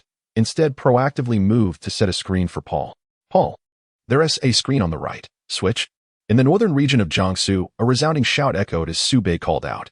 After the defensive change, Paul surged forward with determination, his gaze sharp and unwavering. "Do you think you can surpass me?" "Impossible." Su Bei swiftly closed the gap, closely shadowing Paul, ensuring that he had no space to execute a shot. As Paul made a leftward drive, Su Bei remained in pursuit. Yet, in the next moment, the ball was passed. The Rockets center, Clint Capella, received the ball inside and executed a hook shot that found its mark. McGee attempted to defend but was unable to contain it. The hook shot was indeed perplexing, though Su Bei discerned that luck played a role in that play. The contest between the two teams was fiercely contested in the first quarter, marked by exceptionally high offensive efficiency. At the conclusion of the first quarter, the score stood at 15-19 in favor of the Rockets. Harden amassed 13 points in the first quarter, seemingly showcasing his individual brilliance. Coach Walton could only shake his head slightly, feeling helpless in the face of Harden's prowess. Despite Su Bei's desperate attempts at defense, he was unable to contain Harden. Nonetheless, Su Bei still managed to draw a foul from Harden. In the first quarter, Su Bei scored 7 points. During the break, he maintained a serene expression, yet his eyes sparkled with boundless fervor. He had been thoroughly ignited by Harden's competitive spirit, and this time, Su Bei was determined to unleash his full offensive capabilities. Indeed, Harden deserved the title of last season's scoring champion. His ability to drive and shoot was remarkably comprehensive. Su Bei yearned to discover the limits of his own abilities. He could not bring himself to believe that he was inferior to Harden. Coach Walton placed a reassuring hand on Su Bei's shoulder, fully aware of his aspirations. "Su Bei, I grant you the freedom to shoot at will. You have my unwavering support." Su Bei gently lifted his head, a hint of astonishment gleaming in his eyes. To his surprise, Coach Walton truly placed such unwavering trust in his boundless offensive capabilities. Within Su Bei's heart, a flicker of excitement ignited as he mused, "I shall not disappoint my coach." The boundless freedom to attack signifies an unrestrained offensive capability. Thus, the Lakers' offensive strategy will pivot towards Su Bei, who will initiate the assault. The other players were taken aback, instinctively casting their gazes upon Su Bei, their eyes brimming with admiration. They were acutely aware of Su Bei's prowess in scoring. His ability to penetrate defenses and execute mid-range shots was particularly remarkable. During their training sessions, Su Bei had often clinched victories with his pinpoint shooting. His initial burst of speed was akin to lightning. If the defending player momentarily faltered in their focus, Su Bei would effortlessly glide past them. Consequently, the Lakers understood that to defend against Su Bei, they could afford no lapse in concentration, lest they suffer a devastating defeat. The recent performances of Su Bei in these matches have captivated Coach Walton. With LeBron's absence, Walton believes it is better to allow Su Bei to play freely. "Thank you, Coach. I will certainly excel in the upcoming games." In northern Jiangsu, a fierce determination gleamed in his eyes. Coach Walton cast a serious glance at the other players and solemnly stated, "You must defend against the Rockets players resolutely, especially during switches. Apply relentless pressure on them. We cannot afford to lose rebounds any longer. Securing rebounds is crucial for initiating our next offensive play. If we fail to do so, we will miss even the opportunity for second chance points, making it exceedingly difficult to triumph over the Rockets." The players nodded in agreement, recognizing the significance of rebounding. The Rockets excelled in this aspect, particularly their center Clint Capella and small forward P.J. Tucker, who epitomized the 3 and D player with his corner threes and formidable defense, an indispensable asset for the Rockets. His aggressive defense posed a considerable challenge for Baroque when matched up against Tucker. On the Rockets' side, their interior presence was not particularly formidable, however.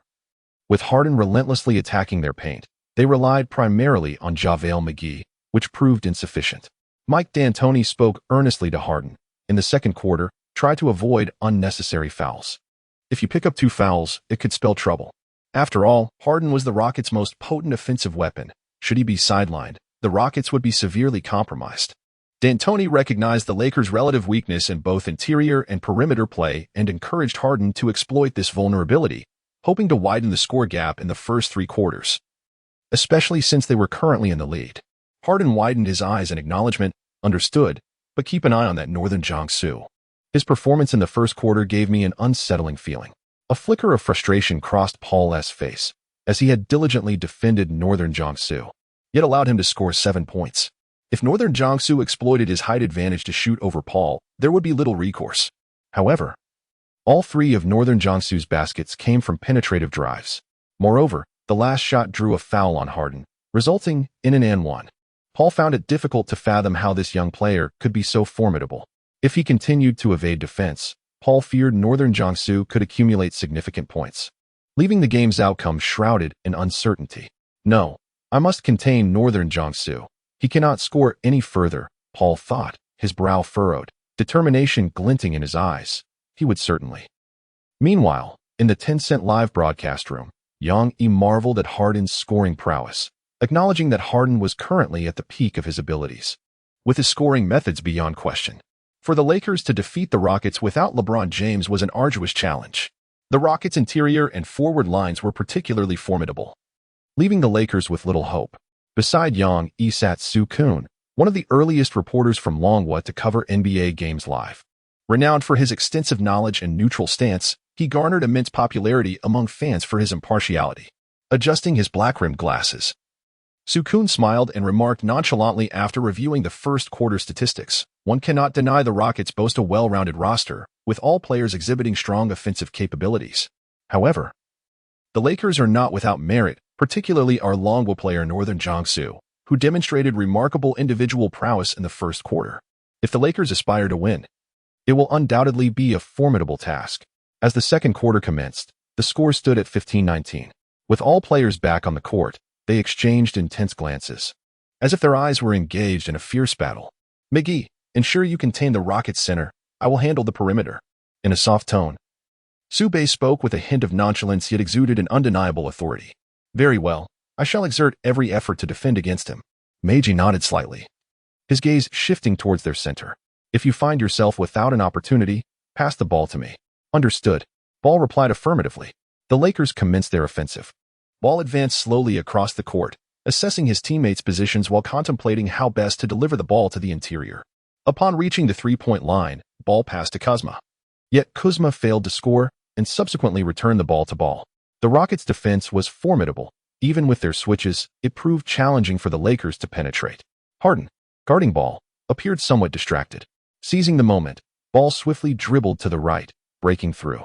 Oh no, this cunning player exhibits a blatant disregard for fair play. It was only when Ball had already surged past that Harden realized, but it was too late. Approaching the free throw line, Ball noticed Rockets center Clint Capella advancing towards him. He halted abruptly and took a jump shot. Swish. The basketball found its mark, securing 2 points. "Harden, focus. This is a game. Do not lose your concentration," Paul admonished, his expression tinged with irritation. Harden nodded slightly. Meanwhile, the Rockets initiated their offense. After dribbling forward, Paul passed to Harden, who executed a step back against Su Bei, once again sinking a three-pointer. In the northern Jiangsu region, Su Bei's pupils constricted in surprise.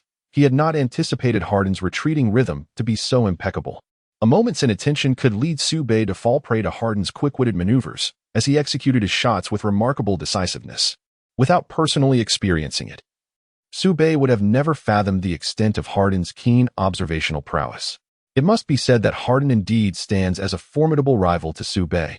Yet, it is precisely this challenge that fuels Su Bei's enthusiasm, for Harden has the extraordinary ability to elicit his boundless potential.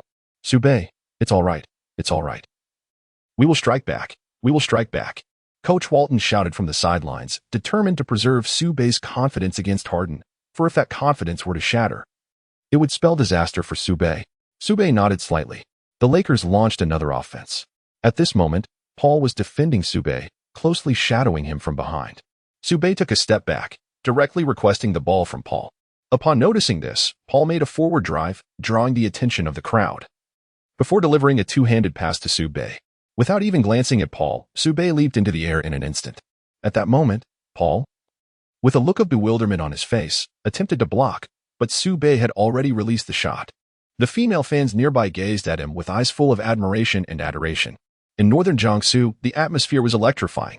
Faced with Paul, he executed a swift jump shot. The basketball sailed through the air, producing a crisp and melodious swish as it found the net. A three-pointer. It was a resounding reply to Harden. Instantly, the Lakers fans erupted with astonishment and joy. This was extraordinary. Such dominance was the finest retort. My admiration for Su Bei knows no bounds. His recent display was simply magnificent.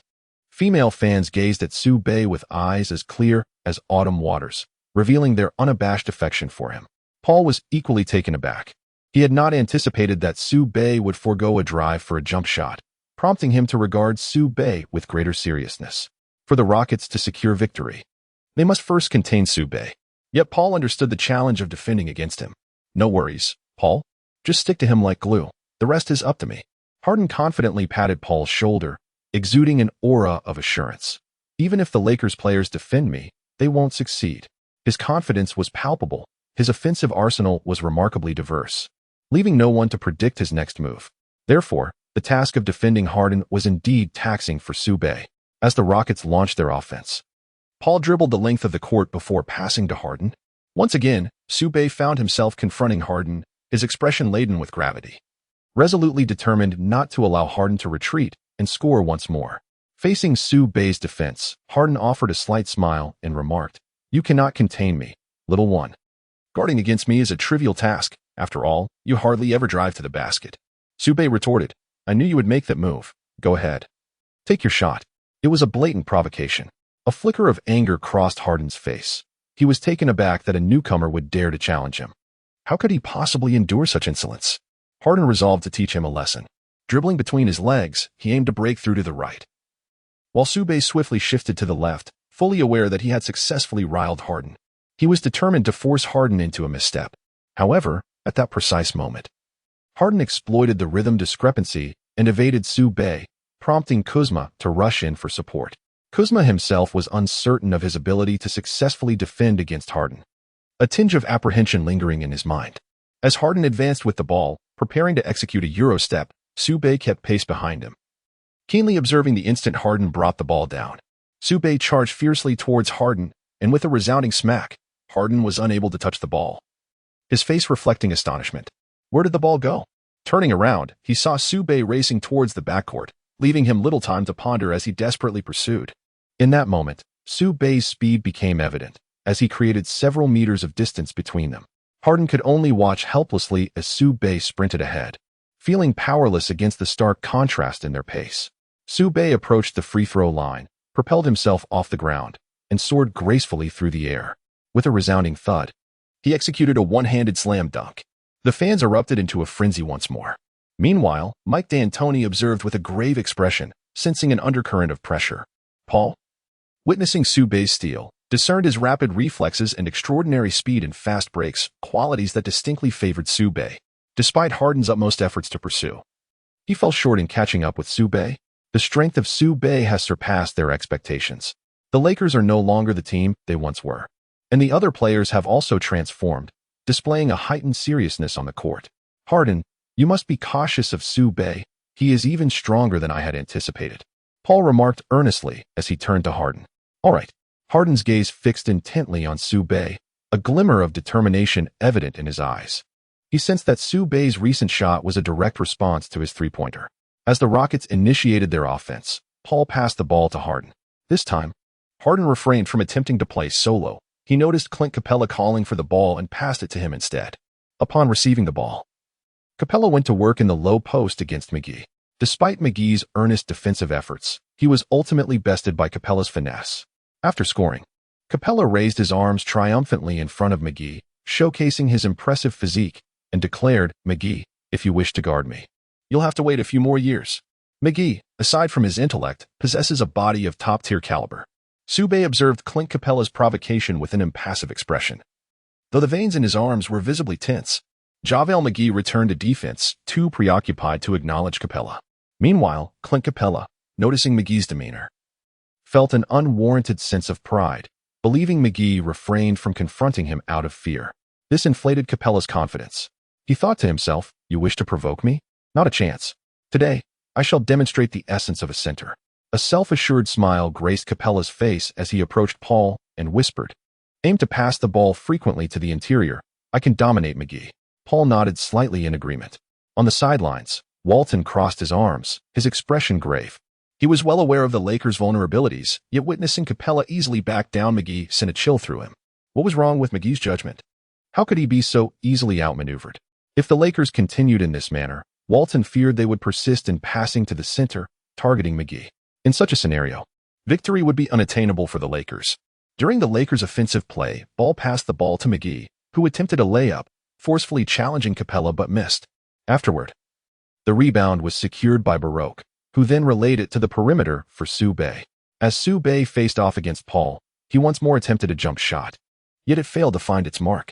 Clint Capella seized the rebound and, turning to McGee, exclaimed, "You think you can score over me?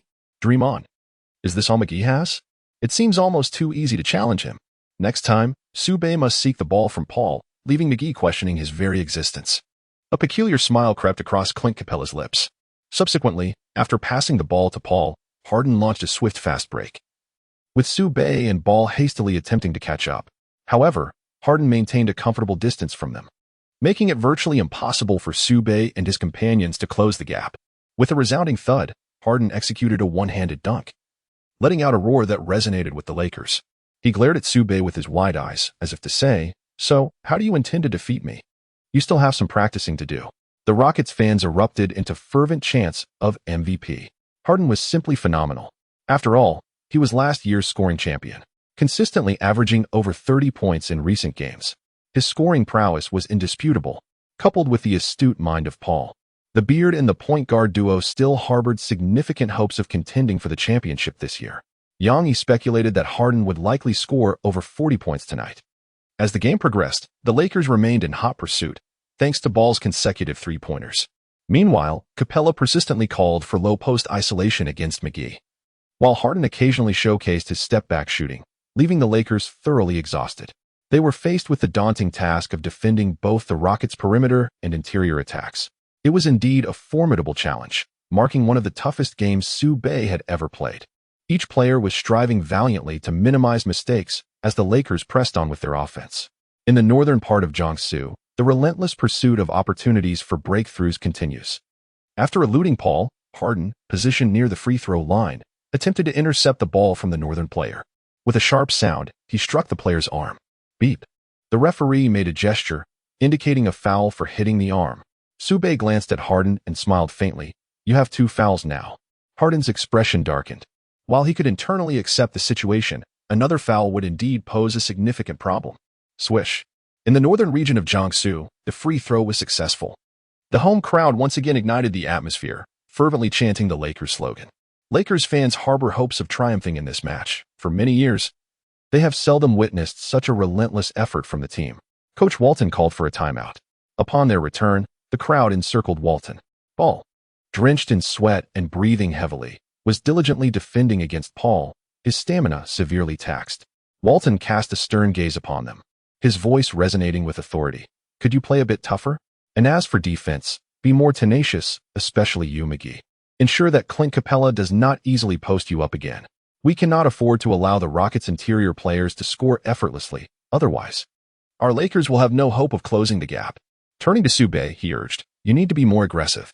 Ball, take a seat and let Caruso step in." The group nodded in agreement. The Rockets were indeed playing with intensity, and Paul's orchestration was commendable. They appeared nearly invulnerable. The game pressed on. As the Rockets mounted their offense, Clint Capella reached out once more, seeking to establish position against McGee.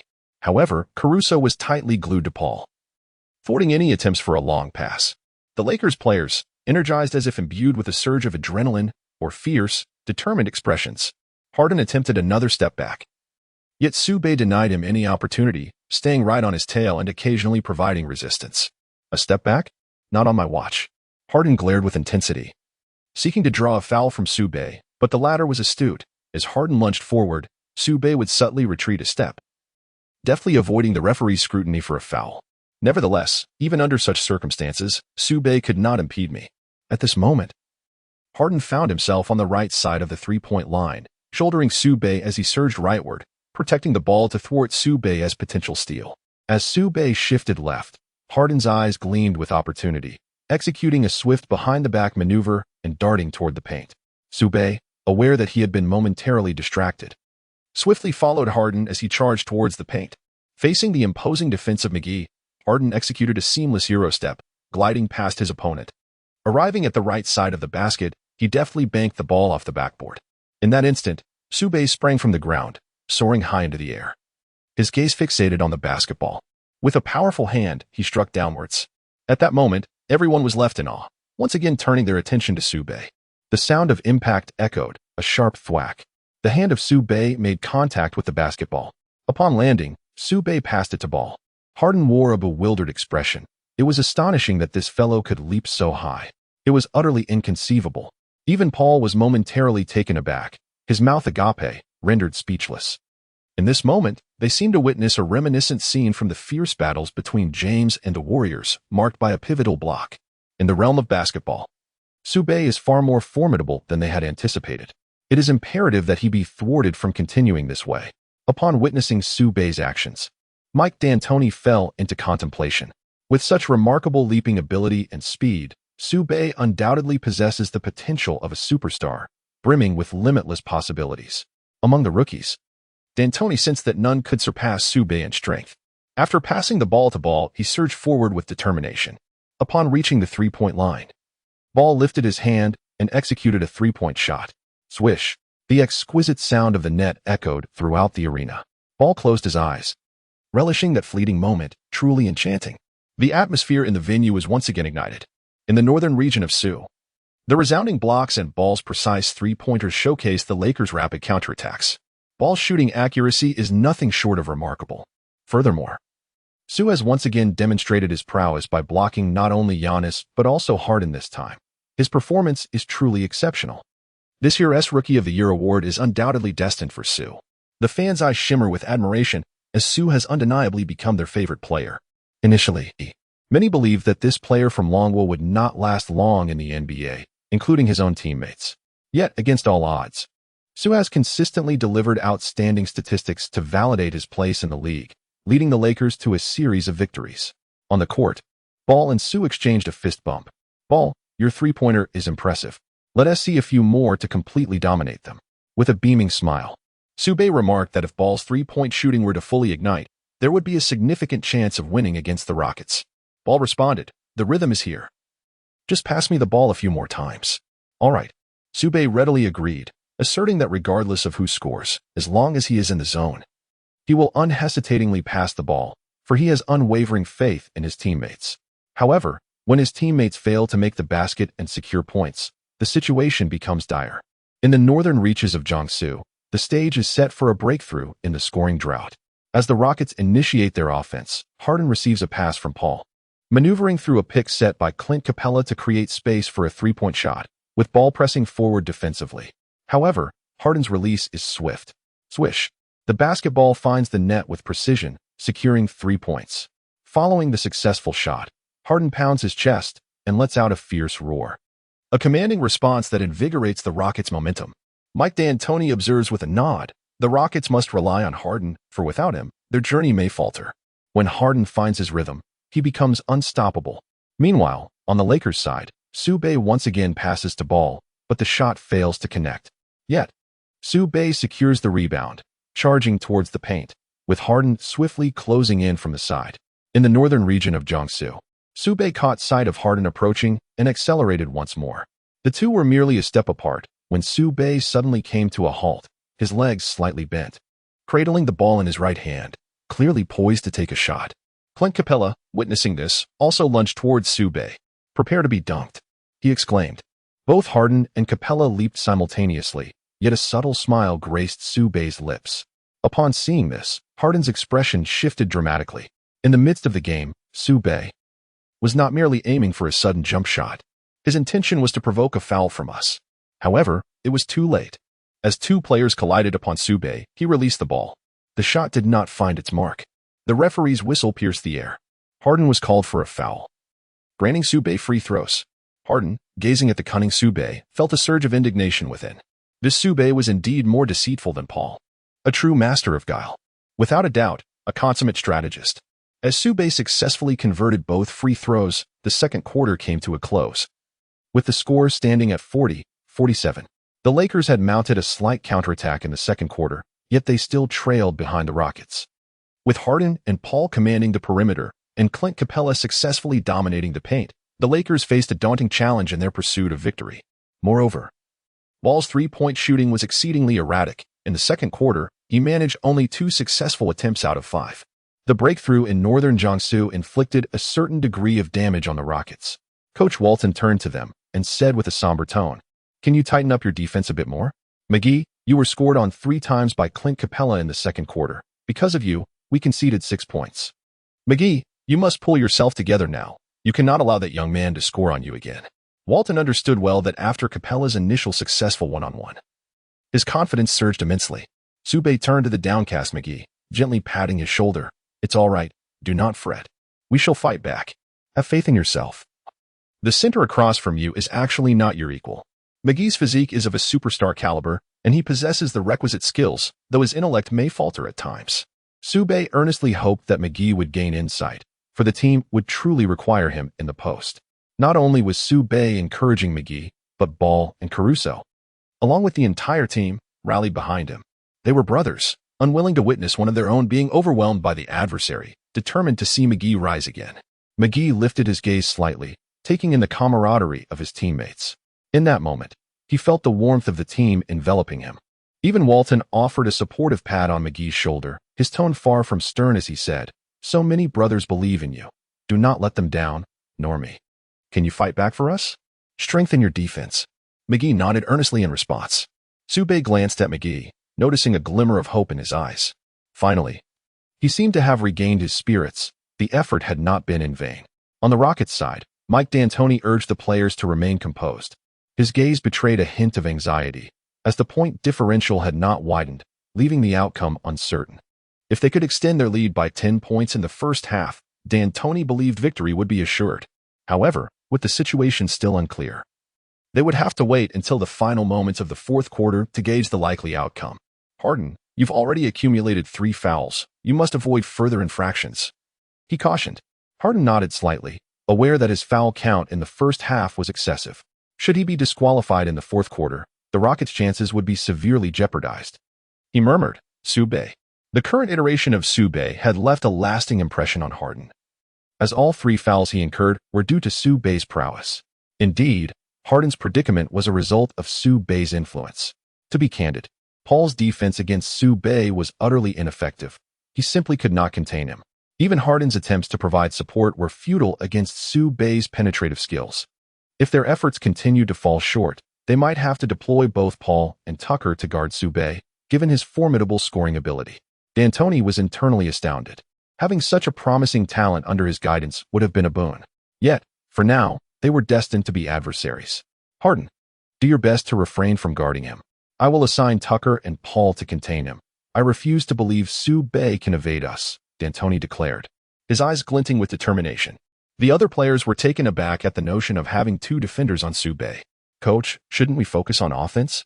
After all, offense is the best defense," one player suggested, glancing towards the Lakers, confident that with their current strength, defeating them was not insurmountable.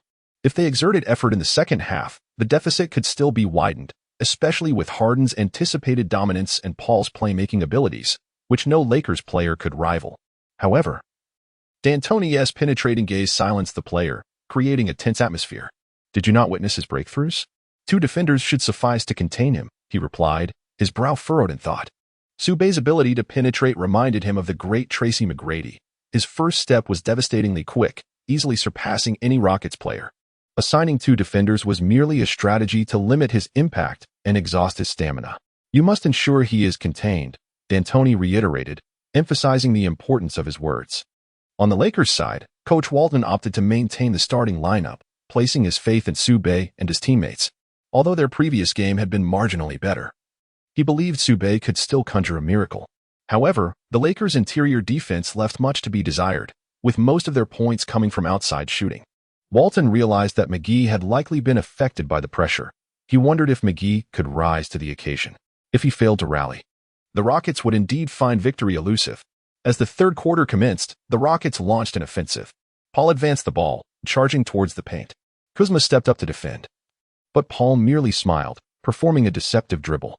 Suddenly, he passed the ball behind his back, leaving Kuzma momentarily bewildered as he shifted his weight in the wrong direction. Upon realizing the ball was gone, Kuzma's expression shifted to one of disbelief. How was this possible? He thought. Paul's feigned pass was executed with such finesse that Kuzma became a mere backdrop to the play. Next, with Kuzma defending on the left, Paul faced McGee's challenge but opted not to force his way through. Instead, he elevated the ball high and released it. Swish, 2 points secured. Paul's execution was impeccable. With the surrounding Lakers tightly guarding his teammates, he had no passing options. His maneuver had left Kuzma momentarily dumbfounded. Truly, Paul embodied the essence of a traditional point guard.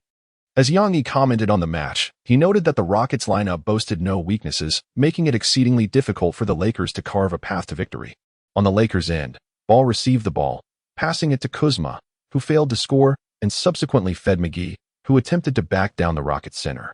The Rockets center smirked, amusement dancing in his eyes. "Do you really think you can back me down? I'll give you a chance, but you won't succeed," he taunted, whispering mockingly in McGee's ear. "You're out of your league. Perhaps it's time to head back home and practice." The Rockets players observed with amusement as McGee struggled against their center. "McGee is utterly ineffective." Spectators jeered from the stands, with Rockets fans chiming in, "He can't handle it. He's simply not thinking straight." Ultimately, McGee failed to score, nearly falling victim to a block by the Rockets center. On the sidelines, Coach Walton's expression darkened as he witnessed the squandered opportunity. Such a prime offensive chance wasted by McGee weighed heavily on him. Yet, the Lakers players refrained from blaming McGee. Instead, they encouraged him, saying, "It's all right. If you missed the first time, try again. You can do this, McGee. You are capable of defeating him." Su Bei approached McGee, offering support. "You are my best brother. You wouldn't want to see us lose, would you?" "Of course not." McGee shook his head, wishing for a Lakers victory. But he felt he had contributed little to the game, burdened by guilt over several mistakes that had shaken his confidence. The Rockets continued their assault. Paul advanced the ball again, this time opting not to penetrate the paint. After signaling, he directed Harden to position himself at the three-point line on the right, clearing space for the play. With a swift motion, Paul flung the ball into the air. The Rockets center, witnessing the pass, leaped into action, his body soaring through the air like a deity of war. In front of him stood McGee, who raised his arms high. Crash! The basketball was emphatically slammed through the hoop by the Rockets center. Thud! McGee and the Rockets center collided and fell to the ground. The entire arena erupted in gasps as Rockets fans rose to their feet, cheering for their team. It was an awe-inspiring display of athleticism, an emphatic dunk over McGee. The latter had become a mere backdrop, a symbol of defeat. Did the Lakers genuinely believe they could triumph over the Rockets on their home court? How naive. Some Houston Rockets fans scoffed dismissively, yet these supporters were fervent devotees of the team. Each time the Rockets scored, their enthusiasm surged palpably. Paul, almost invariably, facilitated the offense by passing to the Rockets center, yielding commendable results on several occasions. The Rockets coach beamed with satisfaction. If they maintained this strategy, a significant lead over the Lakers would soon materialize. Conversely, the Lakers' offense faltered on multiple attempts. Tucker and Paul effectively contained Su Bei, demonstrating their defensive prowess. Before each pass, Ball would gauge Su Bei's intentions, but with Paul closely shadowing him and Tucker providing support, Su Bei found it challenging to maneuver. Regardless of how Su Bei attempted to utilize screens to shake off Paul, Tucker swiftly followed suit, leaving Su Bei's expression laden with concern. Their combined defense posed considerable obstacles for him. Fortunately, Ball managed to sink a few three-pointers in the latter part of the third quarter, and Su Bei also scored 3 long-range two-pointers. Nonetheless, the Rockets extended their lead. As the third quarter concluded, the scoreboard read 72-86 with a 14-point gap, a double-digit deficit. The Rockets players wore smiles, seemingly poised to embrace victory. Determined to close out the Lakers in the fourth quarter without granting them a glimmer of hope for a comeback, Paul addressed his teammates solemnly, stating, "Tucker and I will remain focused on Su Bei. Harden, it's time for you to step up in this final quarter." At that moment, Harden already had 4 fouls. Should he accrue a 6th, he would be disqualified from the game. Aware of his precarious situation, a shadow of concern flickered in Harden's gaze. He understood that his ability to aid the Rockets in securing victory was in jeopardy, yet he also hadn't anticipated Su Bei accumulating 4 fouls. With only 2 remaining, the stakes were high. Losing both would be catastrophic. Mike D'Antoni regarded Harden with a glimmer of trust, confident that Harden could lead the Rockets to triumph. "Harden, be mindful of your fouls. After the midway point of the fourth quarter, I will reinstate you," D'Antoni instructed, wary of allowing Harden to re-enter early, which could result in additional fouls, an outcome he desperately wished to avoid. The Rockets could not afford to be without Harden. "Gerald Green, you're in for Harden," D'Antoni decided. Although Green possessed formidable offensive skills, his defensive capabilities were lacking, particularly due to his well-known nine-finger story. His scoring instincts were strong, with a tendency to rarely pass, excelling in three-point shooting. Moreover, he was among the best dunkers, showcasing remarkable explosiveness. In D'Antoni's assessment, substituting Green for a few minutes was prudent, especially since they led by a considerable margin, alleviating fears of the Lakers overtaking them. The Lakers had likely reached their limits, even with their starters on the floor. Securing a victory would prove arduous, as they were already thoroughly exhausted. Su Bei sat with his head bowed, taking deep breaths. The intensity of the Rockets surpassed his expectations. Should they encounter the Warriors, he could sense that they would have no hope whatsoever.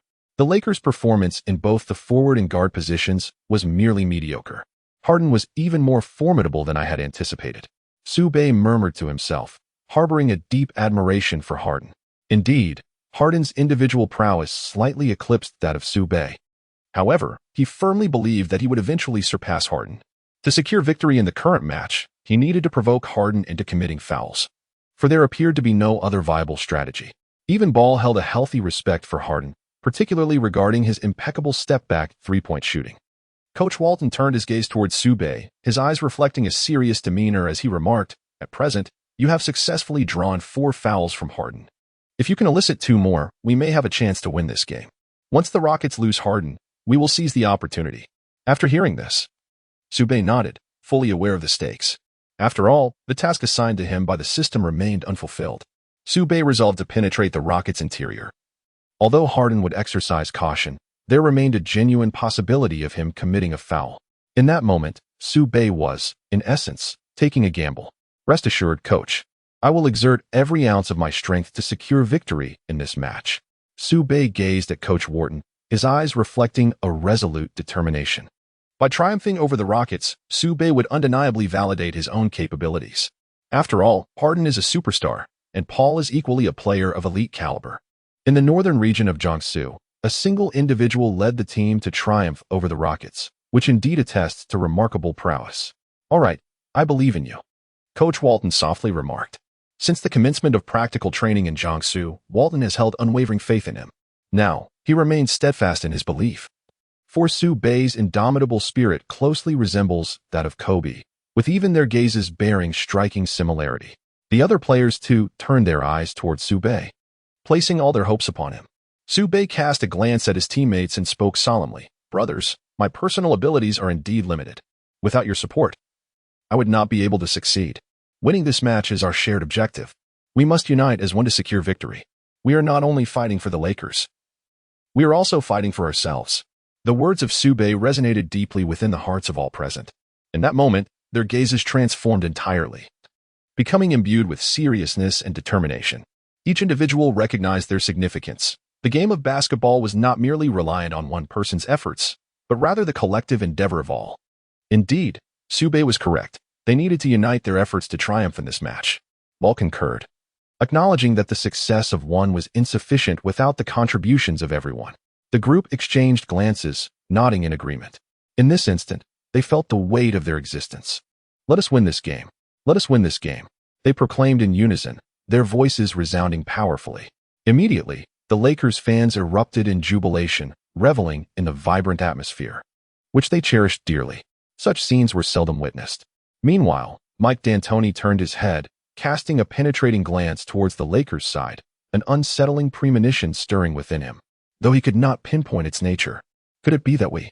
Before he could finish his thought, a glimmer of apprehension crossed his eyes, prompting him to refrain from further speech.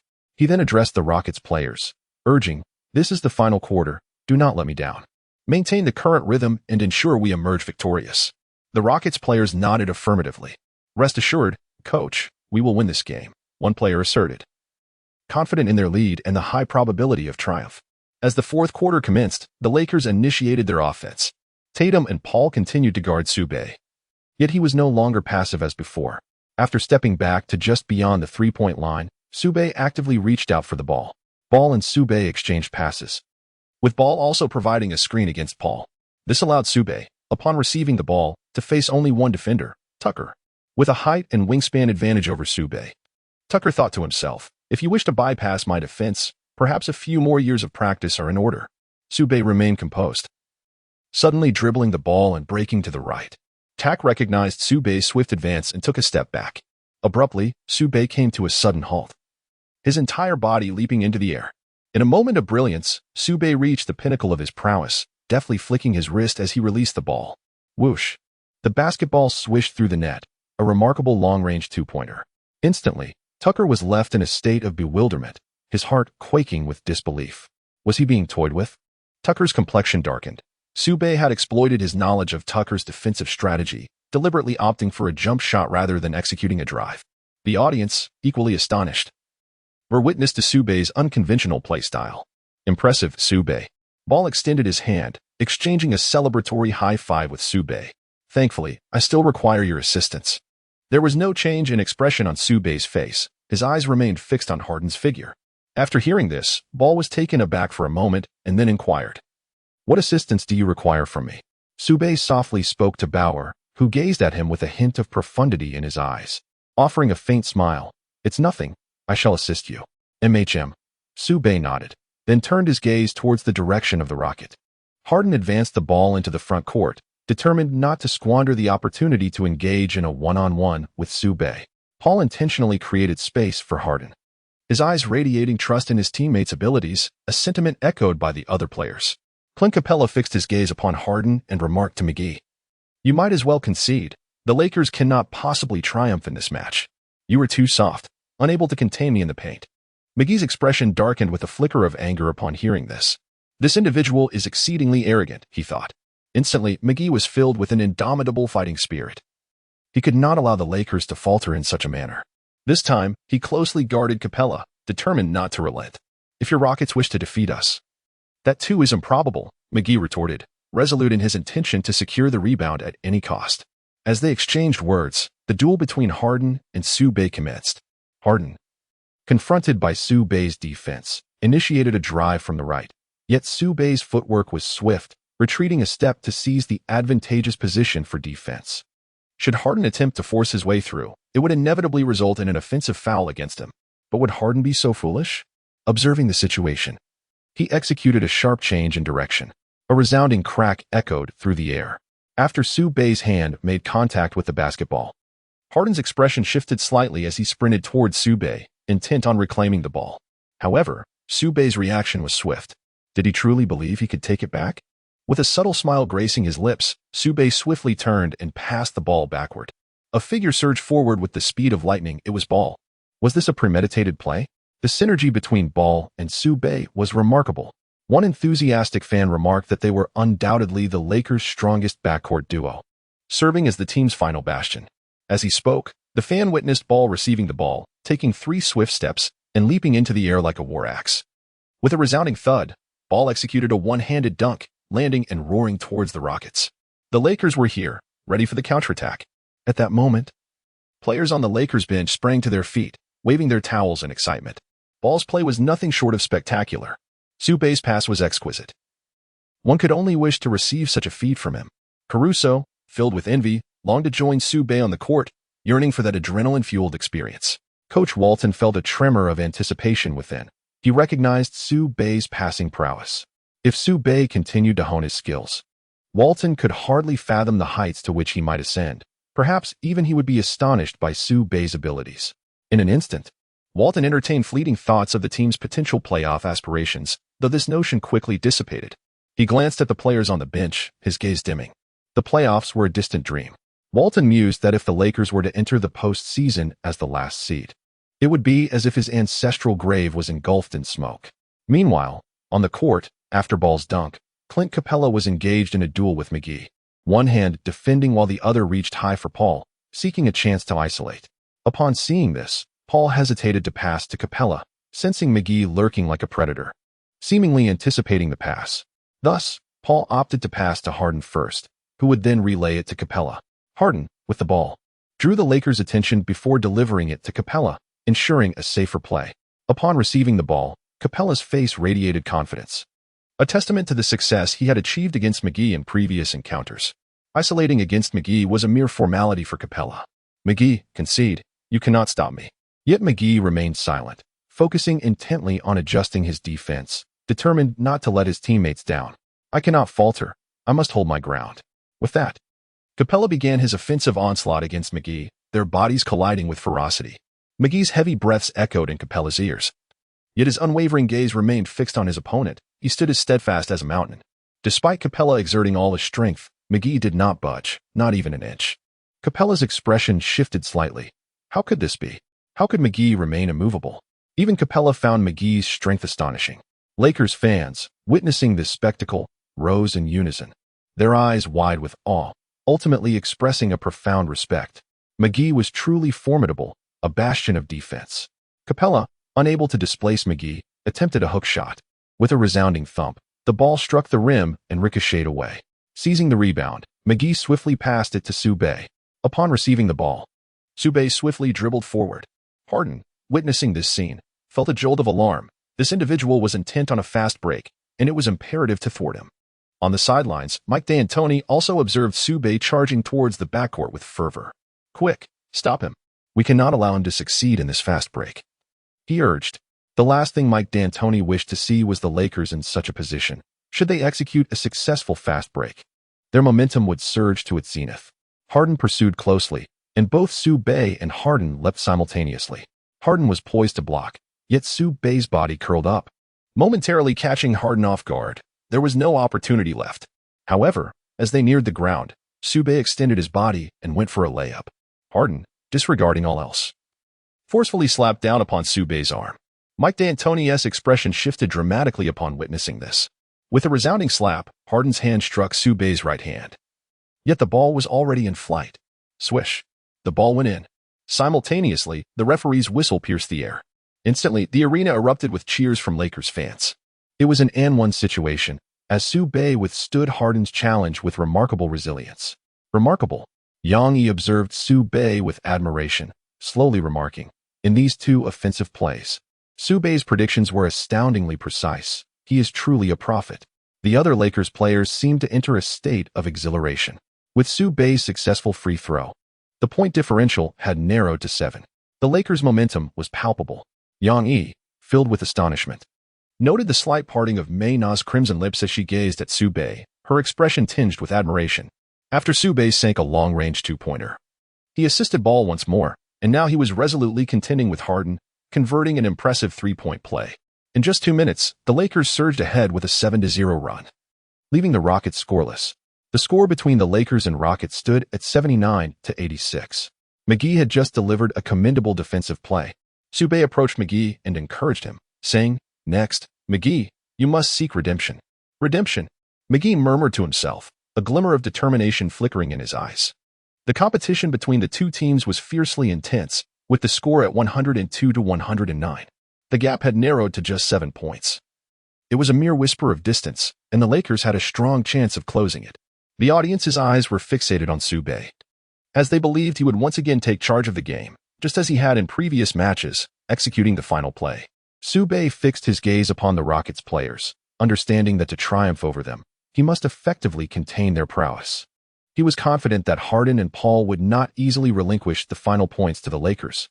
Harden turned to Paul and remarked, "If the opportunity arises and we manage to intercept Su Bei's ball, we must ensure he is prevented from continuing his offensive. The abilities he has displayed instill a sense of trepidation within me." Paul nodded in agreement. During this quarter, Su Bei had unequivocally showcased his formidable scoring capabilities, verging on the terrifying. Observing Su Bei, a guard from the Dragon Nation, firmly establishing himself in the NBA was an exceedingly rare sight. Should Su Bei be afforded additional time to develop, Paul could scarcely fathom what kind of phenomenon he could become. However, for Su Bei to ascend to the rank of the NBA's premier guard, his journey remains long and arduous. Paul harbored a flicker of concern. Yet they would exert their utmost efforts to thwart the Lakers' attempts to narrow the deficit. Shortly thereafter, the Rockets initiated their offense. Upon reaching the three-point line, Harden signaled Clint Capella to set a screen. Ball, guarding Paul, cast a furtive glance towards Su Bei's direction. Suddenly, a towering figure emerged. Alarmed, Ball's expression shifted as he shouted towards Su Bei, "There's a screen on the left." His voice rang out loudly enough for the other Lakers players to hear. Upon hearing this, Su Bei furrowed his brows. He understood that Harden intended for Clint Capella to block him, allowing Harden to surge towards the paint. Should Capella follow suit, McGee would find himself defending against both players. In a 2-on-1 scenario, Harden was exceedingly confident in securing the basket. As Harden noticed Capella obstructing his right side, he explosively launched forward, instantly accelerating. The rhythmic sound of his footsteps echoed as he dribbled, his gaze resolute. He was determined to score these 2 points. Harden thought to himself that if the Rockets could extend their lead over the Lakers to double digits, the latter would stand little chance of winning this match. The victory seemed all but assured. McGee stepped up to defend, yet Harden's expression remained unchanged. It was a commonplace occurrence to face a center in defense. With both hands tightly gripping the basketball, he executed a Eurostep. On the sidelines, Mike D'Antoni clenched his fists, his eyes fixated on Harden's figure. It was imperative to convert this opportunity. McGee found himself outmaneuvered by Harden, not due to a lack of effort, but rather because Harden's offensive prowess was formidable. Even his fakes were strikingly convincing. Avoiding being faked out proved exceedingly difficult, especially considering McGee's mental state. With a swift motion, the basketball swished through the net. The Rockets had once again relied on Harden to secure 2 points. His scoring ability was remarkable. Should he add another 2, he would reach 50 points today. The gap had widened to 9, and the Lakers' situation had become dire. Time was running short. Yang Yi observed the score from the sidelines, shaking his head in disbelief. He could not fathom how the Lakers could conjure a miracle. It was utterly impossible. As the possession shifted, the Lakers set up their offense. Rest assured, we will retaliate. At this moment, we must remain calm and composed. During this offensive play, let us prioritize ball movement. If Su Bei has an opportunity, he should be the first recipient of the pass, Ball instructed the team. When he mentioned Su Bei, he cast a glance in his direction, his eyes brimming with confidence. There is no need for Ball to worry about Su Bei's abilities. Whenever Su Bei receives the ball, there exists an 80% probability that he will score. After advancing the ball up the court, Ball surveys the positions of his teammates. In the northern regions of Jiangsu, the formidable defensive duo of Paul and Tucker loomed, while Kuzma found himself exposed. It was evident that the Rockets held little regard for Kuzma compared to the northern player. They would rather see Kuzma score than allow their rival to find the net. A fierce glint flashed in Kuzma's eyes as he processed the fact that he had been overlooked by the Rockets. In that moment, a deep desire to strengthen himself surged within him, a yearning to reach a point where others would no longer dare to disregard him. Paul resolved to take matters into his own hands, confronting Harden's defense head-on.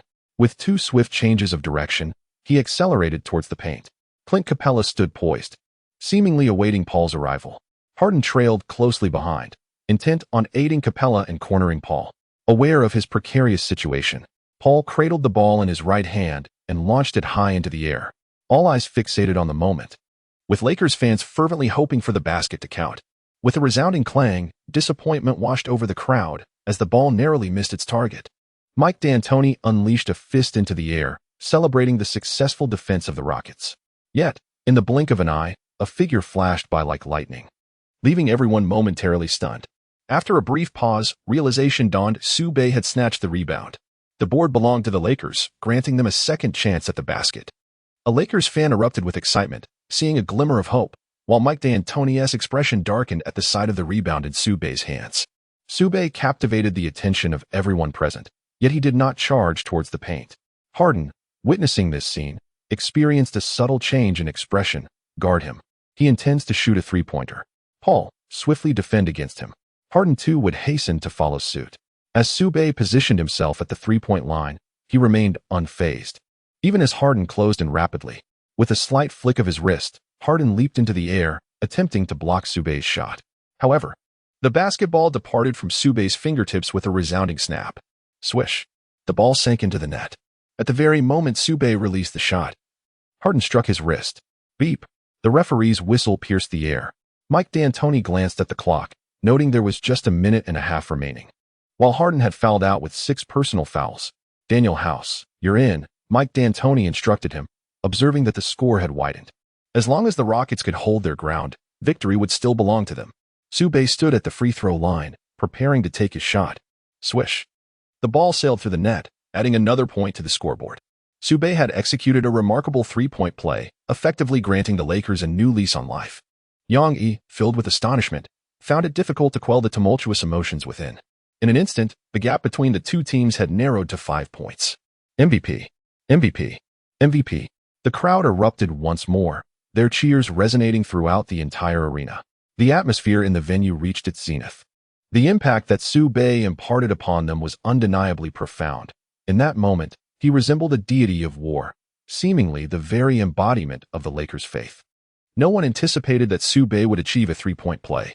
Upon returning to the bench, Harden remained utterly silent, his dark, penetrating gaze fixated on Su Bei, as if he yearned to consume him whole. Since his arrival in the NBA, this had been the most frustrating game Harden had ever played. Su Bei exchanged high-fives with his teammates and advised, "If we can hold our defense, we shall have our opportunity." The others nodded in agreement. The Rockets launched their offense. Paul, utilizing Daniel House's screen, maneuvered to the left side of the free throw line, then passed the ball to Clint Capella. Capella, confronted by McGee and Baroque, attempted a strong finish but was hindered and failed to score. McGee secured the rebound and, noticing Su Bei's position, passed the ball back to him at the three-point line. "Quick, guard him," Paul shouted, turning to Tucker. Without hesitation, Tucker lunged forward, while a fierce determination flashed in Su Bei's eyes as he took his shot. Observing this scene, Mike D'Antoni's gaze sharpened, and his expression turned grave. Could it be that Su Bei could indeed score? As fatigue weighed heavily on all players in this final quarter, their shooting percentages dwindled. The ball soared through the air, and with a swish, the delightful and crisp sound of it finding the net resonated. Lakers fans erupted in ecstatic cheers, celebrating Su Bei's remarkable basket. As the bodies of Su Bei and Maji collided, Maji exclaimed with excitement, "Su Bei, your shot is simply exquisite." As the clock ticked down to 30 seconds remaining, Su Bei assessed the situation. Both teams had one final opportunity to attack. There was still a glimmer of hope for victory. If they could successfully defend against the Rockets' last offensive, they might seize the win. "Paul, you must closely shadow Paul," striving to force him into a mistake. "If he falters, we must counter swiftly." "Understood." Ball nodded in agreement. The Rockets found themselves in a precarious position. Should they fail to score on this final shot, the Lakers might very well surpass them in points. Paul's expression darkened, as he had never anticipated the Rockets would find themselves in such a predicament. Even from the bench, Harden and the coach shared a growing concern. The Rockets initiated their attack. As Paul advanced the ball into the front court, he lifted his gaze, watching the seconds slip away. "Ball, apply pressure on him now." Knowing Paul's intentions, Su Bei immediately shouted. He could not allow the Rockets to squander time, as the longer it dragged on, the more detrimental it would be for the Lakers. Upon hearing this, Ball swiftly closed in on Paul, spreading his arms in a tight defense. Paul pulled the ball back, attempting to create space between them, yet Ball relentlessly pressed forward, leaving Paul with no opportunities to break through. The intensity remained fierce, with Clint Capella blocking JaVale McGee's position and reaching out for the ball. Observing this, Paul sent a long pass towards Clint Capella. In the eyes of onlookers, once the ball reached Capella, the 2 points were virtually secured. Receiving the ball, Clint Capella dribbled to the right, drawing McGee's defense in that direction before executing a half-turn. Upon sensing the precarious situation, Su Bei swiftly surged towards the paint with remarkable speed. Clint Capella, upon pivoting, revealed a faint smile as he cradled the ball in his left hand, preparing for a layup. However, the Rockets center slightly lifted his gaze, only to suddenly catch sight of Su Bei's figure. His expression turned grim. Before he could react, a sharp sound resonated through the air. With a powerful swing of his hand, Su Bei stunned everyone in that moment. His leap was astonishingly fierce. The heart of the Rockets center raced wildly, as Su Bei seemed to have cast a shadow over him. The other players were equally dumbfounded. A few seconds later, Paul shouted loudly, "Defense! Hold the defense!" The rebound landed on the Lakers' side, and Ball seized the ball, pushing forward. There were less than 10 seconds remaining on the clock. After swiftly advancing to the front court, Su Bei received a pass from Ball.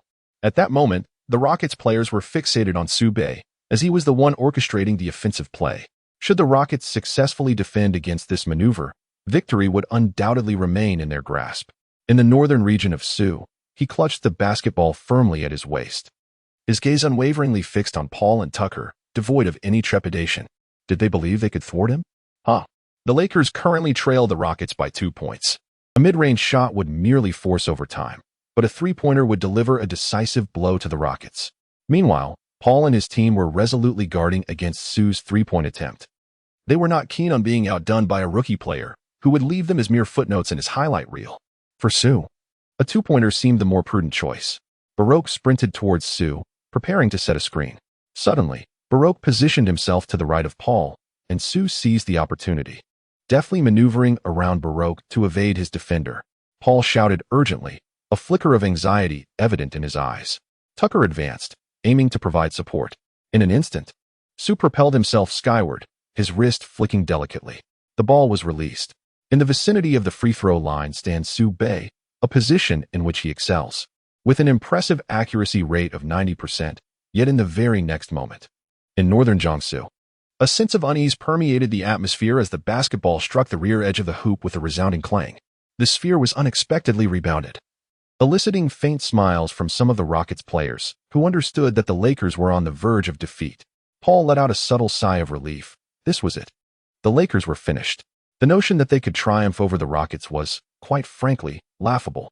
A Rockets fan allowed a slight grin to emerge. In terms of strength, the Rockets were leagues ahead of the Lakers. With less than 2 seconds remaining, a figure ascended into the air. McGee soared, the basketball fortuitously landing in his grasp. He resembled a war axe poised for battle. Alarmingly, the Rockets center leapt as well, his body lunging toward McGee. His right hand struck fiercely against McGee's, determined to prevent a successful dunk, even at the cost of committing a foul. Yet, as their bodies collided, the Rockets center sensed an overwhelming force.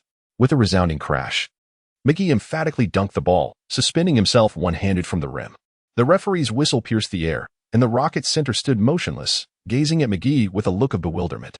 Throughout the match, McGee had scored infrequently, and the Rockets center had accumulated many points at his expense. Yet, in this pivotal moment, he was eclipsed by McGee's emphatic slam dunk. For a brief instant, he was rendered speechless. What just transpired, McGee? Incredible! McGee! The Lakers fans erupted, their cheers for McGee echoing fervently. This dunk was akin to a deity descending from the heavens, unstoppable and awe-inspiring. The score now stood at 107. However, the Rockets center had committed yet another foul, granting McGee the opportunity for an additional free throw. As Su Bei and the other players approached McGee, they extended their hands for a high five. McGee, don't be nervous. Relax. Just take it easy. The Lakers players were reluctant to see McGee burdened with immense pressure. If he missed the free throw, the Lakers would lose. Yet, they did not blame McGee, for he had already performed admirably. Just moments ago, Su Bei had kept the Lakers' hopes alive with 2 crucial three-pointers. As he prepared to take the final shot, fatigue weighed heavily upon him, and his shooting percentage had significantly dropped. Fortunately, McGee stepped up and executed a remarkable three-point play. This unexpected turn left Paul and Harden filled with frustration. What they thought would be an assured victory now hung in the balance. McGee approached the free throw line, receiving the ball from the referee. With his legs slightly bent and his mind clear of distractions, he focused intently. The Rockets fans employed various tactics to disrupt McGee's concentration, some even shouting loudly. However, McGee remained unfazed. Adopting a flawless shooting stance, he released the basketball. Swish. It went in. Instantly. The Lakers players surged towards McGee in a frenzy of celebration. Incredible, McGee. You did it. Amazing. They exclaimed, their eyes brimming with admiration for him. Even Su Bei felt the same. He understood that McGee had salvaged the moment for him. We won. We finally won. The Lakers players erupted in cheers, their faces radiating joy. This victory marked their 5th consecutive win. Not even with LeBron leading them had they achieved such a streak. Coach Walton looked at McGee, his eyes filled with appreciation. McGee, you played exceptionally well in the final quarter. He had never anticipated such an outstanding performance from McGee. Thank you, Coach, McGee replied. his innocent demeanor and beaming smile betraying the exhilaration within him. Walton then turned to Su Bei. Though he appeared happy, Walton detected a hint of disappointment in his eyes. He understood that Su Bei was feeling guilty for missing that last shot. "Su Bei, you played remarkably today," Walton reassured him. "Don't be too hard on yourself." Su Bei nodded. He recognized that Coach Walton was showing concern for him, yet the reality remained. He had to confront his failure. Those who do not experience setbacks cannot fortify their inner strength. The more one endures trials, the stronger they become. That is how true strength is forged. In the live stream, fans were passionately commenting, "Su Bei really let us down. Without McGee's last shot, the Lakers wouldn't have won against the Rockets." Are you out of your mind? If it weren't for Bei's three-pointers that kept the Lakers alive, there would have been no chance to win the game. Even though he missed the final shot, don't disparage him for that. Remember, Bei is our idol. After watching the entire match, Yang Yi gasped in astonishment. Not only was Su Bei formidable, but even his teammates exhibited a fiercer desire to win than before. He realized that Su Bei's abilities were not merely reflected in scoring. To regard him solely in that light would be a grave misjudgment. After years of commentary, Yang Yi had never encountered a player like Su Bei from Long Guo. He pondered how far Su Bei might go in the NBA. Perhaps very far indeed. Guilt? Su Bei curled his lips in disdain, refusing to indulge in self-reproach. Yet he was acutely aware that he must exert himself further in training. He resolved not to encounter such circumstances again, especially with the Lakers set to face the Warriors. Nevertheless, they ultimately triumphed in this match. Surprisingly, many Rockets fans believed that defeating the Lakers was an effortless feat during the post-game press conference. Mike D'Antoni, along with Paul and Harden, sat in the center, their emotions somewhat subdued, a sentiment undoubtedly linked to their opponents. A blonde-haired journalist directed her gaze toward the trio and inquired, "Do you have any comments regarding this match?" At her question, all reporters focused intently on them. Mike D'Antoni slowly lifted his head, a hint of resignation crossing his face as he replied in a measured tone, "We indeed fell asleep during this game. And it is not a matter of underestimating the Lakers. Rather, it was due to our most crucial scorer being ejected." After speaking, he glanced toward Harden, who had committed numerous turnovers that day. However, a sudden realization struck D'Antoni. The player defending Harden was none other than Su Bei. Had Su Bei effectively managed to defend Harden and induce him to commit 6 fouls? Su Bei's prowess extended beyond mere scoring. It was his intellect that truly stood out. If his aim was to force Harden into foul trouble, only to retaliate at the last moment. D'Antoni felt a chill of apprehension at the thought of Su Bei's formidable capabilities. Harden gradually picked up the microphone, his gaze revealing a flicker of determination as he solemnly stated, "The primary reason for our defeat lies with me. I will not let others on the team bear this burden. I prefer not to elaborate further. My actions in the upcoming games will speak for themselves."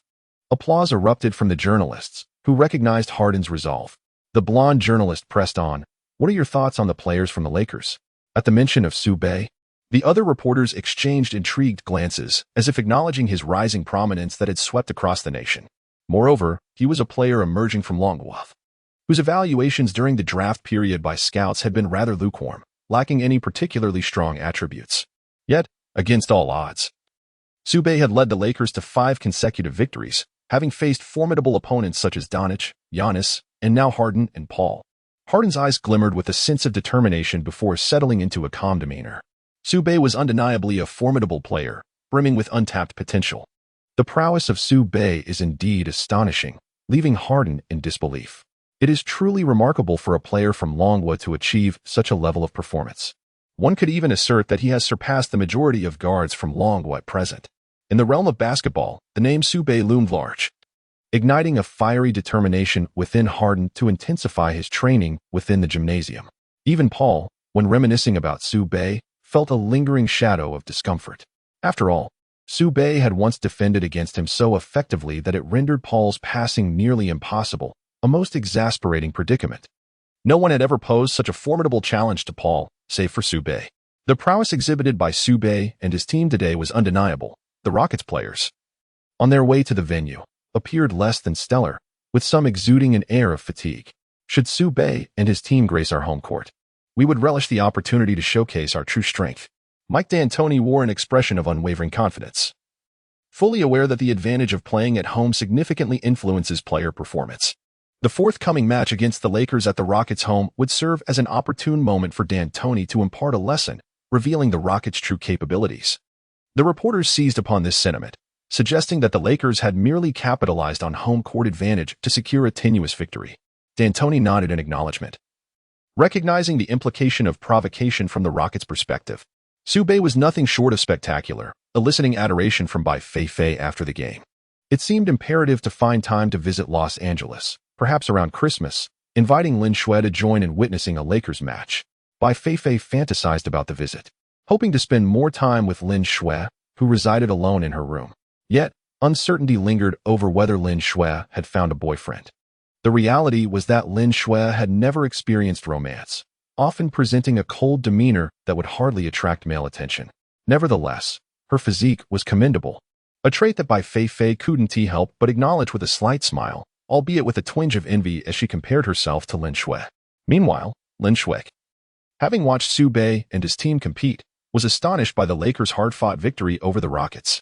She hadn't anticipated such an outcome. Their triumph was largely attributed to McGee's significant contributions. Yet, in Lin Shui's eyes, Su Bei had performed admirably, especially in the final quarter, relentlessly pursuing points despite falling multiple times, undeterred by injury as he continued to play. The relentless determination reflected in Su Bei's eyes stirred deep concern within Lin Shui. She was genuinely worried for his safety, yet it was precisely this foolishly steadfast resolve that profoundly touched her heart. She found herself moved by Su Bei's unwavering spirit on the field. A true tough man from the north of Jiangsu.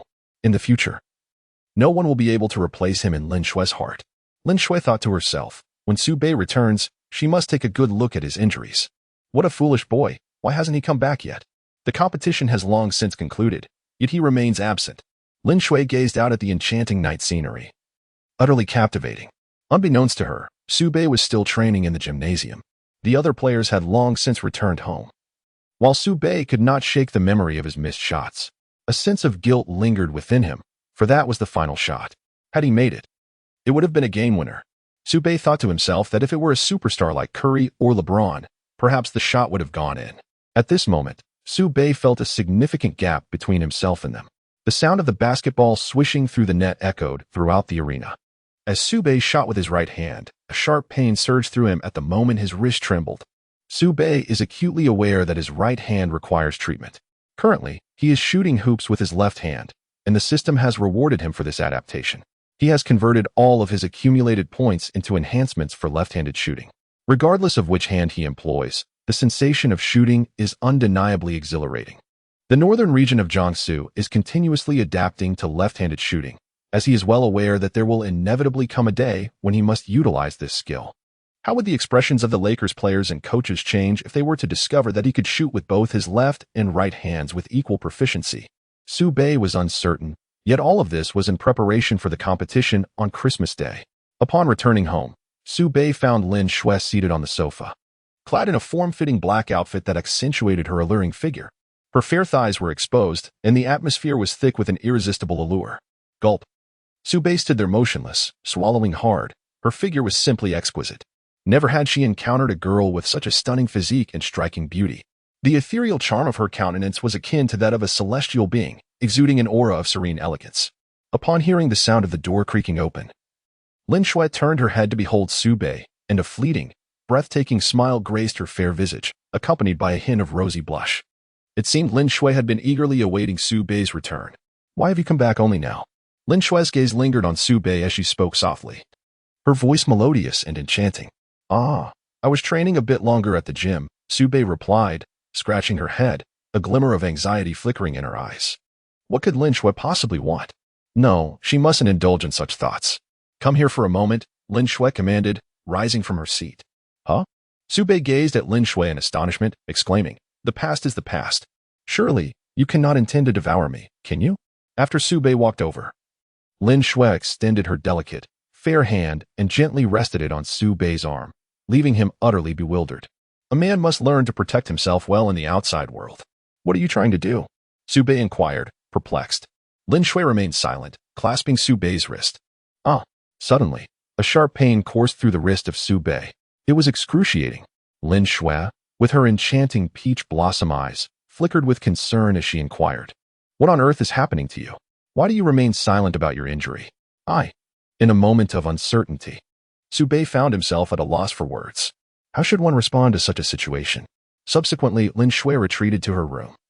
Emerging with a few medications and addressing Su Bei, "These are the medicines I purchased today. Stop standing and take a seat." "Huh? What do you mean by huh?" "Just sit down when I ask you to," Lin Shui insisted once more. "Allow me to examine your injuries." As she spoke, Lin Shui positioned herself opposite Su Bei. The light illuminated her figure, revealing a delicate countenance akin to a flawless work of art. Her physique was showcased in all its glory, with her fair, jade-like hands. Lin Shui gently tucked a strand of hair behind her ear, her gaze intensely focused on Su Bei's wounds. At that moment, the scene was utterly captivating. It was simply breathtaking. For someone who had never experienced romance, such beauty was utterly irresistible. Su Bei's gaze lingered on Lin Shui, motionless, as he swallowed hard. "What's wrong?" Lin Shui inquired, her expression reminiscent of a spellbound admirer captivated by a striking beauty, her eyes wide with astonishment. A flicker of annoyance crossed Lin Shui's face. "Pervert, are you still staring?" "Oh, I didn't." Su Bei's eyes flickered with a hint of anxiety. Primarily because Lin Shui was exceptionally beautiful, compelling him to steal a few glances. The two were in close proximity, and Su Bei's gentle breath brushed against Lin Shui's porcelain neck. Lin Shui shot him a glare, her heart racing like a startled deer, a blush creeping across her cheeks. She found herself anticipating that peculiar sensation, yet dared not voice it. A delightful tingling enveloped her. After all, Su Bei was the first man to draw so near to her. She could discern the scent of his perspiration, which oddly comforted her, instilling a sense of security. Conversely, Su Bei was captivated by the enchanting fragrance emanating from Lin Shui, utterly intoxicating. How delightful! Lin Shui's delicate hand tenderly applied the medicine to Su Bei, exuding an unmistakable warmth. Su Bei felt the softness of Lin Shui's small hand, delicate and smooth like that of an infant. Everything was so flawlessly perfect. "Does it still hurt?" Lin Shui asked, her tone laced with concern. "No, it doesn't hurt," Su Bei replied, a resolute expression gracing his face. With such a beautiful woman by his side, how could he possibly be in pain? "You big fool," Lin Shui thought, glancing up at Su Bei, her mind echoing the sentiment. In truth, Su Bei's focus had shifted entirely to Lin Shui, and the pain seemed to dissipate. This was his first encounter of such intimacy with the opposite sex, especially with a stunning beauty personally tending to his wounds, filling his heart with immense satisfaction. After applying the medicine, Lin Shui instructed Su Bei to take good care of himself before retreating to her room to rest. Once in her room, Lin Shui's gaze became somewhat dazed, her thoughts consumed by Su Bei. She had never anticipated that she would be so bold as to tend to a man's injuries. After taking a refreshing bath, Su Bei returned to his room. As he reclined on his bed, his mind was consumed by thoughts of Lin Shui. Whenever he encountered her, he could feel his heart racing with fervor. With only 2 matches remaining, he was on the verge of completing the task set by the system. In the previous matches, Su Bei had averaged over 30 points. If he could achieve a similar score in the forthcoming 2 matches, the task would be fulfilled. However, the final match was not so easily attainable, as it was scheduled for Christmas Day. The team from northern Jiangsu is acutely aware of the impending clash with the Warriors. The prowess of the Warriors is beyond doubt. Presently the dominant force in the Western Conference, they barely managed to secure a victory against the Rockets. For the Lakers to triumph over the Warriors, well, that seems highly improbable. After all, they are the reigning champions. The Warriors boast superstars like Curry, Thompson, and Durant, while the Lakers' backcourt lacks notable distinction. Following the game, the Warriors' press conference touched upon the matchup with the Lakers, where Curry stated, "As long as our roster is intact and we perform at our usual level, the Warriors will prevail against the Lakers." The term "perform at our usual level" startled everyone, implying that the Warriors would easily defeat the Lakers. Such confidence could only emanate from Curry. Other players do not share this sentiment. However, the Lakers have also provided their own response. After registering for a Twitter account, Su Bei instantly garnered thousands of followers. In response to the Warriors, Su Bei succinctly remarked on Twitter, "See you on the court." These 3 brief words astonished many netizens and were clearly a retort to the Warriors. In Su Bei's perspective, everything hinges on one's strength, mere banter is of no consequence, and all doubt shall be dispelled on the court. However, within half an hour of his post, a barrage of vitriolic comments erupted beneath Su Bei's account. "Do you really think you can defeat the Warriors? Dream on. Go home and take a good look in the mirror. Do you even know who you are? I await the moment you are brought to tears by the Warriors. Such arrogance will inevitably teach you what it means to possess the strength of a champion." Observing these comments, a faint smile graced Su Bei's calm countenance. For the more derisive the remarks, the more they ignited his competitive spirit, regardless of which team aims to thwart the Lakers' quest for the championship. Su Bei is determined to overcome them. With only one match remaining, it is set to be the Lakers facing the Pelicans. Following that, Christmas will soon arrive. Su Bei was determined not to lose this match, for a defeat would significantly impact the morale of the entire Lakers team. It was imperative to secure victory against both the Lakers and the Pelicans. Presently, Su Bei devoted himself to training his left hand. Upon rising, he opened the window, gently closed his eyes, and inhaled the fresh air from outside, rejuvenating his spirit. Su Bei moved his right wrist slightly, finding that the pain had diminished. In his mind, he recalled Lin Shue's appearance from the previous night. Unconsciously, a subtle smile graced Su Bei's lips. Living with such a beautiful woman was indeed a delightful experience. After all, it is a rare occurrence to encounter a beauty like Lin Shu, one that comes once in a century. Moreover, Lin Shue's attitude towards Su Bei had also undergone some changes. Although Su Bei has not engaged much in romantic relationships, he possesses a modicum of understanding. Lin Shu, this young lady, is truly exceptional. Indeed, she is remarkable. Regardless of the circumstances, for Su Bei, Lin Shu stands as the singular paragon of virtue among young women. Even in the future, she will remain the sole one of her kind. This conviction further solidifies Su Bei's resolve to excel in basketball. For if he were to win Lin Shue's heart, he would strive to provide her with a splendid life. Upon arriving at the arena, Su Bei caught sight of a figure that seemed remarkably familiar. It was Brandon Ingram. Su Bei gazed at him and murmured softly. Ingram, in turn, turned to look at Su Bei, taken aback by his appearance, which was even more striking than what he had seen in videos. However, Ingram sensed a regal aura emanating from Su Bei, reminiscent of LeBron James. Yet, he believed in his own abilities, confident that he could measure up. After all, Su Bei was merely a rookie, and he intended to assess his true capabilities shortly. Ingram mused that if Su Bei were unable to best him, he would take the lead in guiding the team through the upcoming matches. But could Ingram truly defeat him? Nevertheless, Ingram harbored unwavering confidence in himself. Fully aware that his height, speed, and strength were to his advantage, he could not fathom Su Bei managing to outplay him. Hello, Ingram. Su Bei approached Ingram and greeted him. Ingram smiled faintly in response to Su Bei. Your prowess is impressive. Shall we have a duel sometime?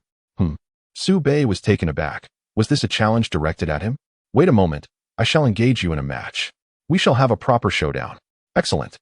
Ingram responded affirmatively. The Los Angeles Lakers are currently under intense scrutiny from the public, especially after Su Bei's declaration on Twitter, promising to meet on the court. Many online commentators believe Su Bei has become arrogant merely from winning a few games, eager to witness how he will be mercilessly dominated by the Warriors. The Warriors fans are numerous, each seemingly wishing to hurl their disdain upon Su Bei. However, the pressure Su Bei endures internally is far more formidable than they can fathom. True capability often arises from adversity, and Su Bei firmly believes that facing the Warriors might compel him to unveil his utmost potential. Soon, others arrived at the arena. When some players noticed Ingram's return, their faces lit up with joy, as they were currently lacking a forward, and Ingram perfectly filled that void. Coach Walton patted Ingram on the shoulder, stating, "It's wonderful to have you back. We await your collaboration with your teammates on the court." Ingram, with a serious expression, replied, "I shall exert my utmost effort to secure victories for the Lakers." With LeBron James absent, the Lakers lack standout individual talent. In Ingram's view, Su Bei has yet to prove himself as a truly capable player. Nevertheless, the other players were pleased, for Ingram's prowess is far from negligible. Meanwhile, at the Warriors arena, several players were engaged in practice. Curry faced off against Klay Thompson, effortlessly launching a three-pointer. Klay turned around just in time to witness the ball swish through the net. Curry glanced at Klay, a smile gracing his lips as he celebrated his successful shot. Klay, ignited by Curry's enthusiasm, initiated an offensive play. Utilizing a screen set by his teammate, he too launched a three-pointer. Many players shook their heads in resignation. It seemed their practice had devolved into a personal showcase. Curry's shooting accuracy was astounding, rendering defense nearly futile. Green, with a grin revealing his white teeth, expressed his admiration. "This is our Curry. His three-point shooting has no blind spots." Regardless of the opponent, Curry invariably faces double coverage. The fear of his shooting igniting is palpable. Once he finds his rhythm, the opposing team's hopes of victory diminish significantly. Moreover, the Warriors are not solely reliant on Curry. Thompson's three-point shooting is equally formidable. The Splash Brothers duo is truly a force to be reckoned with. A player with an explosive hairstyle beside Green remarked. I wonder how the Lakers muster the courage to challenge us, particularly that player from the Dragon Kingdom, Su Bei. Let us see how he fares against the might of the Warriors on the court. I suspect he will wear a look of despair. Green concurred. He is merely a young lad who has yet to comprehend the ferocity of the Warriors' offense. In a few days, I shall deliver a lesson that will make him aware of our invincibility. Green's prowess, particularly in defense, is commendable, albeit occasionally bordering on the unsportsmanlike. Indeed, he must experience our offensive prowess firsthand, the player concluded with a sly smile. The Warriors stand as the top team in the West. Not just any team can provoke them, especially on Christmas Day, when the audience will be plentiful and online broadcasts will abound. This match is one that everyone eagerly anticipates. Back at the Lakers arena, the sound of a basketball echoing against the floor filled the air. Ingram, drenched in sweat, glanced at Su Bei, astonished. At that moment, Su Bei had successfully outmaneuvered him 3 times, employing different techniques each time. No matter how Ingram attempted to defend, Su Bei would elude him, and more critically, the ball would find its way into the net. Initially, Ingram aimed to teach Su Bei a lesson, but such outcomes were infuriating. Today, it was imperative that he successfully defended against him. Otherwise, it would be a tremendous embarrassment. Ingram thought to himself. Never had he encountered a player from the Dragon Kingdom who could press him to this extent. Only Su Bei had nearly driven him to madness.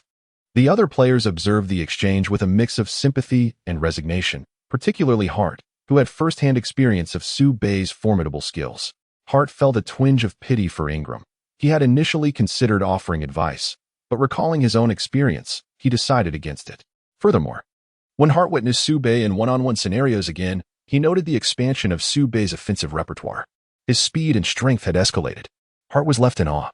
How could Su Bei have evolved so rapidly? He resembled a ferocious beast. Ingram was in deep trouble. If Ingram failed to comprehend the disparity between himself and Su Bei, he would remain oblivious to the true nature of their competition. Against Ingram's defense, Su Bei felt no pressure at all. It was a stark contrast to the challenges posed by Harden and Giannis.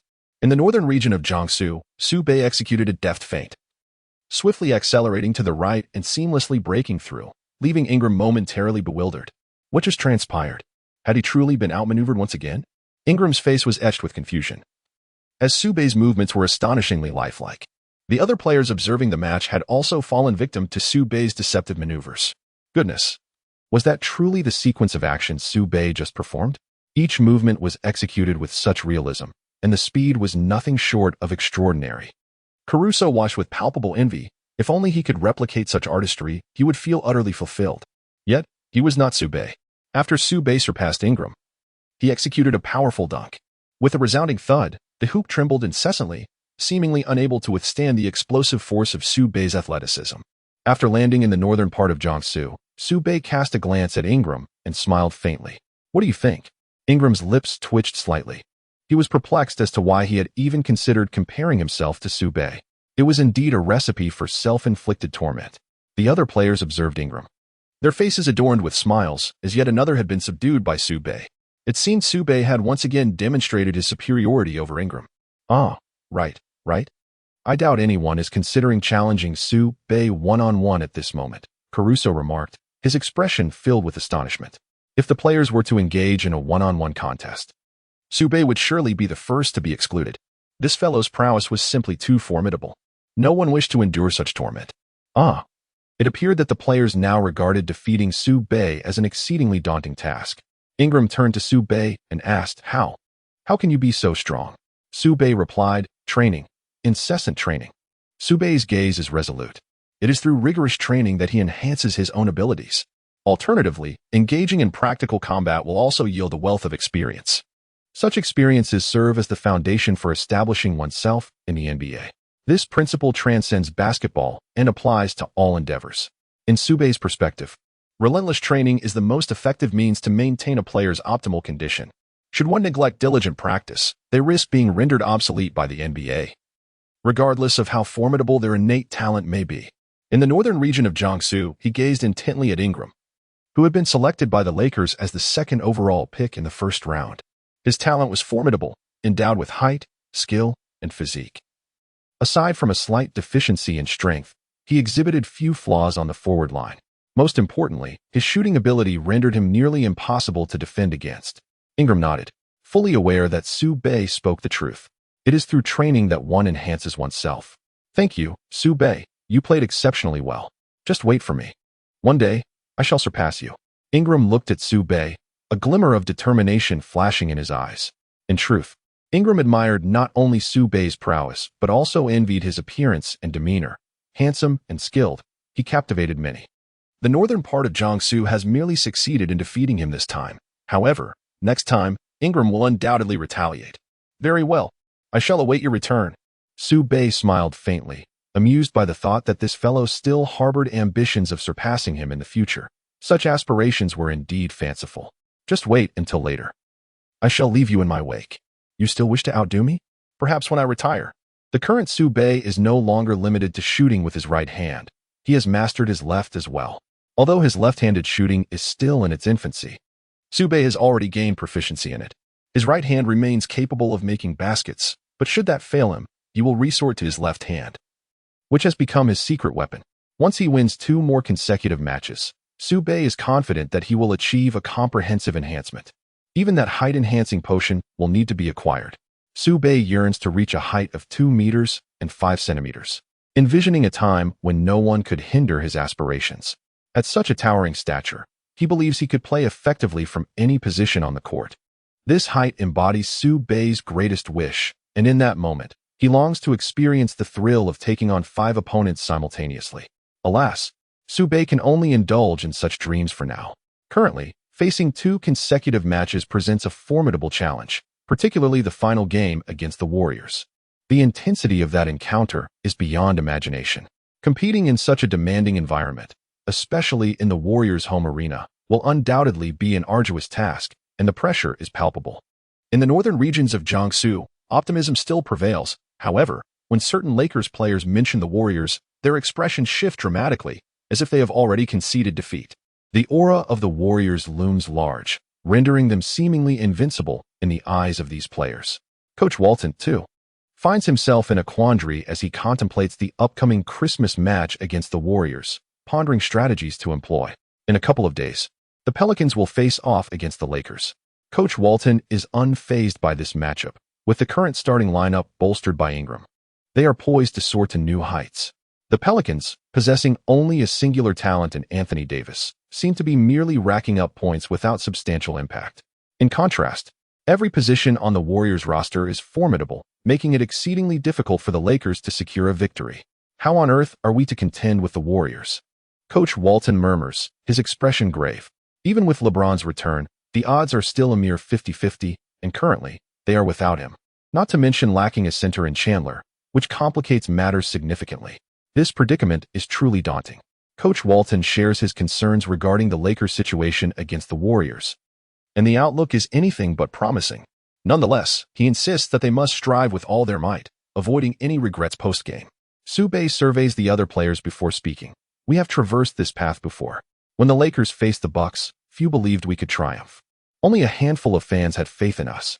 And when we battled the Rockets, who genuinely thought we would win, we were under immense pressure. And had it not been for McGee's last-minute shot, we would have lost. Yet, we emerged victorious. At this, the players pause, their expressions reflecting newfound courage. They realize there is no retreat. A confrontation with the Warriors is inevitable. Evading such a challenge is simply not an option. They must confront the Warriors head-on, ready to wield their swords. Indeed, what is there to fear? Su Bei asserts. Until we step onto the court, who knows which team will prevail? It could very well be us, the Lakers. Caruso looks at his fellow teammates and declares, we must believe in ourselves. The fear they harbor dissipates. As they prepare to face the Warriors, they resolve to attack relentlessly, undeterred by the Warriors' prowess. The atmosphere shifts, fueled by Su Bei's encouragement, and their trepidation diminishes significantly. Coach Walton observes the players, his gaze landing on Su Bei. At that moment, a flicker of surprise crosses Walton's face. He had not anticipated that Su Bei's mere words would dispel the players' fears. Could it be that he is a born leader? A natural leader, indeed, innately gifted. Su Bei's performance has been nothing short of remarkable.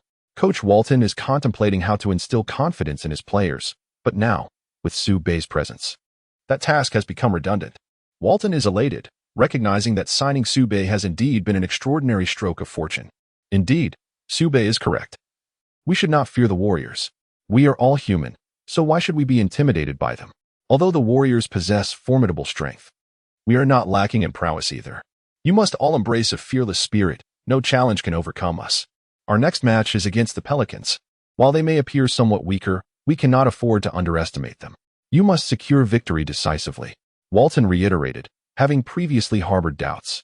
However, since Su Bei's arrival, noticeable changes have occurred among the players, such as Caruso and McGee, who are all diligently training with the aspiration of truly making it to the playoffs. For Su Bei, the playoffs are merely the beginning. The Pelican starting lineup consists of Drew Holiday at point guard, Etwan Moore at shooting guard, Solomon Hill at small forward, Anthony Davis at power forward, and Julius Randle currently playing center. The head coach for the Pelicans is Alvin Gentry, while the Lakers starting lineup features Ball at point guard, Su Bei at shooting guard, Ingram at small forward, Kuzma at power forward, and McGee at center, with Coach Walton at the helm. At the New Orleans Arena, the atmosphere is electric, with a packed crowd eagerly anticipating the clash between the Pelicans and the Lakers. Among the spectators, a quarter are ardent supporters of the Lakers, some having traveled alongside the team, their hearts brimming with fervent admiration for the franchise. The Lakers face no insurmountable challenges against the Pelicans. We shall witness the players' artistry unfold, particularly that of Su Bei, the exceptional player from the Dragon Kingdom, whom I greatly admire. I believe he has the potential to lead the Lakers into the playoffs. A plump fan, indulging in popcorn, exudes a curious confidence as a devoted Lakers supporter, particularly fond of Su Bei. Both the Lakers and Pelicans are at the bottom of the standings. Are the Lakers truly contemplating the playoffs? It's merely wishful thinking. You shouldn't be so confident, my friend. Perhaps the Lakers won't even triumph here. Nearby, a Pelicans fan with a hooked nose taunted the hefty supporter, "Shall we wager on which team will prevail?" The plump fan, upon hearing this, ceased his popcorn munching and glared at the provocateur, a flicker of anger crossing his face. Clearly, he had been riled by the Pelicans supporter. All right. I wager the Lakers will win this match. Fine, I bet the Pelicans will emerge victorious. I'll stake $1,000. In the eyes of the hooked-nosed fan, $1,000 was merely a fraction of his monthly income, so losing would not cause him much distress. The plump fan, fixing his gaze on his opponent, boldly declared, $5,000. Instantly, the hook-nosed fan's expression shifted, astonished by the plump fan's audacity. $5,000? That's a significant sum. Losing would sting quite a bit. Seeing the hesitation in his rival's demeanor, the plump fan grinned. What? You're too scared to take the bet? What? I'm not afraid. 5,000 it is. If the Lakers lose, you owe me. The Pelicans fan gritted his teeth, resolute in his wager, anticipating the prospect of an effortless $5,000 should he win. All right. The plump fan replied softly, just wait and see. That 5,000 will soon be mine. Dream on if you think you can win it from me. As the two teams entered the arena, the cheers of the fans reverberated throughout the venue. Pelicans, Pelicans, Lakers, Lakers. The atmosphere was charged with palpable tension, especially when Su Bei took the court. The Lakers supporters rose in unison, their eyes filled with reverence for the young savior who had repeatedly rescued their team. In their hearts, Su Bei is the Lakers' eternal hero. Coach Alvin Gentry of the Pelicans observed the Lakers with a disdainful scoff. The Lakers' momentum clearly overshadowed the Pelicans, particularly in their own arena, which must have stung Gentry's pride. AD, you should demand the ball in the low post. No one in the Lakers' interior can contain you. And do keep an eye on that Dragon Kingdom player, Su Bei. He has been instrumental in leading the Lakers to victory in recent games. In the first quarter, we must establish our dominance. Gentry continued, rest assured, the standings between the Lakers and us are quite close. The point differential in the first quarter will not be significant. Typically, the gap widens in the latter half. The players nodded in agreement. Anthony Davis, the first overall pick in the 2012 draft, had made it to the All-NBA first team and All-Defensive first team in 2017 to 2018, showcasing his immense talent. His rare physical attributes, extraordinary explosiveness, and wingspan of 7 feet 11 inches set him apart. Notably, he had played point guard in high school, granting him a diverse skill set that no Lakers player could rival. On the Lakers side, Coach Walton advised Ingram, remember, you must defend Davis fiercely. He cannot be allowed to score easily in our paint. Don't worry, Coach, Ingram assured, patting his chest. It won't be easy for him to score over me. Our interior defense won't allow him to simply take points. Walton nodded, then turned his attention to Su Bei. Make sure to shoot often. If we can open up our outside game, we will face minimal pressure against the Pelicans. Understood. Su Bei maintained a serene expression, yet his gaze radiated an intense fervor. He yearned to witness whether the illustrious Brow was indeed as formidable as the legends suggested. Brow, I'm coming for you. Let's see if you can withstand this challenge. The match commenced. The players leaped for the tip-off. The ball soared into the air as McGee and the Brow ascended simultaneously.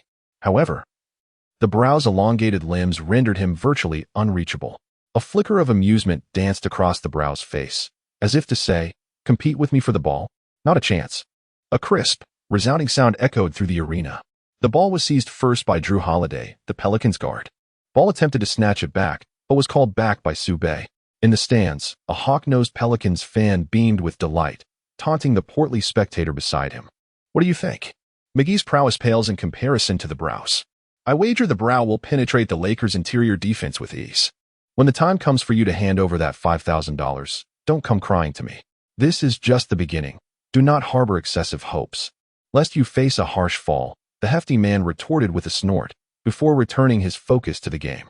On the court, let us prioritize our defense. There is no rush to attack them. We shall take our time. Su Bei glanced at Lonzo Ball and the others, speaking softly. Ball, just focus on defending your area.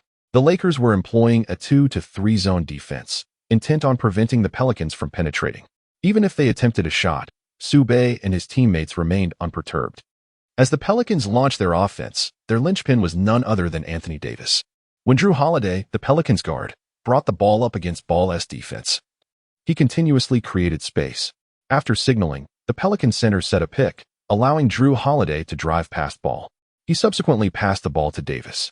Catching the ball, Davis faced a determined Ingram and attempted a contested shot, which clanged off the rim. The rebound was seized by McGee, who immediately sought out a guard. After passing to Ball, McGee sprinted forward. Meanwhile, Su Bei had already positioned himself beyond the three-point arc. Ball exchanged a knowing glance with Su Bei before delivering a long pass. Receiving the ball, Su Bei released a swift shot. Even as Jrue Holiday rushed to contest, he could only watch helplessly as the basketball soared from Su Bei's fingertips. Swish, the ball nestled into the net. Instantly, Lakers fans marveled at Su Bei's shooting prowess. A rotund spectator in the stands expressed his astonishment. Su Bei, you truly did not disappoint. However, a skeptical Pelicans fan with a hooked nose scoffed. This was merely luck. Just wait and see how Davis will dominate you. I am eager to witness that.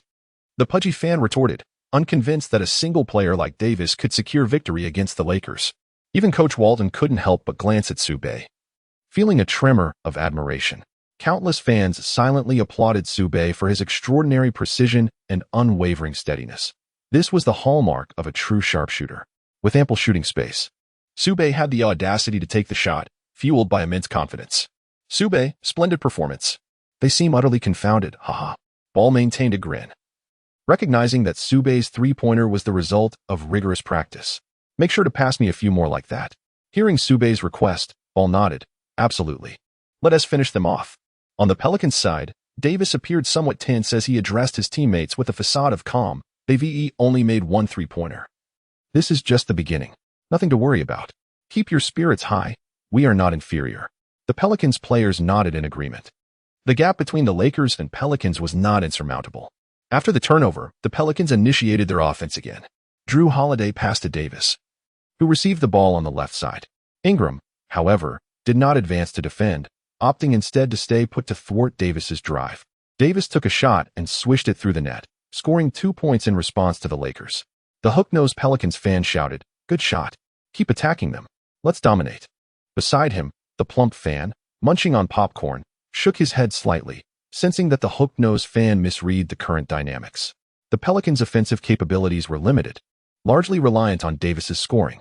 Meanwhile, every player on the Lakers roster was a potential scorer. They would not solely depend on Su Bei, but also on Ball, Ingram, and the others. As Ball advanced the ball up court, he penetrated into the Pelicans' paint. Seeing this, Davis shouted, "Guard him. Don't let him in. Stay on him." Su Bei utilized Ingram's screen to slip to the corner. As Ball faced Pelicans center Julius Randle for a layup, Randle wore a sly smile. "You think you can get past me? Not a chance." With a leap, Randle raised his hands, poised to deliver a resounding rejection. But in the next instant, the basketball had vanished from Ball's hands.